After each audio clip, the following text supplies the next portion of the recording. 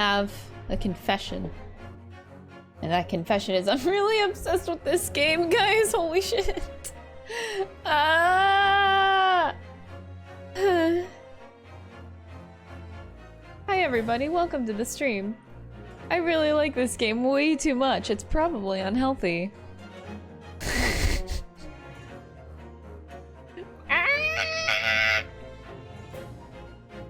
Alright. Today, we are on episode 4.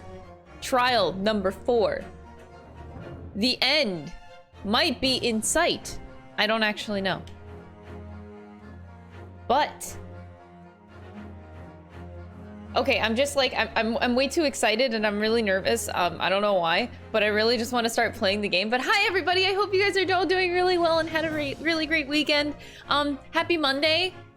Reminder that I'm going to be on vacation on Thursday, starting on Thursday. So the next 3 days of stream are it, and then Thursday, Friday, Monday, Tuesday, no streams. So yeah, I'm sorry about that. But vacation do be kind of nice, and I would like that. So yeah, that's just a reminder that there's 3 more streams left until I go on vacation. So we'll see how much game I can get done. But we are on episode 4, so I'm excited. First stream we only captured in a while. Welcome, hi. Ace Attorney, you be catching the good ones. I've been having a lot of fun voicing these the great Ace Attorney Chronicles games. These episodes are really fun to get into, so I hope you guys have been enjoying these. Yeah, vacation is good. It feels so weird. Like, what even is a vacation anymore? I don't know. I mean, it's only in Montreal, but Montreal to me is like such a vacation-y place no matter how many times I go there. But the thing is, like, there's a difference like living in a city and like vacationing in a city. Like, even if I go to Montreal all the time, it's usually for business stuff. I don't ever get to, like, besides the first trip I ever planned there, I never, since then, that was like 5-6 years ago. Since then, I haven't gone to like vacation. And I love Montreal for vacationing, personally, so.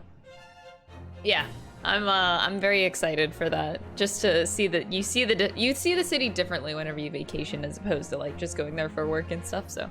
I'm excited. And the fact that my brother is able to fly up from the States to like come and visit as well, I'm just really excited. Am I planning on playing the second game? What kind of a question is that? No, I'm gonna stop. No, I didn't buy the basket for the vacation. I did not. Which kind of makes me sad. No picnic with epic woven basket, but you gotta find like the right picnic basket, you know what I'm saying? Okay, we're not getting into this whole picnic basket conversation. Maybe this isn't the time. Maybe we shouldn't go there. We'll get the basket at a later time. Maybe like in a couple weeks, I don't know. I feel like you really gotta hunt a lot for a good basket. Has to be like a really good top tier basket. And that doesn't just take a couple days to find, you know. I gotta do some searching for a good basket. Oh, you came to the stream for Picnic Basket Discord? Oh my god. What if the next trial has something to do with picnic baskets?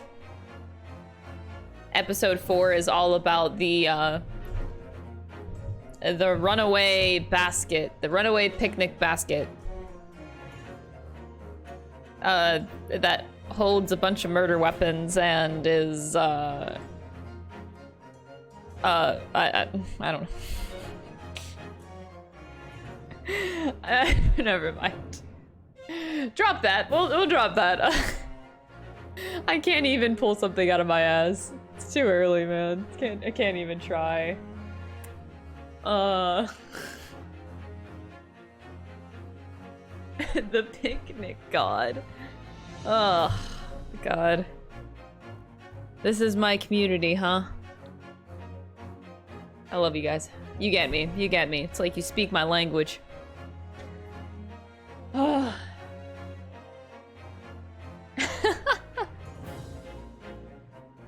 Oh my god. I don't think you can fit a whole person inside a picnic basket, though. Oh god. Okay, anyway, we should probably play episode 4. This is getting out of hand. This is getting out of hand. Okay, episode 4. This one is called The Adventure of the Clouded Kokoro. Oh, sure.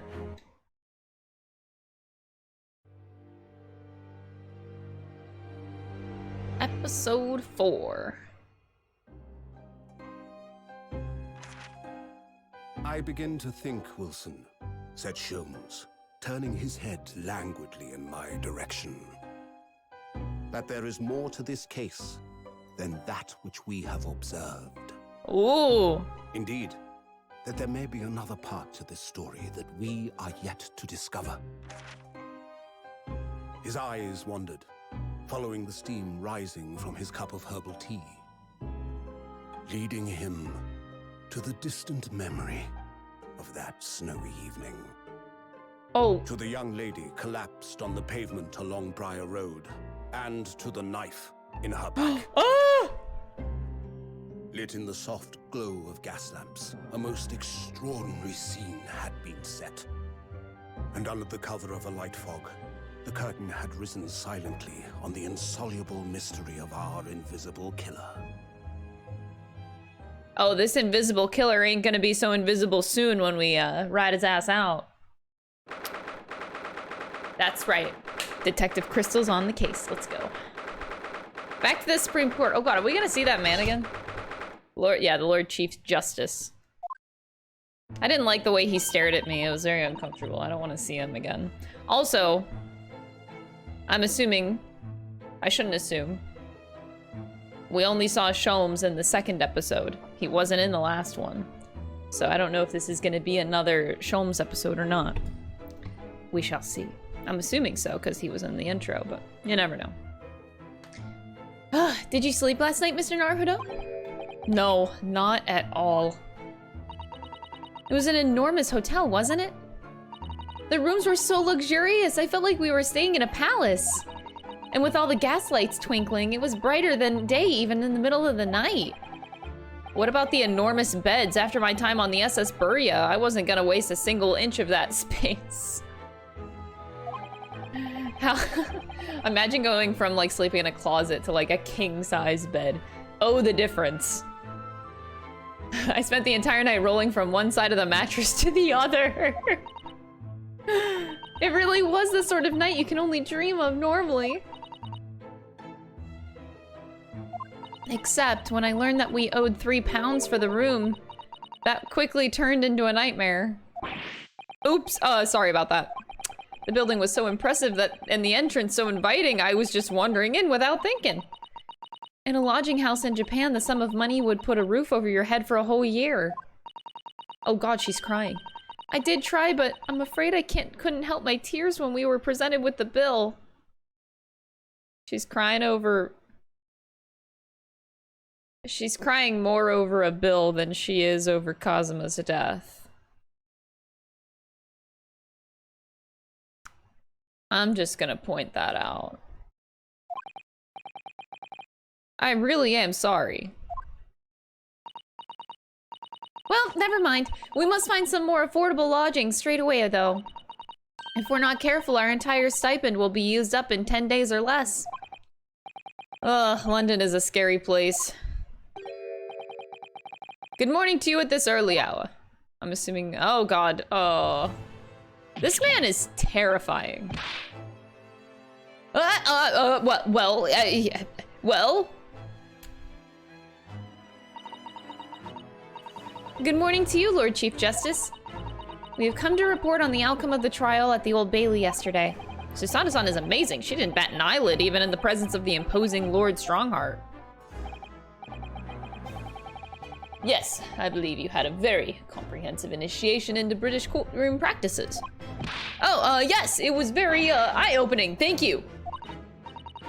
And in accordance with your instructions, Lord Strongheart, Mr. Naruto performed his duty to the end.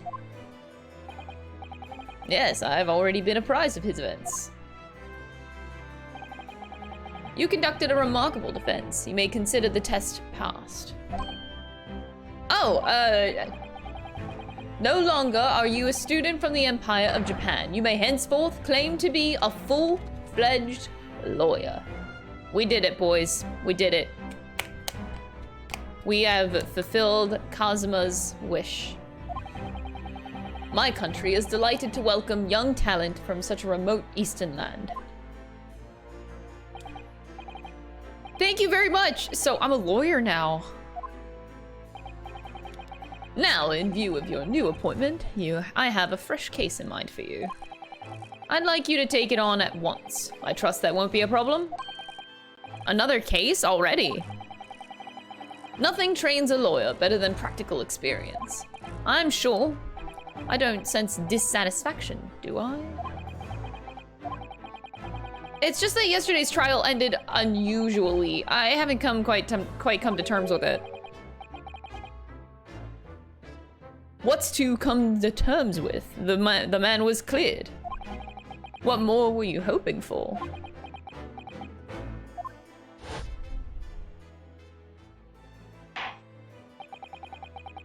The culpability of the defendant has not, at the present time, been established by this court.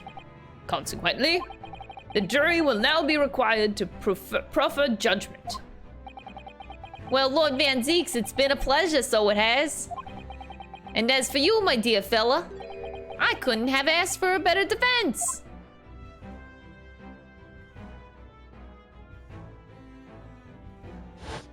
Yikes.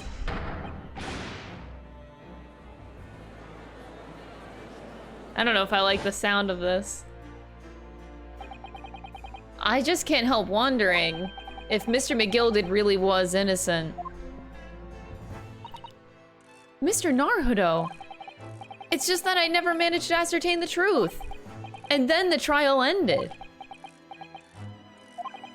Well, you needn't let it trouble you for a second longer. Sorry? What do you mean, Lord Strongheart? Magnus McGilded passed away immediately following the trial.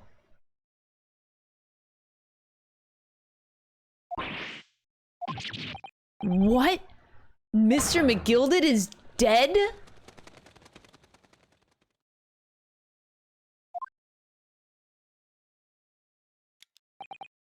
Holy shit. There's some serious shit going down in Britain. I had 19 minutes and 41 seconds until my next engagement. Time enough to talk.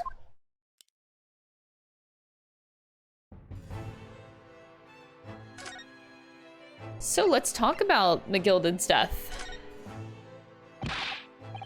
I don't understand. What happened?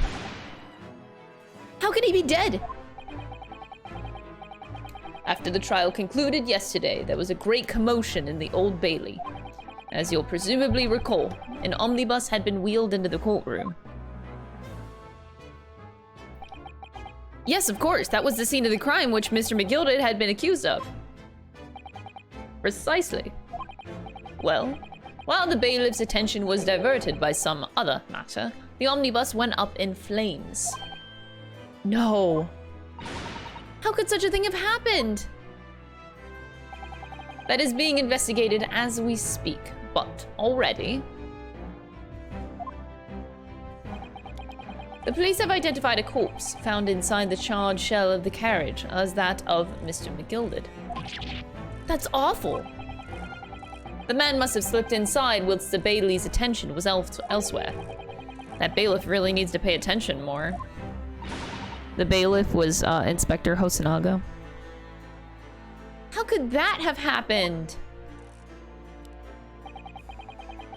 That is also being investigated as we speak.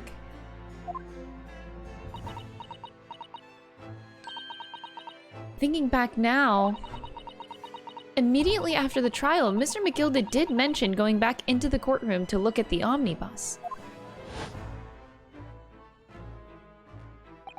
Well, I must be making tracks now. 'Tis time for the inspection. What inspection? They're going to examine the omnibus again, so I'm told. I asked if I could be present for it myself. An inspection of the omnibus. Not to my knowledge. I don't believe Scotland Yard has any intention of re-examining the carriage. Then who was Mr. McGilded talking about? Never mind that now. The Yard is making a thorough investigation. The bailiff is definitely Mr. Hosonaga, telling you. He set this up. Telling you he's like a double, triple agent, whatever the fuck he is. Setting this up on purpose and whatever. This matter is no longer any concern of yours. Leave it to the police. Or Mr. McGilded.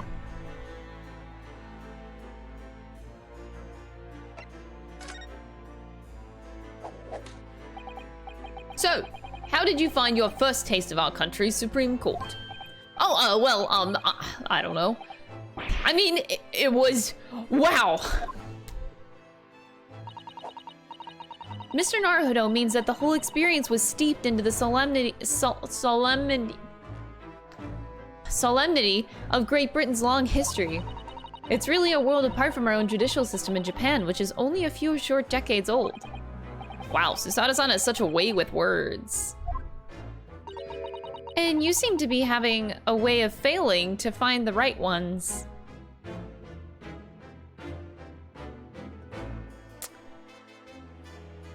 Alright, bitch.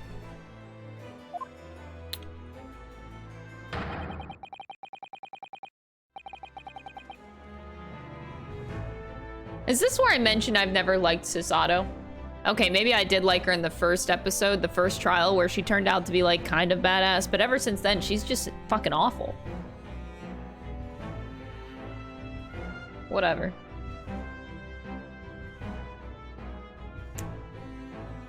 The judicial system here is the most advanced in the world. Learn all you can. The most advanced in the world, is it?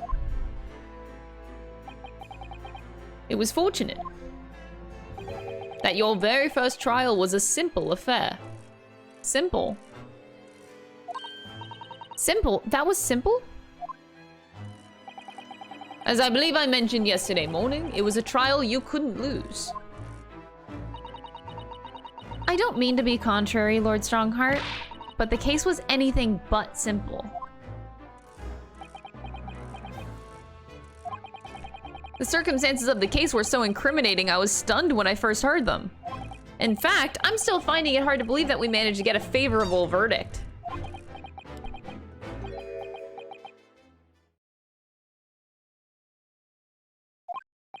Is something funny? Oh, no, my apologies. However, the fact is that you did receive the not guilty verdict you set out to achieve. And that can only be attributed to exceptional talent, wouldn't you agree? Oh, well, I don't know about that.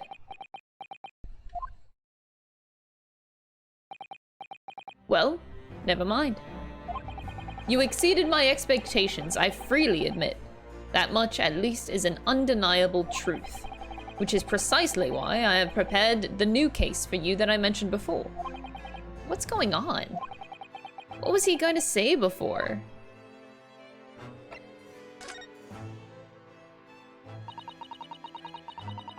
Could you perhaps give us some more details about the new case that you mentioned? Don't tell me it's a murder and the trial starts in 10 minutes. Oh, don't worry. It's nothing so alarming or quite so urgent as your last assignment. In fact, this case is completely different. Oh, I see. Did he just read my mind? That is to say, no one has died. As yet. And the trial will not be today. There's plenty of time to research the case thoroughly. 23 hours, 43 minutes, and 19 seconds to be precise. So the trial's tomorrow then, which means somebody's gonna die tonight for this trial tomorrow, right?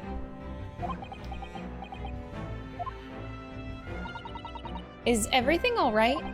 Oh, yeah. I'm just a little confused, that's all. Yesterday's trial was... Oh, well, it's left me wondering if I'm really cut out for being a lawyer. Oh, Mr. Naruhodo. I don't know if I could face standing in that courtroom again after Mr. McGilded's trial. Ah, yes, I nearly forgot. There is one similarity with yesterday's case. Once again, there is currently no one to advocate for the defense. Oh. If the situation remains unchanged, the trial will start tomorrow with the defendant unrepresented. And if that happens, I need not remind you of the inevitable outcome. The most terrible end awaits the defendant. Yes, that's right. Here we go again! For once it isn't murder, yet. Someone's gonna die tonight. Your time is up. You will have to excuse me.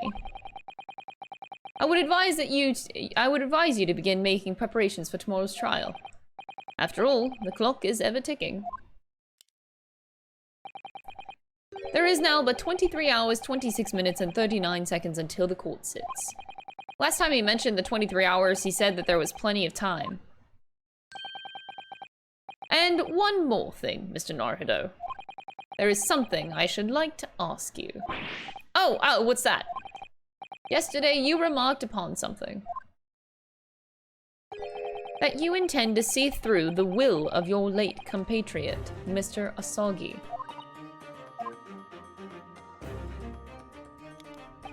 I would be interested to hear what exactly you mean by that. Inside 34 seconds. Kazuma always used to say, you see, that he wanted to learn how the greatest justice system in the world worked so he could change ours in Japan. Now that he's gone, I'd like to work towards that myself. And there's another thing.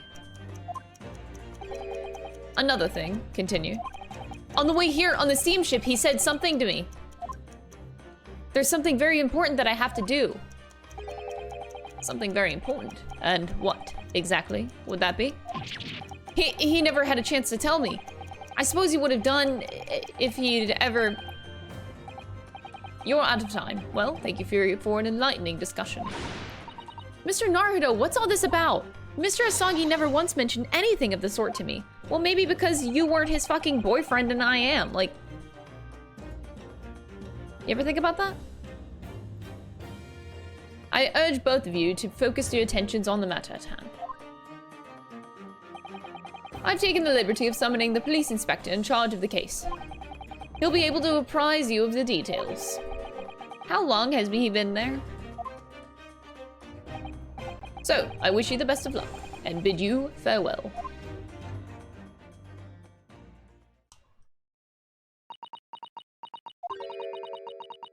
There's something very important that I have to do. Kazuma-sama, what did you mean?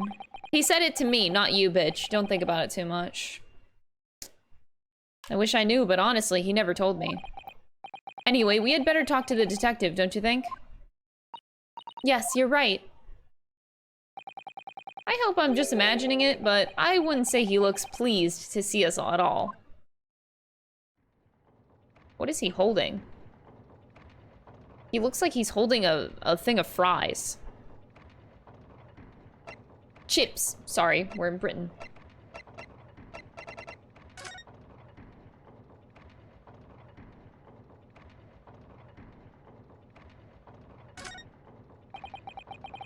Just look at all the naughty books packed together on these shelves. They go from floor to ceiling. They're all books that you couldn't hope to come by in Japan. It's like a dream. A very bad dream. They're not all about British law either. There are books about the judicial systems of other Western nations. France, Germany, Spain, Holland.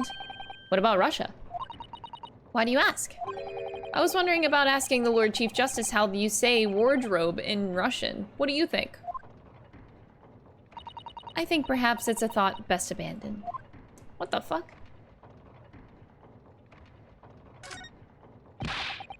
Look at these menacing metal giants facing each other across the room. I believe that they're... Oh yes, they're suits of armor. Oh, right. I thought maybe they were like the lion dogs we have in Japan guarding shrine gates. Oh no, not at all. In fact, in Europe, suits of armor like these are always possessed by evil spirits, you know? And they roam around in the middle of the night. Really? Is there nothing you don't know, Mr. Sato? This book tells me everything I need to know about everything. If you're ever unsure, just ask. No, I don't want to ask her anymore. Also, that book is way too small. Does that look like a fucking encyclopedia to you? Like, that definitely does not have all the knowledge in the whole fucking world in that tiny fucking book. Where did she get that incredible tome?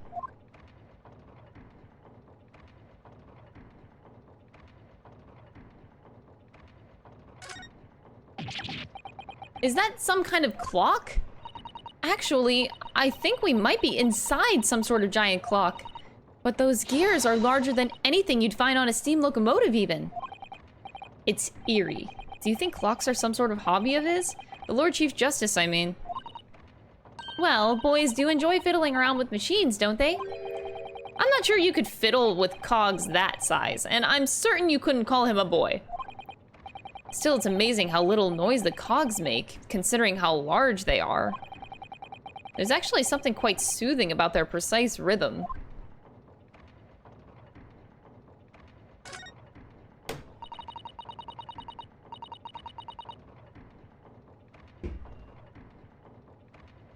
This must be the Lord Chief Justice's desk. I believe it's made of marble. It looks more like an over-the-top tombstone that's toppled over to me. I think that's your fanciful imagination at work again, Mr. Naruhodo. It feels like everything that's normally made of wood and paper at home is made of bricks and stone here. I know, that's why this place feels so overbearing, I'm sure. That makes sense. That does make sense.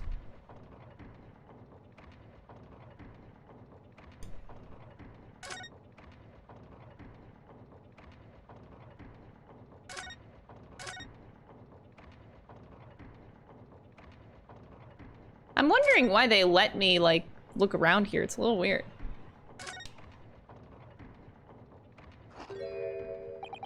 Oh. Oh, what the fuck? One, where's your neck? And two, give me your food. I want those chips. What do you think? Oh, lovely weather, isn't it? What's the weather got to do with anything? Listen to me, you young Japanese upstart. Some frippery about the weather doesn't get every English gent eating out of your hand, you know. But Susato-san told me it was foolproof. I'm a busy man, very busy man. There's a crime scene to investigate, but I'm here having to give the likes of you a talking to. Oh, I'm ever so sorry. Can you imagine what the other officers there would be saying, Haven't seen Gregson anywhere, have you? No, he's too busy with the bigwigs these days. Don't squish your chest. Oh my god. And all because of some bumpkin who's here on a jaunt from a country I never even heard of. Hear that ripping sound? That's my reputation at the yard going to the tatters. There's no need to rip us apart as well. So basically this guy eats his feelings. Got it. I don't believe we've been introduced. This is Mr. Ryunosuke Naruhodo, a defense lawyer. Eh? It's a pleasure to make your acquaintance. I'm Mr. Naruhodo's judicial assistant. Eh? It's lovely weather we're having today, isn't it?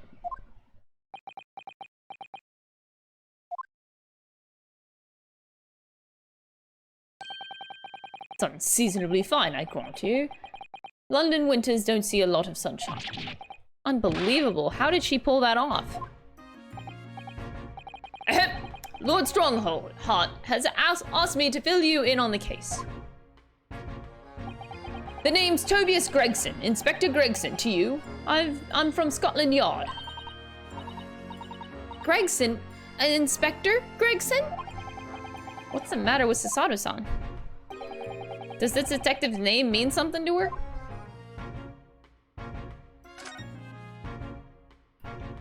Inspector, are you perhaps the Inspector Gregson?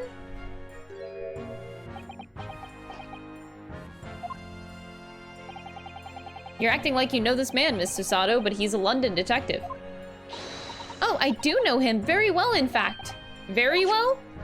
Yes, he features prominently in the adventures of Sherlock Sholmes. Oh, in that publication, what's it called again? Rance Magazine? That's right, Inspector Gregson and Mr. Sholmes enjoy a wonderful friendly rivalry. Really, you rival the great Mr. Sholmes. That's incredible. Well, I don't know about that. Mr. Sholmes isn't a professional like myself, of course, but he does come up with the goods from time to time. Mr. Sholmes is equally complimentary about you, Inspector, isn't he? You've earned his highest praise. Gregson is the pick of a bad lot of all the Scotland Yarders. Those were his own words. The pick of a bad lot of... Okay.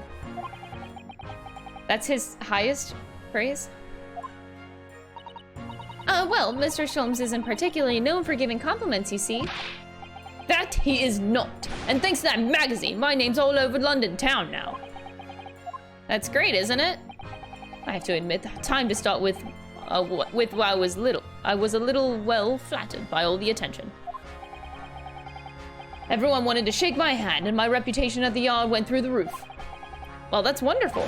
No, it is not. There's nothing more sinister than a man on the street. People are always looking at me now. They're whispering rumors about me under their breath, I'm sure. Rumors. Are you quite sure? He's changed since he started appearing in those stories. The fame's gone to his head, stuff like that. Gosh, do you really think people are saying such mean-spirited things about you? Like I said, they whisper, so I can't catch exactly what they're saying, but I know what folk are like. I'm sure that's what they're saying. As sure as eggs is eggs. I get the feeling this detective could be very hard work. Oh dear, perhaps a sudden rise to fame does change people. Yep. So, about the case that the Lord Chief Justice mentioned before. Nothing to tell you, really. As far as we're concerned at the yard, it couldn't be simpler. Oh dear, that probably means that as far as we're concerned as lawyers, it couldn't be more complicated. I wish you were wrong about that, but I have a nasty feeling that you're right. A young woman was walking along the pavement on Briar Road when she was stabbed from behind. Unfortunately, it wasn't fatal, but she's still laid up in hospital unconscious. Oh, so she didn't die. That's despicable. What sort of a coward would attack the poor woman from behind? I suppose you would have finished whoever it was off with a Susato takedown, would you? That is neither here nor there, Mr. Naruto. Brace yourself, Ryunosuke. You've angered her now. Anyway, after something of a whirlwind investigation, the criminal was arrested. He barely had time for a cup of tea after the incident took place, to be honest. So there must have been something left at the scene that led you directly to the culprit? Or perhaps a reliable witness who recognized the person in question? Let me stop you right there. You're wasting your time on this one. Sorry? There's nothing you can do. There's no way to help the bloke now. Why ever not? Simple. The prosecutor that's been assigned to the trial tomorrow is Lord Baron Van Zeeks. Okay. We get to see our knockoff Dracula friend again. I ain't gonna complain. He is kind of attractive. Sounds like you've heard of him then. Oh yes, we are very familiar with Lord Van Zeeks. Believed to be the harbinger of death itself. The Reaper of the Bailey.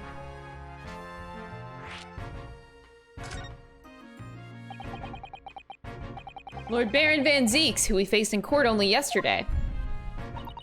Mr. McGilded told us about him before the trial, didn't he?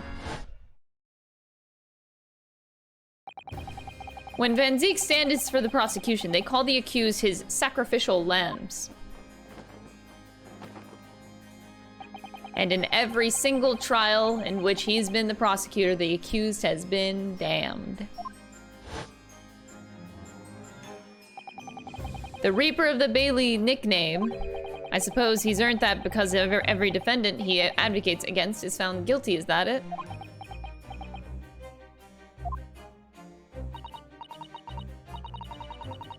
If that's the case, we should inform you, Inspector, that in yesterday's trial against Lord Van Zeeks, Mr. Naruhodo secured a verdict of not guilty. Ha! And what of it?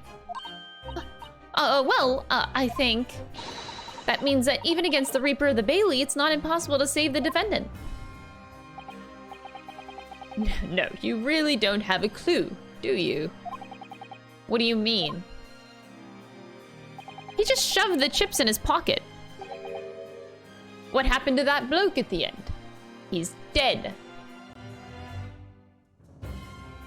Is he suggesting that Lord Van Zeeks killed him?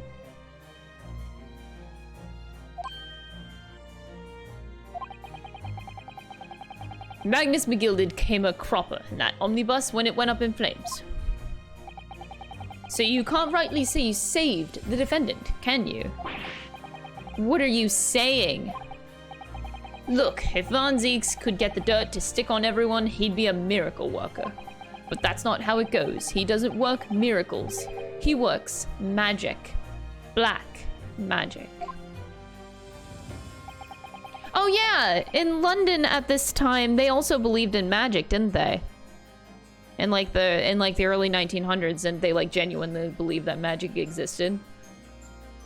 Like it was like not everybody, but it was like it was popular. It was a popular topic at the time. They did back then. I'd have a good long think about it if I were you. Are we really supposed to believe that? I want his bottomless chips. Where do I get that? Right, well, I've filled you in as requested, and I'm very nearly out of chips. So I'll be heading back to the crime scene now. We're still carrying out a few investigations there. It was Briar Road, you said, didn't you? Where the incident took place? That's correct, ma'am. And if you head over to the holding cells, you can meet the criminal himself. You've branded him a criminal already? He's as good as, shaken like a leaf in his cell, he is. It'll give you a chuckle if nothing else. He's Inmate 53. Speak to the jailer and he'll show you the way.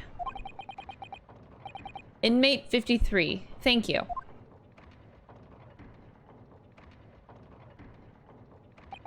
Okay.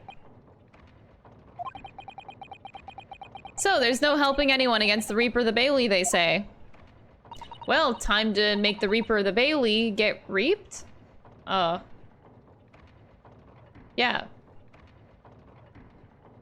Is something troubling you, Mr. Naruhodo? To tell you the truth, when I recall the trial yesterday, I can't stop myself from shaking. The idea of facing the Reaper in court again is... Well, if you think it's too much for you, that there's no shame in turning the case down. That takes courage, too. But if the man they've arrested is innocent, you could well imagine he would be shaken like a leaf in his cell. And I, for one, wouldn't find the sight of that funny. If I'm honest, I'm still reeling from the shock of yesterday's events myself. And I'm really not sure if I'll be able to help this man, whoever he is. But I'd like to try, so I think I'm gonna make some inquiries. Will you help? Did you really think that you had to ask? After all, I'm your judicial assistant. Yeah, whatever. I wish you weren't. Thank you. So then, shall we? Yes! Let's go!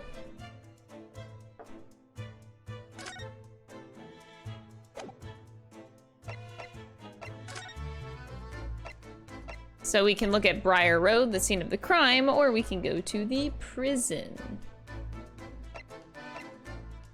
Well, they did want us to go to the prison first. We can investigate the crime scene after, I guess.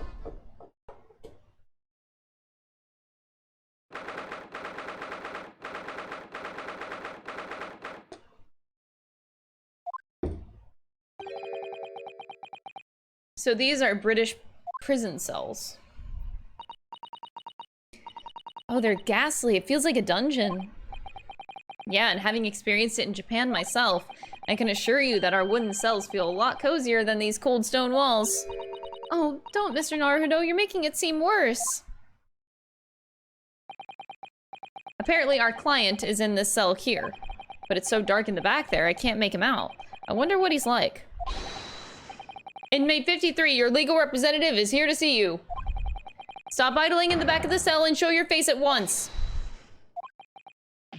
Am I a cat as yet with no name? Calling me by a number? It's not utterly unbelievable, unjustly unreasonable to refuse to answer. I refuse to answer. Oh God. That was... those words ringed a lot of bells in my head. Mr. Naruto, what? What do you think is going on here? I have no idea, but I wasn't just hearing things, was I? That tirade of complaints was in Japanese. Whoa, your eyes are interesting. Look at those eyebrows, damn. Excuse me, but who? Shh, quiet.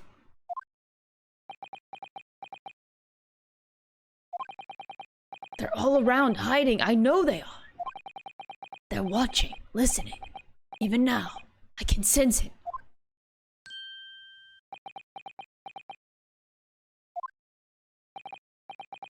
Right. So, could I ask you who exactly? There you are! You've come to curse me, haven't you? Don't try and hide it, you're a ghost. A ghost.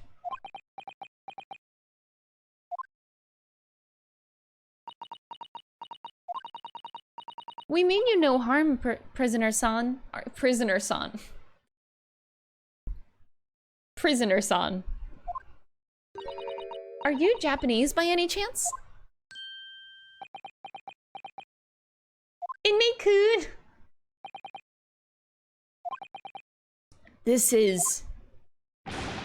beyond my wildest dreams!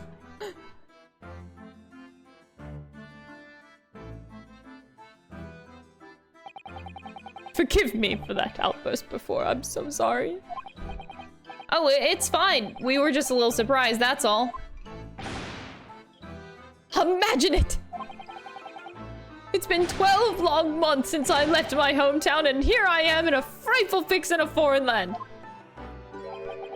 So hearing the sweet, sentimental tones of a compatriot's voice here in this damp, dark hellhole was a most monumentally moving moment!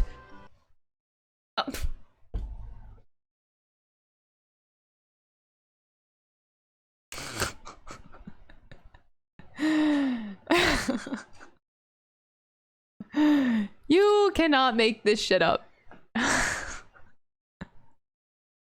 You really can't.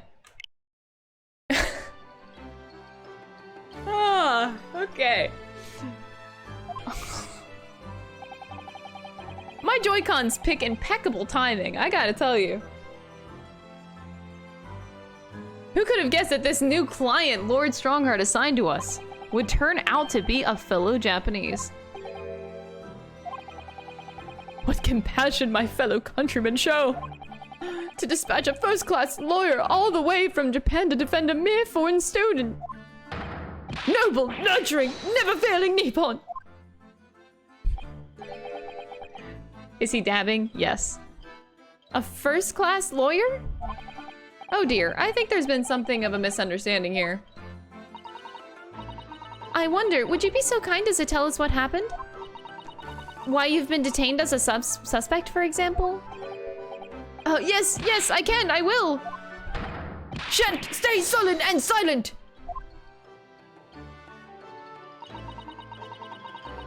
I'm not quite sure I understand what he means. That went by too fast. What's going on? He seems happy. Yeah, he does. I just hope he actually has a good reason to be. Thank you for your cooperation. I am a lawyer, as you said. My name is Ryunosuke Naruhodo. And I am Naruhodo-san's judicial assistant, Susato Mikotoba. I am a visiting student sent here by our government. Notably, notoriously named Natsume Sosuke Natsume. No, not Sosuke, Soseki no, okay. Soseki Natsume. Soseki Natsume-san? What an unusual name. Call me Sosuke, please. Soseki.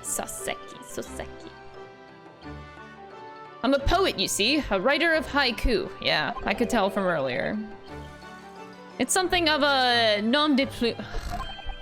A nom de plume? You mean an alias?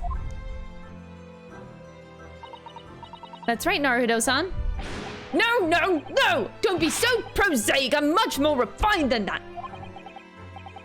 And haiku? That really reminds me of home. Did I hear you say that you were a visiting student sent here by the government? Yes, that's right. A year ago, I was told to go and study English. First, I had to suffer that misery, and now this! Suffer that misery? Did you not want to study here? No, I mean, I've had an interest in Great Britain and for some years, of course. Oh. But just because the government tells you to do something doesn't mean you can do it. No! Oh, what do you mean? If they told me to study English literature, that I could have understood. That's my field. But no, they told me to study the English language. Utterly unbelievable, unjustly, unreasonable.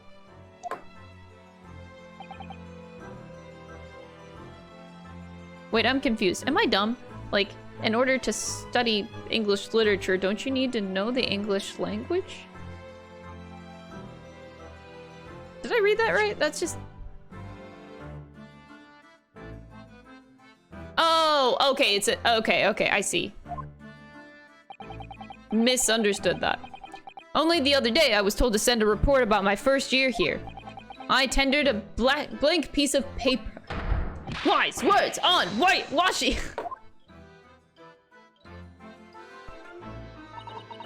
You must be a man of great standing. Oh, yes, so I'm often told. And often like to be told, it seems. So, the accusation against you.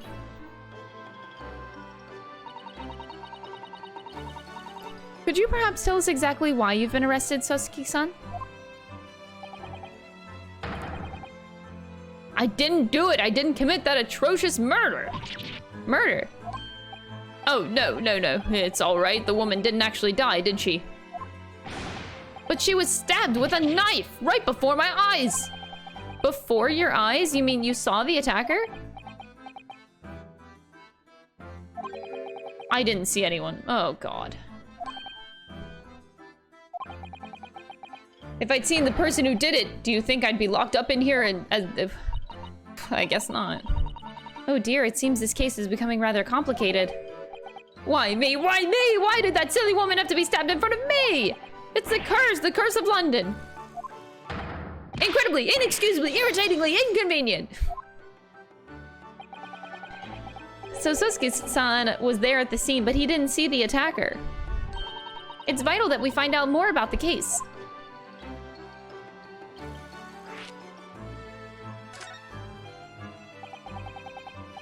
It was an accursed evening, just after the snow had started to clear and heavy with the fog.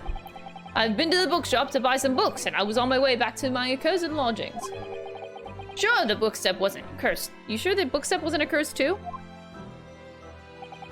As I was walking along that accursed pavement, I could make out the sole silhouette of another ahead of me.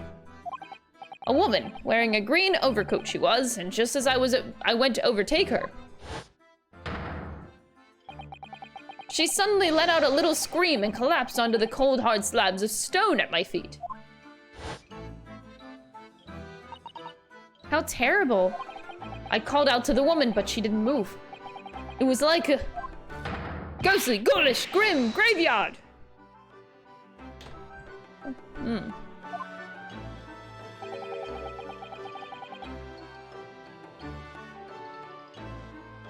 Slight exaggeration there, perhaps? I was terrified. I had to get away from there. So I ran as fast as my legs would carry me to my accursed lodgings. That's not good. They'll say it was shameful, I know, to run away like that. Tell me, Sotsuki-san, was the victim an acquaintance of yours? Don't be ridiculous! Do you think I know any of these fair-haired English and a young woman at that? I'm diffident, shy, timid, unsure. I can't talk to people. I see a young woman unknown to Sotsuki-san. And at the time it happened, who else did you see nearby? Did anyone pass you? Regrettably. Apart from myself and the woman, I didn't see a soul. No one. Oh, great. So the victim was unknown to you and there was nobody else on the street at the time? That creates something of a conundrum, doesn't it? What conundrum?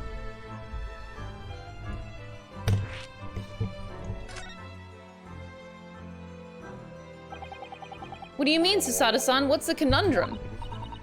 Well, if what Sotsuki-san has just told us is true, there's something I can't explain. He says that he didn't know the victim and that there was no one else at the scene. And then he apparently fled without having been seen. I did. But if that's the case, surely this man has to be the culprit. What did you just say? Nothing. I didn't say anything. Oops, perhaps I thought that a little loudly. Actually, that's not what was troubling me. What I was thinking was, how did Sotsuki-san actually come to be arrested? All right, big brain theory. So, I think that, Mr. Van Zeeks, the Reaper of the Bailey, is behind all of this. What if he's already shown some racism, okay? What if he is baiting these Japanese students to come to Great Britain on orders of the government to set them up in this conundrum? Like he was gonna set up Kazuma and maybe he's the one that invited Kazuma over. For some reason, I don't know, prosecutor is clearly the government. He holds all that power. Anyway, let's just assume that he does. Maybe that's what he's doing. He's like fishing people over for like study abroad and then doing this kind of shit to them and setting them up for a trial for murder, you know? And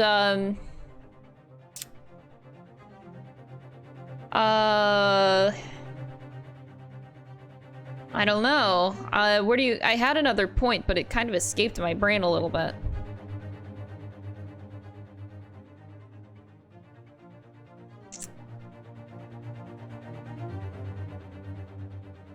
I had another point that was pretty important. Shit, where'd it go?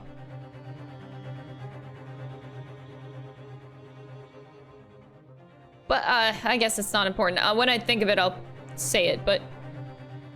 yeah, he's just like the main mastermind. I don't know. Maybe he's setting all these cases up so that he keeps his reputation of as the Reaper of the Bailey. Maybe.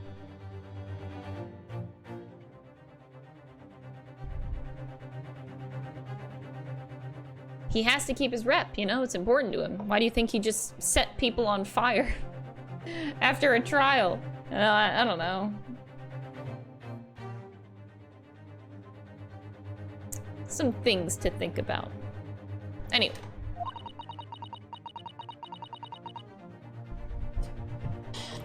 He didn't touch the victim and there was nobody at the scene to see him. So how did the police ever discover that he was there in the first place? Oh yes, she's right.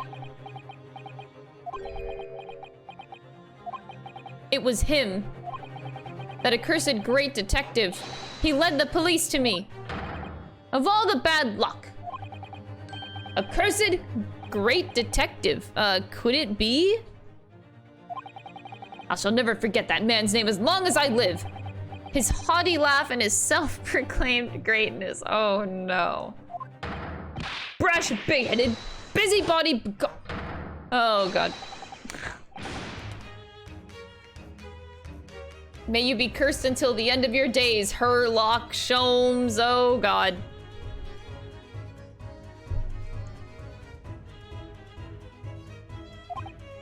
There he is. I knew it.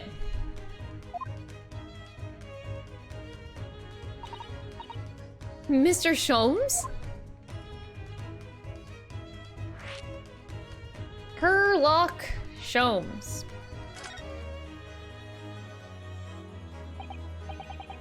Well, I didn't expect to hear that name from this man's lips, that's for sure.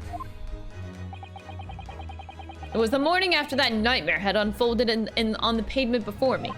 I was gnawing at a sliver of hard cheese when some men suddenly burst in through the door. They started shouting at me, "This is the police! Put the weapon down!" Yes, it was a thin silver, and yes, it was hard, but it wasn't... I wasn't eating a weapon! Disgusting dietary discrimination devils! You clearly had a trying morning yesterday. And there he was in the middle of all the policemen, grinning like a Cheshire cat. That Herlock Sholmes. And it's actually just Herlock Sholmes, he's English. I've since found out that he's a famous name in detection here in London. Yes, the great detective is really very well known. And his overly sharp mind managed to deduce my whereabouts apparently. He thinks I'm the knife-wielding madman, me, this weak, stooped kitten of a man. I wonder what great deduction process led him to his conclusion this time. What? Don't do this to me on stream, bitch. Do you mean to say that Mr. Sholmes' deduction was the only reason the police arrested you? That would be really most unreasonable. Well, the thing is, I was thrown into a panic when they barged their way in. Of course you were, that's only natural. I was terrified and trembling, and they kept throwing question after question at me. It's impossible in impossible English. Fiendish foreign film flammery! Well, we are in England. You can't really blame them for questioning you in English. Good point, good point. But my mind went blank, so I knew I had to answer, but I didn't know what to say. So I just kept repeating things like, yes, I do, and I'm fine. Oh, God. Did you murder the woman and backstab her? Yes, I do! I'm fine!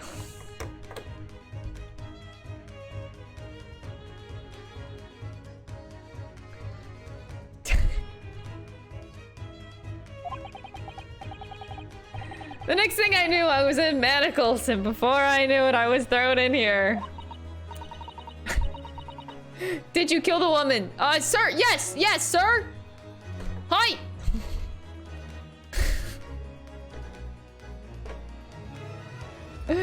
Oh. Oh dear, I'm afraid that's hardly surprising. I'm fine. He's not fine now.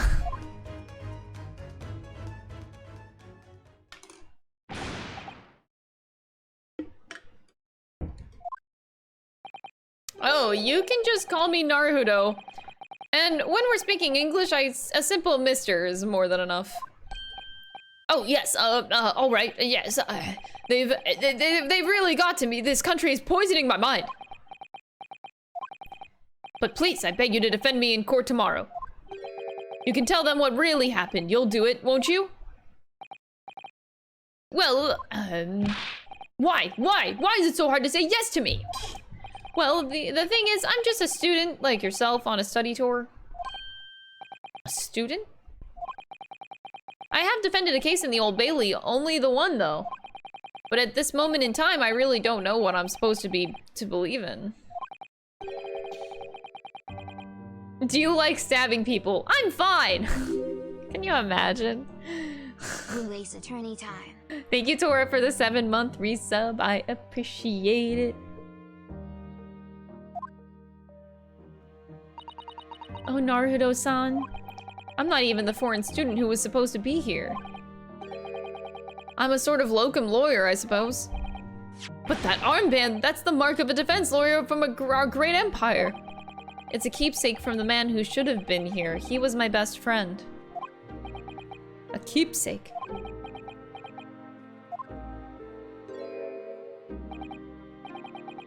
I know exactly what they're saying about me. Who do you mean? The lawyers, all the British defense lawyers. They won't defend me. Goodness, why? Why do you say that? For the same reason as you noted it before, when it happened. There was only the victim and myself around, and I ran away from the scene of the crime. I'm not a fool. I know it looks as though I must be the culprit. They must be very hard for you, Sosuke-san. And anyway, I'm a student from overseas. I'm just a foreign nobody to them, someone not to be trusted. I heard them openly laughing about me before, in my earshot without any compunction at all. Any trial for this man would be a waste of time, they said, and of course the foreigner did it. They even had the gall to say the man doesn't understand half of what's being said anyway. That's awful. They're wrong. I've studied more English than half of the policemen out there on the streets. I've traveled halfway around the world to learn about these people's country and its great history. But no one here wants to listen to a man with a strange accent. They all hate me. So at the very least, I'd like to entrust my fate somewhat to someone who can listen to me in my native tongue.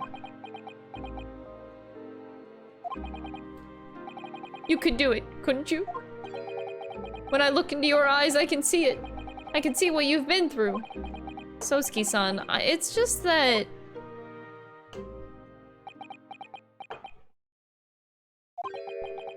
Give me a little time, please. I'll do what I can for the time being. What do you mean? We shall investigate the case as thoroughly as possible. If we can find some clues, it will give us a much better chance, I'm sure. Thank you! I'll be here, all alone, waiting for you! Locum student Mr. Naruto, Esquire! We should be going then, Naruto-san. We have a case to prepare for. Alright, let's go.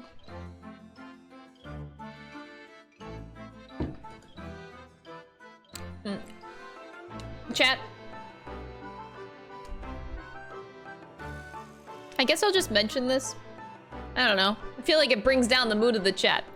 I feel like, you know, given the time of this game, racism and xenophobia are very, very common things in this time and age. We don't need to bring it up every time it happens. I feel like it's just kind of like redundant, because it's gonna happen a lot. That's kind of like the basis of this game. You don't need to bring it up all the time. Okay?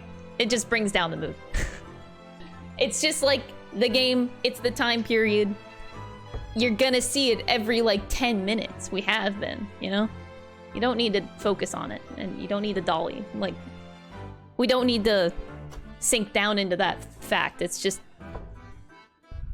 It is what it is. So we questioned all of them. So now we can move to the actual crime scene. What do we have on our being? We only have our armband. We have nothing to go on. Okay, so let's move to Briar Road. See where the crime happened.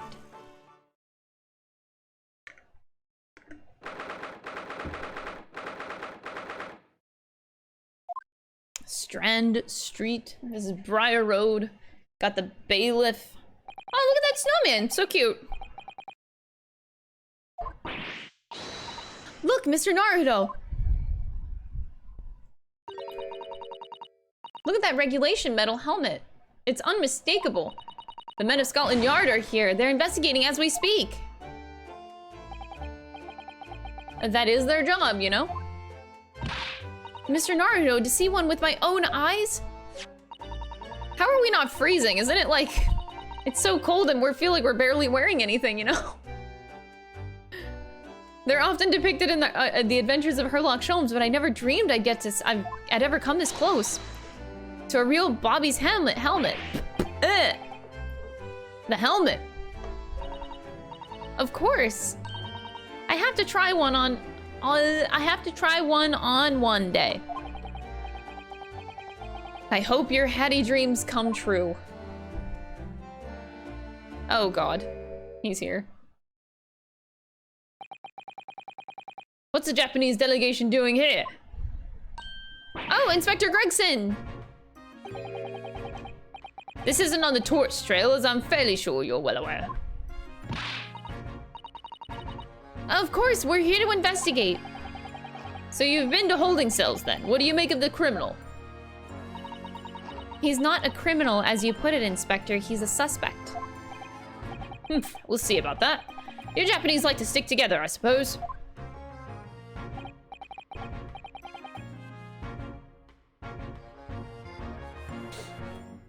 Well, do what you will. It doesn't bother me.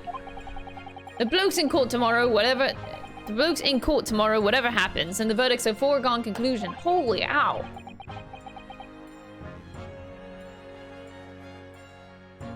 Give me a second. Holy shit. My ear is ringing and I don't know why.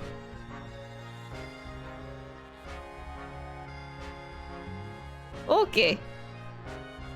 Ow! Okay, I'm fine. My ear just went to town. Woof. Okay, it went away for now. Sorry. The stone cold air of rejection. Take heart, London at this time of year is full of stone cold air. That makes it worse somehow.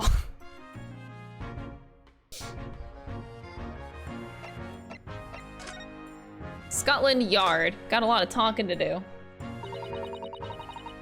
I know, it so happens. But yeah, it is an earwax problem. Aw. I hate that it's genetic for me. Blech.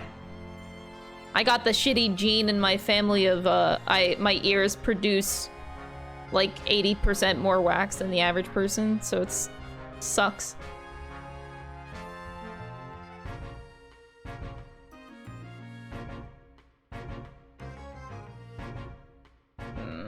Okay, I think, Jesus. I put solution in my ear once a week, but, I don't know. I just did it this morning, so maybe that's why it's acting up. Alright. Okay. Oh.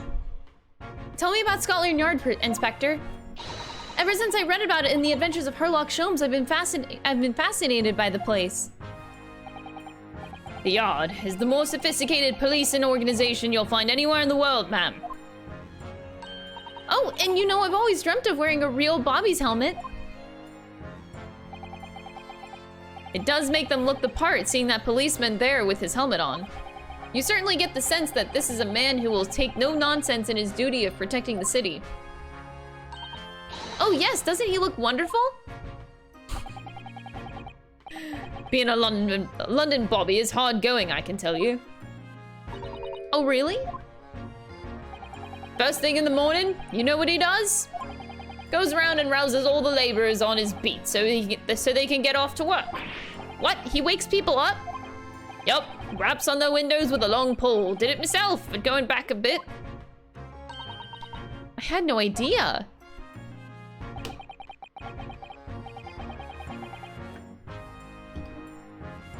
Ugh. His character design makes me Google the detective here. I like the lack of neck. Just endless chin. I love it. I love it. The Bobby works for the people in the town. It's just another one of his duties. After that, he starts tirelessly patrolling the streets all day long. He has to cover 20 miles a day. That's the regulation distance. I can't really imagine how far that is, but it sounds like a long way. Let me see.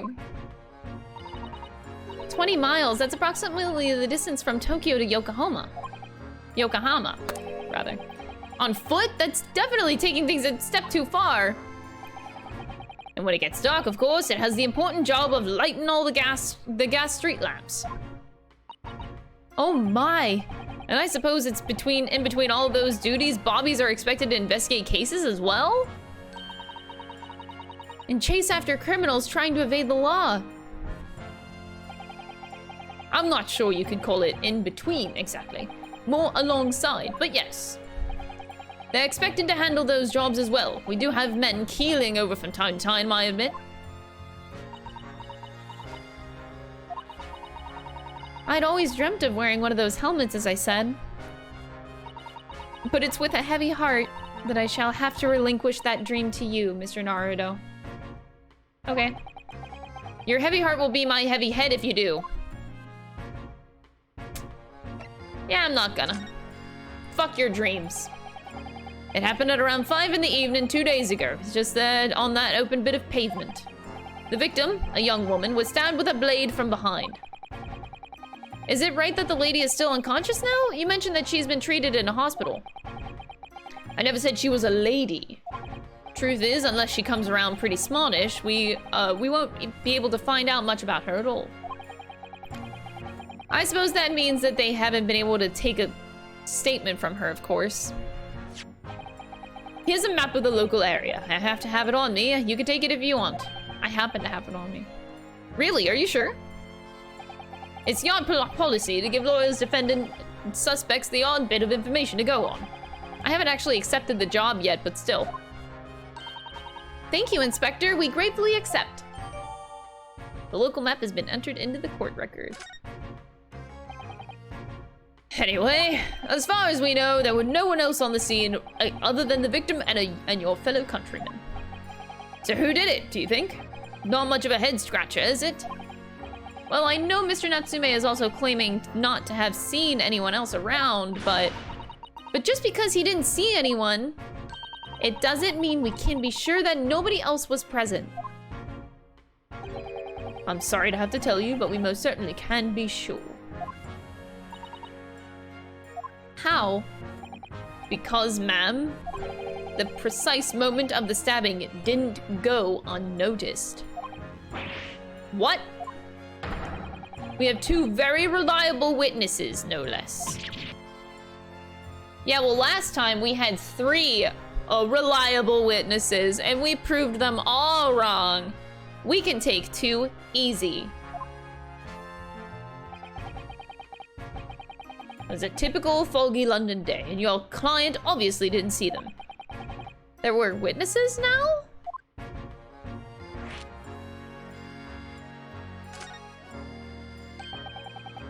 Who are these witnesses, Inspector?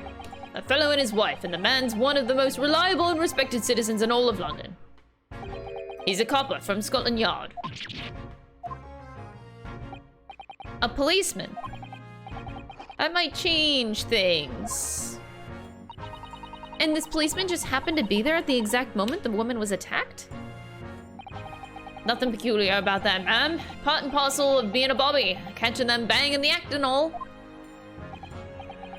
Do you think it might be possible for us to ask that policeman a few questions? Be my guest. You can ask him what you like. In court tomorrow. Oh. I've no doubt he'll be summoned as a witness. So that'll give you something to look forward to. That's that then. He's got no intention of letting us meet the man beforehand, it seems. A policeman witnessed the incident? As your judicial assistant, I must warn you that this could make our job very difficult indeed. I don't need you to state the obvious, bitch. I don't like you.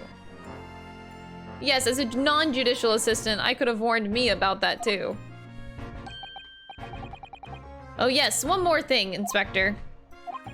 The person who led you to the suspect, I hear that was Mr. Sherlock Sholmes. What are you bringing him up for? Was it something I said? The color is drained from his cheeks.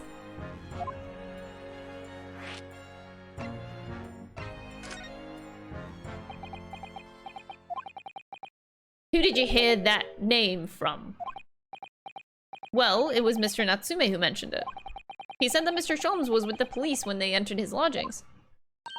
I'm sure it was the result of one of Mr. Sholmes' inspirational great deductions. Fiddle faddle! The man's an amateur, and I'm getting sick and tired of him showing his mug everywhere. Oh, I don't know where he gets his information from, but he turns up at the scene of the crime. Wanders around spouting incomprehensible rubbish, and before you know it, he claims to have solved the case. Yes, he's quite astounding, isn't he? He is a great help to Scotland Yard, though, isn't he? Gibble gabble. Ever seen this before? Oh yeah, that's Rance Magazine. The wonderful publication in which the adventures of Sherlock Sholmes appears. Yes, well, that wonderful publication, as you put it, sees fit to include several of the Yard's detective in its stories. And the so-called great detective makes a mockery of all of us. If you ask anyone at the Yard, it's a misadventure to be included in any Sherlock Sholmes tale at all. Well, I suppose there is an element of that. We work our socks off, every one of us, only to be frumped by the public thanks to that obnoxious detective. The man's as dangerous to us at Scotland Yard as he is to all our criminals. Yikes. I don't think they like Mr. Sholmes. I don't know. I'm just getting like the little hunch here. That can't really be true, can it, Inspector? Clearly the great detective and the police have a complex relationship.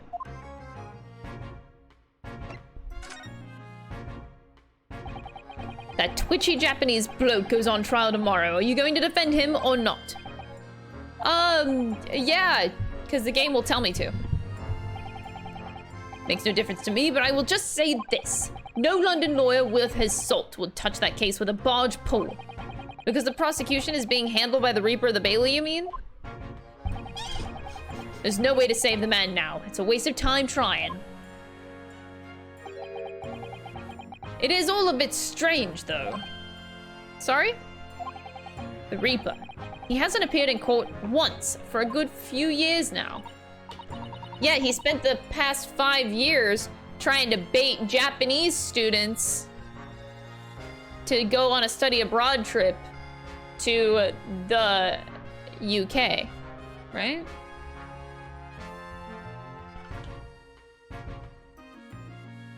This is really random. But let me adjust Nightbot for a second. And my nose is stuffy.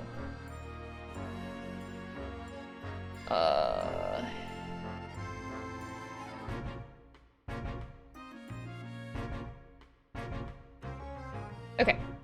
Sorry. Okay. Yes, we did hear something to that effect. And the only people he usually bothers with are the real scum, the master criminals, the violent ones. Master criminals? The violent ones? That's right, he handpicks his victims, only deals with those guaranteed to go to the gallows for their sins. Mr. Natsume wouldn't hang for what he's accused of, surely. That's just my point, Sunshine. Yes, the young woman was stabbed, but it didn't kill her. Couldn't even say the intent was there. So this isn't the sort of case I'd be expecting the Reaper to want to sink his teeth into, for want of a better phrase. To sink his teeth into, he just confirmed that Mr. Van Zeeks is a vampire. Game confirmed he's Dracula. That means game confirmed that he's evil. Because clearly all vampires in 1900s London is evil. Boom. It's not exactly a minor infraction, is it? No, there's gotta be more to it. Some reason he's taken an interest. Maybe because he knows I'll be involved.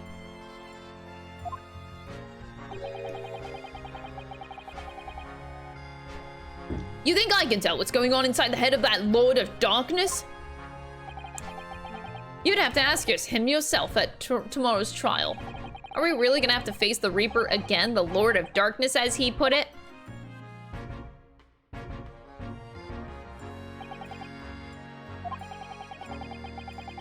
I don't think we're gonna get any more useful information out of the detective. Mr. Naruto, can I make a suggestion? No. I mean, sure. It seems to me that we must speak with him about this.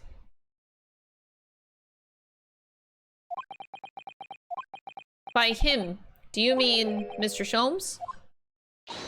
Oh god. Do we really want to see Mr. Herlock Sholmes right now? Look at those shining eyes. You can't wait, can you? Mr. Natsume did blame Mr. Sholmes for all of this, didn't he? Yes, he did. He really did. Which makes him an involved party in the case. Are you just going to ignore that? I hope not. I assure you, it's not simply my selfish desire to meet with Mr. Sholmes again. The trouble is, we have no idea of the man's address, even.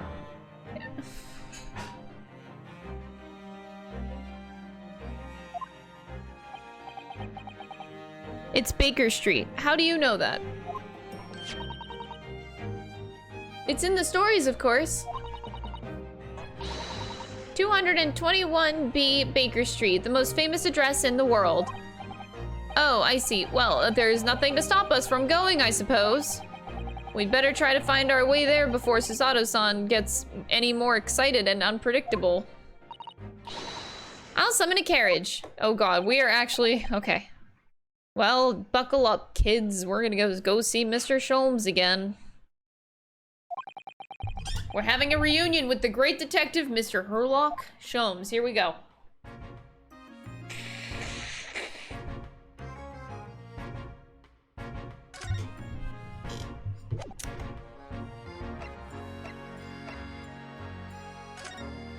I do want to examine...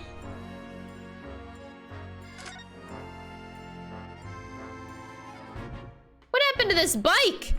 What the shit? A British bicycle, look!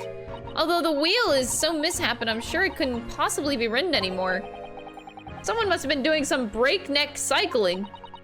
It seems bicycles have become extremely popular in London recently. There's even a movement to change women's dress to allow them to ride as well.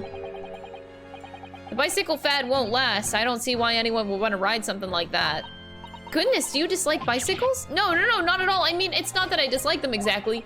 It's just that any occupation that involves taking both of your feet off firm ground seems reckless. If you ever tried walking on stilts and falling into a river, I know you'd agree with me. We'll have to hire a bicycle sometime. You can sit behind me while I ride you around. No, that's fine. I'm fine, actually. Why are there holes in the glass of this door? It's a rather typical old brick building, isn't it? I'm sure it has a long and interesting history. Time certainly seems to have taken its toll on the place. It's crooked and sagging all over. In fact, it looks in decidedly worse shape than the other houses around here. We must find some cheap lodgings ourselves as soon as possible. You're right, cheap, but ideally with reasonable level floors. Why are there holes in the door? Jesus.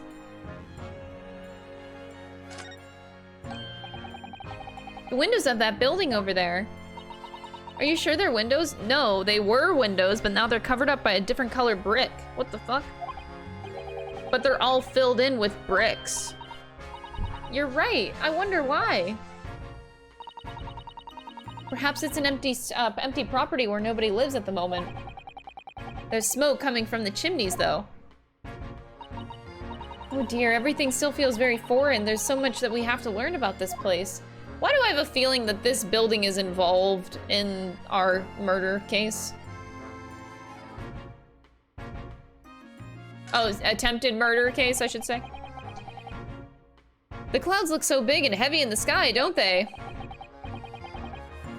And with the dense fog as well, everything looks hazy. It is known as Foggy London Town. I can just make out some sort of spire through the fog. It looks like it's still being built, though.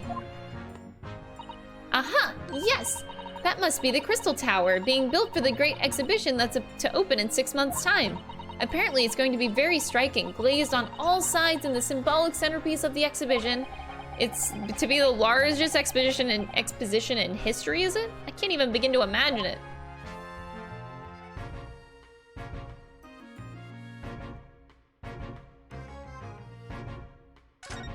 Okay, so now we're here. That's one of the officers from Scotland Yard. The police are making sure the crime scene is undisturbed. I have a feeling that if we wander too close, we'll be clapped in irons. I think perhaps you're being a little overcautious. We've done nothing wrong, so we have no cause for concern. Oh no, I'm not getting caught out again. Twice is enough. Twice I found myself in handcuffs despite not knowing a thing about what was going on. Wait, I forgot about that. If we go see Mr. Sholmes, is he gonna put me in handcuffs again? Otherwise, that would be too distracting.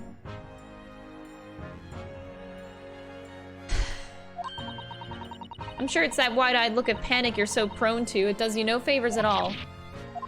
Shut up, Susato. God, I hate you. More and more in this game. I just fucking hate her. Look at this snowman, it's so cute. What a delightful snowman. I didn't realize the English had a tradition in making snowmen as well. It looks a little creepy though. Oh, it's a scarf. It has a scarf, look. You'd need one if you were out in this freezing cold all the time. I wish I had one. I'm afraid our budget is somewhat frozen at the moment too. We certainly can't afford a scarf. Surely the snowman here wouldn't miss his. But the person who made the snowman certainly would. Yes, I know, you're right. Anyway, even if I borrowed it, it wouldn't do much to warm my neck, would it? It's covered in snow. That's a Scotland Yard carriage. They use vehicles like that to rush to crime scenes and cart away criminals. You're very well informed, aren't you?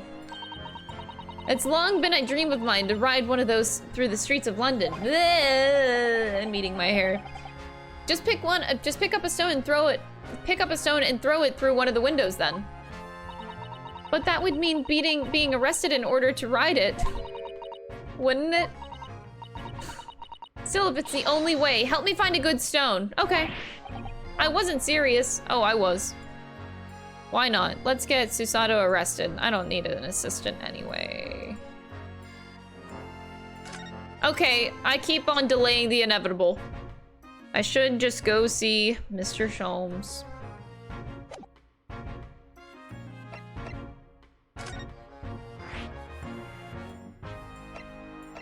Here we go.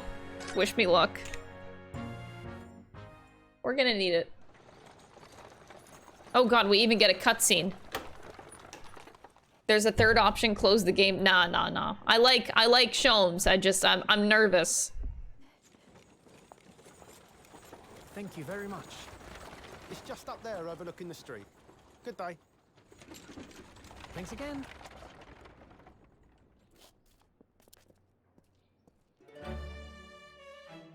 This is it.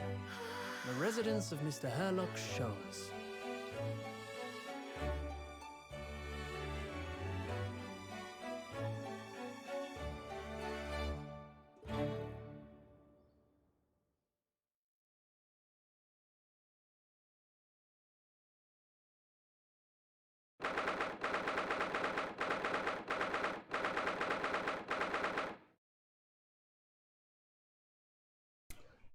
Yep, as expected.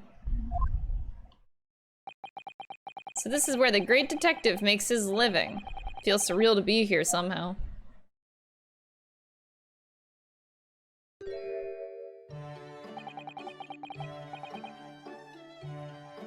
Is it as described in the stories, Miss Susato?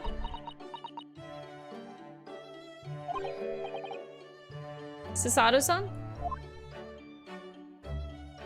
Did we just walk into this man's house uninvited? Like, the front door was just open and we just let ourselves in? Many, many famous cases have been solved here in this very room. Oh, I suppose they must have been, yeah. I've never read the story, so it's hard to get quite as excited about it as she seems to be. The detective chases the villain relentlessly as he disappears into the fog down an unlit London street. Oh, the thrill of it, the romanticism. Can't you feel your heart thumping in your chest? Can't you, Mr. Naruto? I suppose I can, yeah. So if you don't mind,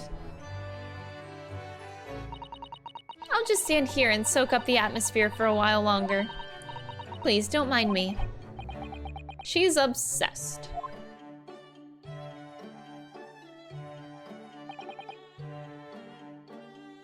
Well, looks like our detective friend isn't home at present.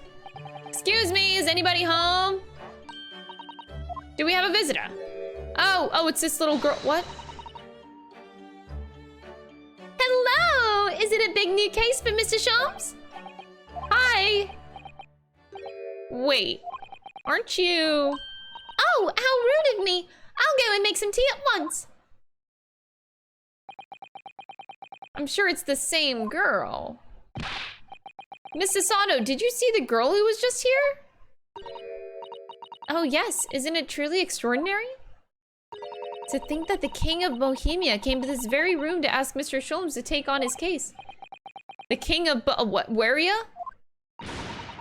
King Wilhelm Gottrich Sigismund von Ormstein, of course. Yes. Sorry, I'm drawing a blank. Forget the adventures of Herlock Sholmes for a moment and look over there. The tea's brewed, and I have a freshly baked cake as well. It's you. I knew it. Susato-san recognized her too. There you are. Smack, thank you so much for the 12-month resub. I really appreciate the support. Taking that with you as well. I was looking forward to that trial run of my experimental smoke grenade launcher. Oh, good day to you. I'm, well, the inventor, I suppose, of that machine.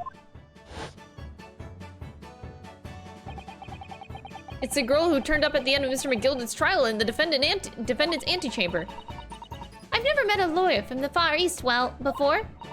Poor you, having to get straight to work when you've only just arrived in London. Yeah, it was challenging. Well, try this tea. It's my special blend, you know. Oh, thank you. Is tea supposed to look that color? Oh my, what a fragrant yet mellow flavor. Hooray! It's a winner! I tried blending different leaves designed to alleviate fatigue, you see? If I had to guess, I'm gonna guess that she is, like the Watson? Or Wilson, they're calling him? She is Wilson. Maybe that's what they did here. I don't know. I tried blending different leaves designed to alleviate fatigue, you see? You must be exhausted after your long voyage here, and you have another ticklish trial tomorrow. Oh, and you're to defend a Japanese man, and I do wish you lots and lots of luck. Did Mr. Sholmes tell you about us by chance? Oh, you know Hurley, do you? Hurley? Mr. Sholmes, to you, Shirley? Mr. Sholmes was a great passenger on the boat that brought us to Great Britain, you see. Was he really? Well, I had no idea. I'm afraid Hurley's out on an errand again today, even though he's just returned from overseas. Wait a minute. We met this girl for the first time ever yesterday after the trial, and only briefly at that. How on earth does she know so much about us? Did she deduce all of those things, do you think? And perhaps more to the point, why is she here in Mr. Sholmes' suite? Oh, silly me, I haven't introduced myself, have I?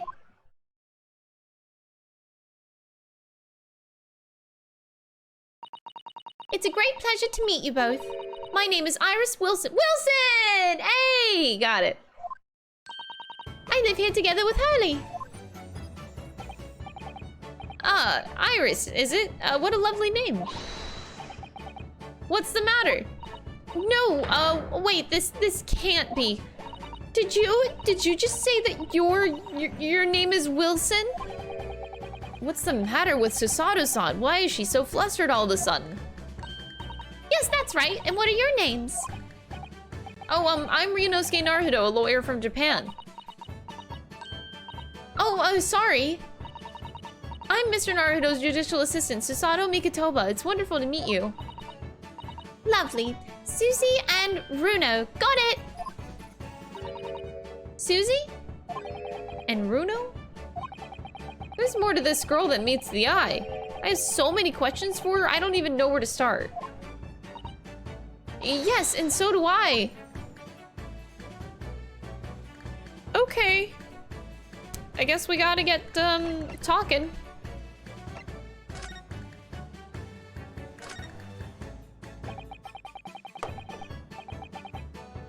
It was you that we ran into yesterday, wasn't it? At the Old Bailey?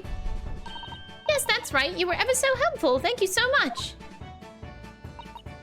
Oh no, not at all. I'm sorry we couldn't have been more welcoming. Though at the time, we did have a rather large gun pointed at us. Like this?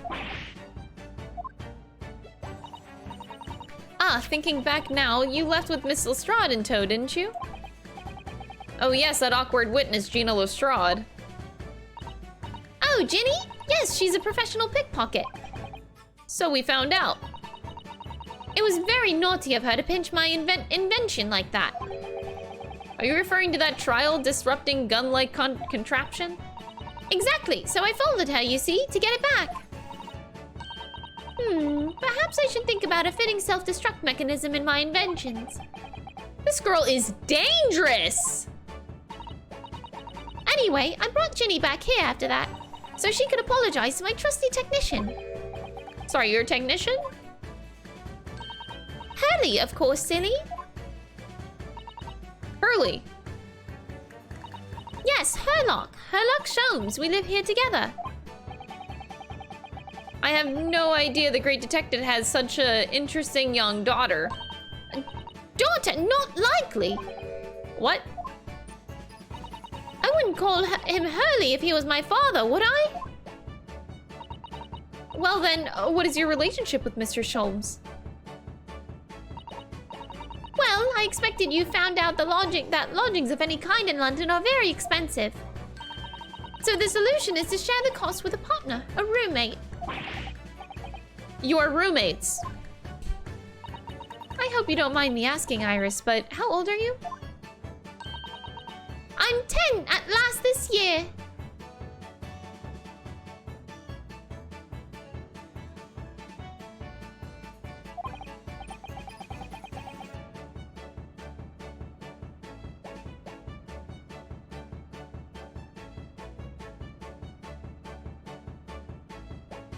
What of your mother and father?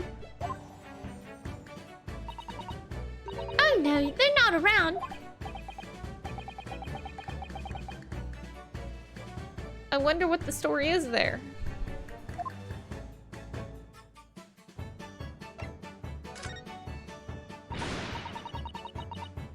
There's something I must ask you. Of course, go ahead, Susie. I'm a very great fan of the Adventures of Herlock Sholmes and... Oh, you have a copy of Ransom magazine. Yes, I read every issue. It's delivered all the way to Japan on a ship. Oh, this is exciting. My stories are being read on the other side of the world. My stories?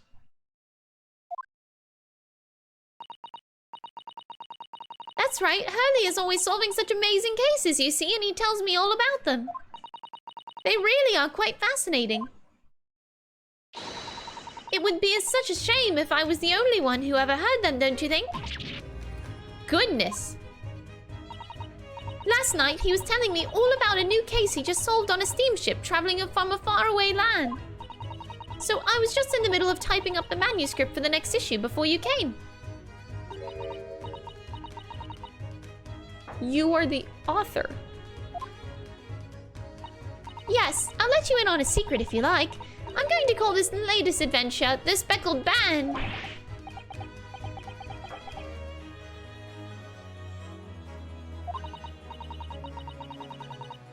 Of course, I'll always change one or two details in the stories here and there.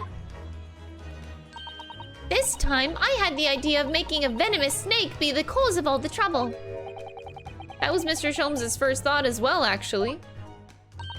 Yes, and of course I know that a snake might not be a credible fit for the facts of the case exactly, but it's a story. Some poetic license is just justified to make it more thrilling, I think, don't you?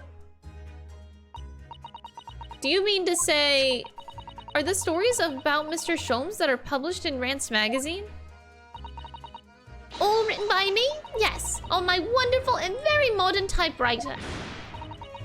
But all the stories I've ever read are written by a doctor of medicine, Dr. John H. Wilson. Susato-san's getting more and more worked up. Ah, yes, that's me. I mean, my name really is Wilson. What about the doctor of medicine part? That's all true too, and I am a doctor of medicine. No, at 10 years old? At 10 years old. That's quite incredible.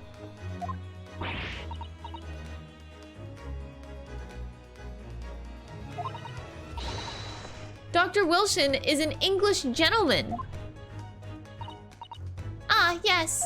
I did alter the setting slightly for the stories to be more compelling. Thank you so much, Tate, for the 46-month resub. I appreciate it. Thank you so much. I appreciate all the support. Yes, this is Iris's world, and we're just living in it. Yep.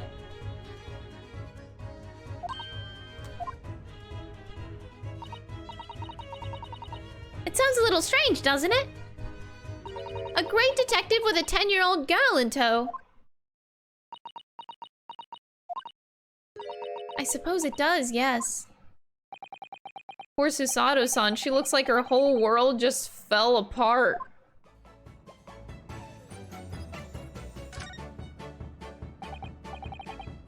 About before. Yes, what's on your mind, Bruno? Do tell me. How do you know that I was a lawyer and we just arrived in London, I mean? Yes. Oh, and that we have a difficult trial tomorrow. How did you know all of that? Oh, that's what you mean. Please, tell us how you did it. Explain every detail.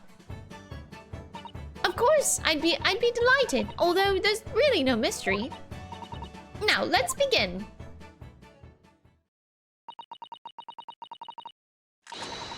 Iris Wilson is proud to present her logic and reasoning spectacular. Oh god. It runs in the roommate family.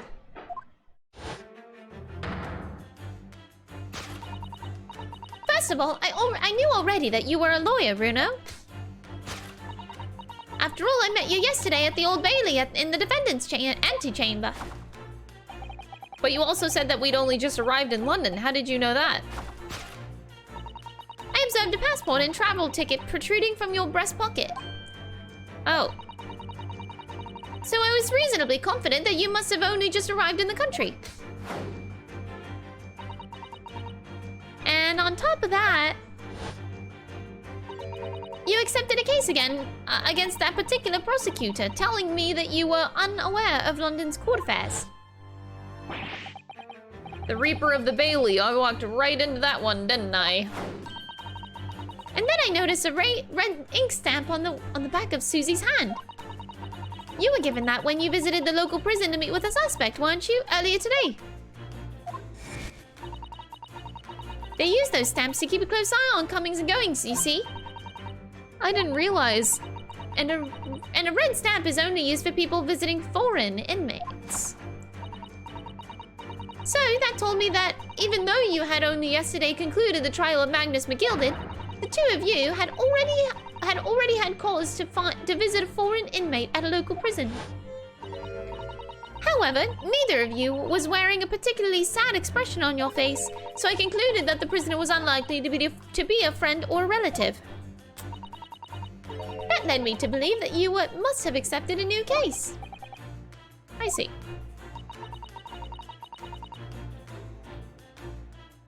How could you have known that the trial is tomorrow? Well, having barely been home a few hours yesterday, Hurley solved yet another case. It obviously amused him. He told me that he'd caught a Japanese man who was bawling and trembling. A Japanese man? Well, clearly that must have been Mr. Natsume. Now, Runo has this fancy Japanese sword. And I think your outfit is called a kimono, isn't it, Susie? Well, anyway, it was clear to me that you both come from Japan yourselves. So I put two and two together and decided you must be defending the Japanese man Hurley caught. And there was only one conclusion those facts could lead me to. You both came here to ask Hurley about the case.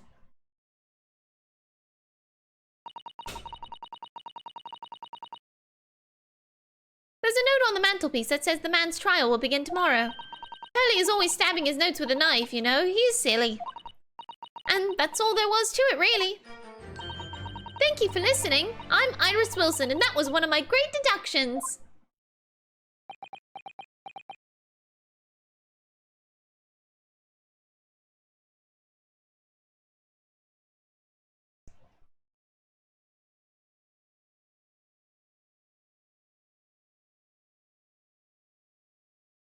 So,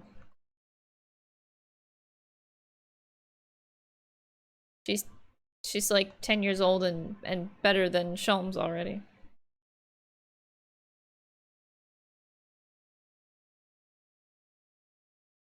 Okay.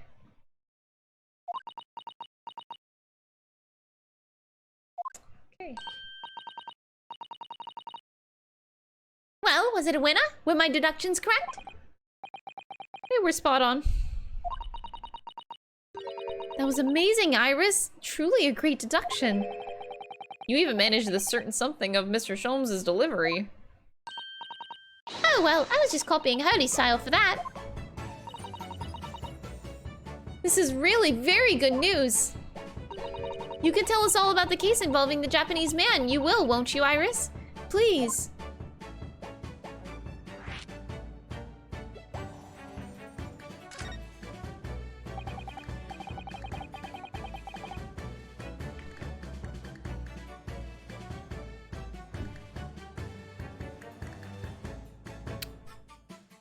So yesterday, Mr. Sholmes apprehended a Japanese man, you were saying?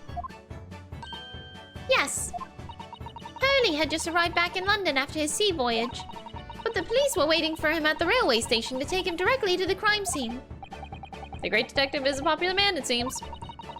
Apparently, a woman was stabbed on a quiet street somewhere in town. There were eyewitnesses who had seen a short, shifty-looking, stooped man running away from the scene. Short, sifty-looking, stooped man. Mr. Natsume beyond any doubt.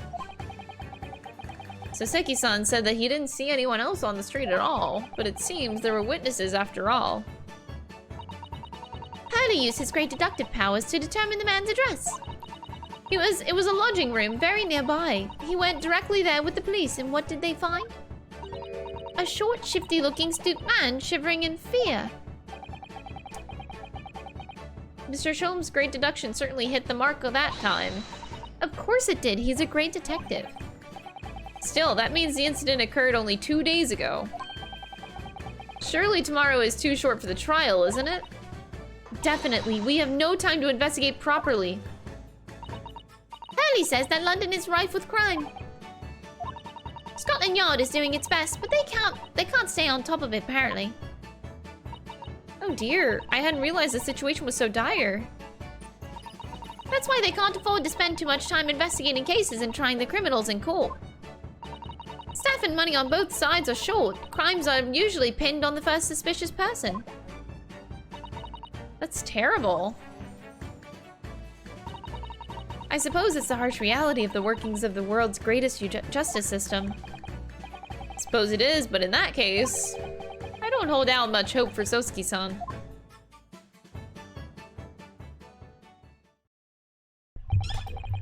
Thank you for answering so many of our questions, Iris.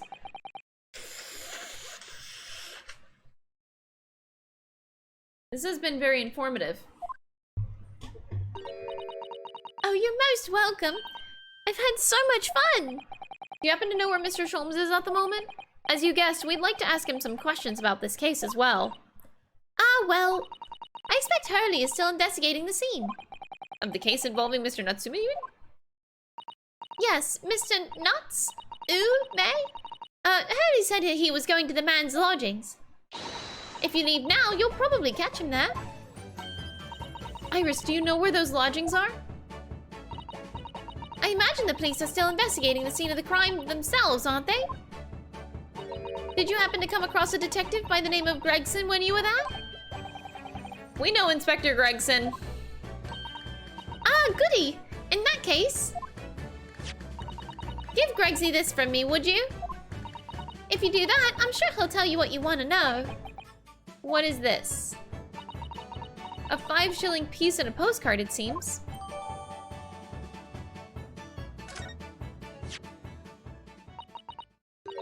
It reads, "Tell the gentleman in black whatever he wants to know. I trust that won't be a problem." Gosh, that won't make the inspector help us, will it?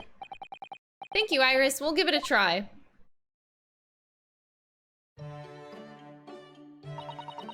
Good luck then. I'm going to return to writing my manuscript, The Speckled Band. And I'll be making more special blends of tea, so come by again soon. We'd be delighted. Thank you so much, Iris. Well, Mr. Naruto, it's back to the scene of the crime.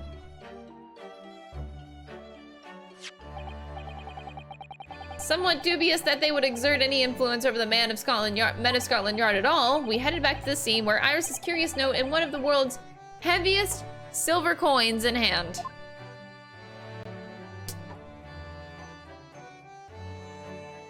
To be continued. We didn't get to do anything this time. 2 hours of straight visual novel. Not that I'm complaining.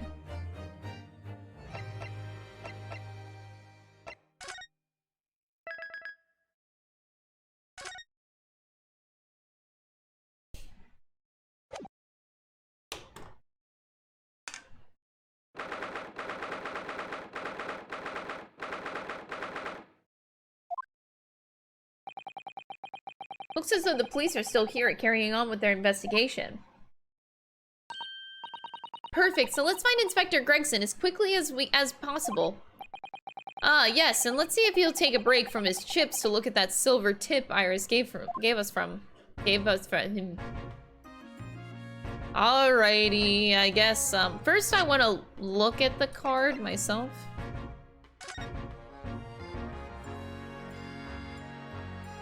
Aw, this is cute. Tell the gentleman in black whatever he wants to know. I trust that won't be a problem. Cute.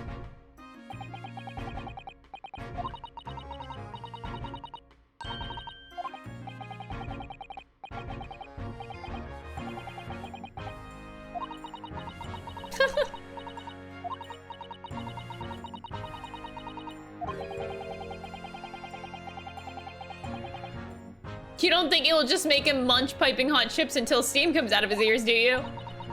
That wouldn't be an entirely terrible outcome.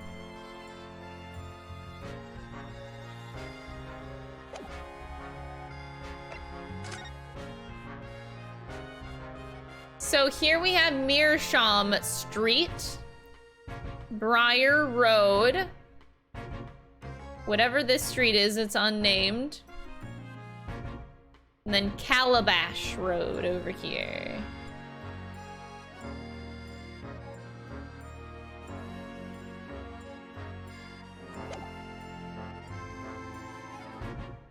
The fish and chips makes me hungry, same. It's not fair, dude. Alright, hi, I'm supposed to present to you, Iris's postcard. Oh, oops, present button, present. Inspector Gregson, do you have a moment? I'm sorry to say that I don't. I'm a very busy man. Much too busy to talk to a pair of foreign gadabouts, that's for sure. We have these for you. A present from Miss Iris Wilson. What? For me? From her ladyship? Her ladyship? Give that here at once! Come on, hand it over, that's for me. Don't wait for me to give it to you, will you? What was that coin exactly? It's a silver crown, obviously, but it's a lot more than that. It's, well, it's an appearance fee, that's what it is. An appearance fee? Oh, I see, you mean... That's right, for the adventures of Herlock Sholmes. Her ladyship always offers me a little financial reward for featuring me, every time. Yes, of course, I know all about your exploits, Inspector. I read them avidly. Of course, her using my name will, without my say-so, does make the butt of a lot of unpleasant jokes, but still. I am sorry, Inspector, that must be difficult for you. Never you mind that. So, what do you want to know then, eh? Sorry? Tell the gentleman in black whatever he wants to know. I trust that won't be a problem, it says. Obviously, it's not a problem. Go on, fire away. What do you want to know? If you wouldn't mind, Inspector, we'd very much like to know the address of Mr. Natsume's lodgings. The little knife-wielding, mustached Japanese fellow. He lives in a right old hovel. It's just over there, look. Oh, it really was that place? God, that place looks so busted. And sus. On the first floor of that house on the corner where they wrecked, that wreck of a bicycle propped up. That is nearby indeed. If I remember rightly, that landlord is a Mr. John Garadeb. Right, well, if you see her again, you make sure you give her ladyship my regards, you hear? I mean it, you tell her that Gregson sends his very best wishes. Don't worry, Inspector, we will.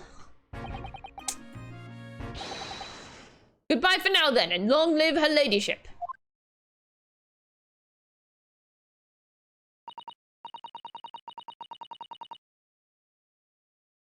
At least he told us what we wanted to know before he left. Yes, so then, shall we go and see what we can find in Mr. Natsume's lodgings? Definitely!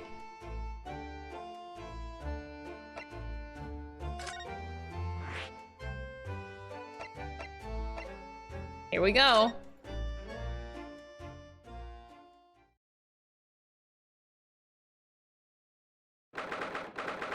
Holy shit. Those are giant bullet statues? What the fuck is going on in this room?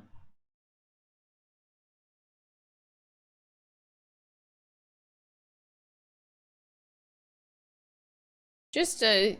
okay, is that a... that looks like a maid's dress on the cannon.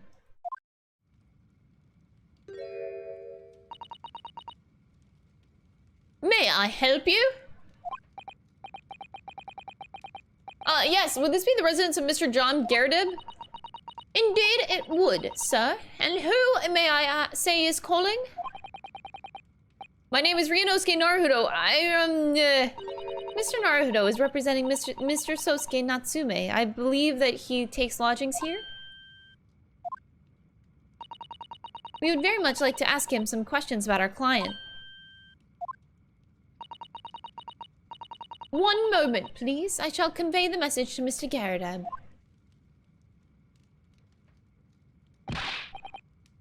Did you see that, Mrs. Sato? That was a real-life English maid. I know. As I understand it, anyone of standing in English society employs a number of household staff. But that was the first time I've ever seen one in the flesh. Oh, this day keeps getting better. Certainly feels like we've really arrived now, doesn't it? We need only to make a butler, meet a butler and the experience will be complete. I'm not sure if I'd go that far, but I understand the sentiment.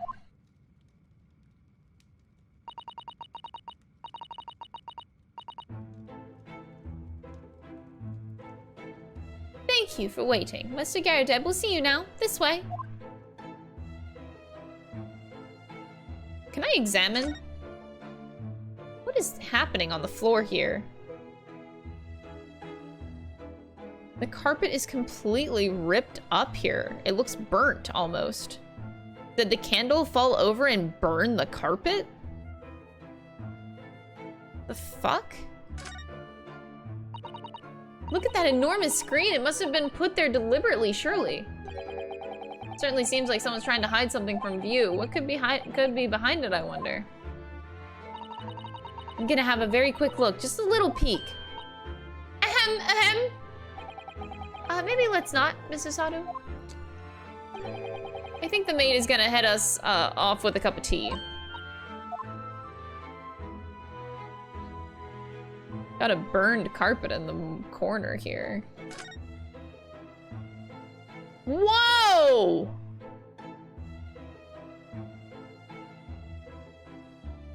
Why is everything broken?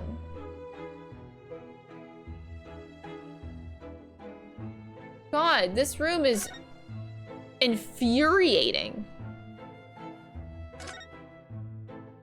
All of the broken shit, what the fuck is this? Why is the carpet burnt? And why are all the picture frames fucking tilted? This is probably one of my biggest pet peeves whenever I go over somebody's place or I'm going to a restaurant and I see a tilted picture frame. Oh my god, I have to fucking fix it.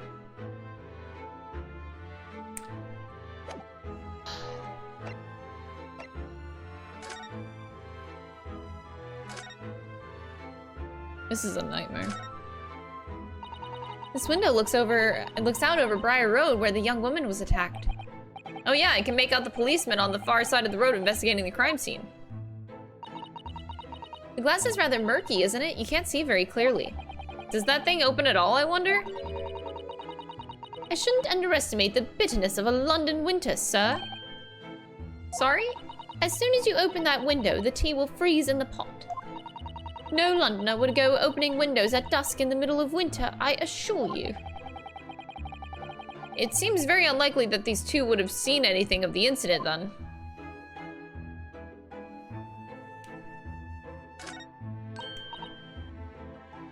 Oh, look!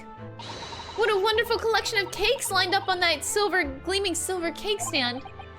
Lined up, it looks like more like someone had demolished them to me.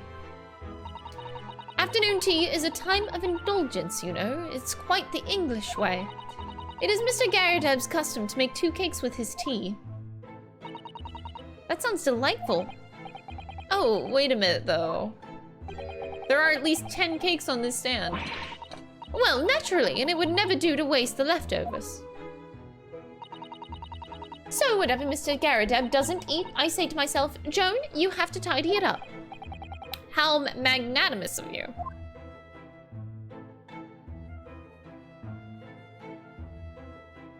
This room is a room. Look at this crockery on display here. It's rather unusual, isn't it? Oh my, a genuine London dresser. Isn't it delightful? Although the shelves seem to be broken and the crockery is, oh dear, it's in pieces. It really is. The word cracked wouldn't do that chinaware justice. Ah, I wonder. Perhaps the cannon was fired at it. Probably something like that. Let's not delve too deeply here.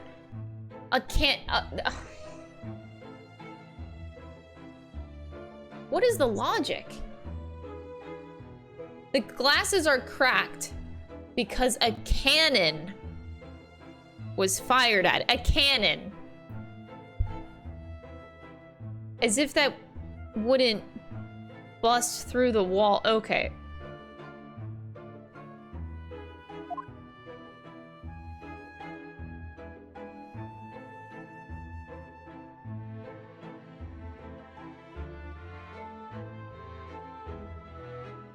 So many questions.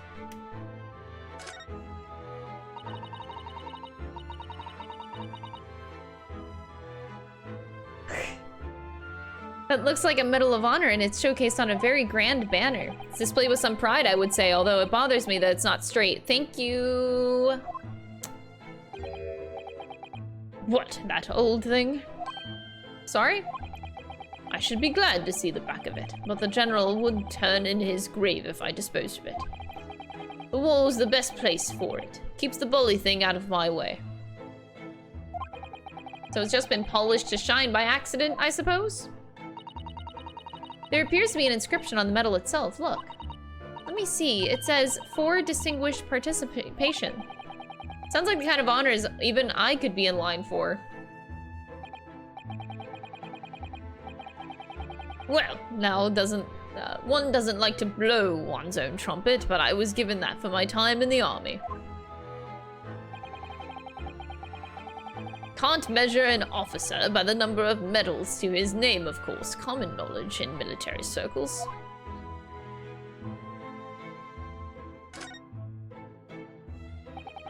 That portrait of Mr. Gardev is glaring at me, I swear. Have you noticed that all of the little frames contain photographic prints of Mr. Gardev as well? Yeah, there seems to be a statue of a lion on the mantelpiece as well. Ah yes, seemed to come back from the local pawnbroker with that little trinket. Seemed to come back? What do you mean? The chap who runs the place is a bully wizard.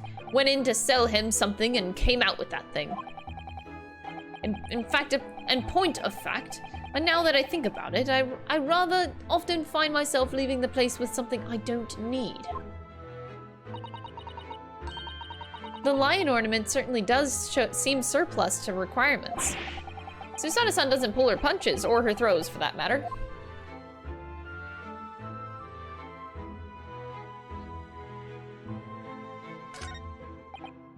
Are those mortar shells? They are enormous! I hadn't noticed. What are they doing here? Ah, those old things. Couple of little rounds I accidentally fired into the barracks during training, you know? Became a bit of a colorful regiment folklore, that incident. You mean you deliberately hunted out the spent shells? Well, I wouldn't say deliberately, exactly. They're only scrap iron, after all. Usually just thrown away, I believe. But you never know when things might come in useful, do you? Useful for what, exactly? Yes, well... Joan here did manage to knock one of the bully things on my foot the other day while she was dusting. Hasn't shed a tear since 1869 before then, you know. Maybe reconsider throwing them away.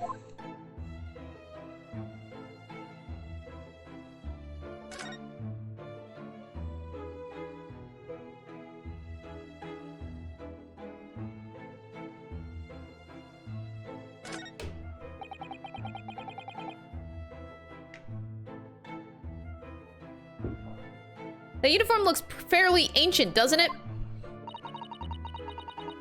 It's clearly been well looked at after, though. That old thing? Not much better than rags, really. Well, that ceremonial garb at my retirement batch, you know? But I'm not one for dwelling on the past. Me would have gladly thrown it out, but you know how it is. Anyway, doesn't hurt to have the odd piece of memorabilia lying around, does it? Oh, I see. Perhaps we should leave the past in the past.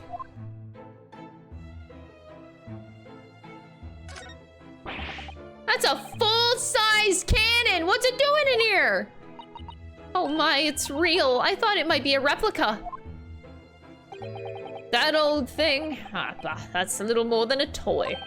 A real cannon is a toy, okay. The army was selling it off when I retired, so I decided to give it a new home.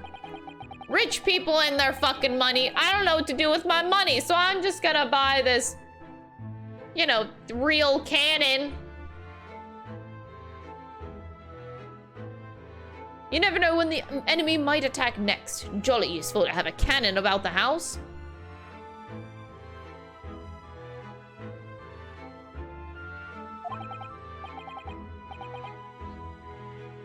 It is an overkill? Be prepared, I always say. You never know what this twisted world is going to throw at you next, boy. Do you think that there might be trouble brewing, Mr. Gardev? Always is. Take Joan here. Never fails to have a clean apron in reserve. Dries them over the barrel, you see. Oh, it is a maid uniform. They dry very well on the cannon there, Joan tells me, which rather proves my point, I feel. It's been reduced to a drying rack. No wonder the huge cannon looks like it's hanging its head in shame.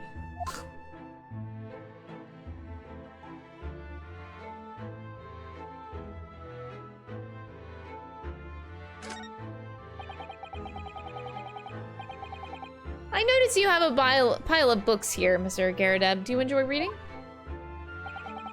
Ever experienced a London winter? Boy, the nights are long. No better way to pass the time than in front of the fire with a jolly good book. Oh, there's a copy of Rance magazine here, I see. No doubt Mr. Garadeb enjoys the adventures of Herlock Sholmes, too. The great detective has a great many followers, it would seem. So now I finally click on them? Finally? Good day to you, John Garadeb at your service. Pleased to meet you, sir. This is Ryunosuke Naruto. He's a defense lawyer. Do excuse me not getting up. Took a shot to the knee a few years back in the Battle of Mayward, don't you know? Earned a medal for my pains, but had to withdraw from service. Handed over the reins to the up-and-comings. So he's a retired soldier. It's a hell of a job getting up and downstairs now, I can tell you. Don't get out as much as you can imagine. Yes, it's quite a climb up here to the second floor, isn't it? I was painting at the top of the stairs. Panting at the top of the stairs. You really must take more exercise, Mr. Naruto. Do you think so? Took an arrow to the knee. Well, Mr. Garadeb, no doubt you were very courageous to earn yourself a medal. Oh, it was nothing. The medal's just a folderol, really. Wouldn't like to offend the general, though, so I grudgingly displayed it on the wall. Why don't you fetch it down, Joan? Let these good people see it properly. Joan, fetch them! Dash it, old woman, be careful! Dearie me, I do beg your pardon, sir. You jolly nearly took the skin off my hands. I shall be more careful, sir. So anyway, there you have it. Living the quiet life now. Living the quiet life. Ah, yes, I see. Now then, I hear you want to know about the chap lodging downstairs, is that right? Yes, we would be very grateful if you can answer some questions for us. Only two, please, naturally. Especially if it helps to keep the peace here in Blighty. We forged an alliance with the Empire of Japan recently, as I'm sure you're aware. So this case is very much in the public eye, as it were. Oh, is it?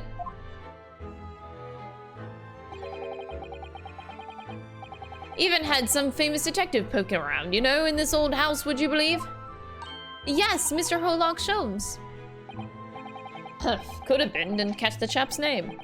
Not really my cup of tea, all that detective business. Oh, but you have a copy of Rance magazine here, so... No, Anyway, the chap's investigating the foreigner's room as we speak. What was that about? So he's in Soseki-san's room. It's a bully nuisance is what it is. The whole neighborhood's twitching its curtains now. I don't like all this fuss. It's jolly unsettling. About Mr. Natsume. About Mr. Natsume then, Mr. Garadeb, please do tell us. Ah yes, the Japanese chap. Only been lodging here for a week. Oh, just 1 week?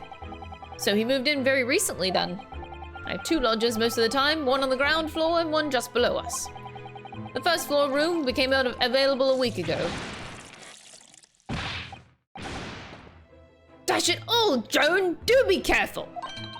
Oh my goodness, I'm terribly sorry, sir.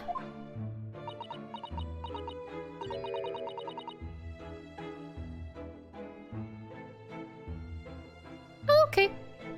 If you want to know my opinion,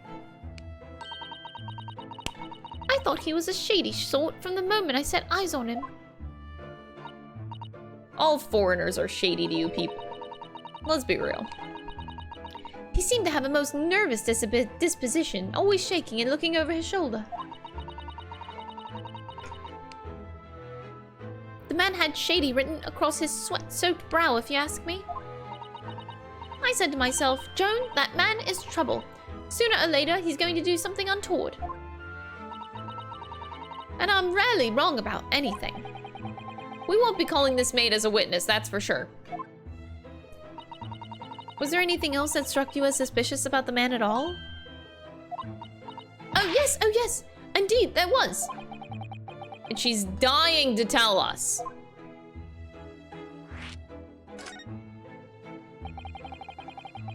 Had you noticed anything else at all about your lodger, Mr. Natsume? Oh my word, yes! The man was shadier than an orchard!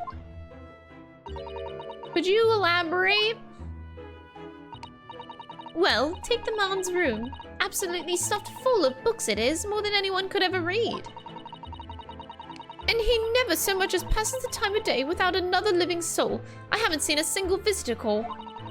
He just trots off to that old bookshop every single day and comes back at 5 to light the gas fire. And the funny little man is up long past the time everyone else in the house has gone to bed too. Oh, I see.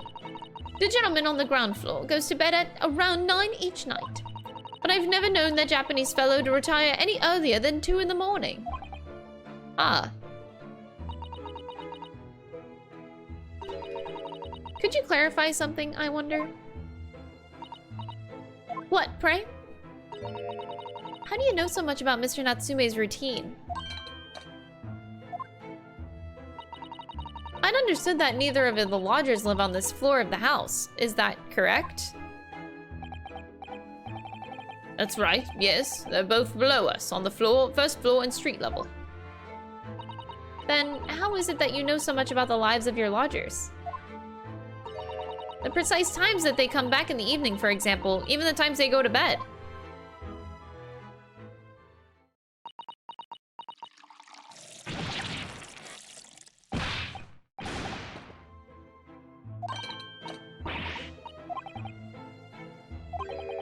Something doesn't add up here.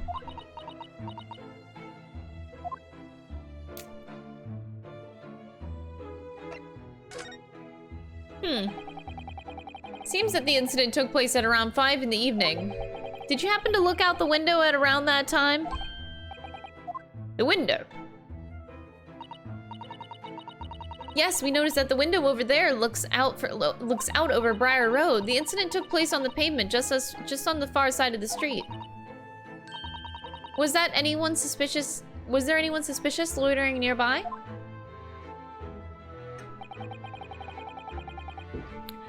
"5 o'clock is dinner time in the Garadeb household. So I'm afraid I don't remember seeing anything. How about you, Joan?" No, sir. It would have been dusk outside already at that hour. And with the fog as well, I should think it would have been impossible to see the quite other side of the road. Did you notice anything else out of the ordinary? Such as? Anything at all, even if it seems unrelated. Well, was there something then? It's nothing particularly significant, but at around...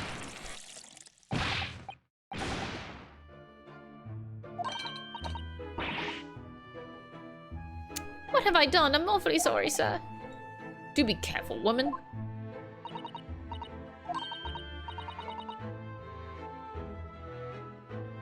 If I may, Mr. Nero Holo? Yes? I have an exceedingly good memory, and as far as I remember, nothing of any significance took place here at that hour. Nothing at all. Oh, really, Mr. Garadeb? The way you were talking before, it sounded rather like there might have been. Oh, well, as I was saying, it was just a trifling matter, really. Nothing of...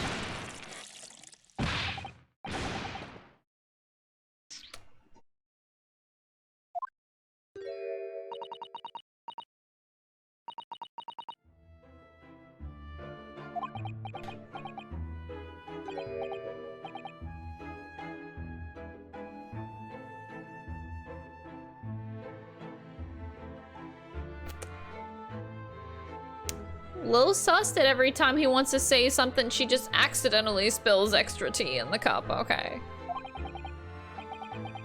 How much tea is in her pot, by the way? Jesus fucking Christ.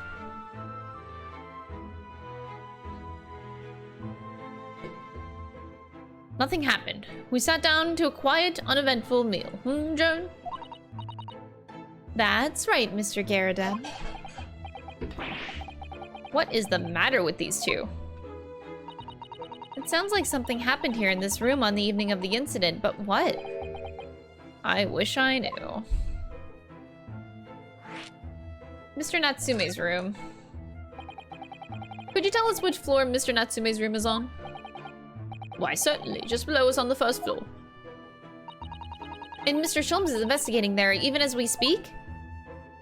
Yes. Told me not his name. I had asked him to look into the matter, so I gave him the key. Mr. Natsume has engaged Mr. Sholmes' services? That's a blatant lie.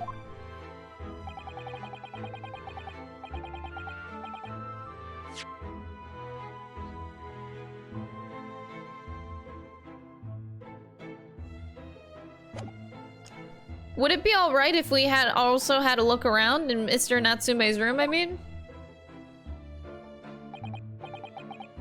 Don't see why not. It's just down one flight of stairs. Who knows if we'll find anything that could help us with the case, but we have to try. We need all the clues we can lay our hands on, shall we? While we're there, we can speak with Mr. Sholmes again. Perhaps he'll be able to tell us more. Okay.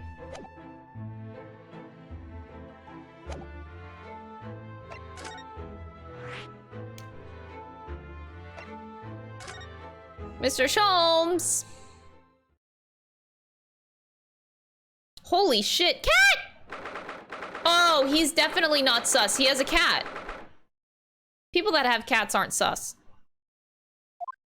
Those are good people. They have good taste. Smell it. It's so musty in here.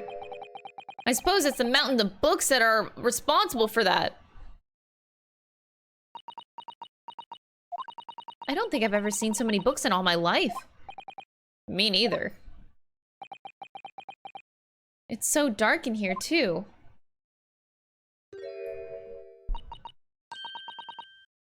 Is that the window over there? Oh, it was the window, I think. Yeah, once upon a time. But for some reason, it's been closed up with bricks and mortar. So this is where Mr. Natsume lives. By the way, I haven't spotted Mr. Sholmes anywhere, have you? No, that's true, but according to what Mr. Garrett told us, the great detective should be around here somewhere investigating. Mr. Sholmes turned into a cat.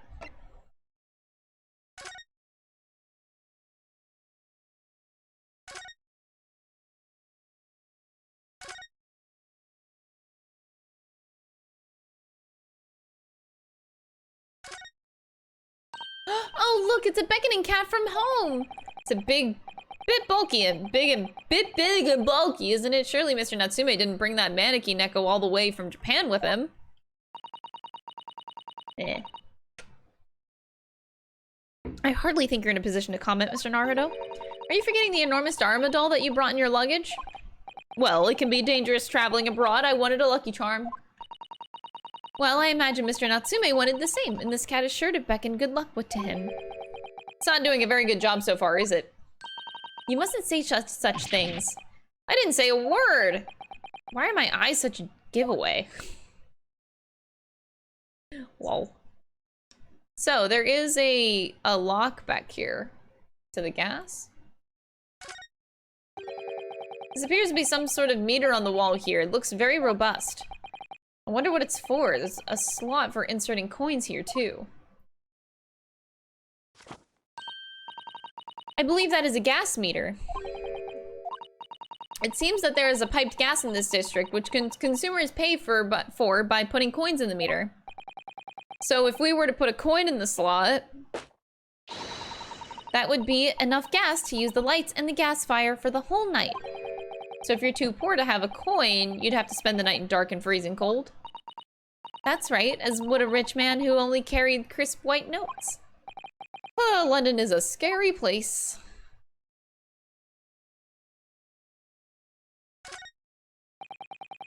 Look at all those books stacked up there. They almost reach the ceiling. They're all works of English literature, and they all smell so musty. With this volume of books to hand, you'd never be short of reading material, would ya? What a dreamy idea. A bad dream, maybe, for me at least. Mind you, I don't imagine the book that's at the bottom of the pile now will ever be read again. So reading it is an experience that comes but once in a lifetime, just as the tea ceremony teaches us. I certainly didn't expect the conversation to turn down the path of tea ceremony philosophy. Have you played any other Ace Attorney games? If so, what did you think of them and which is your fave? No, I haven't. If you ever want to know if I've played games, check my games list, exclamation point games. Thank you for the bits. I certainly didn't expect the conversation to turn down the path of tea ceremony. Philosophy. That sounds, interesting. Could you even call this a window? I think so. It was a window at one time after all. Although all that remains is a frame around some bricks now. So really, it's just a wall then, isn't it? But why would anyone deliberately brick it up like that? I'm afraid I have no idea.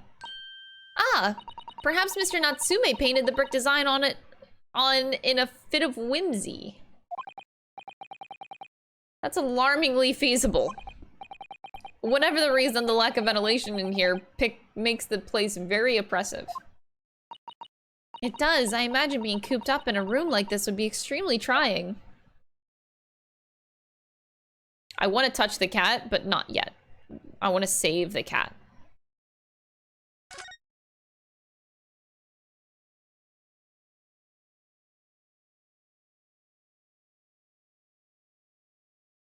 There's really nothing else to look at? Okay.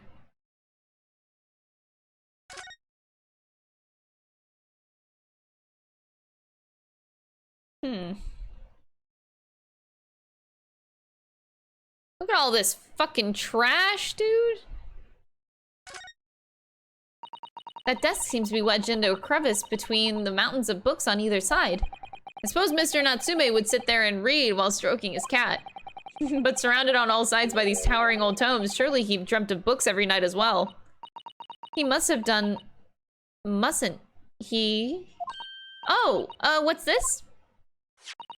It's a receipt from a secondhand bookshop. Your books. Your books. What? Aw. Very cute. Don't spill it. Tom's showing me his latte art. He's trying to get better at it.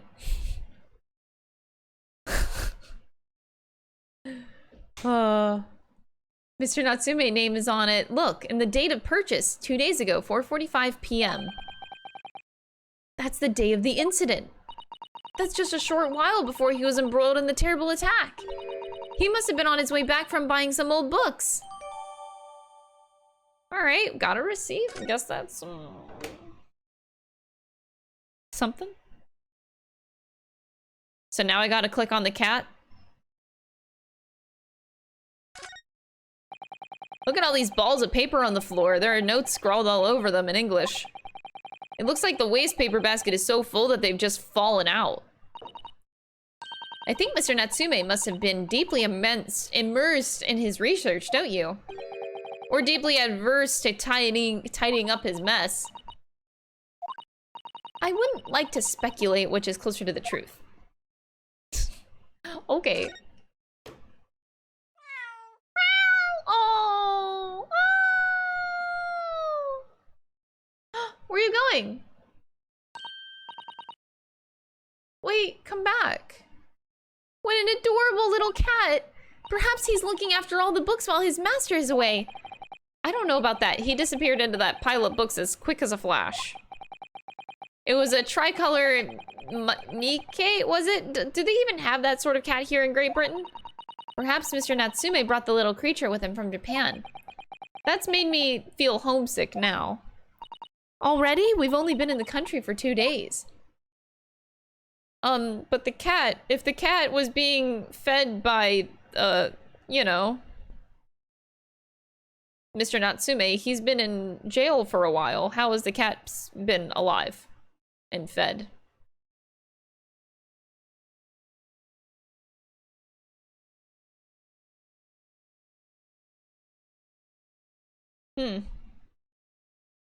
But where did the cat go? It just went behind this tower of books. I don't understand. Holy shit!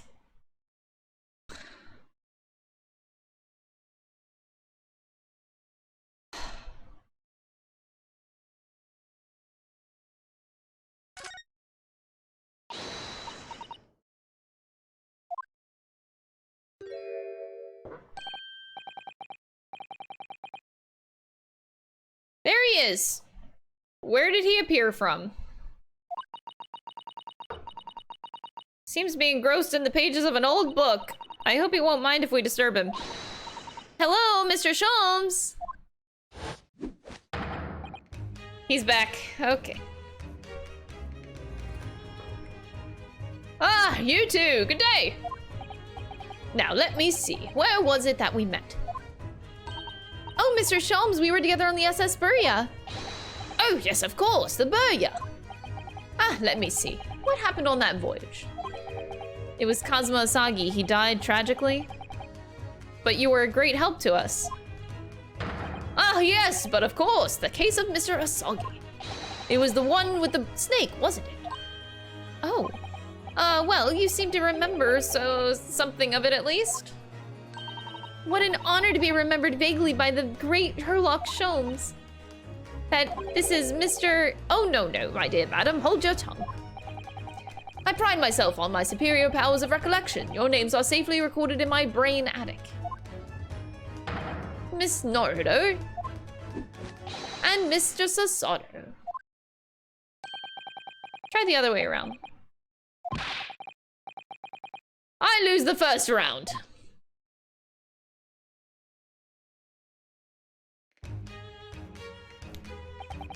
In truth, I had hoped to invite you both to my Baker Street suite the day we arrived in London. But some Scottish yarders ambushed me at the railway station and whisked me away to a crime scene. It was an entirely trivial case, of course. I solved the matter in no more than 30 minutes. So they apprehended Soseki-san in that short of time. I'm afraid the pursuance of a new case has dulled my recollection of my past involvements a little. A little. It is a mistake to think that one's brain attic has elastic walls and can distend to any extent. I do my best to forget useless facts, lest they should elbow out the useful ones. Yes, these are my own words of inimitable wisdom, you know, from an adventure entitled A Study in Scarlet. First try. Please, there's no need to quote yourself. I don't always remember my pearls of wisdom, but fortunately my associate pens them beautifully. He means Iris, I suppose. Mr. Sholmes, we have some extremely important questions to ask you about the trivial case you had just mentioned. Goodness, what an earnest expression. My dear madam, I should be only too pleased, and this murky room is an apt place to discuss the murky case.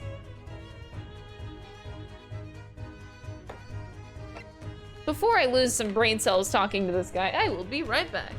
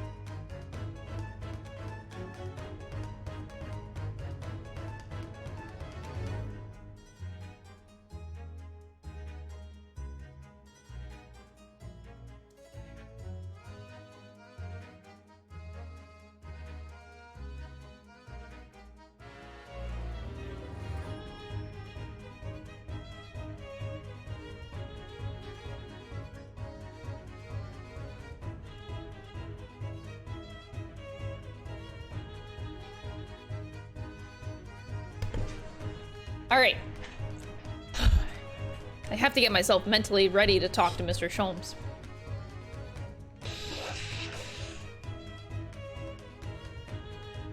Alright, here we go. Mr. Natsume's arrest. We know that this to be the lodgings of a Japanese foreign student by the name of Soseki Natsume. It seems that you assisted in his arrest, Mr. Sholmes, for the stabbings of a young woman outside here on Briar Road. Natsume. Yes, I believe it was a name rather along those lines. But no, Mr. Natsume denies it. Was it really justifiable to arrest him on so little? I'm sorry, Mrs. Sato, but I have not the slightest idea what you mean. What? I can't believe he was looking Sasato-san squarely in the eye while feigning ignorance. I assure you, I am not merely feigning ignorance. It would appear as if the pair of you are under some misapprehension. Oh, how? I assure you, I have no recollection of accusing your stooped compatriot of the crime. But that doesn't make sense. The good detective of Scotland Yard made the following request of me, and I quote verbatim. We need you to ascertain the identity and whereabouts of a man seen fleeing the crime scene. A man seen fleeing. There was a number of books scattered on the pavement at the scene. From the book plates, I was quickly able to determine the bookshop from which they had been purchased. On speaking with the proprietor, I was immediately led to this address. Elementary, wouldn't you say? I believe there's a receipt around here somewhere from the establishment in question. So you don't think Mr. Natsume is the culprit? That I could not tell you. But it was aggravating my faculties, hence why I returned here. However, this place is such a trove of fascinating books, I found myself quite lost in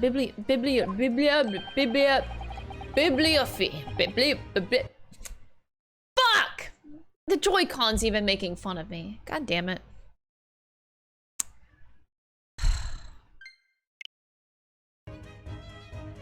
Do not be deceived into believing that I am a man of leisure. No, no, no. Oh dear. Ah! Drift. Tell me. Have you encountered the landlord of these lodgings? Yes, Mr. Garadeb, a retired military man. It was the first time I'd ever met a soldier from the Great British Institute that is the services. And it was the first time I've ever met a maid from the Great British Institution that is service. Great, now he's laughing at me. I didn't think it was that funny. I do apologize. As you may well be aware, many households in London employ a maid. Yes, I read as much in my Great Britain primer. And so conversely? Whether or not a household employs a maid has come to betoken the social standing of those dwelling therein.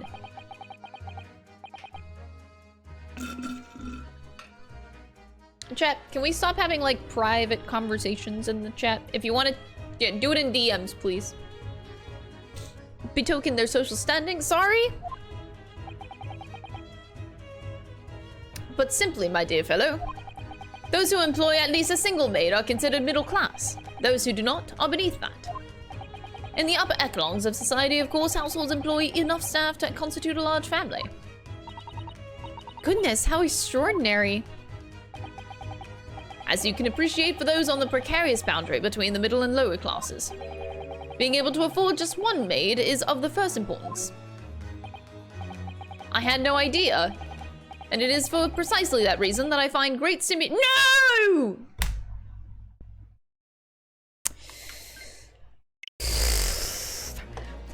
I find great stimulation in the situation upstairs. Specifically in the retired army veteran, Mr. John Garadab. Oh. Affable as he is, the fellow is hiding something. Whether or not it imposes on the circumstances of this case, I am yet unable to ascertain. I'm thoroughly lost on what he means to say.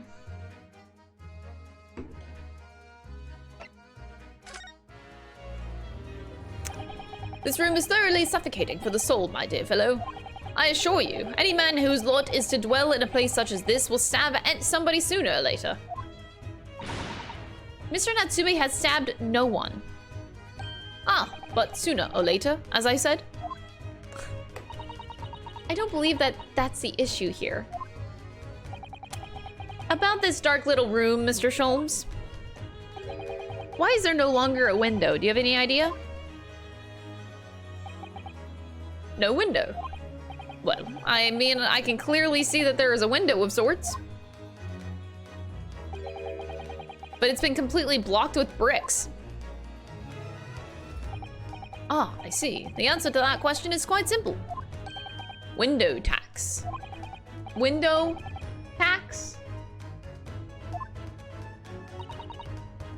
Surely not a tax on windows. Precisely that. Oh my goodness. Until relatively recently, a tax was levied on households in this country by the number of their windows. Those of lesser means, having inherited a sizable and costly family home, perhaps rapidly closed up windows up. While the rich opposed windows here, there, and everywhere. In an effort to curry favor with those in power by furnishing them with large sums of tax money. How awful and unjust, forcing people to live in rooms devoid of light? Indeed, disease was rife as a result. So some 40 years ago or thereabouts, the window tax was abolished. Its legacy remains, as you see, its squalid lodgings such as these, for example.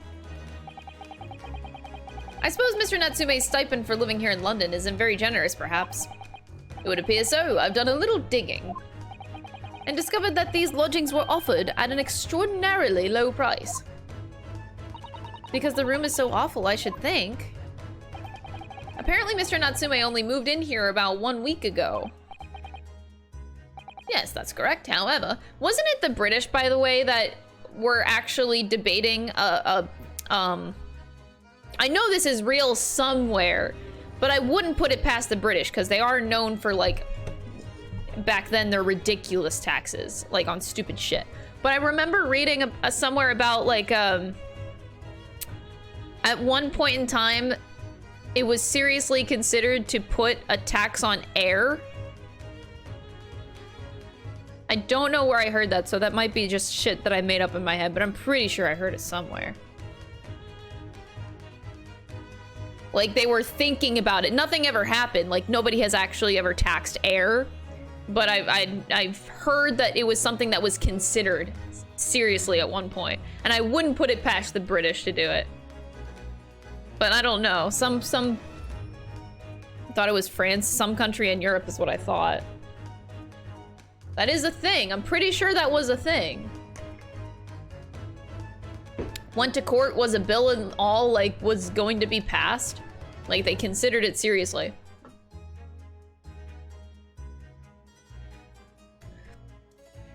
Like I said, I'm not a very reliable source of information. All I know is my brain heard that somewhere. And it could be a thing. No, not in Yakuza 0. That was a side quest, but that came from, like, a real thing. Like, in Yakuza 0, they bring up the side quest, but that was a real thing that I've heard about way before then. I just don't know where. Anyway, I'll be right back. I need water.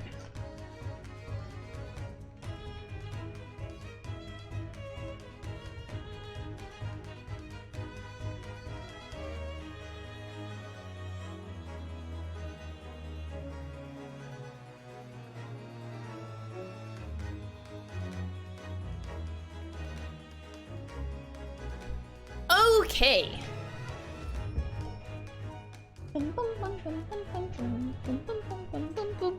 No, I'm not talking about plane. Not planes. No, like breathing air. Oh. Okay. I don't believe the low rent is explained by the shabby nature of the accommodation. Oh? Still, that is of little relevance here. A matter not worthy of further attention. Are you sure? I'm curious now. Oh, Mr. Sholmes. Well, I believe I've told you all I can now. Thank you, Mr. Sholmes. Ah, yes, Mr. Naruto. Was it not your intention to become a practitioner of the law? You remembered that, did you? Will you perhaps be offering your services to this very matter, I wonder? To the occupant of this room, Mr. Natsume, was it? I'm not sure. They taxed playing cards. Oh, I'd never heard that before. Damn. Not sure. On what grounds? Well, I actually defended somebody in court here only yesterday. Really? Well then, I congratulate you, sir, on an ambition realized, and so promptly, too. The thing is, it's really made me question things. Am I right to believe in my clients? To trust in their innocence? Yes, trust. Mr. Sholmes. Mr. Natsume didn't do it, did he?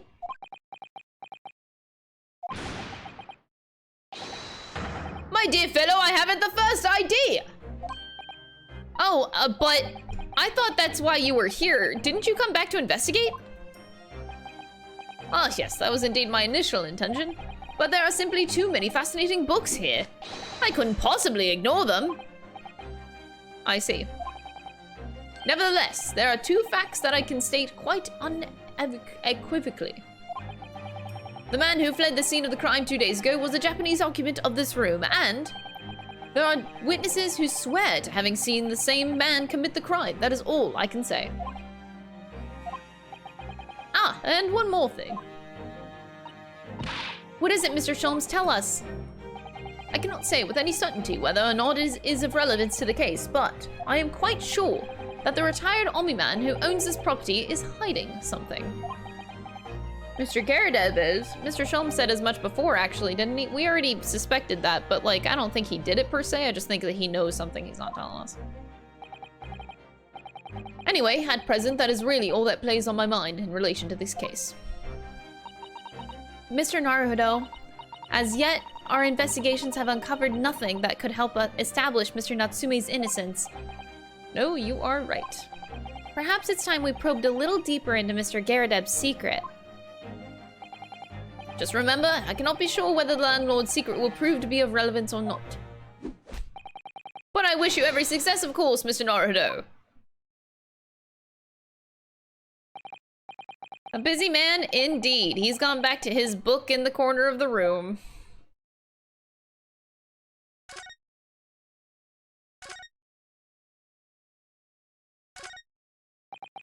Excuse me, Mr. Sholmes?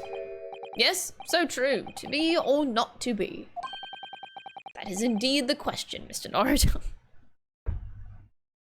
I wonder how many of these books are Shakespeare.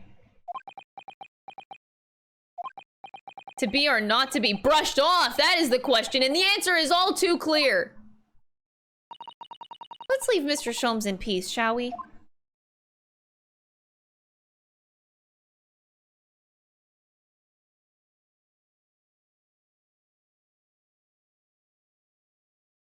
No.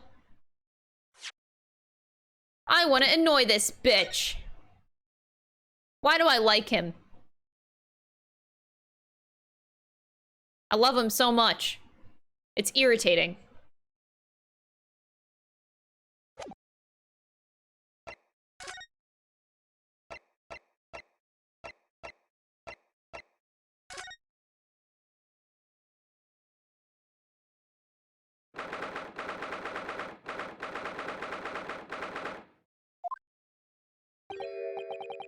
Ah, you pair again. Tell me, was the detective chap, I forget his name, still hard at work down there? Mr. Herlock Sholmes? Ah, yes, rings a vague bell. All that detective business isn't really my thing, I'm afraid. Well, Mr. Sholmes is in his element down there. Jolly good show. Another cup of tea, if you please, Joan. Now then.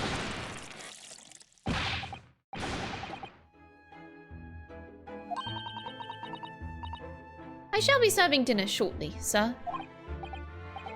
Yes, of course. Frightfully rude of me, but I'm afraid I'll have to ask you to take your leave, if you'd be so kind. Ah, yes, of course. We are deeply grateful for all of your assistance. Not at all, not at all. Don't get much chance to talk with young foreigners like yourselves. It's been a pleasure. Best of luck and all of that. Perhaps you could see yourselves out.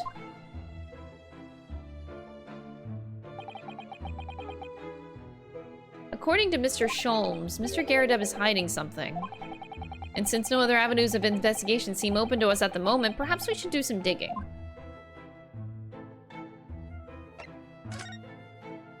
Can I bug this again? Oh!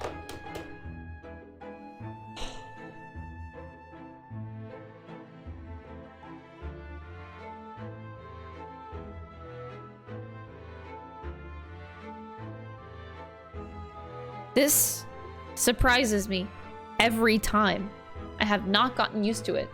You would think by now, like, you would get used to it, but no, I just don't. I still don't.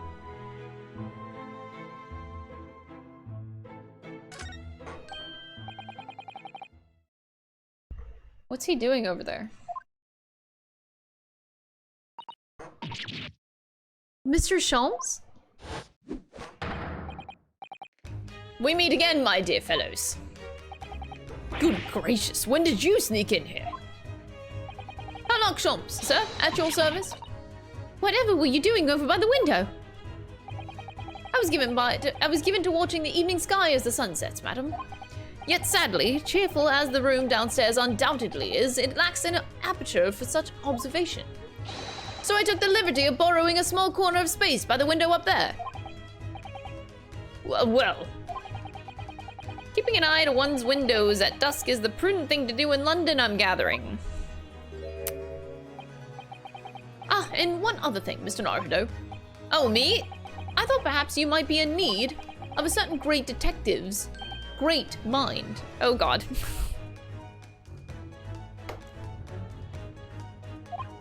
Okay. He's not talking about, is he? I didn't expect him to be going through that again so soon. Do you mean Mr. Sholmes? There is a mighty secret in this modest room. My eyes see even the most trivial of trifles. I take it you're prepared, Mr. Naruto? I think so. There's just enough time for one of my greatly admired great deductions, so let's conclude the matter before dark.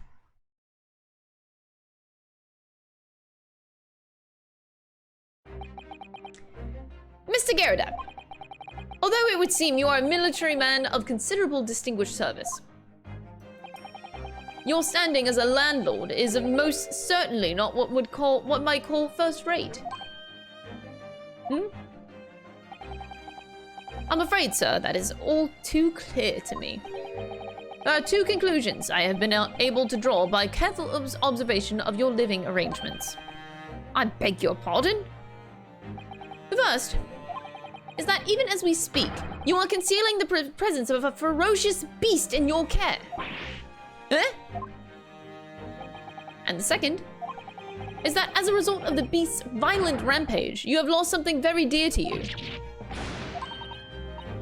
Mr. Naruto, look, the old man's broken out in a cold sweat. Unbelievably, it seems Mr. Sholmes' conclusions are both spot on. How could you possibly? How could I possibly know? You mean to inquire? The answer couldn't be simpler, sir. For in the dense jungle of logic and reasoning, I am the king of beasts.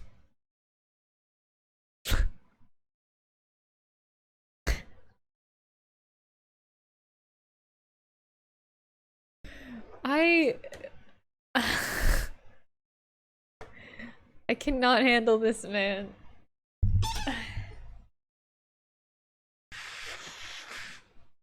Ugh. Okay. And I know only too well that wild beasts are not easily tamed. So, shall we begin? Once again, Sherlock Sholmes is proud to present his logic and reasoning spectacular. Here we go. Hope you guys are ready. Nature of the beast. It certainly shouldn't take a great detective to see that a fearsome beast has been on the rampage of late within these four walls. Thus, we are faced with a question. What form might this beast take? Ah, for a man with a military breeding, your eyes are uncommonly candid. Your furtive glance, Mr. Garrideb, leads us directly to the answer. The true nature of the beast that has run rampant here is revealed by that lion statue. He was looking at the... He was not looking at the statue. He was looking at the closet thing hiding behind that thing. Ah, that and... Yes, though an army man, you appear unimposing at best. A fact that has fueled your admiration for the mighty lion, the king of beasts. What is this piffle, I ask you? In the end, your admiration became so great, in fact, that you had a living, breathing specimen shipped from India, which you tried to keep in this very house.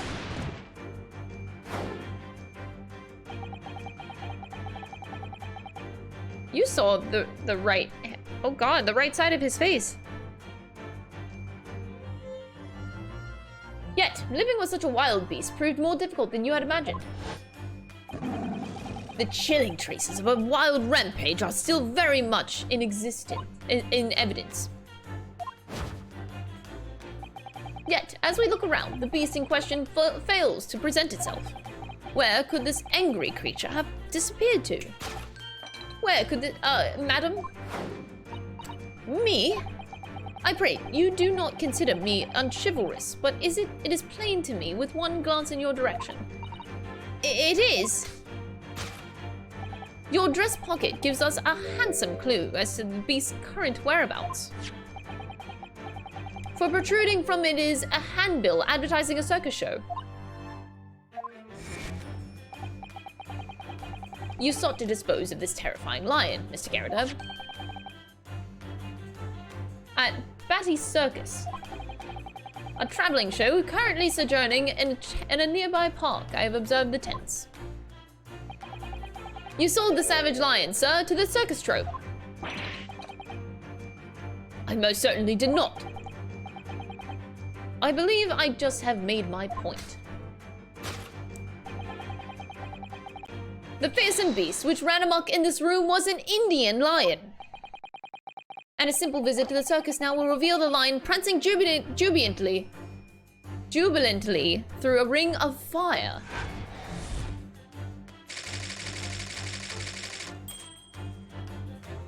A raging Asiatic lion. Okay, I'm pretty sure it's just a cat that we saw downstairs. It's not a lion, but okay.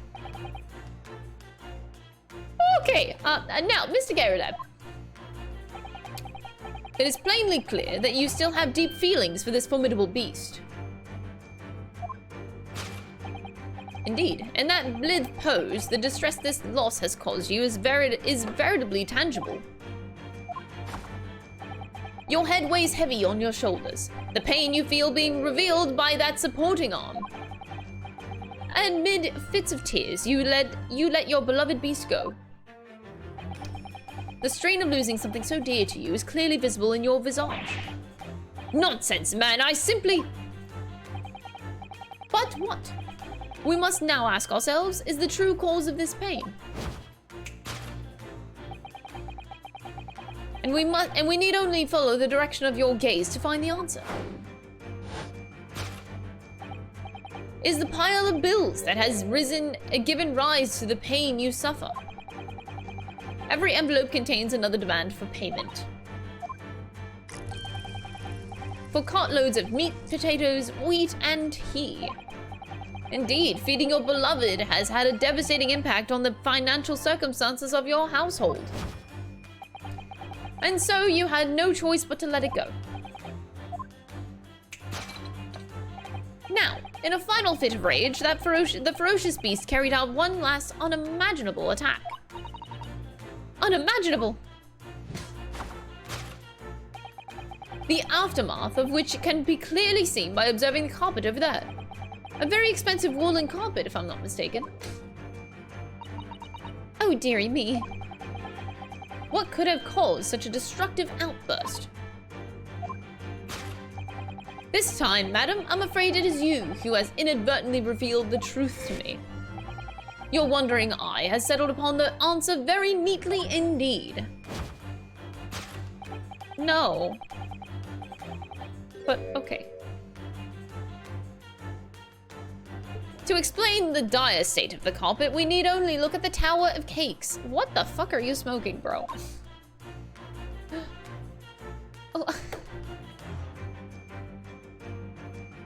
Oh, maybe take a look at the candle to the right of the Tower of Cakes, and you see a candlestick that is clearly missing, the same candlestick that is on the ground. Maybe that have burned the carpet. Okay. There is no creature more dangerous on this earth than a beast with an unsatiated appetite. Was it or was it not once said by a certain noblewoman, if they have no bread, let them eat cake? Food is at the heart of all tragedy, in fact. Whatever do you mean? Having tired of the taste of cakes, the beast began to stalk its next prey. I'm sure I need not only not spell out the nature of this final act of destruction carried out by the beast. There is only one logical conclusion. Worked into a frenzy by hunger, the lion attacked and ate the carpet. The teeth marks in the carpet are a perfect match for those of a lion I once saw in India.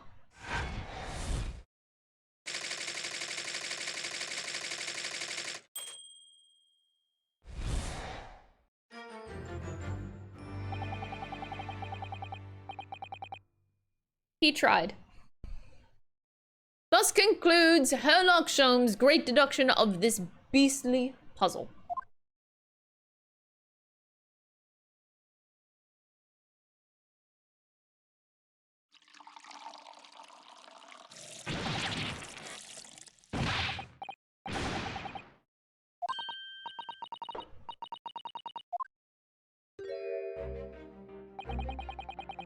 My deductions can be startlingly sharp. It stands to reason that your cup runneth over. Indeed, my revelations can make people spill tears at times too.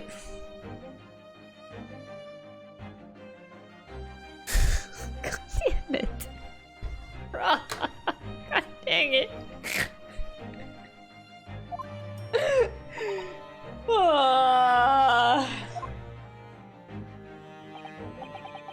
Mr. Sholmes, sorry to butt in again, but could I make an observation? Why, certainly, Mr. Naruto. What is it, again? Well, your deductions just now. Do you really think a lion could have fit inside a room this size?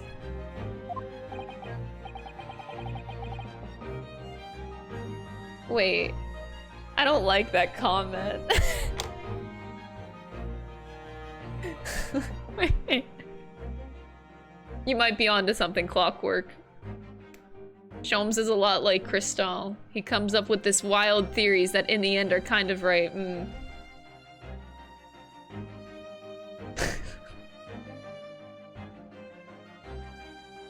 Huh. You might be onto something there. Just maybe.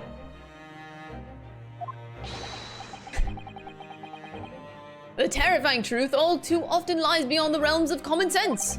So now I feel like every time, you know what I should do from now on? Every time I have a crystal theory, I'll just change into like a British accent, and I will become Herlock Sholmes. I'm basically the same thing. I don't know if you guys saw on Twitter. Here, I'll show it now.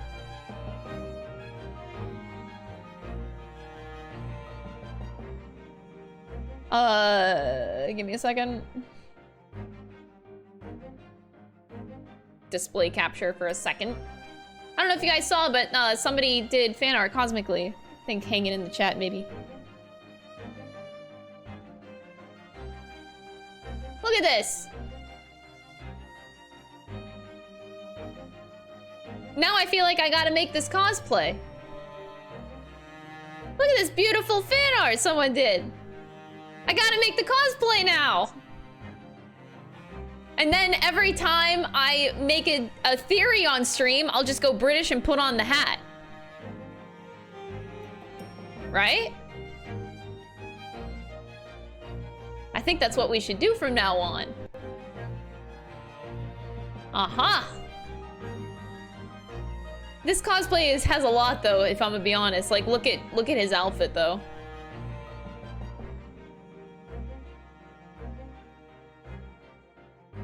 That's a very detailed outfit. That's a lot. So I want to make the outfit, and I will. I'll say it now that I will. It just will take some time. There's a lot of detail in this. Oof. I want to though. I want to. It sounds like fun.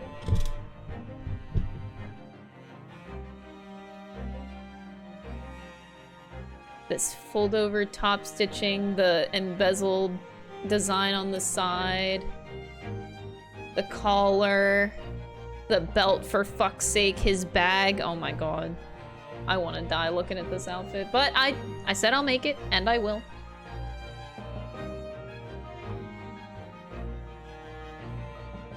Also, give me a second. I'm sorry to take a minute right now.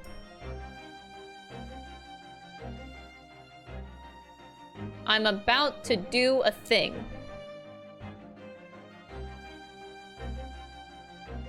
Definitely take some time. Yeah, it will. But I will say the outfit looks really... Oh! Whoa! The outfit looks really cool. Sorry! Oh my god! I wish I could show this. But I just opened up my my YouTube studio, and it's dark mode finally. Oh my god, they added dark mode to the studio. Holy shit! Wow. It had to have been like within the past hour or two. I checked it this morning. It was white. They finally did it. YouTube finally added the dark mode. Wow. Incredible.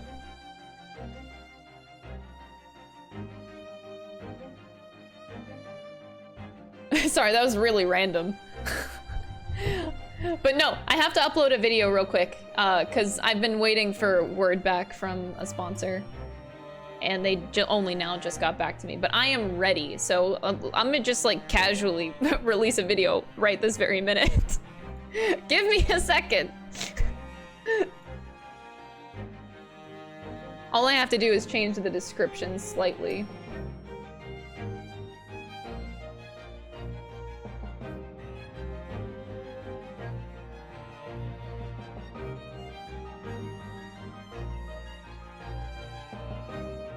We're going dark. I know, it took them fucking forever. I don't know why, because like YouTube has a dark mode, but I don't know why they never put the YouTube studio in dark mode. Like for creators, we never got the dark mode. But we finally got it! Okay, I just have to change my description.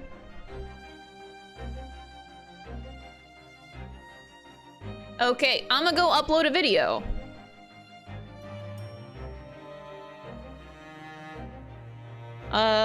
Public. Go. Sorry, this is urgent. Or else I wouldn't be doing this right now. I feel bad. Deadlines have to be made. Okay.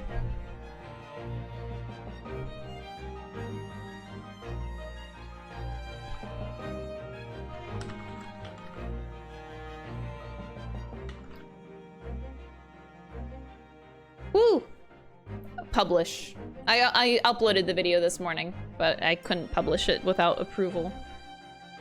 I'm sorry, I don't mean to take a break, I feel bad.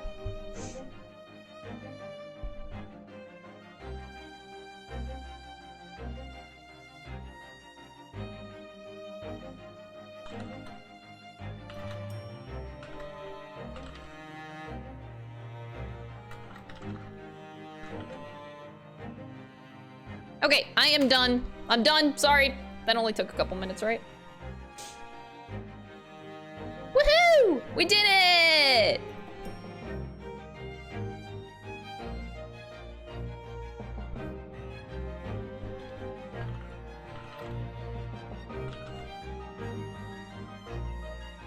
Okay, wow, a lot just happened in the past 5 minutes. Holy shit. Okay. Stressful.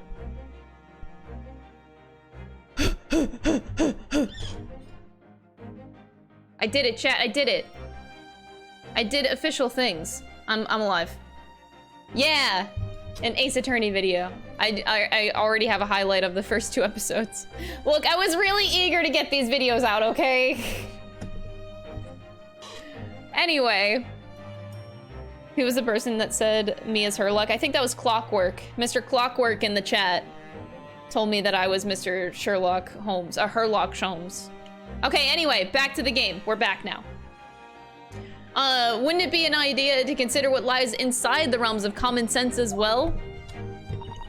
But if an uncaged lion had run amok in this very room, surely Mr. Garadeb and his maid would have been hurt or worse. Ah, that's where you are stuck.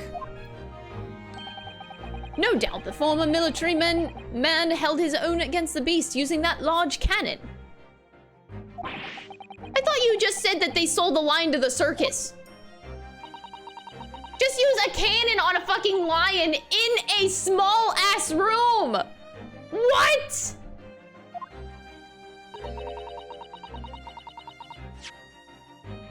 And what about the food? Meat and potatoes are one thing, but I don't believe I ever heard of a lion that drinks tea. Alan, oh my god. Thank you for gifting Clockwork a sub. Oh, Jesus.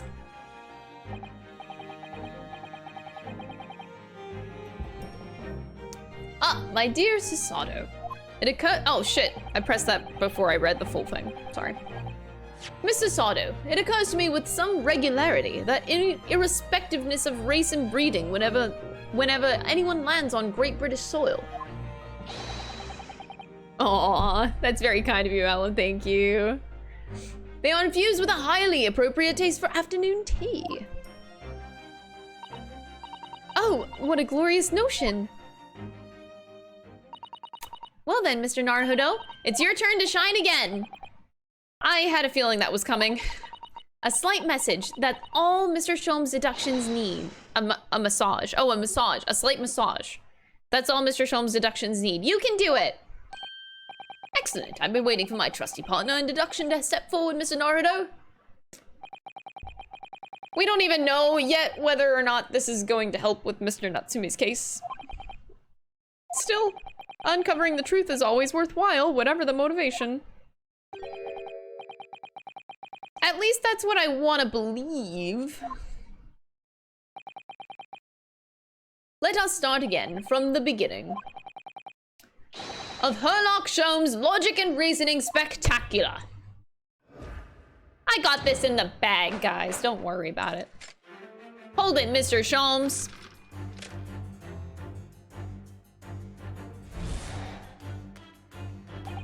And it certainly shouldn't take a great detective to see that a fearsome beast had been on the rampage of late within these 4 walls. Thus, we are faced with the question, what form might this beast take? Ah, for a man with a military breeding, your eyes are uncommonly candid. Ah. Your furtive glance, Mr. Garadeb, leads us directly to the answer. The true nature of the beast that has run rampant here is revealed by that lion statue. I really didn't see the lion thing coming. No, but if you observe Mr. Garadeb's reaction, it rather seems as though some beast did indeed run amok here in this room. Yeah, something with a very fierce nature. But it couldn't have been a lion transported from India. So what was it then? We must follow Mr. Garadeb's gaze. That will lead us to the true answer. Whoa. What the fuck? What is this? Take that!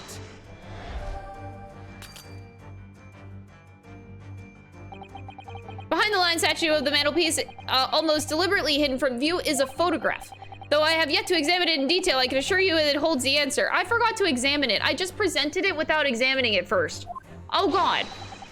Because I'm employing an extremely advanced detection technique called jumping to conclusions, you see. Oh my God.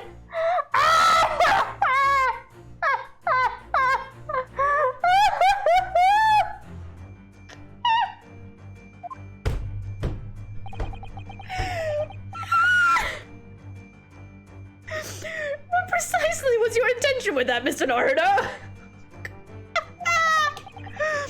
Just following this natural progression of the deduction. Sometimes the truth hurts. Oh, the truth is, you do not have a turn for observation or deduction. Did that hurt? Yes, a lot.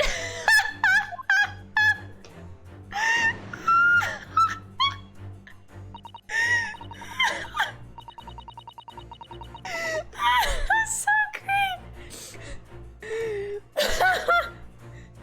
What do we know with some certainty is that a destructive creature has been at work in this room. I can't believe the cage just called me out.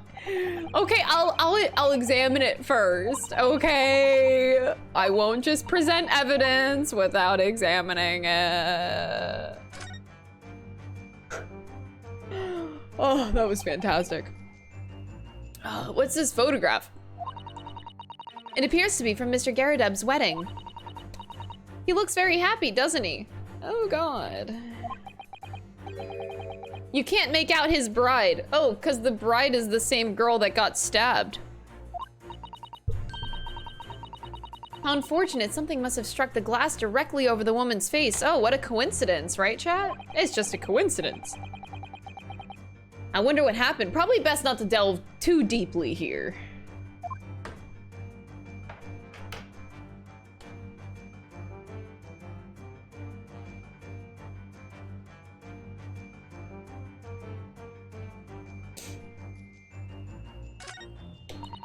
This must have been when Mr. Garrideb was still in the army.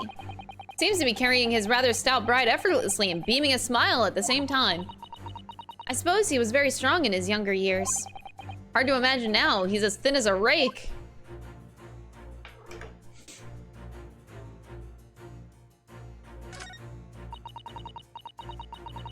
The glass is broken, so you can't see the bride's face at all. But no amount of cracks could hide the woman's plump form. I think powerful would be kinder than plump, Mr. Naruhodo. Yeah, she certainly looks that. There's a lot of horsepower here. Oh, horsepower there. Not someone you'd want to upset, that's for sure. Have you noticed her wedding ring? It's very large, isn't it? That's an unusual design. It looks like some sort of embellished sunflower.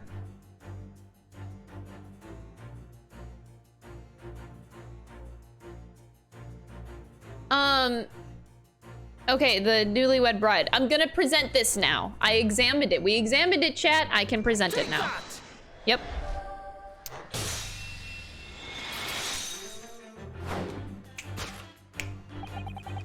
The true nature of the beast that has run rampant here is revealed by that newlywed bride. Precisely, Mr. Naruhodo. No other explanation could possibly fit. Yes, this framed print pictures your wife, Mr. Garrideb. And while we lament the fact that her face is obscured,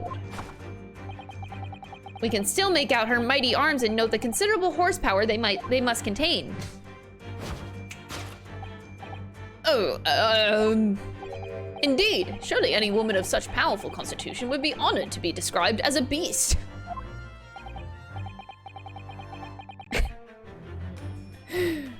Honored might be stretching a point. Oh boy. Too late. The fact remains that the beast which so clearly savaged this room was your wife, Mr. Garrideb. The chilling traces of a wild rampage are still very much in evidence. Well, yet as we look around, the beast in question fails to present itself. Where could this angry creature have disappeared to, madam? So it seems to me that Mr. Garadeb's face on the side, like he, it looked like a burn, but the more you look at it, it's particularly a hand. It looks like a hand, a red handprint is on his face. So. Oh, wait. While I don't have this cosplay yet, we can do something for Crystal Theories. Hold on.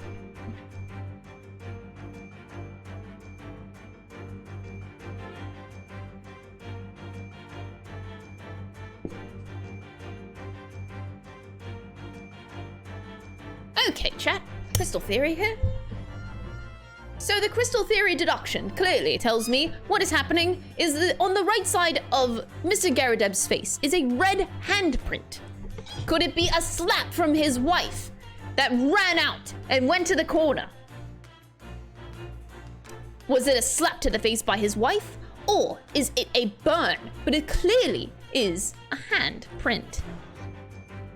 On the floor, on the right of the carpet, on the right on the floor, the carpet is clearly burned.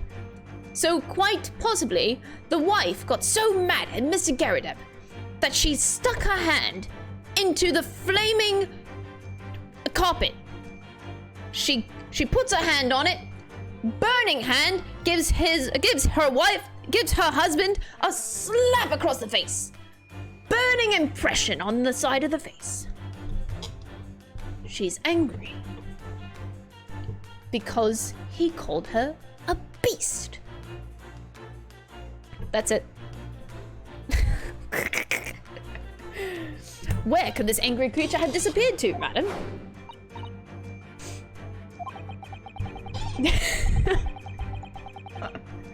Ah! I pray you do not consider me unchivalrous, but it is plain to me with one glance in your direction. It is. Your dress pocket gives us a handsome clue as to the beast's current whereabouts. The poor, fragile, defenseless woman is beside herself. I don't know about fragile. Oh dear. Anyway, Mr. Sholmes is quite right. There's no sign of a Mr. Garadeb anywhere. Mrs. Garadeb anywhere. But it seems that there might be a clue as to her whereabouts. A clue that this maid is trying to hide. I wonder where Mr. Garadeb's wife could be.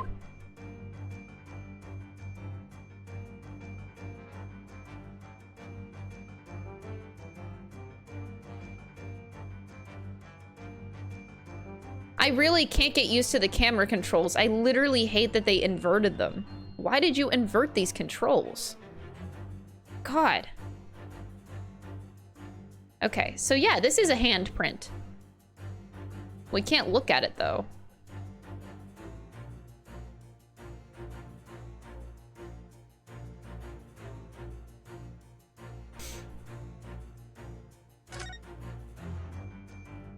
Whew.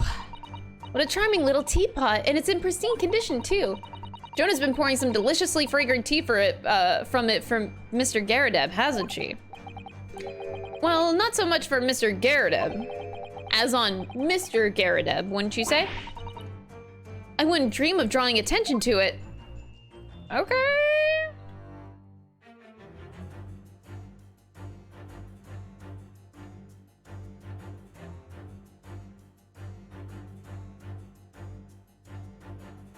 Ugh. Oh my god, there's even broken shit over here too. There's broken shit everywhere in this room. Oh my god, even over here the glass is broken. Jesus!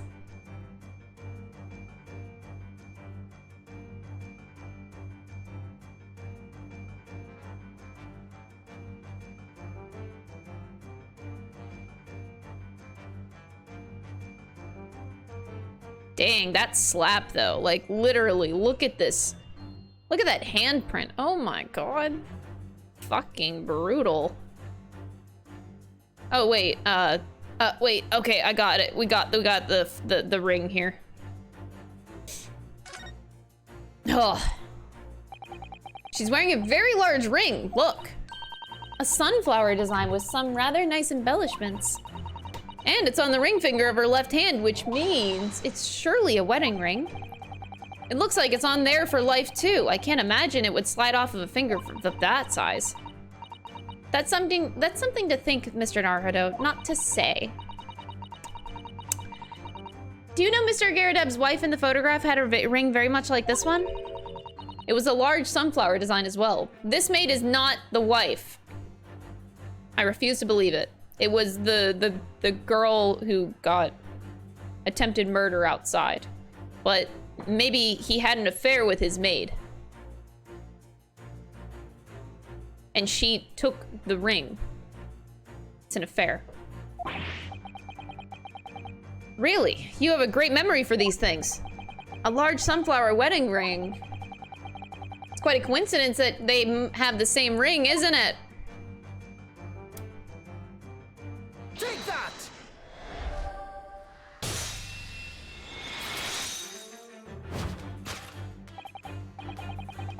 Your wedding ring gives us a handsome clue as to the beast's current whereabouts. Indeed it does. That flowery band gleaming on your finger gives you away. For it is identical to the one shown on the hand of Mr. Garrideb's pride in this photographic print. In other words, you are no ordinary household maid. No.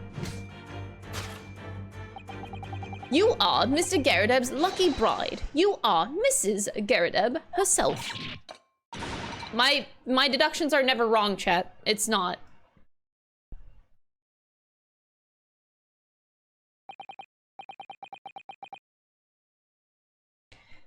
Well, jolly fine detecting, sir. As you're right surmised, this is the wife. Yes, my Joan. Rather, let herself go. Oh! Yikes. It would appear that you don't live in the most comfortable of circumstances. After all, you are a retired army man, yet you are in the business of renting out rooms. I would assume, therefore, you have insufficient means to employ a maid. Would that be correct? It's not right, I tell you. I was second lieutenant of the 3rd Regiment. A man has his pride, you know, don't you know? By golly, it's a sorry thing when a chap can't even afford to have a single maid in his employ. Yes, here in London, one is rather judged. A household cannot be considered worthy of society if it employs no staff at all. Though in my considered opinion, such concerns about appearances are a folly. You mean Mr. Garrideb has his wife work as his maid?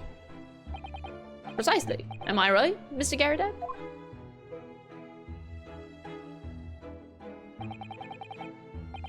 Only in company, obviously. But listen here, this must remain a secret. Tip-top secret. Please.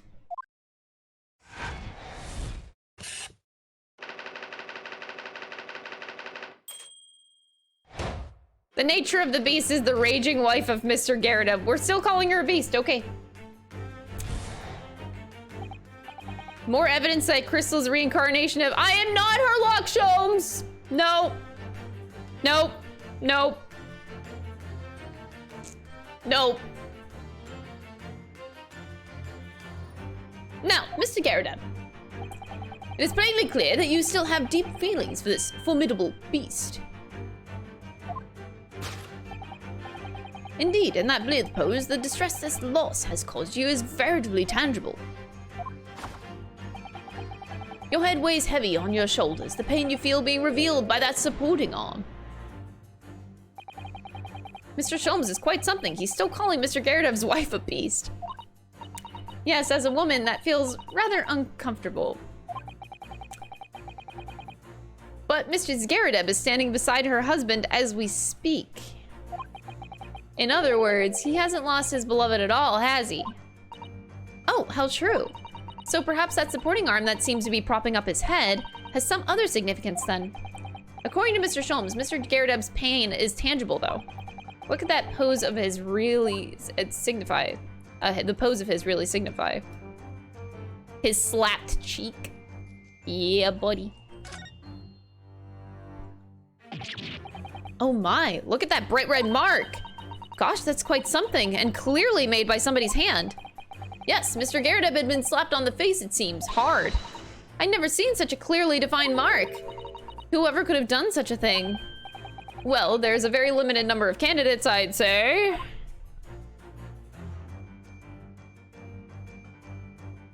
Take that! Take that!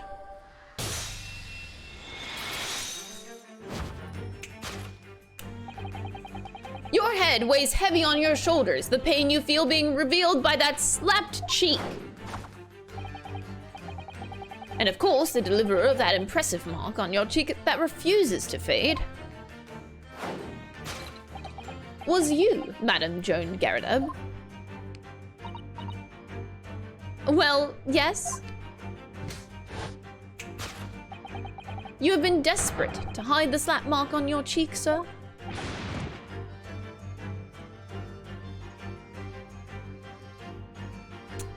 Yikes. How the blazes? How did you work that out, man? You just look at the other side of your face. What do you mean? How do you work that out? Nothing escapes the notice of one trained in the art of observation. How do you miss how do you miss a mark like that? Whatever. That's why you haven't looked directly at us even once. To keep your other side from view.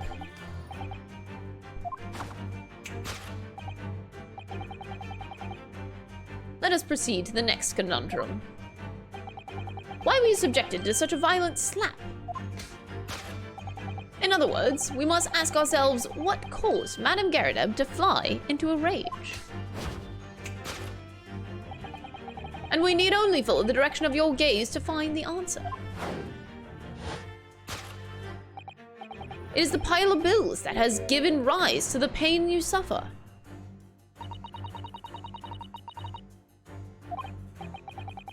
But now we've established that the lion never existed, which can only mean that the thing responsible for gobbling up all that food was Mr. Garrideb's wife. Mr. Naruhodo, she's a person, not a thing. Yeah, well, she's also a person who gave her husband a mighty slap around the face. One so hard that it left a perfect hand mark, in fact. Yes, why would a woman want to hit her husband with such force, I wonder? I'd love to know the answer to that question. So, this card? Is it a regular bookmark? Oh god, it has a kissy mark on it. Mwah. Someone must be reading this book at the moment. There's a bookmark here, look. Mr. Garrideb is clearly an avid reader. Oh, wait a minute. I don't think this is a bookmark. Oh no, so it isn't. It's a note written in a woman's hand. Oh, James, I love you. Yours, Mary. Look next to the signature here. Lip marks made with lipstick. What a passionate and romantic gesture. Don't get any ideas, Susato-san. Oh dear, I'm sorry. So this bookmark is actually a love note.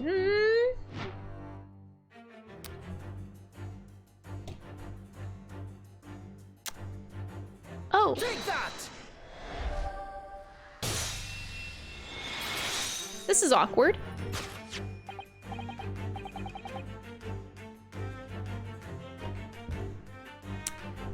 It is this love note that has given rise to the pain you suffered. Oh, James, I love you. Yours, Mary. Passionate indeed. Oh, she got angry at that one. She's gonna bitch slap him again. Perhaps the sender of this note, a certain Miss Mary, is the fly in the ointment here?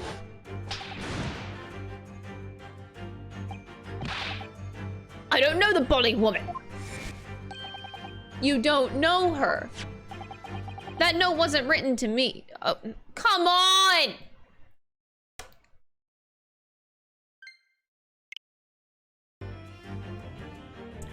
That note wasn't written to me. It was just in the book. I don't know how it got there. It was just in there, you say? That's right, that's what I've been... likely story. Now listen here, Joan, you old thing. I explained at the time. I bought the book at the secondhand place, and that note must have already been in there. So the previous owner of the book was using the note as a bookmark, you mean? That's right, that's what I've been... A likely story. For heaven's sake, woman! Just look at the name, it's written to James. My name, in case you've forgotten, is John! A likely story. Are you questioning my name now?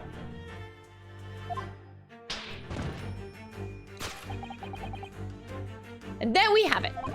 Arouse the suspicions of the oh my god, they put a lion sound effect for her. Okay. Arouse the suspicions of the female heart, and you unleash a beast with the most ferocious bite.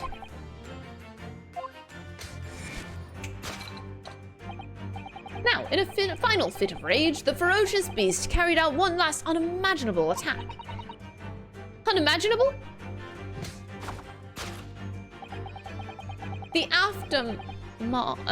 aftermath of which can be clearly seen by observing the carpet over there. A very expensive woolen carpet, if I'm not mistaken.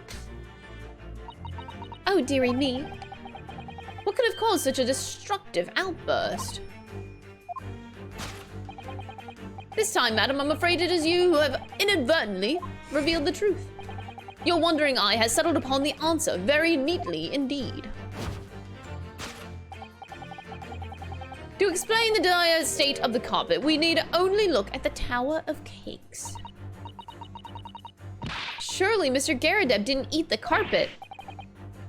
No, of course not. But there doesn't seem to be any doubt that the state of disarray that this room is in as a result of her wild temper. No, that's true. So this is the last part of Mr. Sholmes' deduction that we need to fix. We need only follow Mrs. Garadeb's gaze. Let's see what we can see.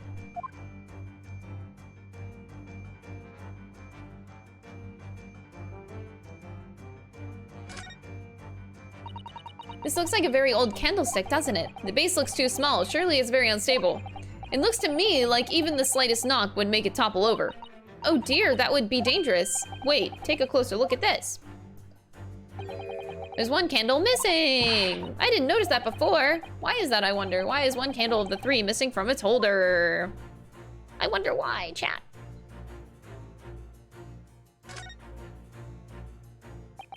The carpet here has been ripped to shreds. And according to Mr. Sholmes' deduction, the tears match those made by an Indian lion's teeth exactly. Oh, look here.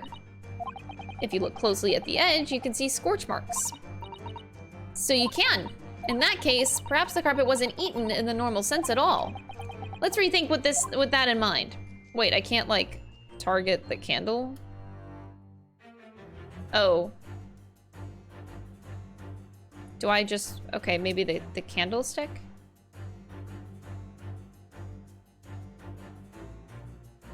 I just don't know if I need to exactly point out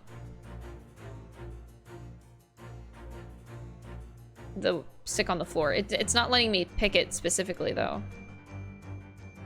So... I'm just gonna present this then. Take that!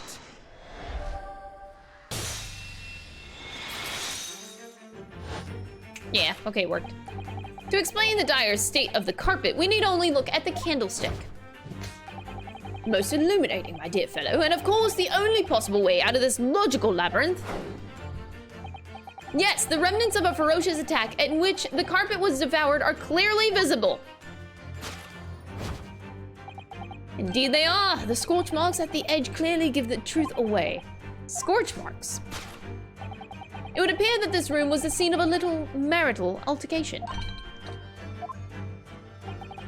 Mr. Garadeb's mighty arm muscles left an impression not only on her husband's face, but on the entire room. The force of her strike caused a candle to fall from the holder. And in seconds, the carpet was alight and the whole corner of the room in flames.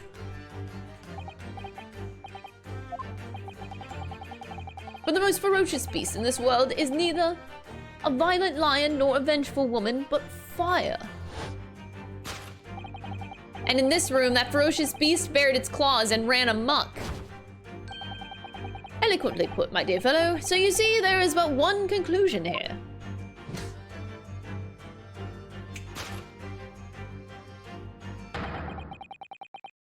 After the sparks of a marital discord flew, this room was the scene of a fire.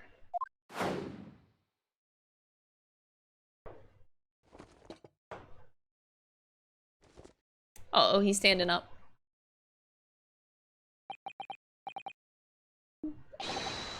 I salute you!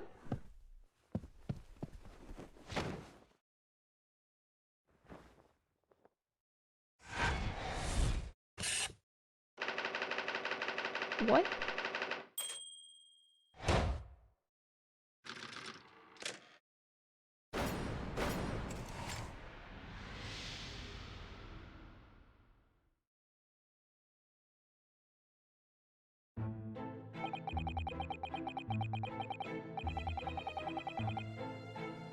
It's these dashed long-winter nights, you know, nothing to do but read in front of the fire. Luckily, there's a jolly good second-hand bookshop just around the corner. Buy all my old novels there. And in the pages of one particular novel, you discovered some rather illicit material. For which your wife admonished you harshly, it seems. I don't know about admonished. Demolished might be rather close to the mark. And beast is most certainly... Here we go again. And the carpet, was that destroyed by fire when a candle fell on the floor? Afraid to say that it was. Happened in the blink of an eye, you know. The whole place filled with smoke. Couldn't see a bully thing. It was caught between the old stick's rage and the raging flames. You paint a torrid picture, sir. One that would have been most entertaining. That's sympathy for you. Didn't take long for the fire to spread, of course. The bully furniture started going up as well. We've had to hide the mess behind that screen for the time being. Over here, Mr. Garrett? Well, you have nothing more to hide now, if you'll allow me.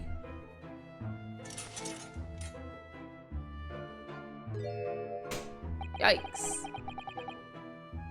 Had all my favorite old novels in that case. But as soon as the fire got hold of them, that was it. Whoosh, up in smoke. And then the wife started hurling things at me.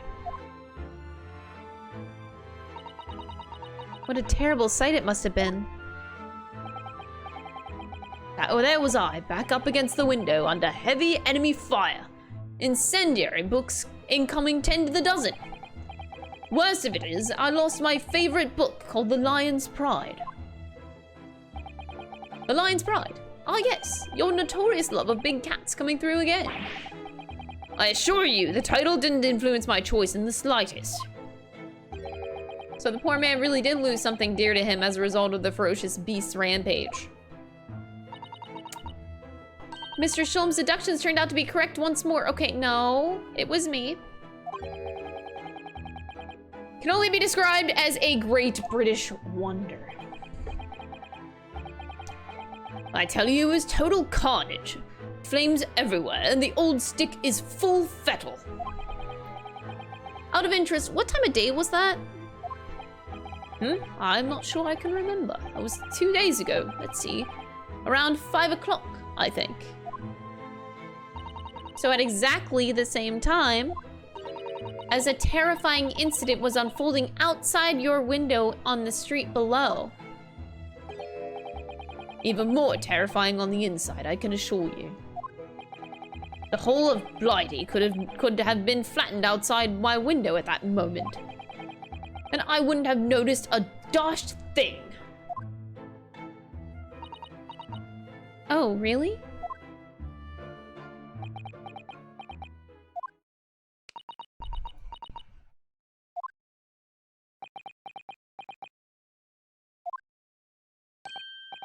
Mr. Sholmes? Yes, Mr. Naruto, what can I do you for? Well, I think we've got to the bottom of Mr. Garrideb's situation now, but what does it have to do with Mr. Natsume's circumstances? I can't help you there, I'm afraid. What? My dear fellow, if you recall, I did say as much from the outset. I warned you that although I knew the retired army man to be hiding something, I could not be sure whether his secret would prove to be of relevance or not.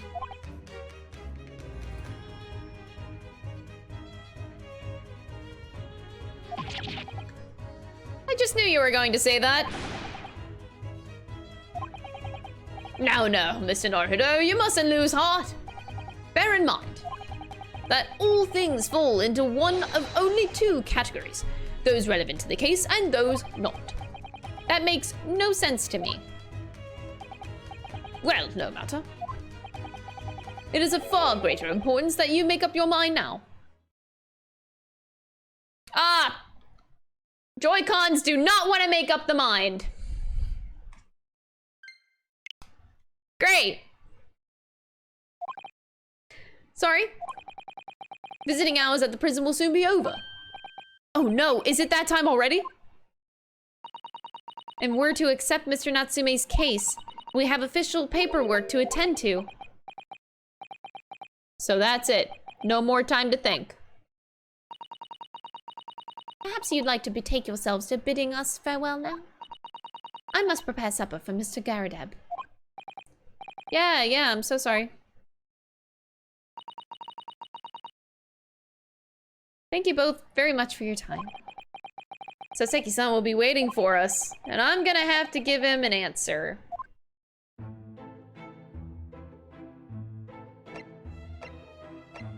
Okay. Here we go.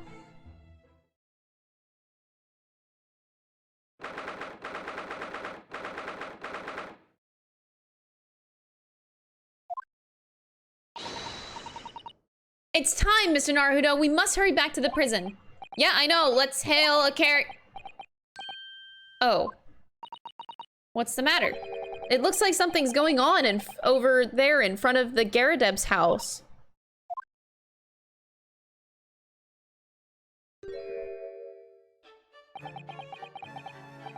What? Okay.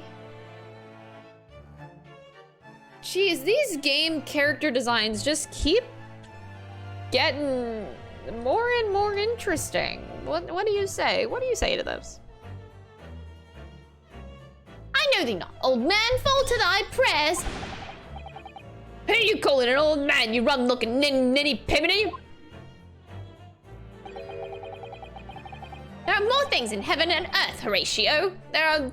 Oh my god. There are dreamt of in your philosophy.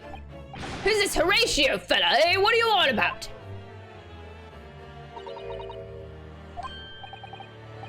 What the? Who are you now? I'm sorry, it just looked as though there might be some problem here.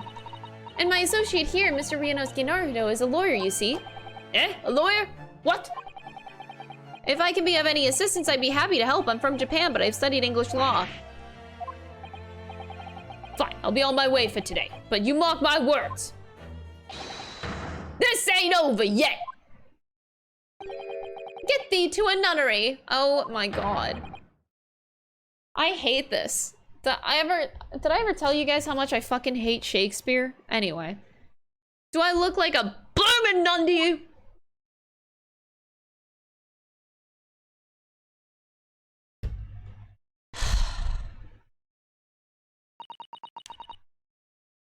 Shakespeare everywhere. This whole episode. Shakespeare reference here and here and there and here. Like I don't fucking notice. Just, I don't like Shakespeare. Oh, fair innocent maiden, thou art so gentle, thank you. What was all that about? There are more things in heaven and earth, Horatio, than are dreamt of in your philosophy. I'm not Horatio either. Forgive the inquiry, sir, but are you a lodger here in the Garrideb residence? Oh, fair Eastern maiden, thou art so right. Yes, I do dwell in this humble abode. Mr. Garrett mentioned that he had another lodger, didn't he? This must be the man. Do you happen to know the other lodger who lives on the first floor? Yes, a gentleman named Natsume. More worthy a palmist in my battle of words, ne'er could there be. Sorry, battle, did you say? Who is the stronger, Hamlet or Macbeth? Mr. Natsume and I sparred long into the night. Did they really have a debate? Okay, whatever. I'm not even gonna fucking... Macbeth. Easily Macbeth. I don't fully understand, but it seems Mr. Natsume and this gentleman are acquaintances at least. So fair maiden, so good gentlemen. I can tarry here no longer. Fare thee well. I didn't really understand it, but I think he's returned to his room. It seems he's unaware of what's happened to Mr. Natsume, so he can't really help us. With Sosuke-san and that man as lodgers, the Garudeb house is certainly full of eccentrics. Okay, anyway, I'll go and find a carriage. I'm sure Mr. Natsume is eagerly awaiting our return. Let's hope we can get to the prison before visiting hours are over. I feel like the only reason I don't like Shakespeare is I have an appreciation for it. I do like it. Okay, I'm just being like a classic tsundere. I do like it. It's just, what I hate most is like whenever you study theater, like usually you're forced to read Shakespeare in some sort of like primary education. I know I had to read Hamlet, I think in high school, was it? I had to read Hamlet in high school. But then whenever you go to college and I became a theater major, man, studying Shakespeare went to like fucking 9,000%, and I kind of just made me get tired of it after a while, you know? Whenever you go to theater school and then all you do is study Shakespeare, and then you're like, come on. At some point you just get really over it, unless you're like really obsessed with Shakespeare. But I got over it. I was like, fucking hell, I'm over it. I'm done reading Shakespeare. I appreciate his works a lot. They are classics and they are legendary. Like, they're good. It's good fucking writing. I'll give him that. But god damn it, I'm over it. That's it. Ah!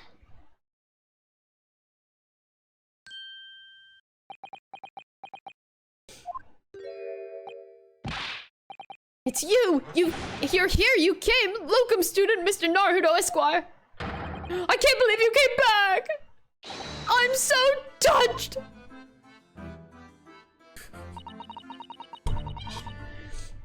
We're so sorry to have kept you waiting, Mr. Natsume. Think nothing of it. Relax! If I were a cat, I would purr with pleasure at the company of such fine compatriots. Noble, nurturing, never-failing Nipponese! Oh, now, let's not get carried away. Oh, I quite agree. There's nothing more reassuring than the familiarity of one's native land. On the other hand... Wait, who's speaking? Oh, God! It is through friendship, transcending international borders, that one truly appreciates the fact. Such is my belief, at least. Oh, it's you! The miserable rotten spy! Herlock Sholmes!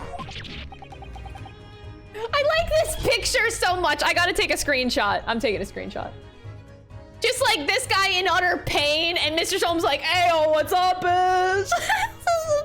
this image. I have to screenshot this. It's me, your boy, and this guy's like, ah.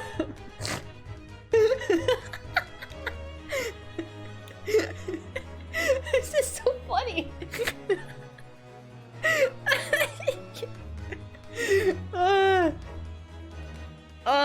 Okay. Sorry. So. Oh, Jesus. For now. The Weeboo, thank you so much for the 2-month resub. I really appreciate it. Thank you. Ugh. Mr. Sholmes, what are you doing here? I have no intention of doing anything, per se. Save observing, of course. Whatever do you mean, Mr. Sholmes? This guy's like having a fit of panic over Sholmes showing up. Oh my god, I have to screenshot this again. Just like divert your attention, like take Susato out of your picture and just look at this. Just look at this picture. Okay, another screenshot. This is too good. This is too good. Just getting this screenshot, don't mind me.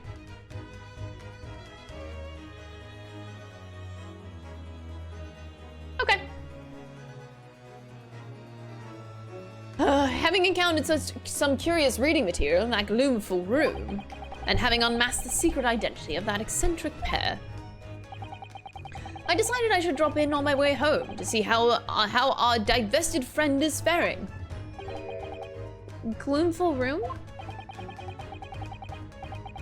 At least your accommodation here offers a window, my dear fellow. In that sense, it is a superior option. Anyway, I must commend you on your taste in books. My day has been a delight, and it cost me not a penny. You! How dare you, Herlock Sholmes!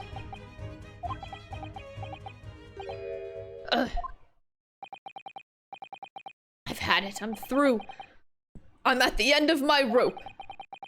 I should never have come to Great Britain. It was a terrible mistake. Haunted by spirits in these accursed lodgings. No doubt my luck would be cursed in tomorrow's trial as well. My whole life is been damned! What were you thinking, Mr. Naruhodo? He mentioned that once before, didn't he? That his lodgings were cursed, I mean. Ah, there is much truth in Mr. Mustache's words. Mr. Mustache. Cursed is a wholly appropriate description, I would say. For the man's lodgings, and indeed for tomorrow's trial. What's that supposed to mean?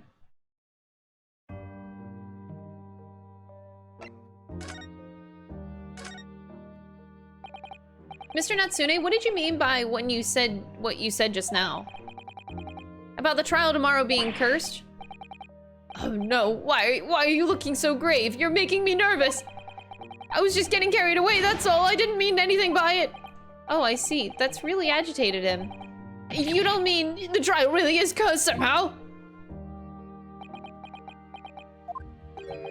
Are you referring to the prosecutor? The Reaper of the Bailey? The Reaper? No, what do you mean? Please, tell me. Summarize it succinctly in 16 salient words. No defendant has ever survived a trial in which the Reaper stands for the prosecution. Ever.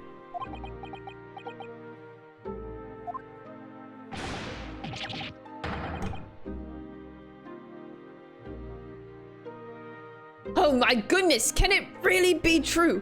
That was 16 words exactly! We did it.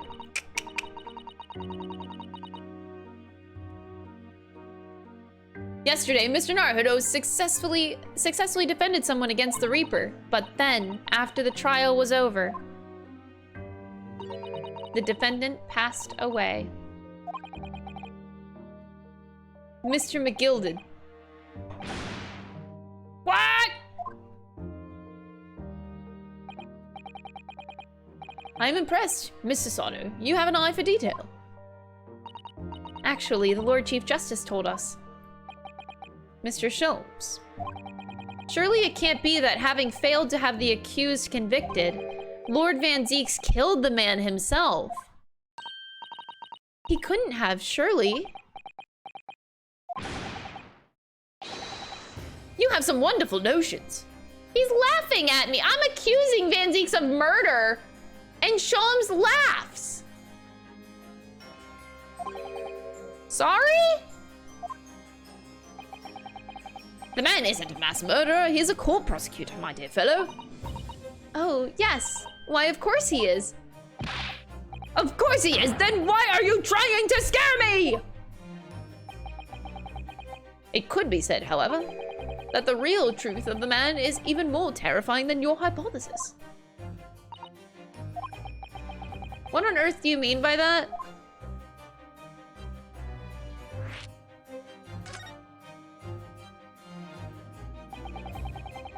Van Zieks is a quite exceptional man. However, in London courts of law, exceptional does not equate to winning every case without exception. That's good.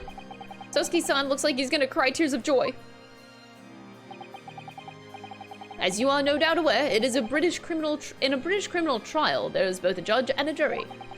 The judge officiates based on the letter of the law, whilst the jury offers public opinion and common sense. It is an excellent system whereby the defendant guilt is considered from several points of view. However, public opinion in particular is somewhat easily manipulated. Right. Criminals, and corrupt lawyers for that matter, can use it to their advantage. By any means at their disposal, contriving evidence, calling imposters as witnesses, and so on. By such underhand means, those who would want to are able to sway the jury. Which means that even in the light of irrefutable evidence, the prosecution can fail.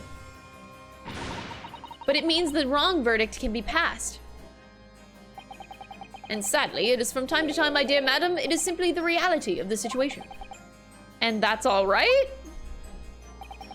However, those indicted by Lord Van Zieks cannot escape justice. Their fate is sealed. Oh my. Though the adjudication may see them leave the courtroom with their freedom, within months they all disappear. It is most striking. Disappear? But how? By all manner of misfortune, sir. Perhaps they are trampled under a passing carriage. Perhaps they fall into the Thames and drown. Perhaps they are suddenly overcome by a raging fever, or perhaps attacked by highwaymen. Oh, no. All examples of the reality of events here in London, I'm afraid, Mr. Naruto.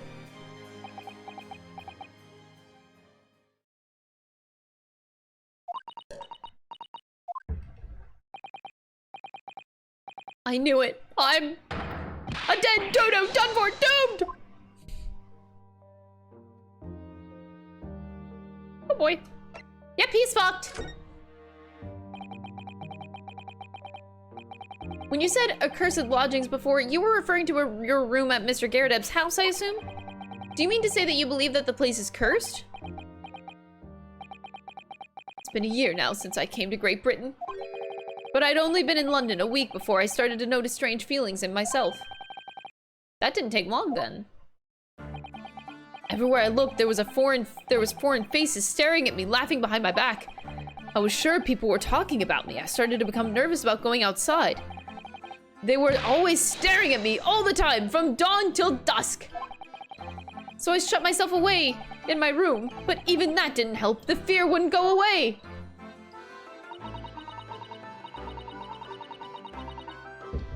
You must have been very lonely, having been away from your homeland for such a long time. I've had to move a number of times, but most recently that to the room on Briar Road a week ago. Why did you choose there? It seems a little inconvenient. The rent is cheap. I have so little money it appealed to me straight away. Of course, I asked why it was so affordable. The landlord just simpered and said, "The room is cursed." Oops. He quickly tried to cover his mistake, but it was too late. So I told him, if you have something to say, then say it, but if not, don't mention it in the first place! Yeah, well said. But it was true. It was all true. You mean the room really is cursed, then? Ever since I moved into that windowless hellhole. My sleep has been plagued with nightmares. I awake feeling as though I'm being choked to death. And in my waking hours, people are stabbed in front of me as I walk down the street. I'm branded a killer, thrown in prison. Nobody wants to know me. I'm surrounded by scary, sinister spirits. If only there was someone, just one person on my side. Can no one find it in his or her heart to believe in me? No, really, no one at all. To believe, yes, to believe! We got this. To believe! Mr. Sholmes? Ah, Mr. Naruto, pray, what can I do you for? It's about the case on the SS Burya, if you recall. The Burya. Ah, that case. The one with the snake. Well, yes. At that time, I was a suspect, but you believed in me and listened to my side of the story. And you helped us to investigate. I did I? Interesting. What I want to know is why. Why did you believe me? Ah, I see, yes. You mean because you were a grimly dressed, shady Eastern fellow found with the victim in a locked room? Well, if you like, yes. I'm a little surprised that the answer requires explanation, my dear fellow. It's quite simple, really. You said I didn't do it. But I could have been lying. Surely you must have had your doubts. You must have suspected me a little. I think perhaps you may have misunderstood. I neither recall believing in you, nor in that which you were telling me. What? You see, the only things I believe in are those I choose to believe in. What do you mean, Mr. Sholmes? I make up my own mind about what is to be believed and what is not. If I should like to believe in something, I do. The circumstances can hang as far as I can say. But I could have betrayed your trust. In that case, I should have made an elementary error of judgment, nothing more. But betrayal of trust is an overused excuse, in my opinion. Meaning, whether or not one should trust another is, in the final analysis, down to oneself. It is a matter of whether or not one can trust oneself. Yes, he's right. He's right, locum student Mr. Naruto, Squire. Whether or not I can believe myself. A defense lawyer is only as good as his faith in his client.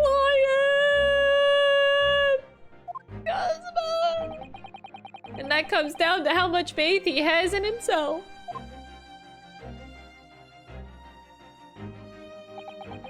You were so right, Cosmo.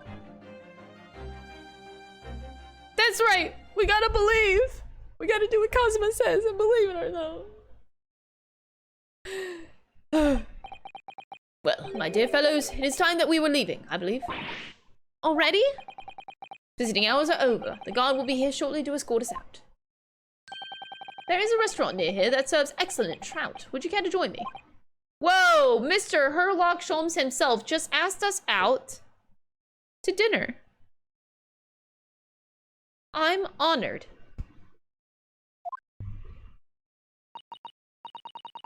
Oh dear, there is never enough time, is there?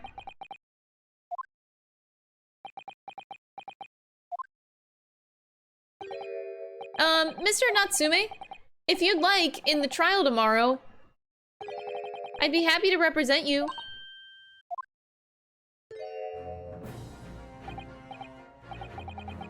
Locum student, Mr. Naruto Esquire. As I said, I only experienced a British courtroom for the first time yesterday. And although the man I was representing was found not guilty, I lost sight of something crucial. Something crucial. What to believe in, the defendant, justice, or the truth. How to believe, even. I think I've finally worked it out. I've decided I must believe in myself above all else. To trust my instincts. Yes, Mr. Naruto. And my instincts are telling me that you, Mr. Natsume, are innocent of this crime. And it's imperative that we prove that in court. Locum student, Mr. Naruto Esquire. I will fight for your innocence until the bitter end with every weapon available to me. So I hope you'll permit me to represent you tomorrow. As I said when we first met, I'd like to entrust my fate to someone who will listen to me in my native tongue. Of course, Mr. Natsume. It would be fair to say, Mr. Naruto, that your mind was in many ways made up from the outset. You merely needed the events of today to fully realize it. Yes, I think you're right about that. It's been a roundabout journey, but I got there in the end.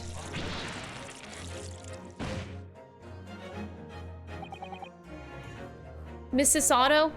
Yes? Would you be willing to stand by my side tomorrow and help me in court? Absolutely. As I said this morning, you may consider me your personal judicial assistant.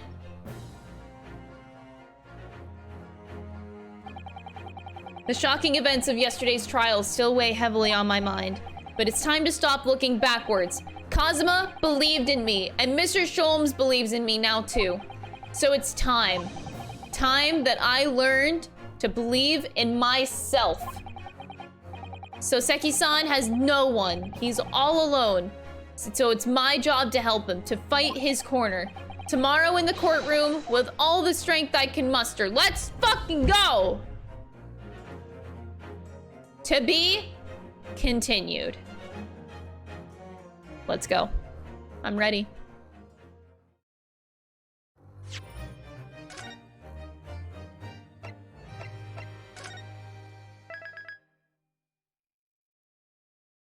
That took forever to get to the trial. Holy shit. 4 hours.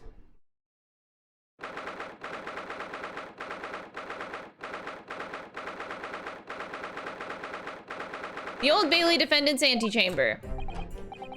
Well, I never expected this. Who'd have thought we'd be back here again so soon?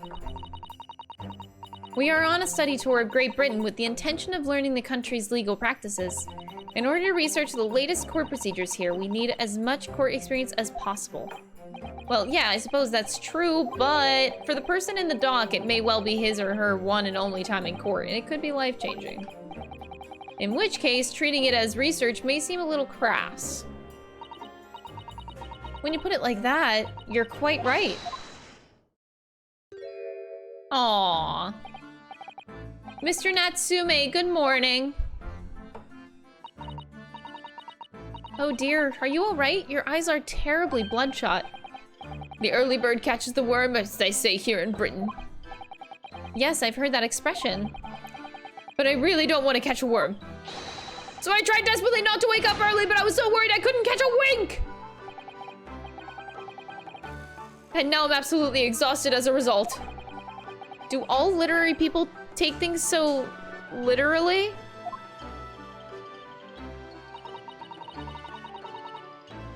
Thank you for putting your faith in us today, Mr. Natsume.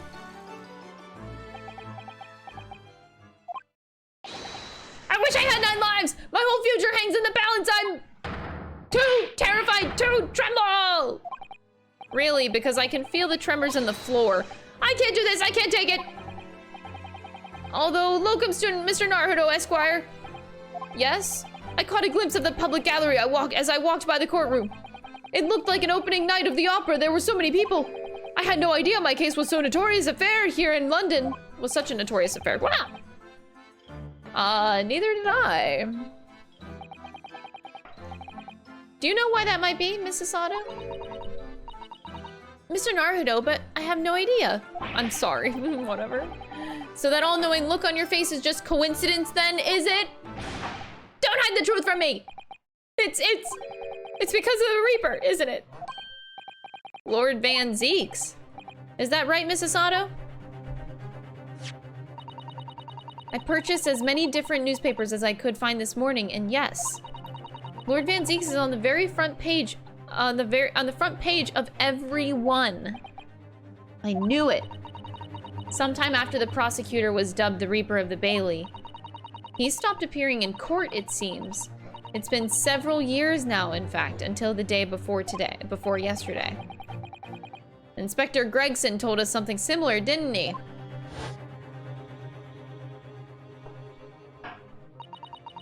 The trial 2 days ago marked Lord Van Zeek's return to the courtroom after a very long hiatus. The trial of Magnus McGilded. What a harrowing experience that was. I believe that appearance made even greater waves here in the capital than today's. But we wouldn't have realized, of course, having only just arrived in the country. Why is the Reaper back in the Bailey so soon for what appears to be a mundane murder?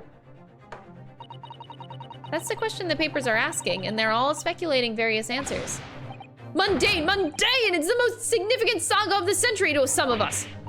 Oh dear, I meant no offense, Mr. Natsume, but that is how the papers are describing it. Lest we also forget the fact that it could spark an international incident. Obviously, the reappearance of this infamous prosecutor has caught people's attention. But there's another blatant similarity with the trial of 2 days ago. Yes, I agree. Locum student Mr. Naruto Esquire. It's you! Oh, I suppose that's true. Both times it is you who stands against this legendary prosecutor. It can only mean that you're friends with the Reaper! Please, I don't rub shoulders with Deathbringers. I'm afraid that there's really only one other explanation. It can only be another example, Mr. Naruto, of your uncommon bad luck. Thanks for that. This is just my luck. Why must I be represented by a man with such frail fortune? By the least lucky lawyer alive! Well, let's not forget that it was you, Mr. Natsume, who asked me to represent you. It's true that I'm just a student new to London with little in the way of experience or skills or luck. But I promise you this. I will fight your corner until the bitter end, and I will believe in you, Mr. Natsume. Oh, benevolent local scum, Mr. Naruto Esquire. You're not alone here with us, Mr. Natsume. Whatever happens, we will always be on your side. Oh, benevolent non-locum assistant, Miss Makatoba Esquires. Oh, God. I am in your debt forever. I shall never forget this great kindness. Mr. Natsume, counsel for the defense. The court session is about to begin. Kindly make your way into the courtroom at once. All right then, Mr. Natsume, it's time. Let's go. Yes!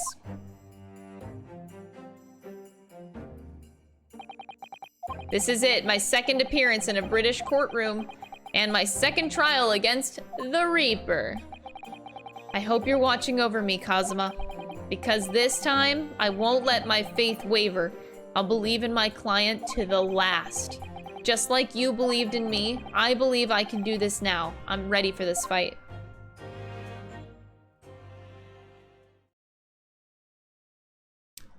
I don't think I'm ready. But okay. 10 a.m. Courtroom. Oh God, Van Zeeks. There he is. In the name of Her Majesty, the Queen, I hereby declare this court to be in session. I now call upon the counsels for their prosecution and defense to declare their willingness to proceed. The prosecution is fully prepared, my lord. The defense is ready, my lord. The Nipponese are a truly fascinating breed. Sorry, what? Lord Strongheart has told me all about you. Oh, he talks to Lord Strongheart now, huh? Oh, they're buddy-buddy, are they? Not looking too good. That you are a student who arrived in London but 2 days ago, a mere amateur. Do you have a point? Being a compatriot, you feel compelled to tell me to try to help the accused, I suppose. Typical Nipponese arrogance. Forgive me, but I do not believe arrogance is an appropriate description. Susato-san. After all, at our precious encounter, the defendant was found to be innocent. Oh, there he goes, back in his, chalice. Very true. And the most fascinating, if dark, trial it was, too. The tragic conclusion came later, of course. Here's to the Aquidid and his unfortunate, violent end.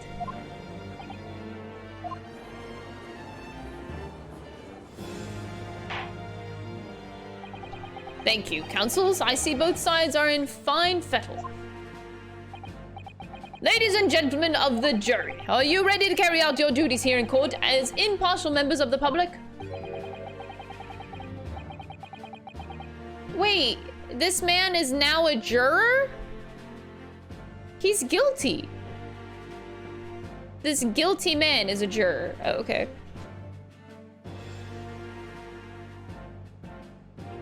You never know what might be down on your luck, but I believe in fair play for everyone. But I must warn you, I'm rather more ruthless than I appear.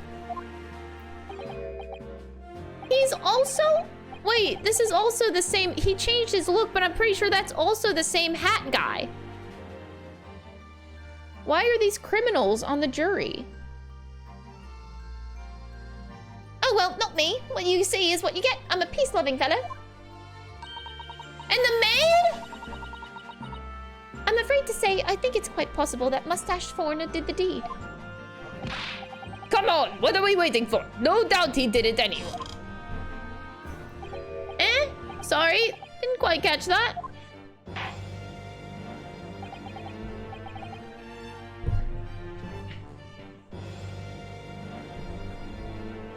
Very well, let us proceed.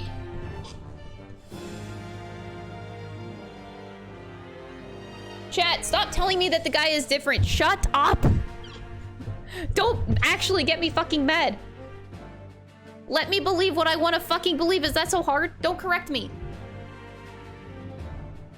I think he's the same guy. Shut up.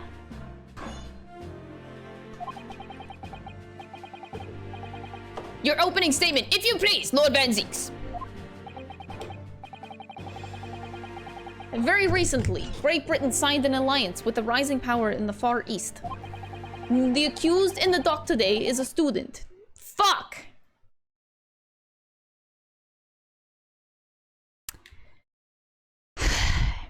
The accused in the dock today is a student from the same land, a certain Mr. Soseki Natsume. And while our country has extended this foreign student the warmest of welcomes, regrettably, the kindness has not been returned. In fact, this student is accused of a most sinister act. We just started the trial. Don't throw your fucking glass. What the hell, dude?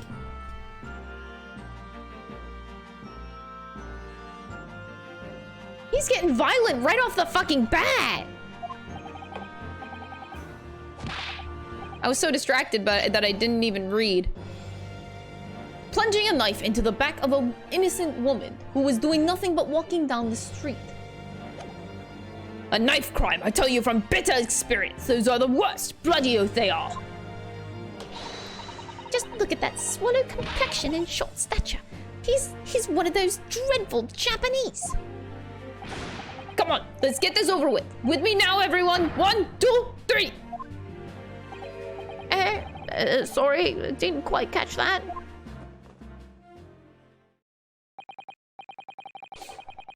Pray, forgive the discourtesy of smashing my hollow chalice here in this great chamber. Again, the third one. Allow me to call the first witness to the stand. Very well. Bailiff, lead the inspector in, please.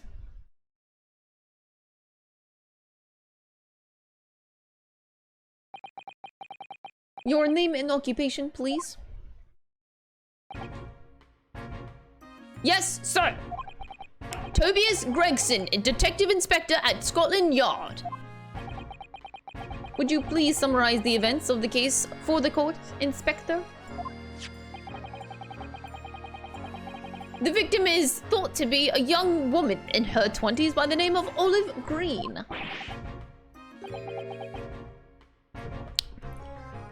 I beg your pardon, Inspector, thought to be. Yes, having been stabbed in the back by her attacker's knife, the victim fell unconscious. That was 3 days ago, and she's been comatose ever since. What? So they don't even know who she is for sure? Comatose, I see. But her life is not in danger. Fortunately for the Eastern student, the charge will not be murder. Pray, elaborate on the details, Inspector. Sir, if I could ask everyone to look at this street map.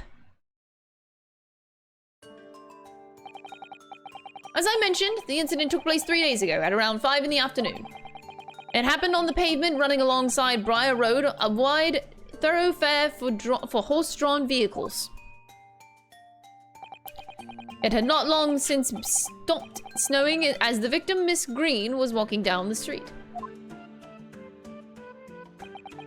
Out of the blue, she was approached from behind by the accused and stabbed in the back. Luckily, the young lady's life was spared, and she's currently being treated in one of the city's hospitals. But being unconscious as she is, we've been unable to take a statement from her, of course. That is the case file with everything we know about the victim so far. Okay. Thank you, Inspector. The court will accept the documents as evidence, if you please.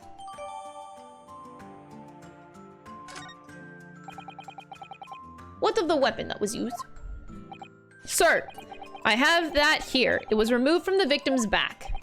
Ouch, that big thing is starting to make me scared to walk down the street now. With a heavy blade like that, almost anybody would have been able to stab the poor woman.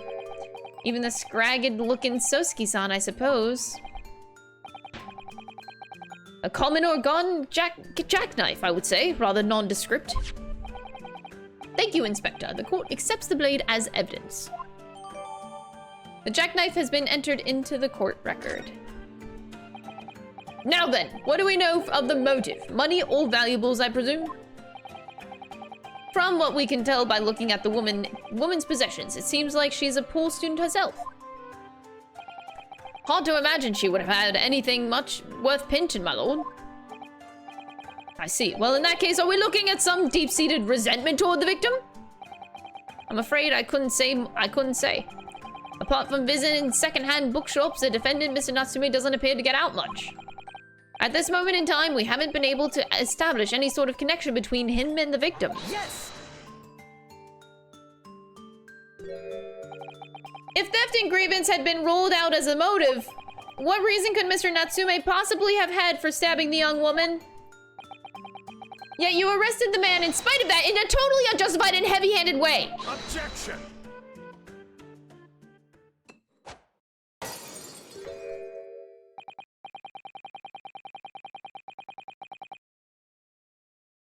Pray, forgive the discourtesy of flinging a freshly uncorked bottle into the public gallery.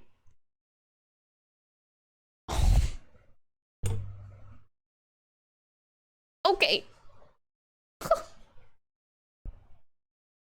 Okay.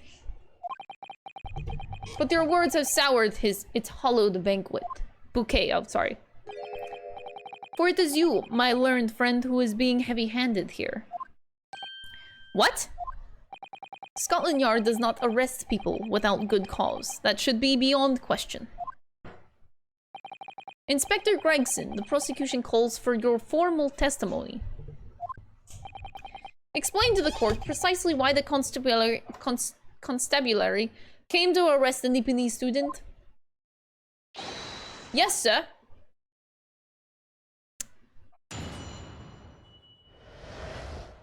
Mr. Natsume's arrest. As I said, it was 5 o'clock in the afternoon when the incident occurred, and there was an unusually light fog. Visibility was reasonably good, and there was no one else about but the victim and the accused. Out of the blue, the victim was stabbed from behind and subsequently collapsed on the pavement. The accused ran off, scattering his belongings all over the floor. Those being a number of old books he had just bought. He was on his way home from a bookshop, it seems. It was just a matter of working out who the books belonged to, and we found the bloke to arrest him. Aw, poor guy. Old books, you say?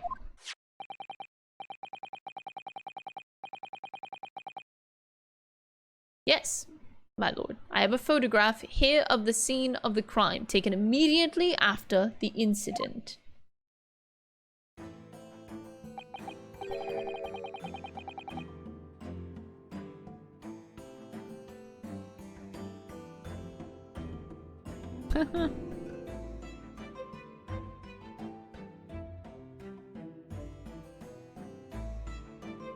Huh. Oh yes, I can clearly see the books to which you are referring. I will take that photographic print as evidence. Please, Inspector. The crime scene photograph has been entered into the courtroom. Your Nipponese are a spineless breed, too cowardly to admit defeat. Denying everything despite overwhelming evidence to the contrary. Well, forgive me, Lord Van Zeeks, but the defendant is not denying everything, as you put it. What are you doing, Mrs. Sato? Do, go on. Mr. Natsume has admitted to playing some part in the incident. Isn't that right, Mr. Naruto? Well, now that you mention it. When we visited him in the prison yesterday, he did tell us what had all happened. As I was walking along that accursed pavement, I could make out the sole silhouette of another ahead of me. A woman wearing a green overcoat she was, and just as I went to overtake her, she suddenly let out a scream and collapsed onto the cold, hard slabs of stone at my feet. I was terrified. I had to get away from there. As I ran, as fast as my legs would carry me back to my accursed lodgings.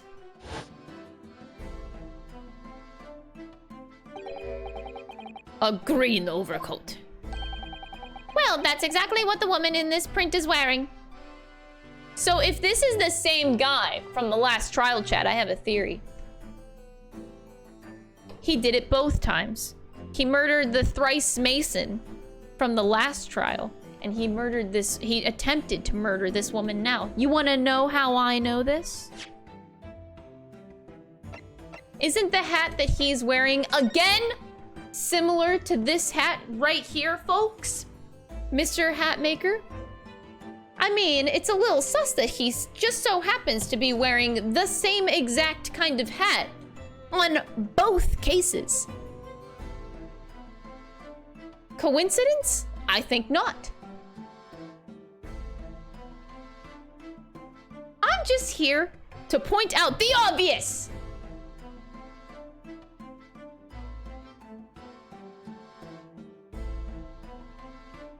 He doesn't like it when somebody else has the same hat as he does. He doesn't like it. Oh, no, no, no. And his name is Mr. Ladies First? Well,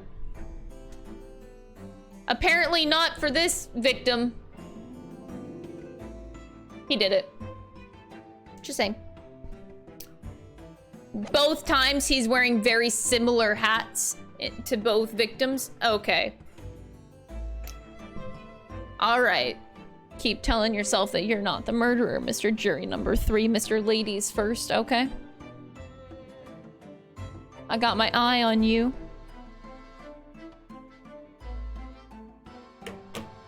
It's exactly what the woman in that print is wearing. Oh my, a photographic print in full color. What would the world come up with next? The defendant has done nothing more than admit he fled the scene of a terrifying incident. That does not mean that he's guilty of the heinous crime of stabbing the woman in the back. There was nobody else there at the time, just the two of them, the victim and the accused. In other words, there is nobody else who could possibly have stabbed the woman. In fact, that the accused concedes.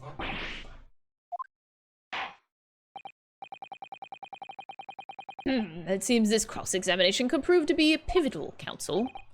Proceed, please. Yes, my lord, nothing for it. I have to use this cross-examination to turn the tables here. It's our only chance. We're fucked.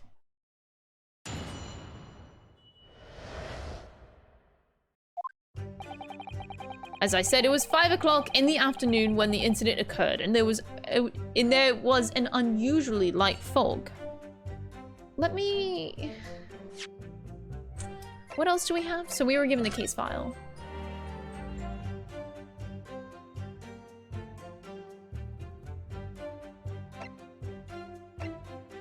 Okay, it's, okay, for the first time, there's a reporting officer who's royally beat.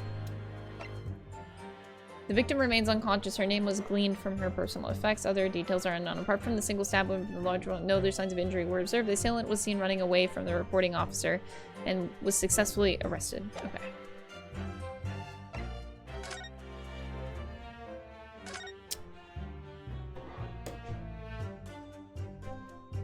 That's not very sharp. Why is the point dull?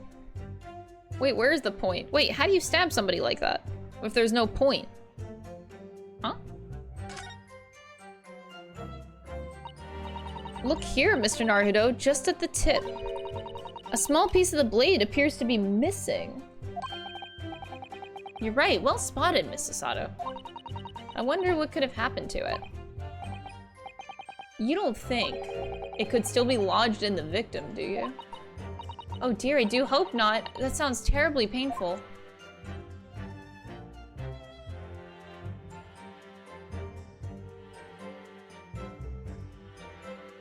What if... They're definitely trying to, I think they're just trying to frame the student.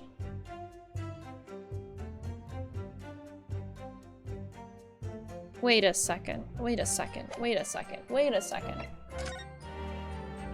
There's no blood.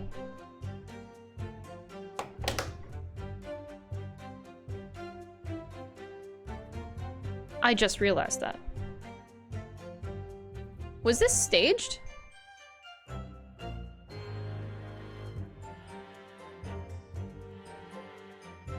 Huh. Why no blood? Was this like glued? Maybe this like knocked her down and then she like fell unconscious there, but what if she's wearing like 5,000 layers of clothes and the knife actually never punctured her at all? I don't think the tip of the knife is inside her. I mean, there would be blood on this picture, no? There's no fucking blood anywhere. I think she's just wearing a lot of thick clothes and that knife never went through her body at all. Huh.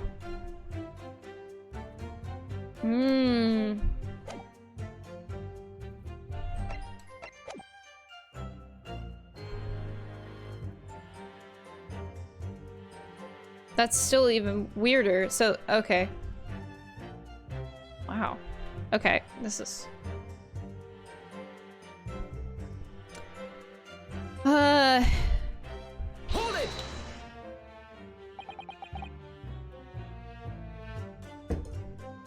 A light fog, you say?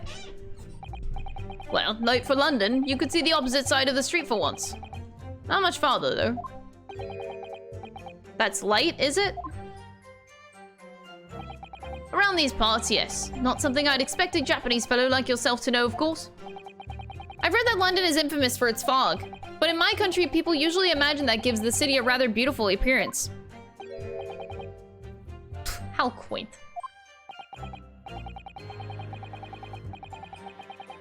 Yes, well, it's not something us Londoners tend to romanticize, as I expect you can appreciate. I see. At this time of year, the fog causes a large number of accidents, especially when it's heavy. Sometimes you can't even see your own hand at the end of your arm. Indeed, the other day I was very nearly trampled by horses before I could see the carriage that they were pulling. Susato-san and I should definitely try to remember to stop and look and listen. However, on the day that concerns us, the fog was somewhat lighter than usual. A fact, no doubt, lamented by the accused.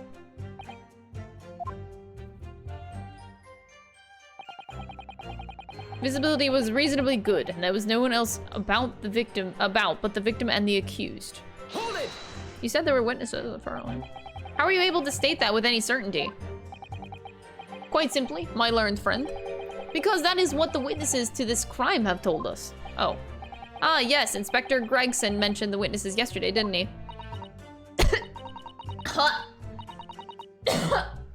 Sorry. One of them is a policeman, I believe, from Scotland Yard. Oh.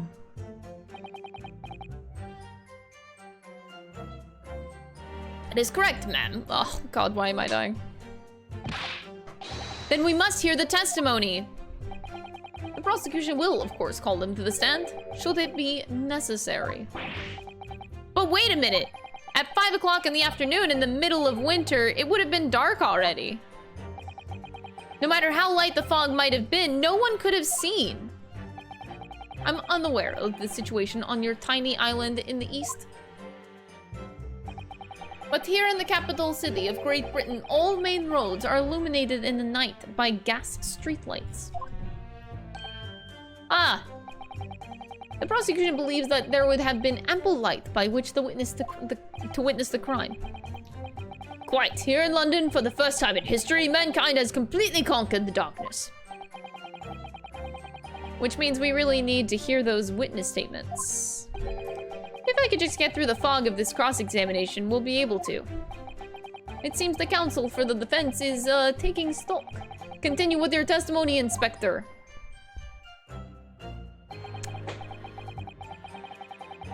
Out of the blue, the victim was stabbed from behind and subsequently collapsed on the pavement. From behind, you say? That's right. As you can see from this print.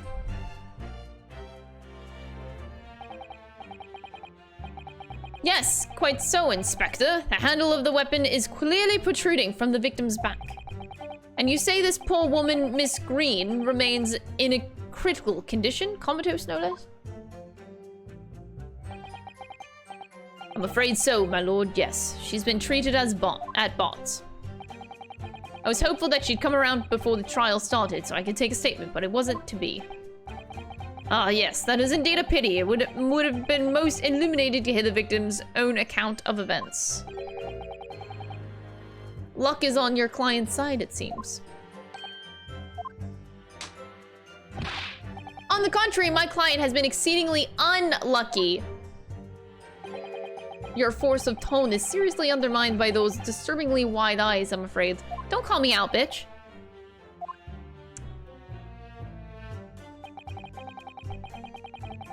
The accused ran off, scattering his belongings all over the floor. Hold it! Mr. Natsume's belongings, I think you'll find it's all there in the photographic print of the crime scene. Yes, the 3 books on the floor. That's right, my lord. Second-hand books there were. Irreparably damaged after falling in the snow, of course. The accused could easily have carried all 3 books in one hand, which means his other hand would have been free to wield a knife, for example. He's very clever, isn't he? What do you mean? He's made it extremely hard for you to assert that Mr. Natsume has had his hands full with his books. He's managed to close the one avenue of escape we might have had before we even knew it was there. You mean to say that the defendant was holding his belongings as he thrust the knife into the woman's back? That must be what happened, my lord, yes. They have no way of backing that up, though. So it's kind of baseless. Those being a number of old books he just bought, he was on his way home from a bookshop, it seems. Hold it! The defendant apparently visits a second-hand bookshop on a daily basis. So I understand. A shop full of old English literature. I commend the accused on the lofty subject matter of his scholarly attention. The bloke's room was stacked floor to ceiling with those musty old books. Can you tell us more about the bookshop in question, please, Inspector? Well, if I must, I'll have to ask you to look at the street map again, I'm afraid. Ah, so it's on the opposite corner. The closet second-hand bookshop to the accused lodgings is this place here, Bourbon Books. A little place on the corner of Bryan Road and Meerschaum Street. As it happens, the accused is currently living in lodges on the other side of Briar Road at the opposite end. Which means it doesn't take a genius to work out the route he would have taken home. Something like this. A street map of the local area showing locations that are relevant to the case.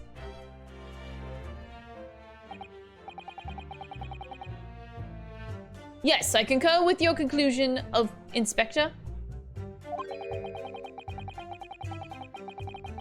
The defendant would certainly have passed the scene of the crime on his way home from that particular shop. Mr. Naruhodo, I think that what the inspector just told us could turn out to be of vital importance. I agree. The most important point that the inspector just made being... Let me look again just to make sure because I'm dumb. The defendant would certainly have passed the scene of the crime on his way home from that particular shop.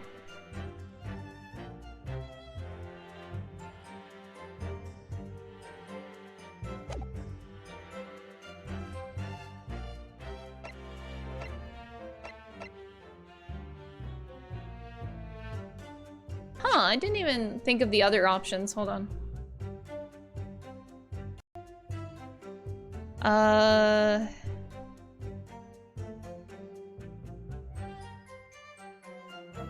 Bourbon books. Okay, so no. I'm just making sure that the other ones aren't important.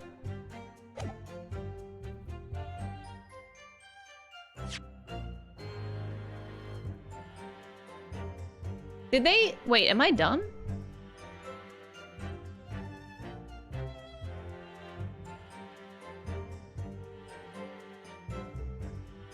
Okay.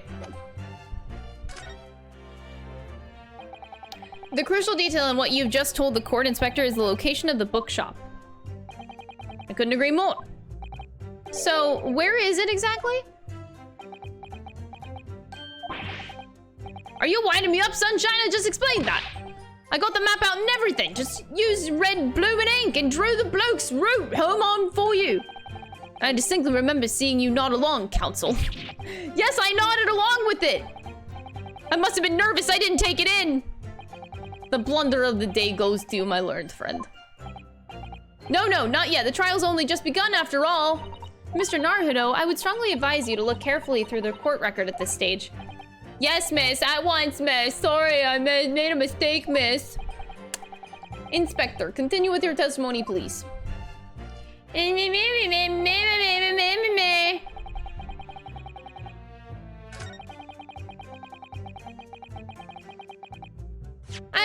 I would advise you to look at your things. Your thing, please. Your books. Okay, so 17th February, this was 4:45 right before it happened. Customer, Mr. Natsume, the sum of 2 shillings tendered in receipt of the picture of Monsieur Lecoq, a meal for Gabaru, Canterbury Yearnings. So for some reason we know the 3 books. So do the 3 books that we bought match up to these 3 books? I mean, I assume so. But that doesn't really prove that he did it. It just means that he was there.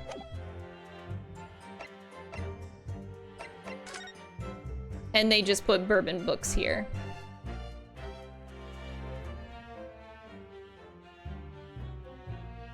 I want more places on this map filled in. Okay, anyway, so I have to go back and press this. Annoyingly. Hold it! I want those chips so bad. This sucks.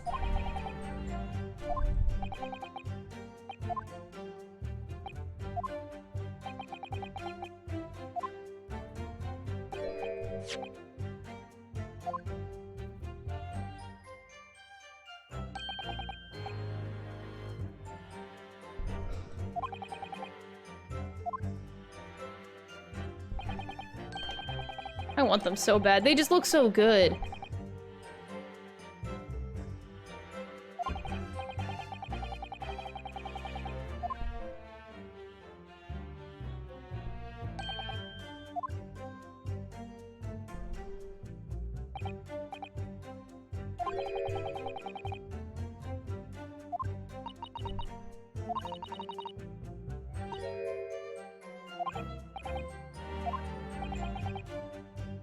I don't know why the bookshop's name would have any significance, but they said nothing about the stock.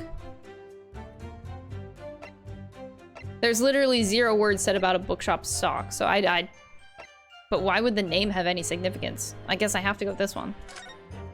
trial by fire, I suppose. I have no idea.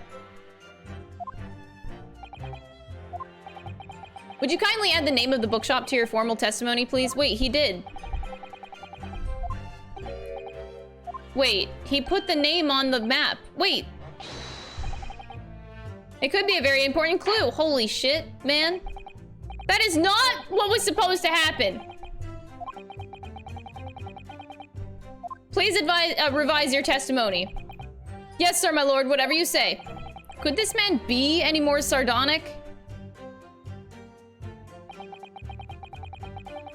He was on his way home from Bourbon Books, a secondhand bookshop he apparently patronizes. Okay, so that worked. Don't know why we needed that. I still need to press the last one, though. Working out who the books belong to, and we found the bloke to arrest him. Hold it! You asked for the help of the famous detective Sherlock Holmes to locate the defendant, I believe. Stuff and nonsense. Sorry? That jack in office, that busybody, just comes and sticks his oar in whether we ask him or not. According to what I have here, Mr. Holmes was shown to the scene by Scotland Yard detectives. Well, that was nothing to do with me. The lads at the scene must have done it without my permission. I tell him time and time again, whenever something happens, send word to headquarters. Then follow your bloomin' instructions. I see. If that meddler gets his hands on any details, we'll all be reading it in Rant's magazine next month. And you can bet your last farthing that I'll be in there too, stripped of all my hard work on the case. Yes, Mr. Sholmes. No, Mr. Sholmes. Aren't you clever, Mr. Sholmes? That's all the thanks I'll be getting. Inspector. If the man is proving detrimental to the yard's activities, perhaps I should step in and deal with him? What?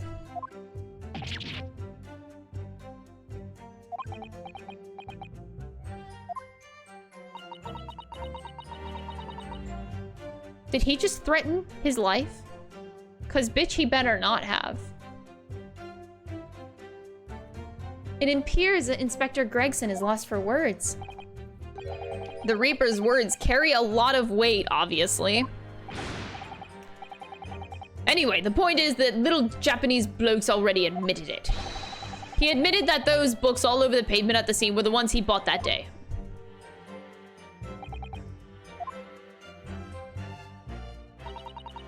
What do you think, Mr. Naruhodo? If you're unable to sway the jury during this cross-examination, I'm afraid Mr. Natsume's fate will be sealed. Yes, they're sure to find him guilty. So one way or another, I have to expose an undeniable inconsistency in the inspector's testimony.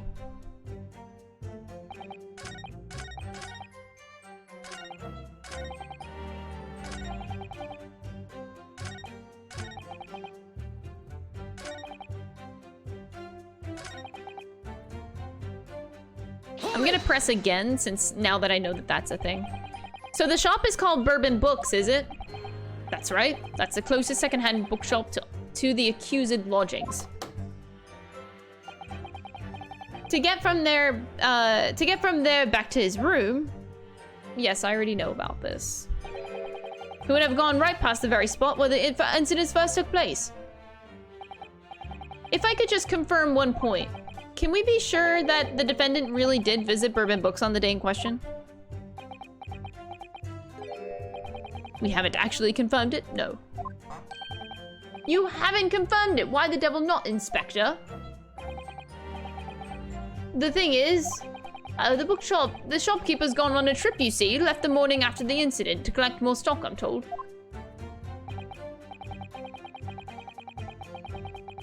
How would he have been able to shop there, then? At 4:45 p.m. Okay. I haven't been able to ask the bloke if the accused visited his shop on the day in question or not.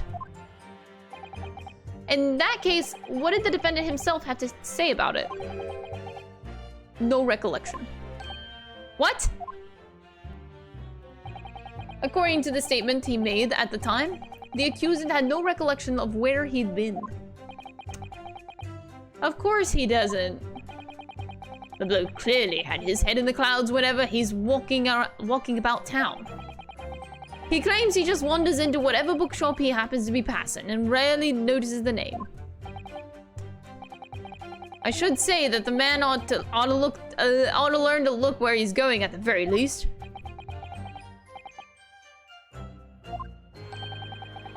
It's just as I thought then. Is something the matter? Inspector, you may continue with your testimony.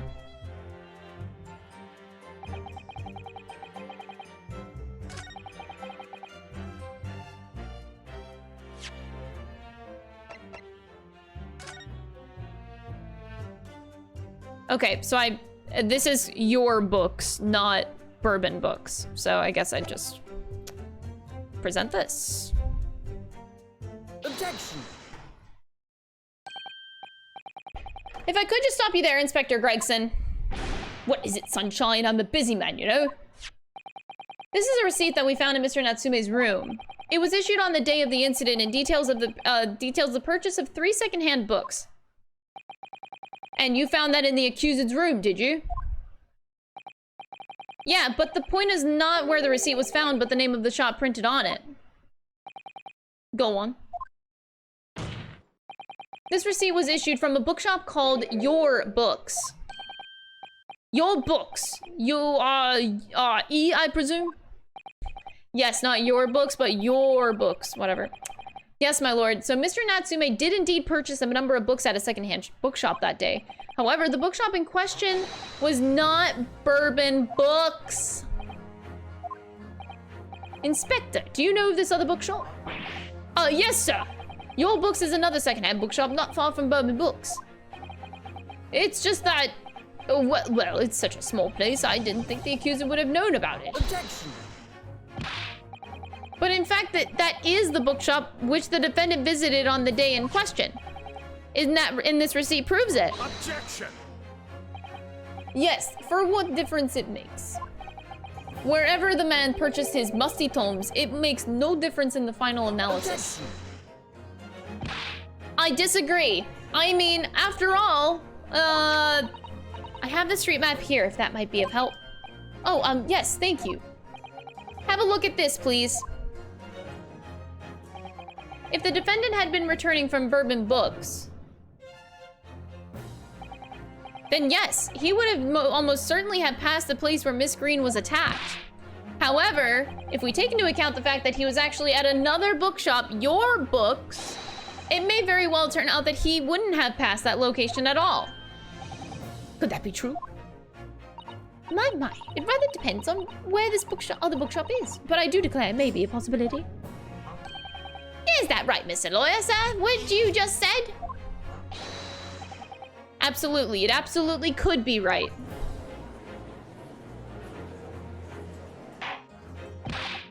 Inspector Gregson, where is this Your Books establishment? Well, obviously, we looked into that. Your Books is here on the corner of Meerschaum Street going east. The local maps information has been updated in the record. And there you have it. As you can clearly see now. Oh. It didn't help. Oh, he got another glass. Okay. I'm glad that he refilled his wine consumption. My learned Nipponese friend is obviously in training to be a clown. The way he regales us with such witticisms. To your future career in the circus. You put that glass down now, or I'll put it down for you. Didn't think I need to spell it out, but here we go. If the accused was coming home from Your Books instead of Bourbon Books, there's no doubt he still would have passed the place where the victim was stabbed. I'm stuck. Thank you, Inspector.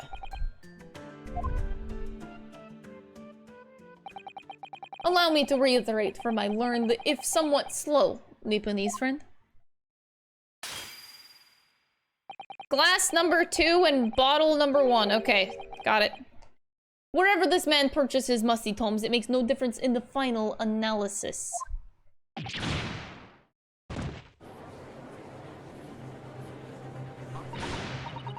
As I suspected, you can't fool me, and I don't suggest you try.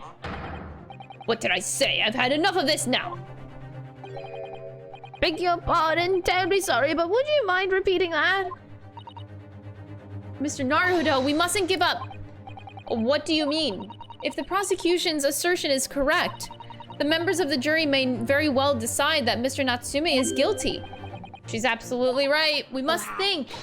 We must consider the assertion just put forward by the prosecution very, very carefully.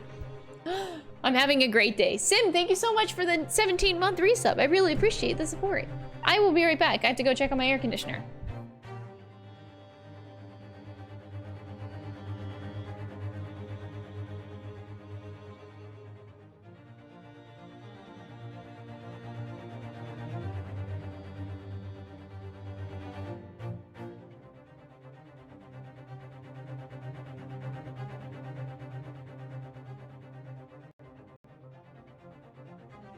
Whew. I'm wondering, I might grab a snack. I'm feeling lightheaded and I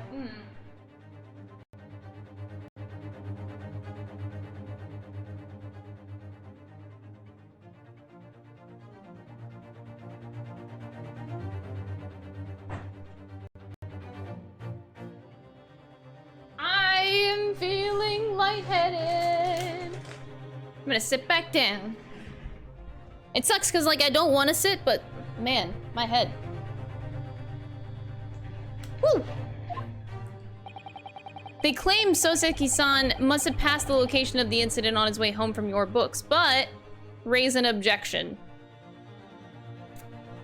I mean, I have to raise an objection. The assertion just made by the prosecution is fundamentally flawed. Yeah, I totally know that. Explain yourself, counsel. Yes, my lord. You can see what I mean on this map. When returning from your books to his lodgings, Mr. Natsume could have followed the route suggested by the prosecution. However, that isn't the only conceivable route to take between two places. If the defendant used these streets, look what happens. He arrives back at his lodgings without passing the location where the victim was attacked. Objection. Talking back to a clown is a fool's errand, of course. However, I feel compelled to point out that route is what is commonly referred to as the long way around. Shiny Boozle, thank you so much for the Prime Gaming sub. I really appreciate the support. Ah! I just want fucking chips! Chips will save the day. On a cold winter's night, why would any man choose to take a longer route home? It's not really longer, it looks about the same. Like the exact same. The answer is extremely simple. He wouldn't. In other words, the accused took the obvious route back to his lodgings and is the obvious perpetrator of this crime. Objection. Aha, yes, I've got it. Obviously, we must ask the man himself. Ask Mr. Natsume which route he took home. I have already informed the court of the accused's response to such questioning. He claims he has no recollection. That's right. As I said, the bloke seems to spend his time outside wandering aimlessly from A to B. That day was no exception. He says he doesn't remember where he was or which route he took home. I don't believe this!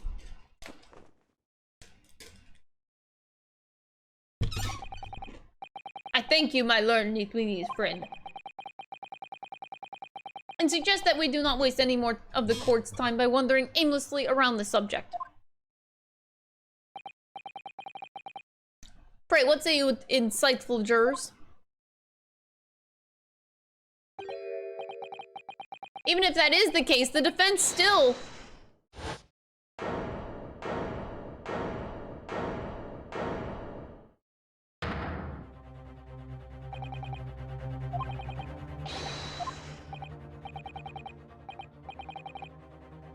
Uh-oh. We members of the jury are completely convinced now. In that case, I hereby call upon all members of the jury. Present your findings to the court. Guilty! Guilty. Guilty. Guilty. Guilty. Guilty.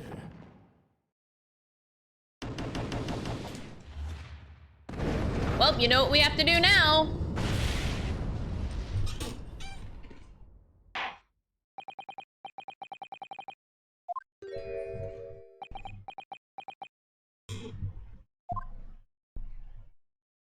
And glass number 3 has arrived on the scene. To the insightful members of the jury, I applaud your brave resolve. You serve queen and country admirably. Mr. Naruto. No, not yet. This isn't over yet. I still have one last chance to sway the opinion of the jury. I have to tip the balance of those scales the other way. I have to turn this around. Somehow. Those are the eyes of Quarry, not yet willing to give up and die. So I presume you intend to wield your rights again in this trial? Rights of the defense written into antiquated British law that should have been buried long ago? Call it antiquated if you will, but it's the defense's prerogative to carry out a summation examination if it so chooses. Very well, counsel. In accordance with the letter of the law, we shall proceed with the summation examination. Are the members of the jury ready, Mr. Foreman? I'm all too familiar with that Nipponese whippersnapper and his uncas refusal to throw in his addy. The Killer, thank you so much for the 6-month resub. I really appreciate the support, and thank you for being tier 2. I appreciate the tier 2 sub. Ladies and gentlemen of the jury, you will each explain on what grounds you have determined the defendant guilty. Here we go!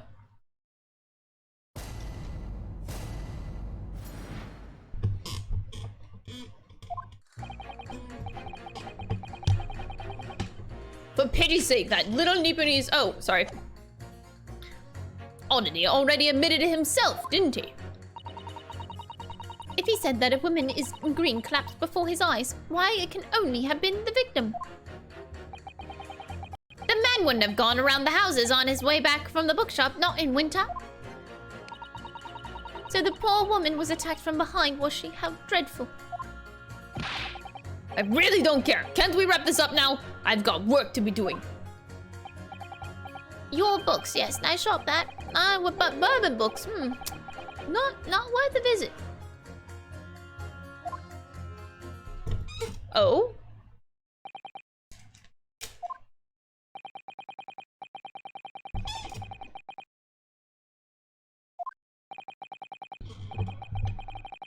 When the stabbing occurred, the only 2 people at the scene were the victim and the accused. And the accused himself has admitted to seeing the victim in her green overcoat sink to the ground before his eyes. Furthermore, we have heard from the inspector that the defendant then fled the scene. I must say, I would have ample grounds to convict this man already.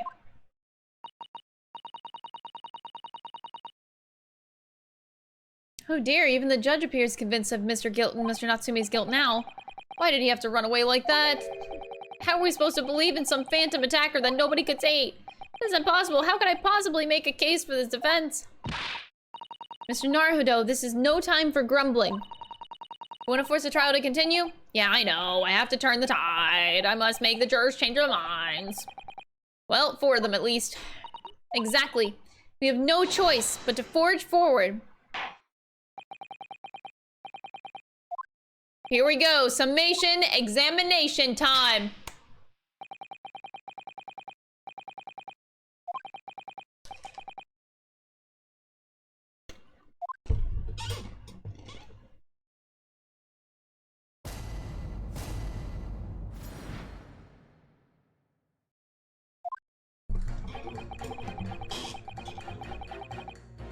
Hold it!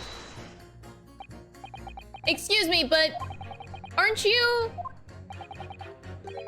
I was in the witness stand myself just 2 days ago. Yeah, I had a feeling I knew your face, or the side of it, anyway. If I remember correctly, you're a banker, aren't you? That's right, after the gold rush down under, I came back to London to work. And it was all going swimmingly until you started bossing it around. Bruce Fairplay was a man of repute. Sorry? Don't think I forgot how you treated me the other day. You had me and that young hatter pegged as criminals. Well, you know, water under the bridge. Now there's all sorts of rumors buzzing around and the police have been badgering me non-stop.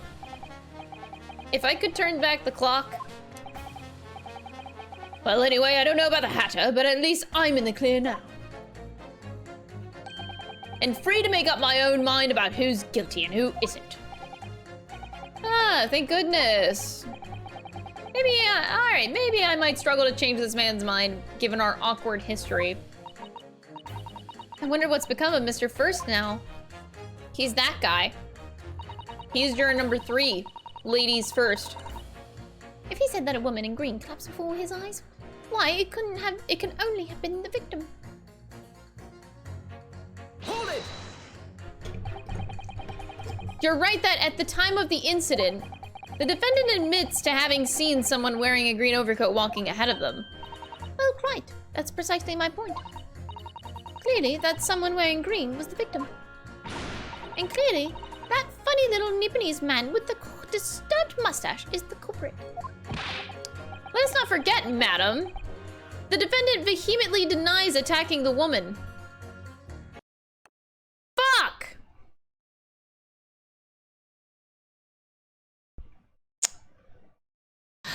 The Joy-Cons are not on the side of justice. I think there is much to be said about that.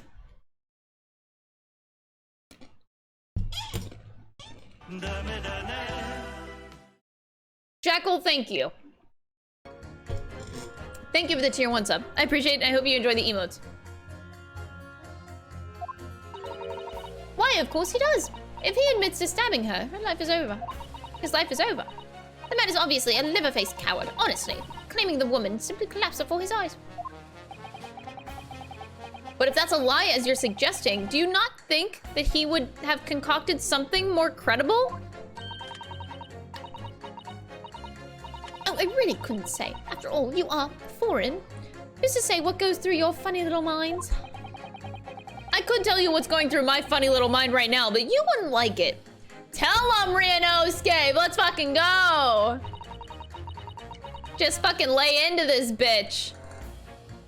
I do declare the man has already made the admission.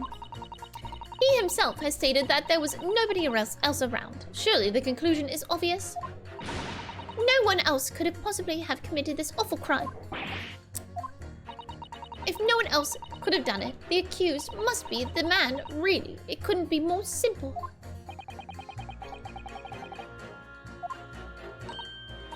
You are too kind, my lord. That went well for her. The man wouldn't have gone around the houses on his way back home from the bookshop, not in winter. Hold it! You can't deny that there are other routes that Mr. Natsume could have taken from your books. Oh yes, like you drew on the map, you mean? What was it? Calabash Road or something? Precisely. But it seems to me that what counts is whether the little Japanese fellow actually went that way or not. Well, yes, that's true. And at the moment, there's no proof that shows he did, is there? Well, yes, that's true as well. And as I understand it, the accused himself doesn't remember which way he went, did he? That's annoyingly true. Winter nights are dark and cold, so the way I see it, you'd want to get home as quickly as possible. Well, yeah. Why is all this true? So really, the only thing that makes sense is that he went home along Briar Road.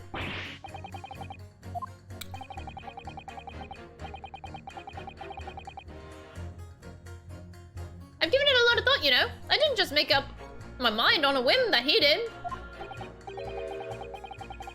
But he did it. I mean, if there was some logical reason why he might have gone the Calabash Road way, it'd be different. I'd be happy to reconsider my position in that case. Honestly, I would. A reason why Soseki-san might have taken the longer way home. A good reason. I don't imagine you'd be able to sway this young man's opinion without one. I think we have one. I'm gonna skip down to jury number 6. He seems to have something to say about bourbon books. Maybe it's cursed. And he purposely would not walk past bourbon books on the way home. I think there's something here. Let's do this. Hold it! Sorry, fold it. You say fold what? No. What I said was hold it. What I wanted to ask was, do you visit your books often? I like the old books that they have in there, yes. I enjoy reading them over a nice cup of old tea. That's my daily routine, you see. Same thing every day, including the day you're all talking about.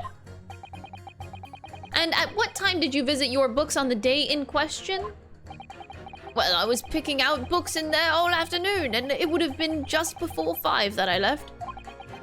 That's my daily routine, you see. Same thing every day, including the day you're all talking about. Just before 5, you say, exactly when the victim was attacked. Are you sure about the time? What? Oh no! Stop this connection bullshit, I swear.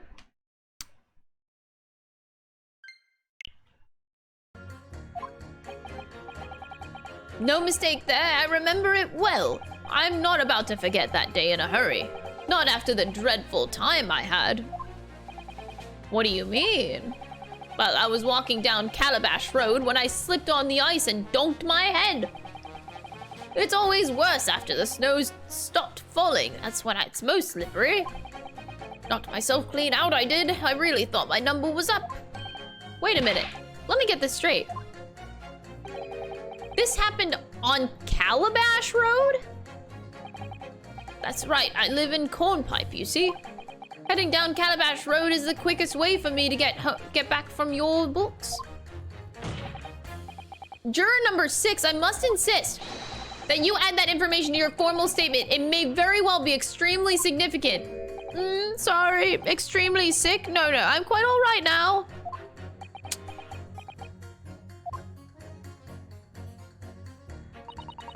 Sends a shiver down my spine to hear the members of the jury so convinced of Mr. Natsume's guilt.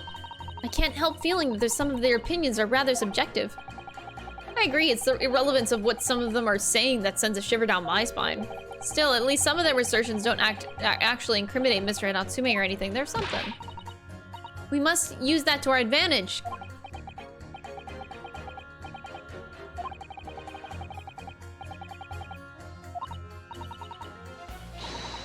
Pit them all against each other. Oh god!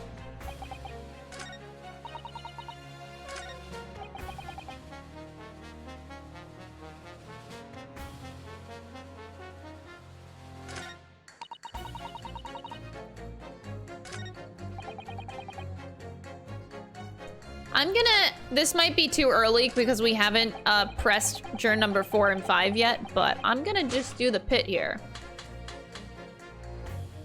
Objection! Seems like it'll work. Hold it! Fuck! Too early.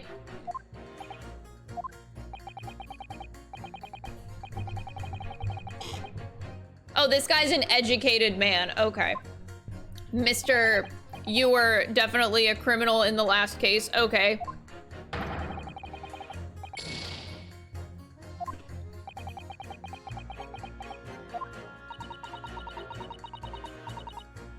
Yeah, now she's yelling at me to... Okay, don't jump to conclusions.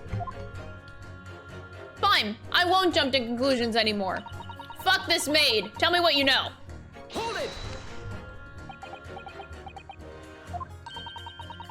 Whatever it is the matter, young man. You're the wife of Mr. Garrideb, aren't you? The landlord who rents Mr. Natsume's room? The master's wife. Where do you get your ideas, sir? I'm the maid, you understand? She's keeping up that charade. Ugh, this is gonna be awkward. Why didn't you mention this yesterday? That you'd been selected for the jury in this trial, I mean? Well, I was told not to mention it to anyone until the day of the trial, you see. That's a little sus. It was in the letter I received. The instructions were very clear, so I'm afraid I had no choice. I see. Anyway, Mr. Natsume, the defendant takes lodgings in your master's house, doesn't he? It's only been a little over a week now. And in that time, surely you must have taken stock of his character.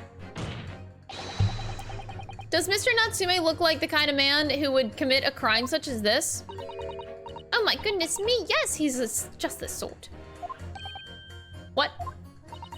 Spending all his time in that dark and dingy room, sporting that unscrupulous mustache. The man never speaks. He don't get me started on those shifty eyes. All the neighbors are talking about him. I've heard them, you know. People think that he must be building a bomb in there or something. Poor Mr. Natsume, how could people say such things about him? He's just a harmless bookworm, nothing more. You just called him a worm, so, Anyway, I better be careful about inviting this maid to speak. She's said enough damning things already. I really don't care. Can we just wrap this up now? I've got work to be doing. No! A man's life is on the line here, sir. This will take as long as it takes.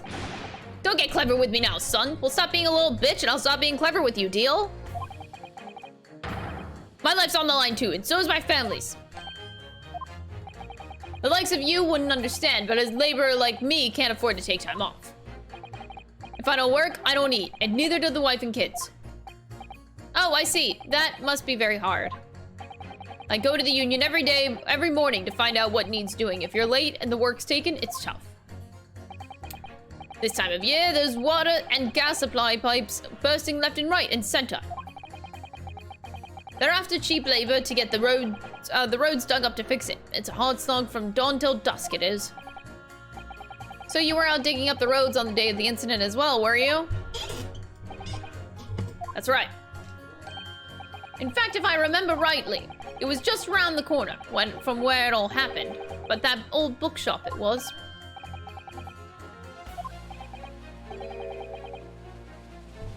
That's right, Meerschaum Street it was. On the map, Mr. Naruto, there are only 3 named streets. Juror number 5, I need you to add that information to your formal statement, please. What's the point in that? Can't we just get to the business over with now? Please, sir, it's important.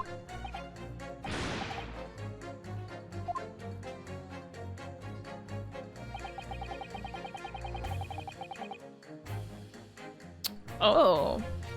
So yeah, it was a little bit too hasty.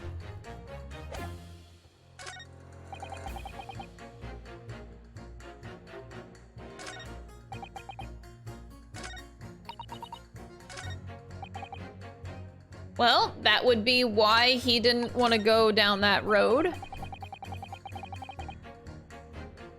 So should I just pit them? Meerschaum, okay, let me remind myself. Meerschaum was the street at the top. Yeah. So yeah, he wouldn't want to go that way.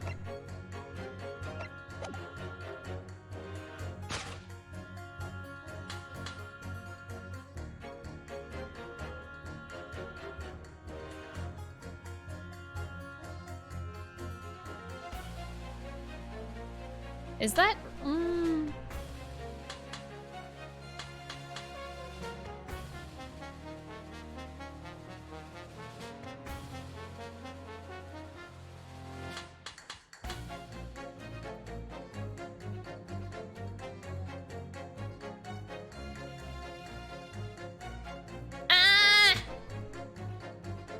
Slept over that evening myself on Calabash Road and knocked it myself clean out.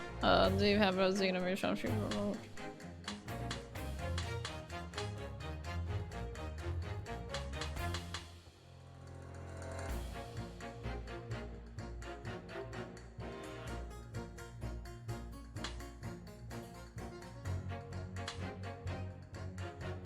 I'm so confused. Okay, this was my gut.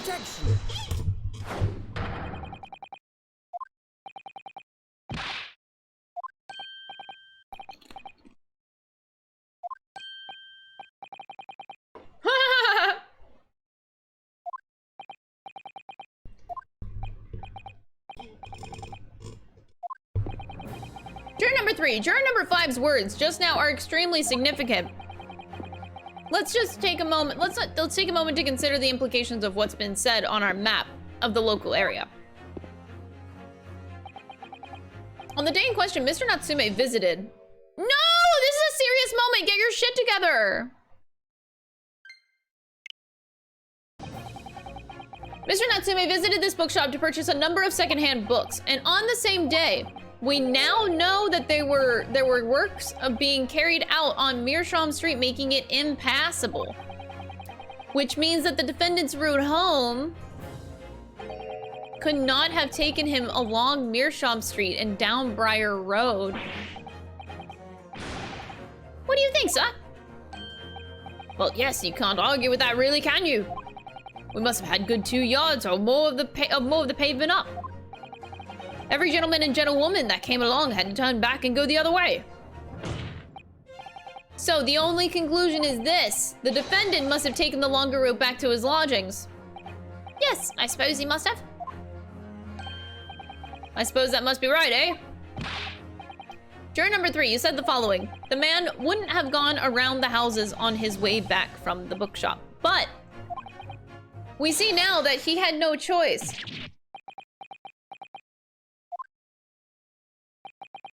My lord, Mr. Judge, sir, if I may? I don't think in all good conscience that I can say the man's guilty now.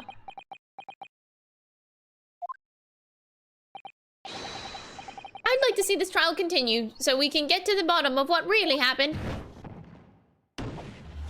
Hell yeah, we're gaming. Gaming!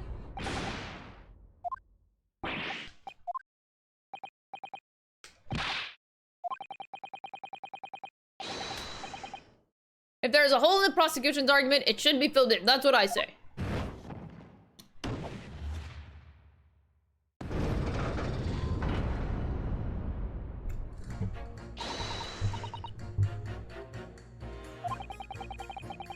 We managed to change a couple of minds at least to strengthen our position somewhat. It will prompt the other members of the jury to reconsider their stance as well. They'll be asking themselves if their current leanings are really right or not. If only we could just identify one more clue. Yeah, we got it. We got the last 2. Van Zeeks is looking to bring this trial to an early conclusion. That's what we have to prevent by whatever means we have at our disposal. That's right, Mr. Van Zeeks can't talk during the summation examination. The prosecution has to shut the fuck up. I like that rule. I like that rule of Van Zeeks being forced to shut up.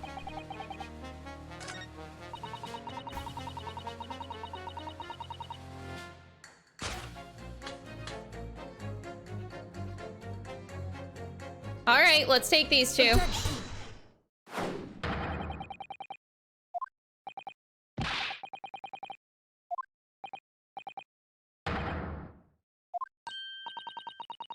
Whatever you do mean, sir.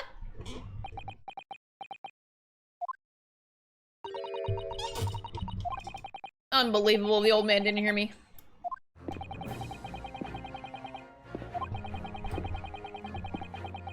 The bookshop receipt found in the defendant's room clearly indicates that on the day of the attack, he had been to your books and purchased a number of secondhand titles. He then returned home on foot. That's correct. But what he does remember is seeing someone appear in front of him on the way. Someone in a green overcoat who suddenly collapsed on the pavement before his eyes. We're all well aware of this. The poor young woman who was stabbed, obviously. Objection! Can we really be sure of that, madam? Whatever do you mean? I'm sure you heard juror number 6's account of what happened to him that day. That same afternoon, that there was somebody else apart from the victim who was wearing a green overcoat and who fell over on the icy streets in the neighborhood.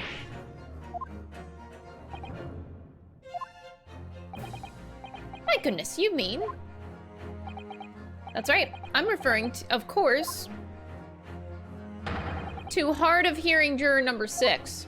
Are you really suggesting that the person in the green overcoat whom the defendant saw collapse in front of his eyes Was a jolly old gentleman on the end of the bench here with me today? This is entirely possible, yeah. After all, the old man has a somewhat similar build to the victim.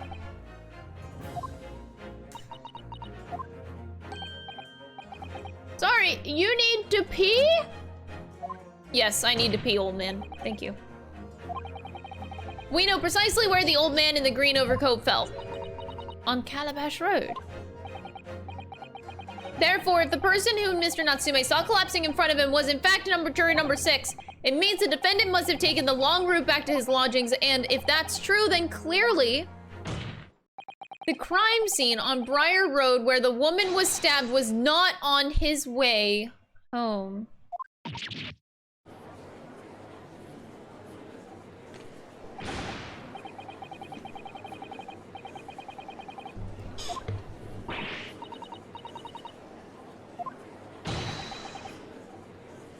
What did you say to me? Is it a crime for the elderly to walk the streets these days? Is it a crime to slip over on ice? Is it a crime to keep up with the latest styles and wear a beautiful green overcoat, is it?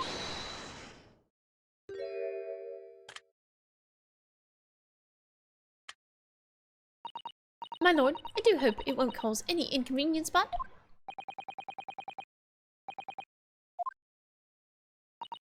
I do declare that I shall like to call for a verdict of not guilty.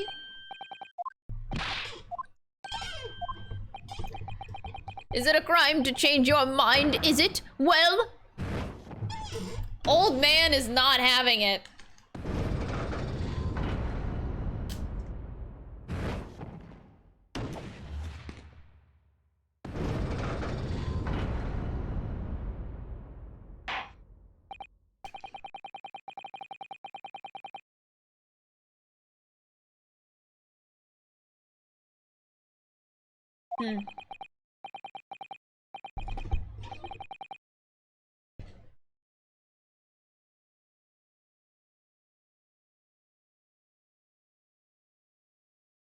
I may have just come up with a mastermind theory, but it's gonna wait until the end of the stream. I want to see how this trial plays out. The eyes too, the nose full. So the notes have it, not guilty, they say. Which means we no longer have a consensus among the members of the jury. The trial will continue. Objection! Oh, this is still glass number 3, right? Oh, it was number 3. Okay. That was fast. Oh God.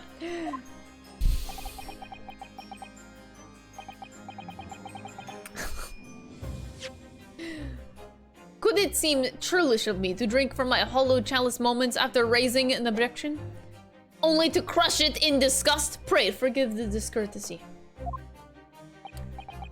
Lord Van Zeeks? It seems I must retract my earlier remark. I mistakenly credited these jurors with intelligence by describing them as insightful. Oh. Yet we have just witnessed them falling for a cheap trick performed by an Eastern entertainer. Whatever do you mean? Objection! I haven't tricked anyone. Everything I've said is the truth. Indeed, stalwart juror number 5 was undoubtedly repairing the road as he claims.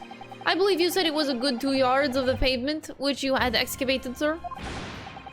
Took me the whole day and they paid me a measly tuppence for it. Now, my learned Japanese friend, tell me. Do you have any notion of the distance that 2 yards represents? Well, if I'm honest, I don't have a clue.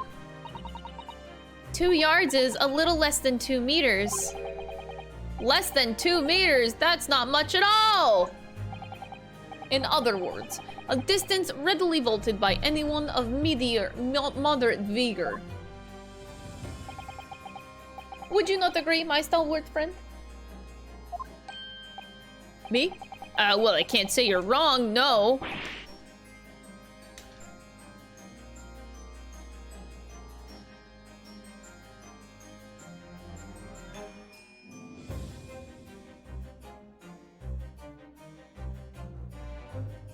Okay. I know the distance of a yard based on my arms. It's how I measure fabric.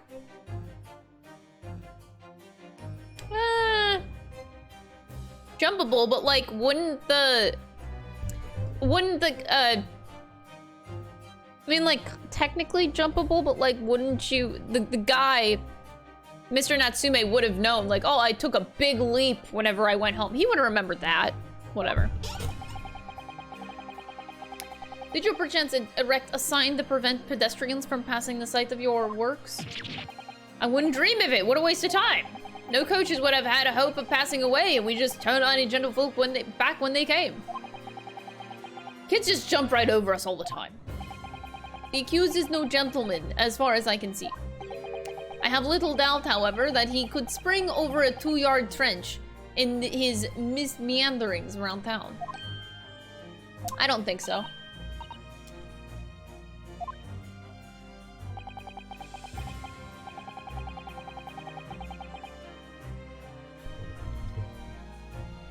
The incontrovertible truth is that the books just purchased by the accused were found at the scene. There can be no doubt that on his way back to his lodgings, Mr. Natsume walked down Briar Road. Crushed in a single sentence. Not really.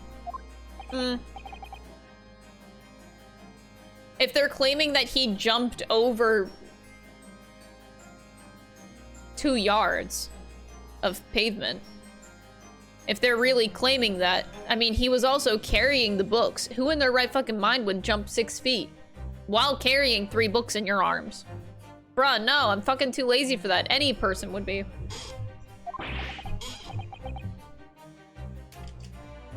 Cold, man, you can talk. You say that around 5 o'clock on the day in question, you slipped and fell on Calabash Road. Pray, was there a suspicious looking Nipponese behind you at the time? Oh, I can't say I remember. You don't remember? How about a wager, my learned friend? You say it was this old man that the accused saw, but I would lay 1,000 to 1 against you being able to prove it.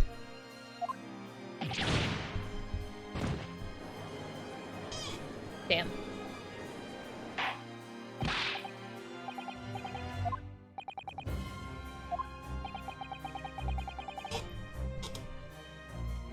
If you had such a treacherous argument up your sleeve, why in the world did you not proffer it during the summation examination? I wanted to give this young foreign student the sightseeing experience he no doubt came for. I wanted him to see for himself how the opinion of the jury is so readily swayed. But my hospitality has its limits, and they have been reached, I feel. The jacket. Oh, there goes the jacket. It's time. Serious time. So my learned friend, today's sightseeing tour of London is now over. What are you talking about? My lord. The prosecution requests permission to call its next witnesses to the stand. Here we go. All right, let's go.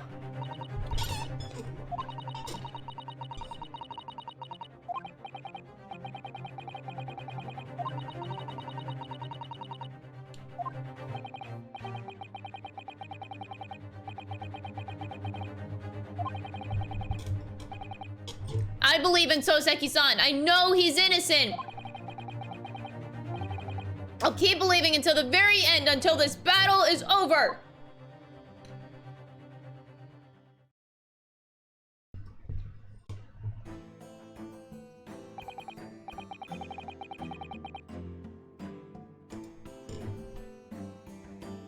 This is the policeman that was there? Honey, this policeman is asleep. What the fuck? What kind of witness is this? Dude's probably asleep on the job. Witnesses, please state your names and occupations for the court. Dude's fallen asleep. This is what you use to prove? Okay.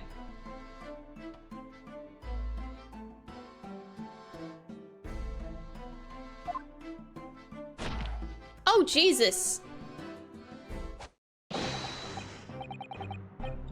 Royally Beat. Oh, right. That was the Roly Beat. That was the same name as the...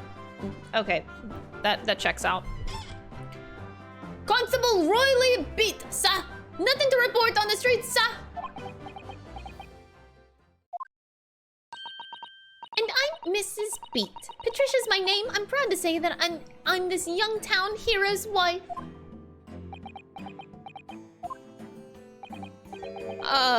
What's the story here? Well, in truth, we've not been married long. In fact, we celebrated our first anniversary only the other day.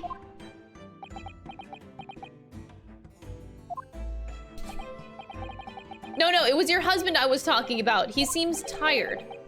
Hardly surprising. Whilst being an honorable occupation, patrolling the beat is the most demanding work in the world. Oh, really? I'm sure I've heard that name before, actually.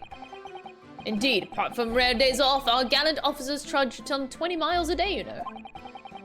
They patrol boarding houses and pubs, collect taxes, survey the streets, check the meters are running true. Wait. Side note. I thought in London, in the UK, don't you... isn't it kilometers or... he said miles, so I'm confused. I thought you guys in the UK used kilometers. Any UKers in here? I thought miles was only used in the States. Really? That's so weird. Huh. And like the rest of Europe is kilometers.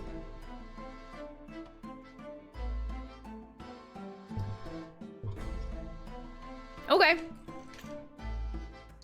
I've never been to UK. I've only been to Spain, and they definitely use kilometers there.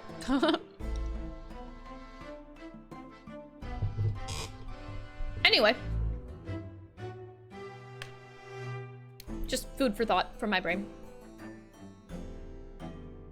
They're responsible for keeping the streets clean and lighting, extinguishing our streetlights. There are a number of items on that list that don't sound much like policing duties at all. I wouldn't just be falling asleep on my feet. I'd have collapsed long ago. But it goes without saying that a policeman's primary duty is the apprehension of criminals. Even when he's off duty, a constable is expected to investigate and resolve any crimes on his beat. For the London, Bobby is a man of honor.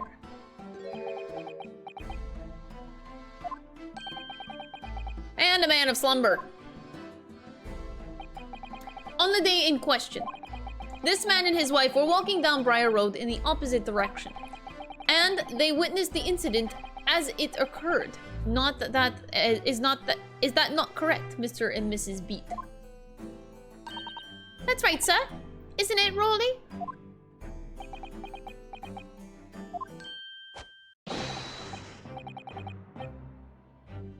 Rolly Beat. Constable Rolly Beat, sir. Nothing to report on the street, sir. What a great witness he's gonna be. Very good. I'd like to hear your formal testimonies now, please. You will tell the court exactly what you saw on the afternoon of the incident. Here we go.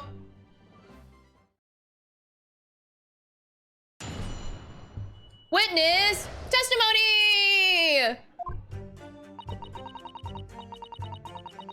It was our wedding anniversary and Rolly was taking me out for a meal.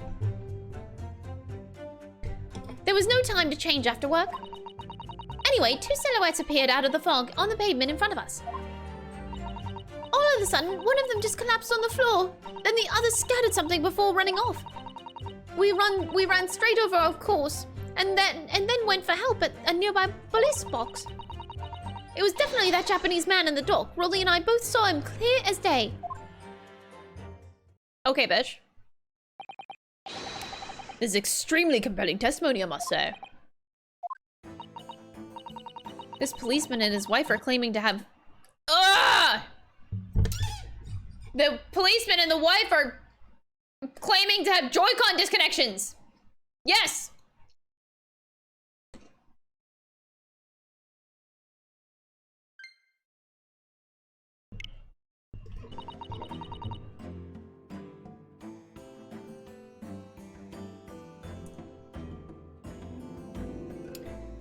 They're claiming to have positively identified Mr. Natsume at the scene. If their testimony is true, the alternative course of events that you established in the summation examination will be quashed.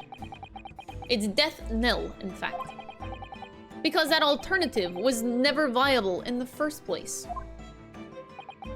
What an unfortunate chancing. And on your wedding anniversary, too. Oh, I know. But I still managed to go out for the evening with my man. I thank the Lord for that. Gosh, the life of a London Bobby sounds very hard indeed.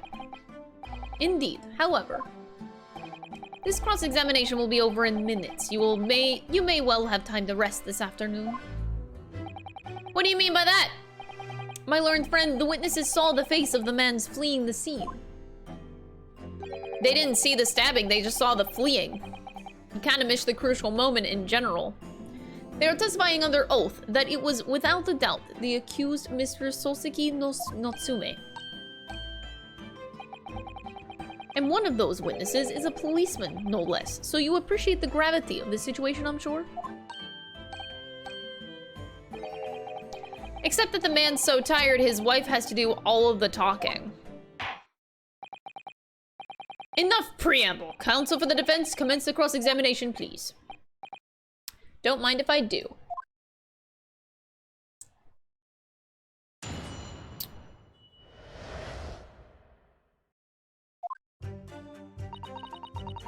It was our wedding anniversary and Rolly was taking me out for a meal. There was no time to change after work. Hold it! No time to change after work, you say? Are you also a member of the police, Mrs. Beat? Oh no, sadly not. It's a job for strapping young men only. Women, children, and the elderly can't even apply. Ah, yes, the age of women are nothing. I love it. Well, I think you can probably see why children and the elderly can't do the job, can't you? I think Rolly looks ever so handsome in his uniform. It suits you down to the ground, doesn't it, darling?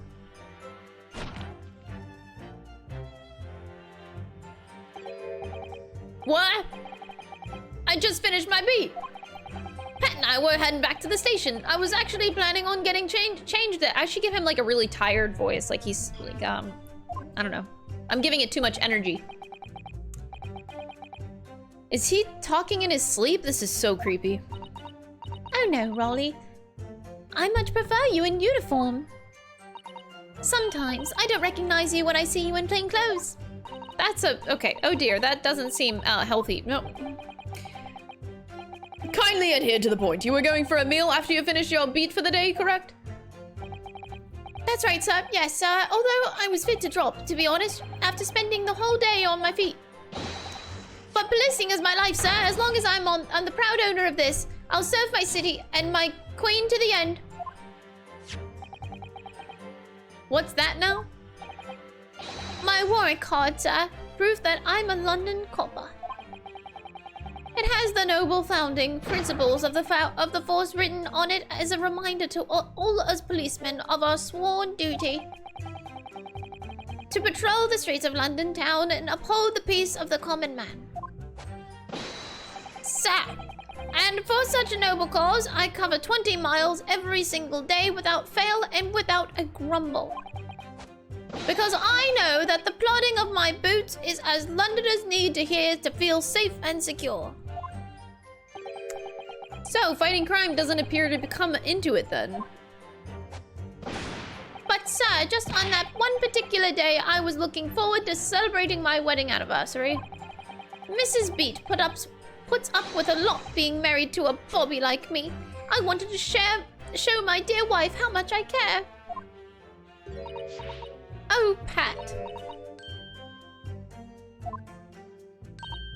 Oh, what a charming couple. Their young love is such a joy to behold. If a little over the top, perhaps, okay. And then kindly describe what happened next.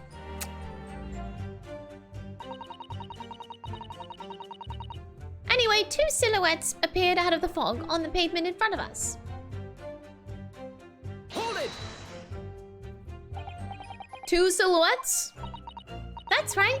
They were coming towards us, walking up Briar Road in the opposite direction. There was a rather plump figure, followed by a scrawny, thin-looking man. That does sound exactly like the victim as pictured in this print, and like Mr. Natsune. Unfortunately, it does. And you're certain that at that time there was nobody else nearby?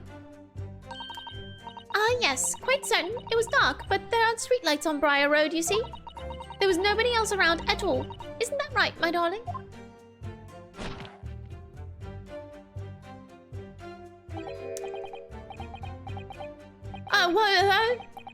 Yes, that's right. Of course, there was light fog on the ground. But Briar Road is dead straight, and you could see a fairly long way down the pavement. And there's this street lighting as well. I didn't see any other pedestrians. Before sleep takes a firm hold, your answer, please, Mr. Beat. Are you quite sure of what you just said? Yes, sir. As a copper who spends all day, every day, keeping watch on the streets, I'd swear it, sir. I'm as sure as my love for Patricia is true. Oh, Pat. Oh, Raleigh.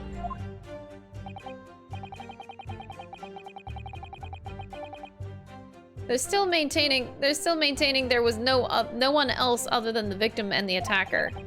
It's starting to seem like that must be how it really happened. It's beginning to seem like there's nowhere to run.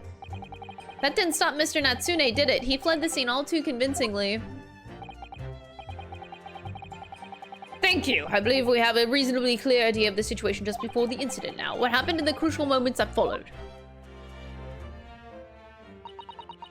All of a sudden, one of them just collapsed on the floor. Then the other scattered something before running off. Hold it!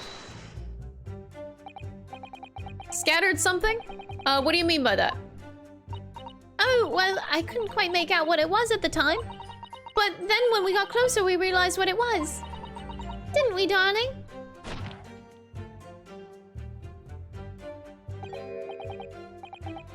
Oh, what? Oh, yes, that's right. Oh, it was some old books. I see. Old books. Yes, sir. The culprit has dropped a number of them all around where the victim lay on the pavement. Indeed, as clearly pictured in this photographic print. That rotten Japanese man did that when he did the deed. Hold it! Let's not forget that it remains to be established that the defendant was indeed the attacker. But we saw him. It was the man in the dock without question, sir. Fuck! My Joy-Cons are falling asleep because of this fucking soldier. Come on! Policeman. Well, we saw him. It was the man in the dock without question, sir.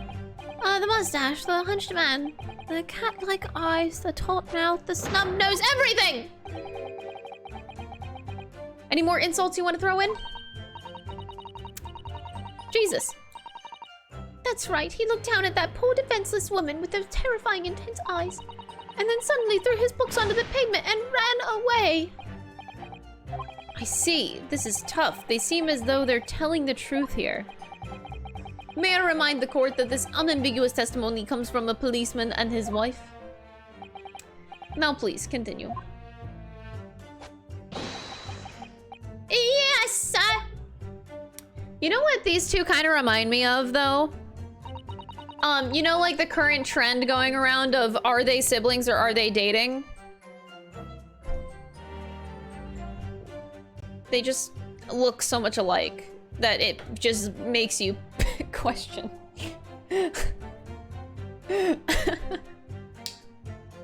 Are they siblings or are they dating?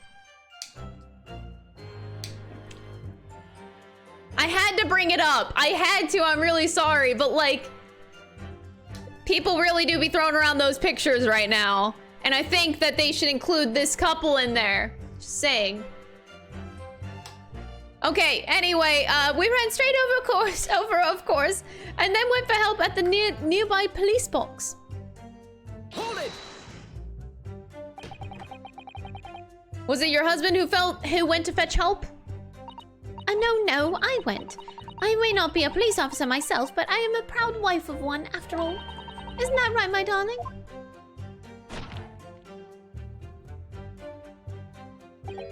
What? Yes, that's right. I asked Miss B to go. I was off duty by that point. But Bobby's never truly off duty, of course, so I felt obliged to stay on guard the scene. Very laudable, Mr. Beat. Preserving the scene of a crime is a task of considerable importance. That's why I sent Patricia, you see. I told her where to find the right police box. Forgive my ignorance, but what do you mean exactly by the right police box? Depends on a crime's location, you see, as to who deals with it. Where the woman was stabbed wasn't actually on my beat. So I told Patricia the way to the police box for the beat an incident fell under, so she could go and report it. I ran there as quickly as I could and asked for help from the Bobby on duty. There's nothing more potent than a young couple in love working together, you know. And thanks to your swift response, the case was quickly resolved. The actions of two model citizens. Oh, please, you're making me blush, isn't he, darling?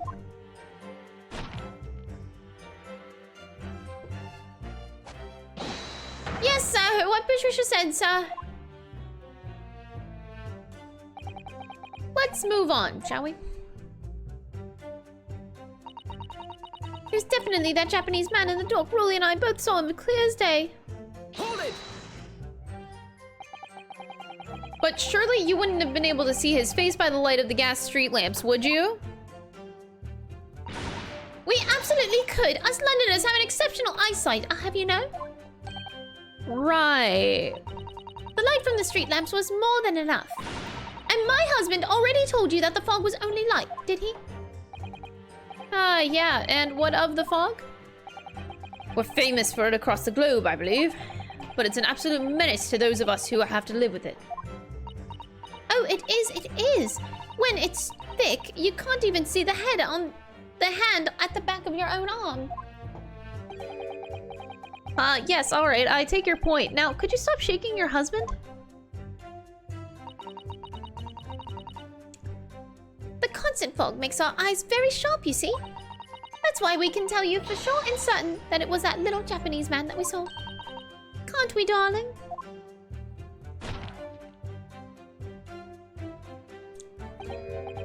Well, it was the accused and no mistake. The mustache, the hunchback, the cat-like eyes, the taut mouth, the snub nose. Unmistakable, sir! As far as this couple's testimony is concerned, there can't be any question. It was Sosuke-san that they saw running away from the scene of the crime. So that's it, is it? That's their entire testimony? What do you think, Mr. Naruhodo? I hate to admit it, but on hearing the testimony, it really does seem as though Mr. and Mrs. Beat saw what they really saw. Mr. Natsume running away from the scene on Briar Road that day. Yes, I feel the same. So if that's true, where does it leave us? The members of the jury are sure to call for a guilty verdict after this testimony. Oh no, then what do we do? If Kazuma-sama were here... What are you trying to say? I think he would try to find a contradiction somewhere else within their testimony. What do you mean, somewhere else? Their statement about seeing Mr. Natsume is unequivocal. Calling that into question won't help. But if you could identify some other part of their testimony which appears to contradict the facts, you might be able to discredit them, so make the jury doubt if the pair's memory of the day is accurate. Put simply, we must focus on finding a discrepancy in these statements somewhere. If we don't, I'm afraid the trial may reach an early and unfavorable conclusion. Mr. Lawyer, sir, can I ask you something? Yes, of course. What is it? Well, you keep asking us all these questions about everything we've told you, so... It seems like you don't believe our testimony. Is that right? Is it? Well, out with it. What? No. Oh no, it's really not that at all. My husband's a policeman, remember? And I know what I saw. I remember every last detail. Everything. Like, oh, I know. What about the books the man dropped? I could tell you the names of every single one I could. Oh, that would help. Right? And you dare to question how reliable my testimony is? No, it won't do at all. The Japanese lawyer has no idea what I'm capable of. Even if I decide to forgive him for insulting us, don't think for a minute that Rolly will. I really don't mean to cause offense. Please put your husband's fists down. Perhaps you would like the opportunity to supplement your testimony, Mrs. Beat? Might that appease you? Oh, thank you, my lord. That would settle things nicely. Wouldn't it, darling?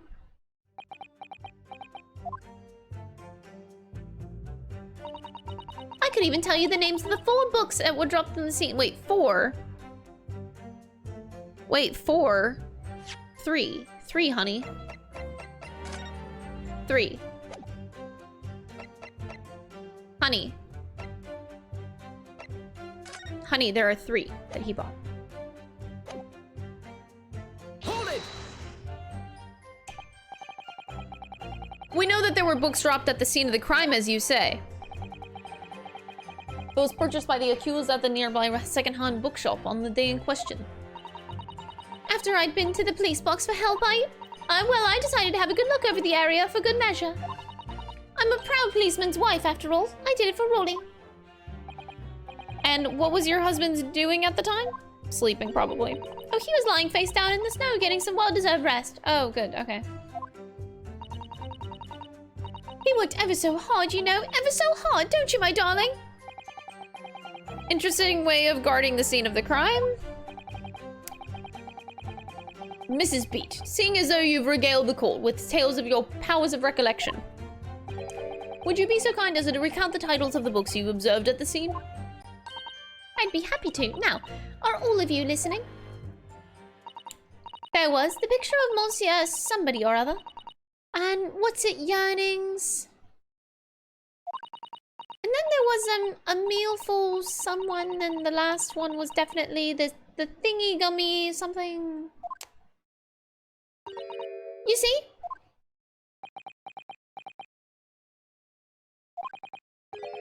Yes, I see there are 1 or 2 holes in your memory. Oh well, they were only along those lines, I'm quite sure. There were indeed books found at the scene, with titles along those lines, as you put it. Well, what did I tell you? So I think it's very mean the way you've been implying that my testimony can't be trusted. Don't you agree, darling?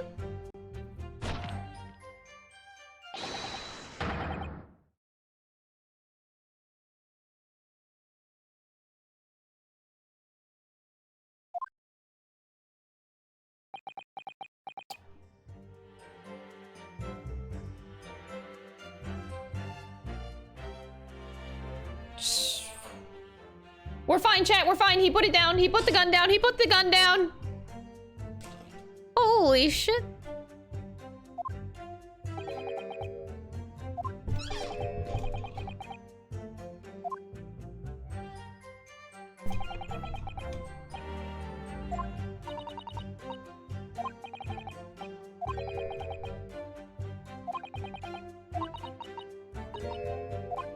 Why do I have to go through this again?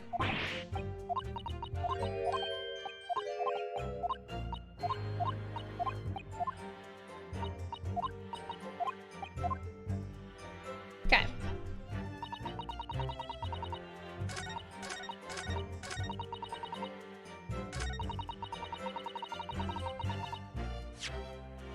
So...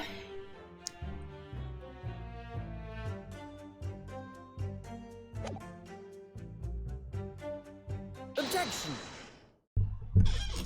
So, you're saying that there were 4 books? That's right, I remember all of them. The picture of Monsieur somebody, what's it, yearnings, a meal for someone, and the thingy gummy something. I'm sorry, Mrs. Beat.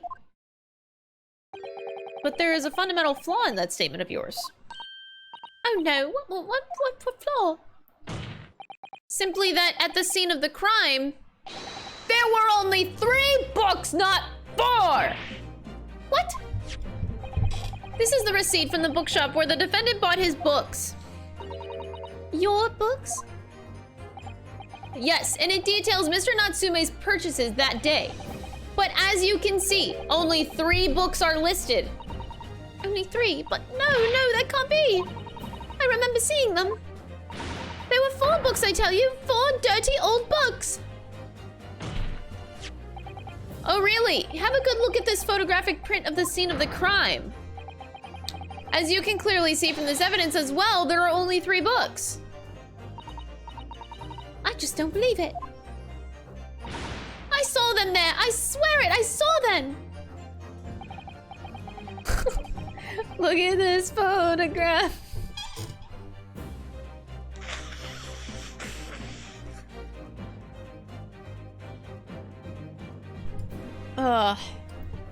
No, madam. I'm afraid your powers of observation cannot be relied on. So it cannot be denied that though you said it was the defendant you saw, you could very well be mistaken. Oh no, oh no, oh no, oh no! Objection! He's gonna put his leg up. You know it. Is it a leg action time? Oh, he's not putting the leg up, okay. I was expecting the leg. It's plainly evident that it is your powers of deduction that cannot be relied upon, my learned Nepalese friend. What? Oh, okay. 4th glass has been poured. Number 4. What cannot be denied is that these 2 witnesses saw the accused running from the scene. A fact that you know very well you have no hope of disproving.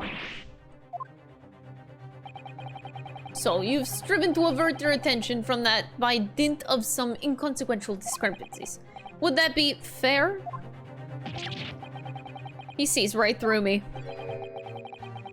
But your plan has somewhat recoiled against you. What are you talking about? It's quite simple. Let me explain with a toast. To the policeman's wife and her entirely accurate testimony in every respect. You see, the matter is not up for debate. At the scene of Briar Road, a total of 4 books were most definitely found. Objection! But what about the photographic print? It only showed 3 books. Quite right. Only 3 can be seen in that print. You mean to say... Oh, there goes glass number 4. Allow me to present another. One that shows the victim's hand.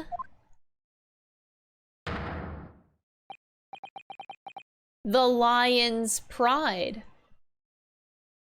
Burned at the corner of the book. Oh? Oh? I think we need to have a little talk with our maid friend. I think we need to have a little talk. That was the book that man was looking for, huh?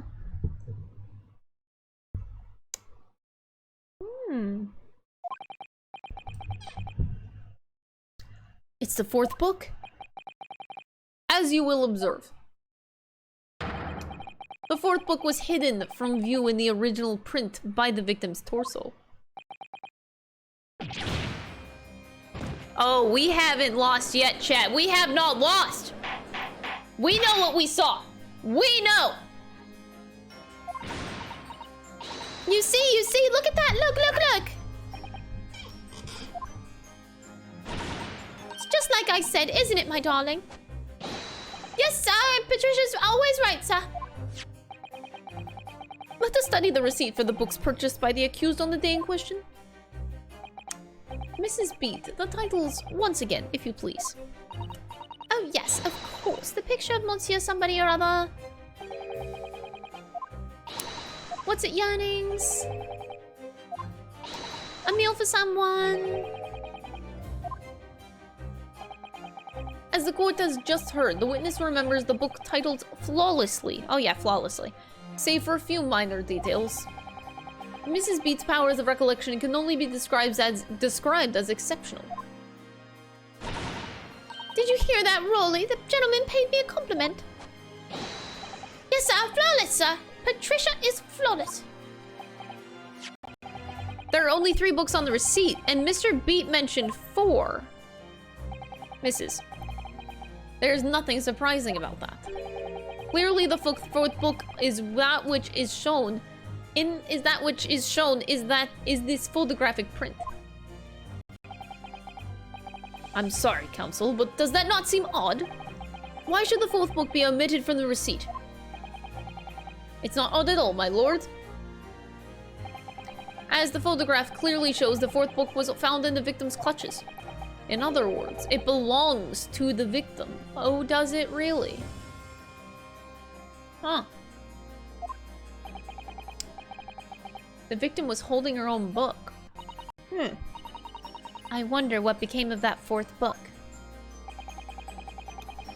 Obviously, it wasn't overlooked by the investigating officers at Scotland Yard. I have it here as evidence.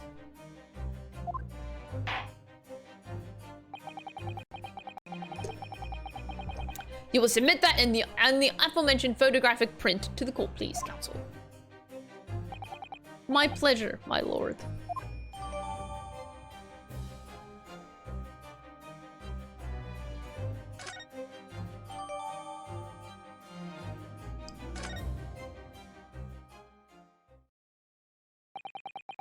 The prosecution rests. I have nothing further to add.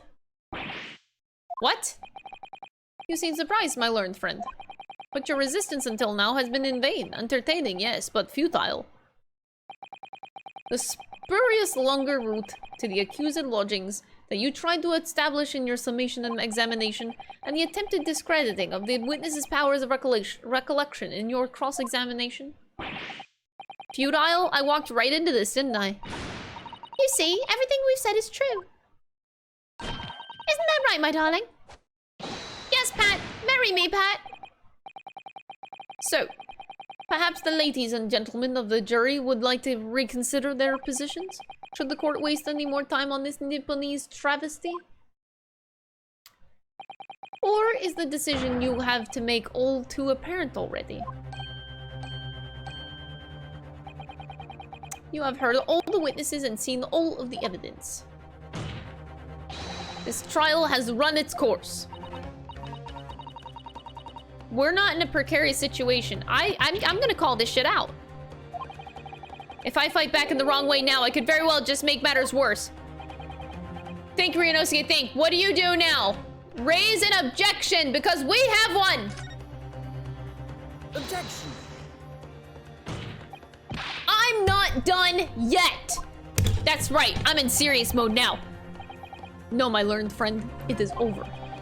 That last cross-examination was your final chance to establish a credible defense, and you failed.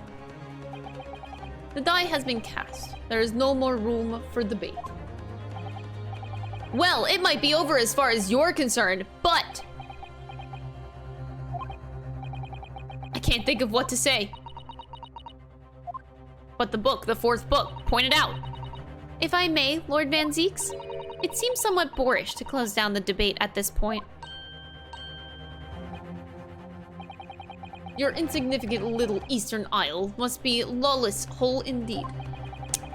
For a lowly judicial assistant to have the audacity to intervene at a moment like this?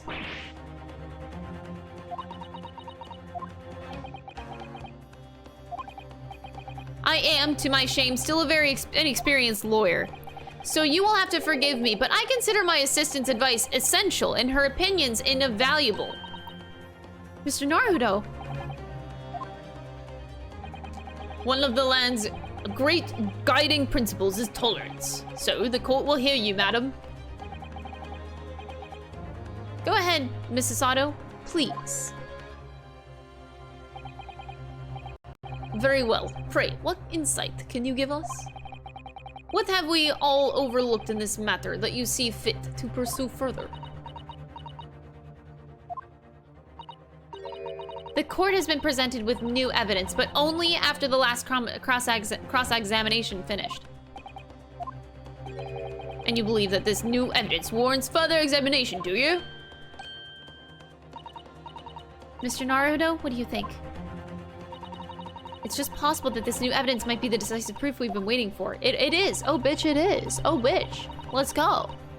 The judge is sure to ask the members of the jury to announce their leanings in a moment. And of course, he's sure to ask you to explain what the crucial piece of evidence is and why. So we must take this opportunity to examine the new presented evidence as thoroughly as possible. This is it. Susato-san has managed to win us one last chance here. I can't let it go to waste. The defense wishes to present evidence, my lord. Very well. The defense may present one further piece of evidence. Evidence that apparently offers a profound insight into this case and has hitherto been overlooked. Oh, maybe the fourth book, which is burned on the back. Look at this, the book has been badly burnt. You're right. You'd never be able to read it in this state, especially not the latter pages. What a terrible waste. Judging from the scorched edges of the paper, I think the damage must have occurred very recently. Book recently damaged by fire. Why does that seem to raise a red flag?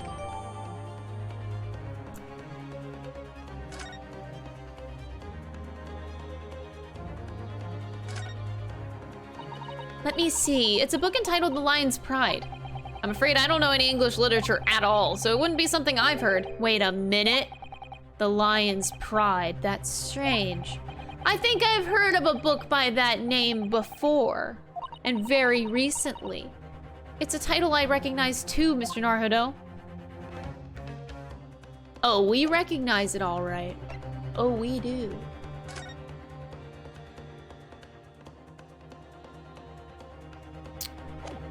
That's right.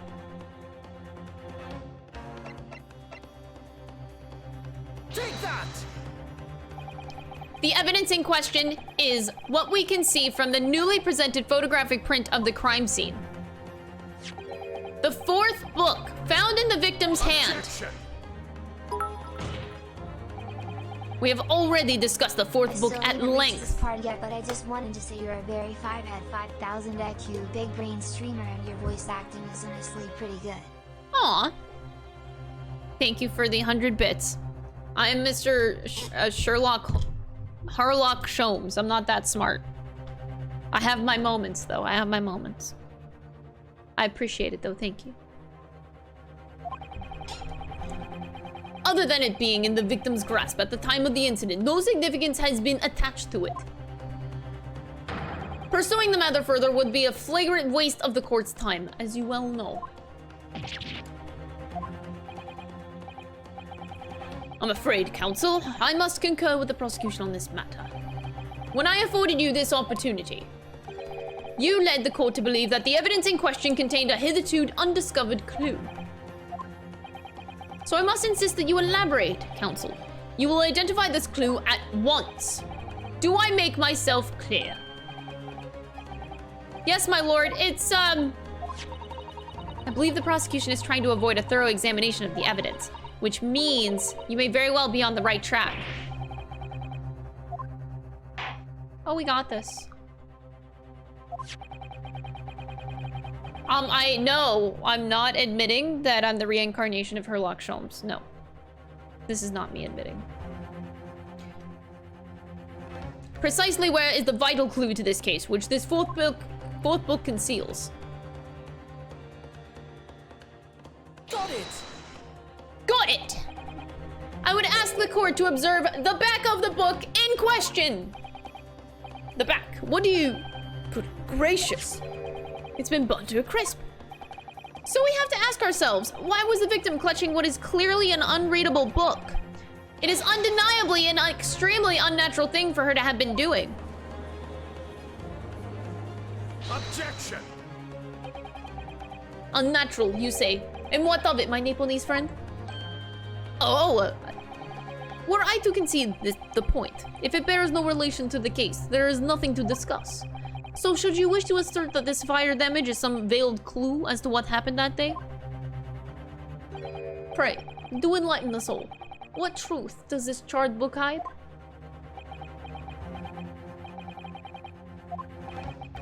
There's just one possibility here, which I can't quite bring myself to rule out.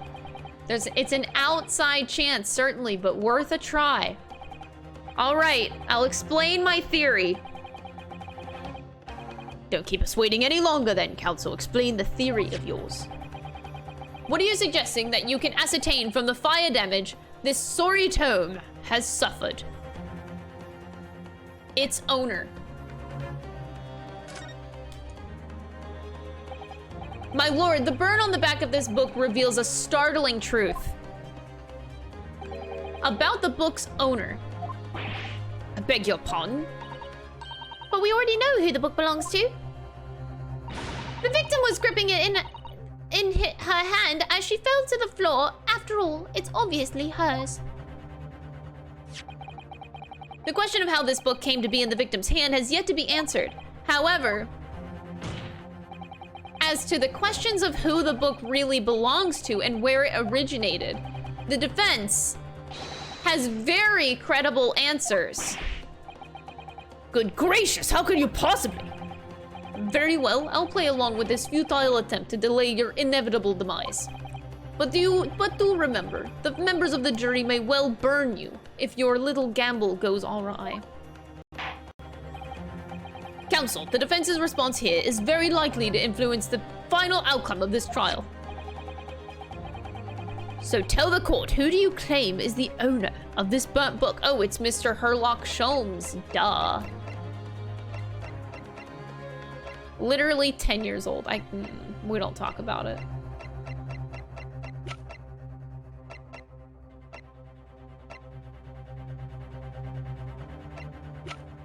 Okay, so John Garadeb, here we go. Take that! The answer is that the book belongs to the couple who own the house where the defendant has his lodgings. A certain Mr. and Mrs. Garadeb, the landlords. And whether this is some extraordinary coincidence or some kind of fate at work, I don't know. But of all the people in London, one of the 6 chosen for jury duty is in this courtroom today. Is none other than Mrs. Garadeb herself. Oh my goodness me. I think you must be mistaken, sir. I'm not Mr. Garadeb's wife. I'm his maid. Things would be so much easier if you would just drop the pretense. All right then, how about a simple question for you? Have you seen this book in Mr. Garadeb's house? I would never presume to know all of the books he keeps, sir. Objection! This is outlandish behavior. This woman is the accused's landlady, you say? You implicate this hardworking member of the public. You besmirch her without a shred of evidence. Your actions are unforgivable. Objection!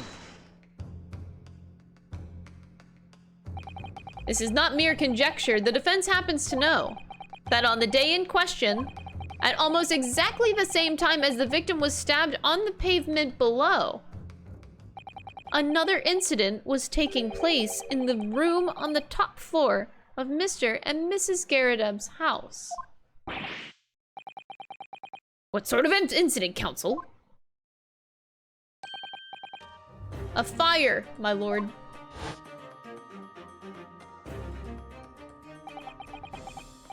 Afraid to say it was. Happened in the blink of an eye, you know?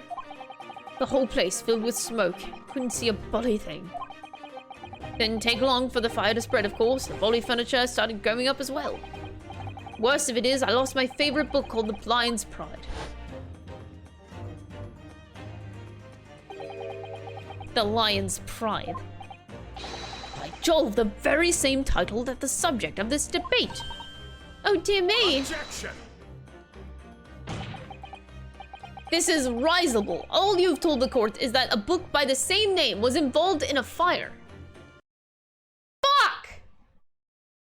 I'm about to throw you in a fire, Joy-Con!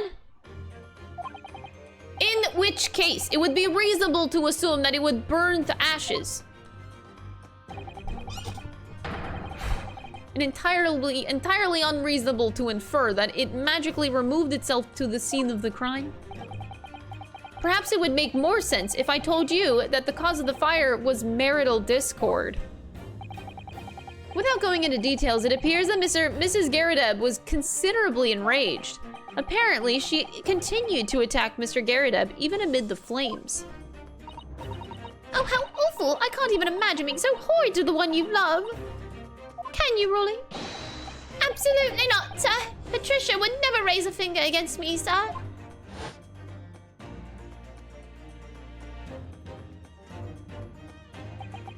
Had all my favorite old novels in that case. But as soon as the fire got hold of them, that was it. Whoosh, up in smoke.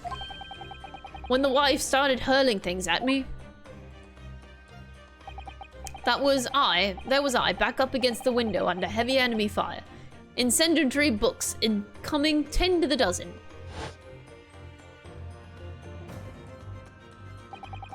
The man had his back up against the window? And he had burning books thrown at him?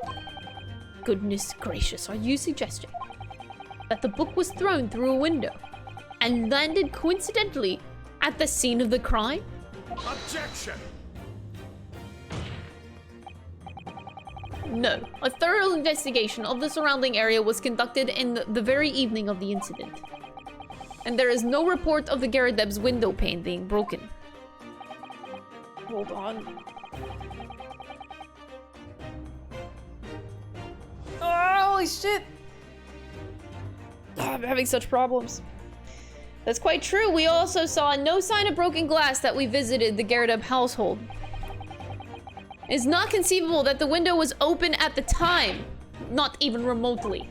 Let us not forget the season and the chilling weather that accompanies it. No Londoner would ever leave a window open in the middle of winter. Ugh.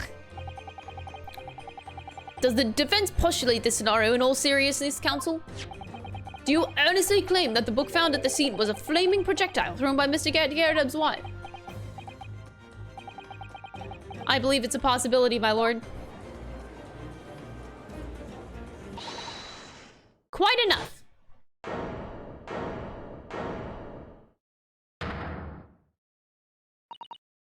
I hope that everyone can see you for what you are now, a little foreign trickster. You call yourself a lawyer, but you're just a coward. I mean, coward. Really? Claiming that our little tip set the whole neighborhood all alight, honestly. You will do great in Danganronpa. D Shamrock 100. Thank you so much for 100 bits. Implying that I'm merely posing as a maid for appearance's sake. How could you? It's nothing to do with this beastly case, not any of it. All you've done is sully our family's name. I assure you that was never my intention. Dragging an upstanding citizen's name through the mud simply to divert attention from your failing defense. I should box your ears, that's what I should do. It's utterly unforgivable. Too right. Here we go. How long have we sat here now listening to this Nipponese spouting out his fancy foreign theories? That's about it. At the end of the day, the only person who could possibly have stabbed the victim is that little hunchback with the mustache, and he ran away from the scene too. I do declare that you're right. It's true. Yes, what did I tell you? Makes sense to me. Sorry. What's that?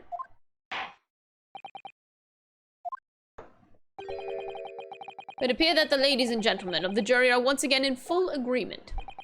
What is your position, Lord Van Zeeks? Glass number 5. In truth, my lord, I feel that these have been unnecessarily protracted proceedings. But then one must always exercise patience in order to savor the best vintage. No, wait! The mystery of the 4th book still hasn't been... Oh god, leg! If books are your predilection, my learned friend, study them on your own time. Leg has been summoned.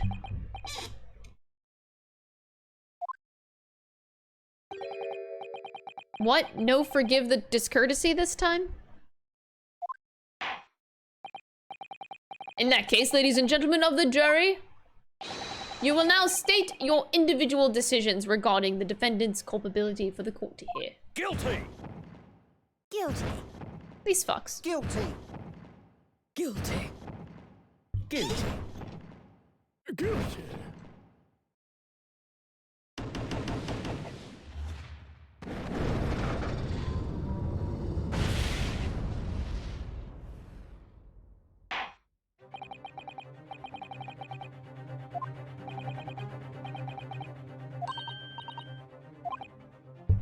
Mr. Naruto, don't give up. Have you forgotten? The battle isn't over. Oh my god.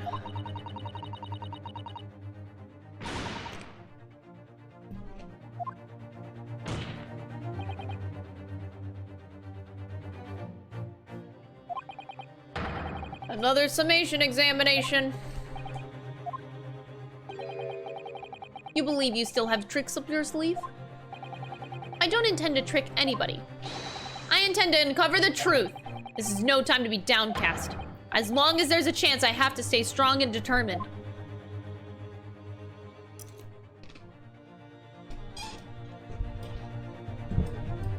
To be continued. Shit. Let's go.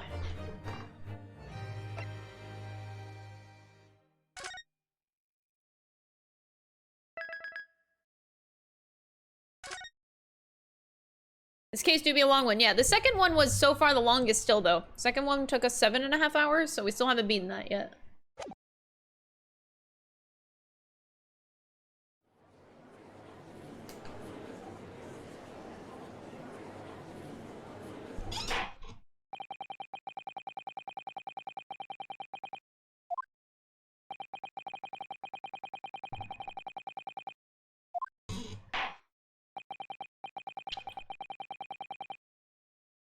Counsel, you will now proceed with your second summation examination. I presume the jury is ready, Mr. Foreman? We are, my lord. Very good. In that case, I must ask each of you now to state clearly and concisely for the court. The grounds, yeah, whatever. I could fit a chip during this time.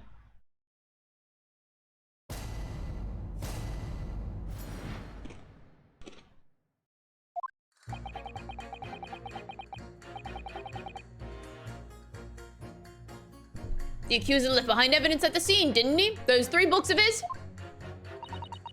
If there was some novel, alternative explanation about how the victim was stabbed, I might reconsider.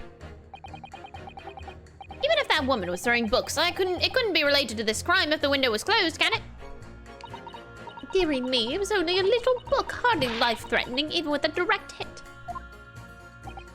Look, I just want to get this over with. If I don't bring home some pay tonight, I'll be in a tiny bit of trouble. Come to think of it, we had a fire at home a while ago. It gave me the sneezes.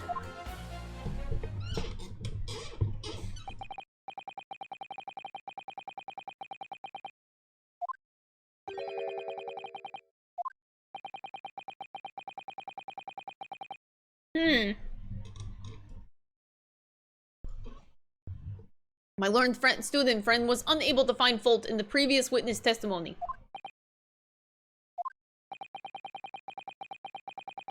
So the court must accept the fact that it was indeed the accused seen fleeing from the scene. And moreover... Oh, there goes glass number 5. No one else was even at the scene to commit the crime. If the eyewitnesses are correct, it would seem as if the conclusion is somewhat set in stone. I fail to see how it can be argued any other way. That means, I'm afraid, that during the summation examination, it's essential that you establish some other tangible explanation for the facts. Isn't it obvious? Who stabbed the woman, and how? These two details are all you need to provide. Simply give us a name and a method by which the attack was conducted. And there I was thinking this might be hard. Mr. Naruto, you have to do it. Otherwise, this really will be where the trial ends.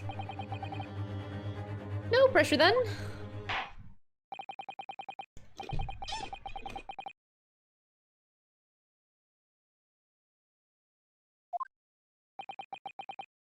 I'm ready.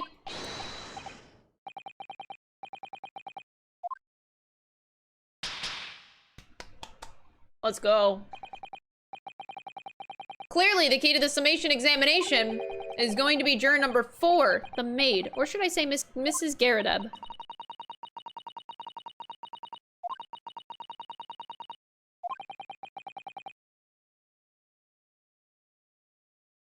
Link the two. Using every technique I've learned in my short career so far. Whatever it takes. Don't forget to keep an eye on Mrs. Garadeb and how she reacts. Got it. Bring it on. Bring it on, bitch. Let's go.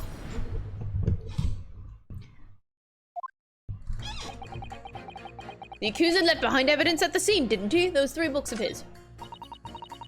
There was some novel alternative explanation about how the victim was stabbed I might consider. I guess I'll press U. I don't know why I don't just do all of them, but whatever. You might be willing to change your decision, you mean? Oh my, such delight on your face, but I'm afraid I shan't be swayed by emotion. Despite what you may think of me, I am a very modern, metropolitan, and rational woman. That's great! If one reads the morning papers, it's all forgotten by tea time, isn't it? So why read them in the first place? You see, modern, metropolitan, and rational thinking, wouldn't you say? And not at all extreme. As I see it, an overwhelmingly suspicious Japanese man had been implicated by overwhelmingly strong testimony. So despite 1 or 2 minor puzzlements, I do declare that the man is overwhelmingly guilty. Modern, metropolitan, and rational logic, wouldn't you say? Overwhelmingly. But us modern gals are always delighted to embrace new fads, you know? So I'd only be too happy to consider any exciting new theory if you could come up with one. I'd be happy to do that too, if only I could. Let's do our very best not to disappoint the modern and metropolitan young lady. I'm glad you admitted rational in there. That she did.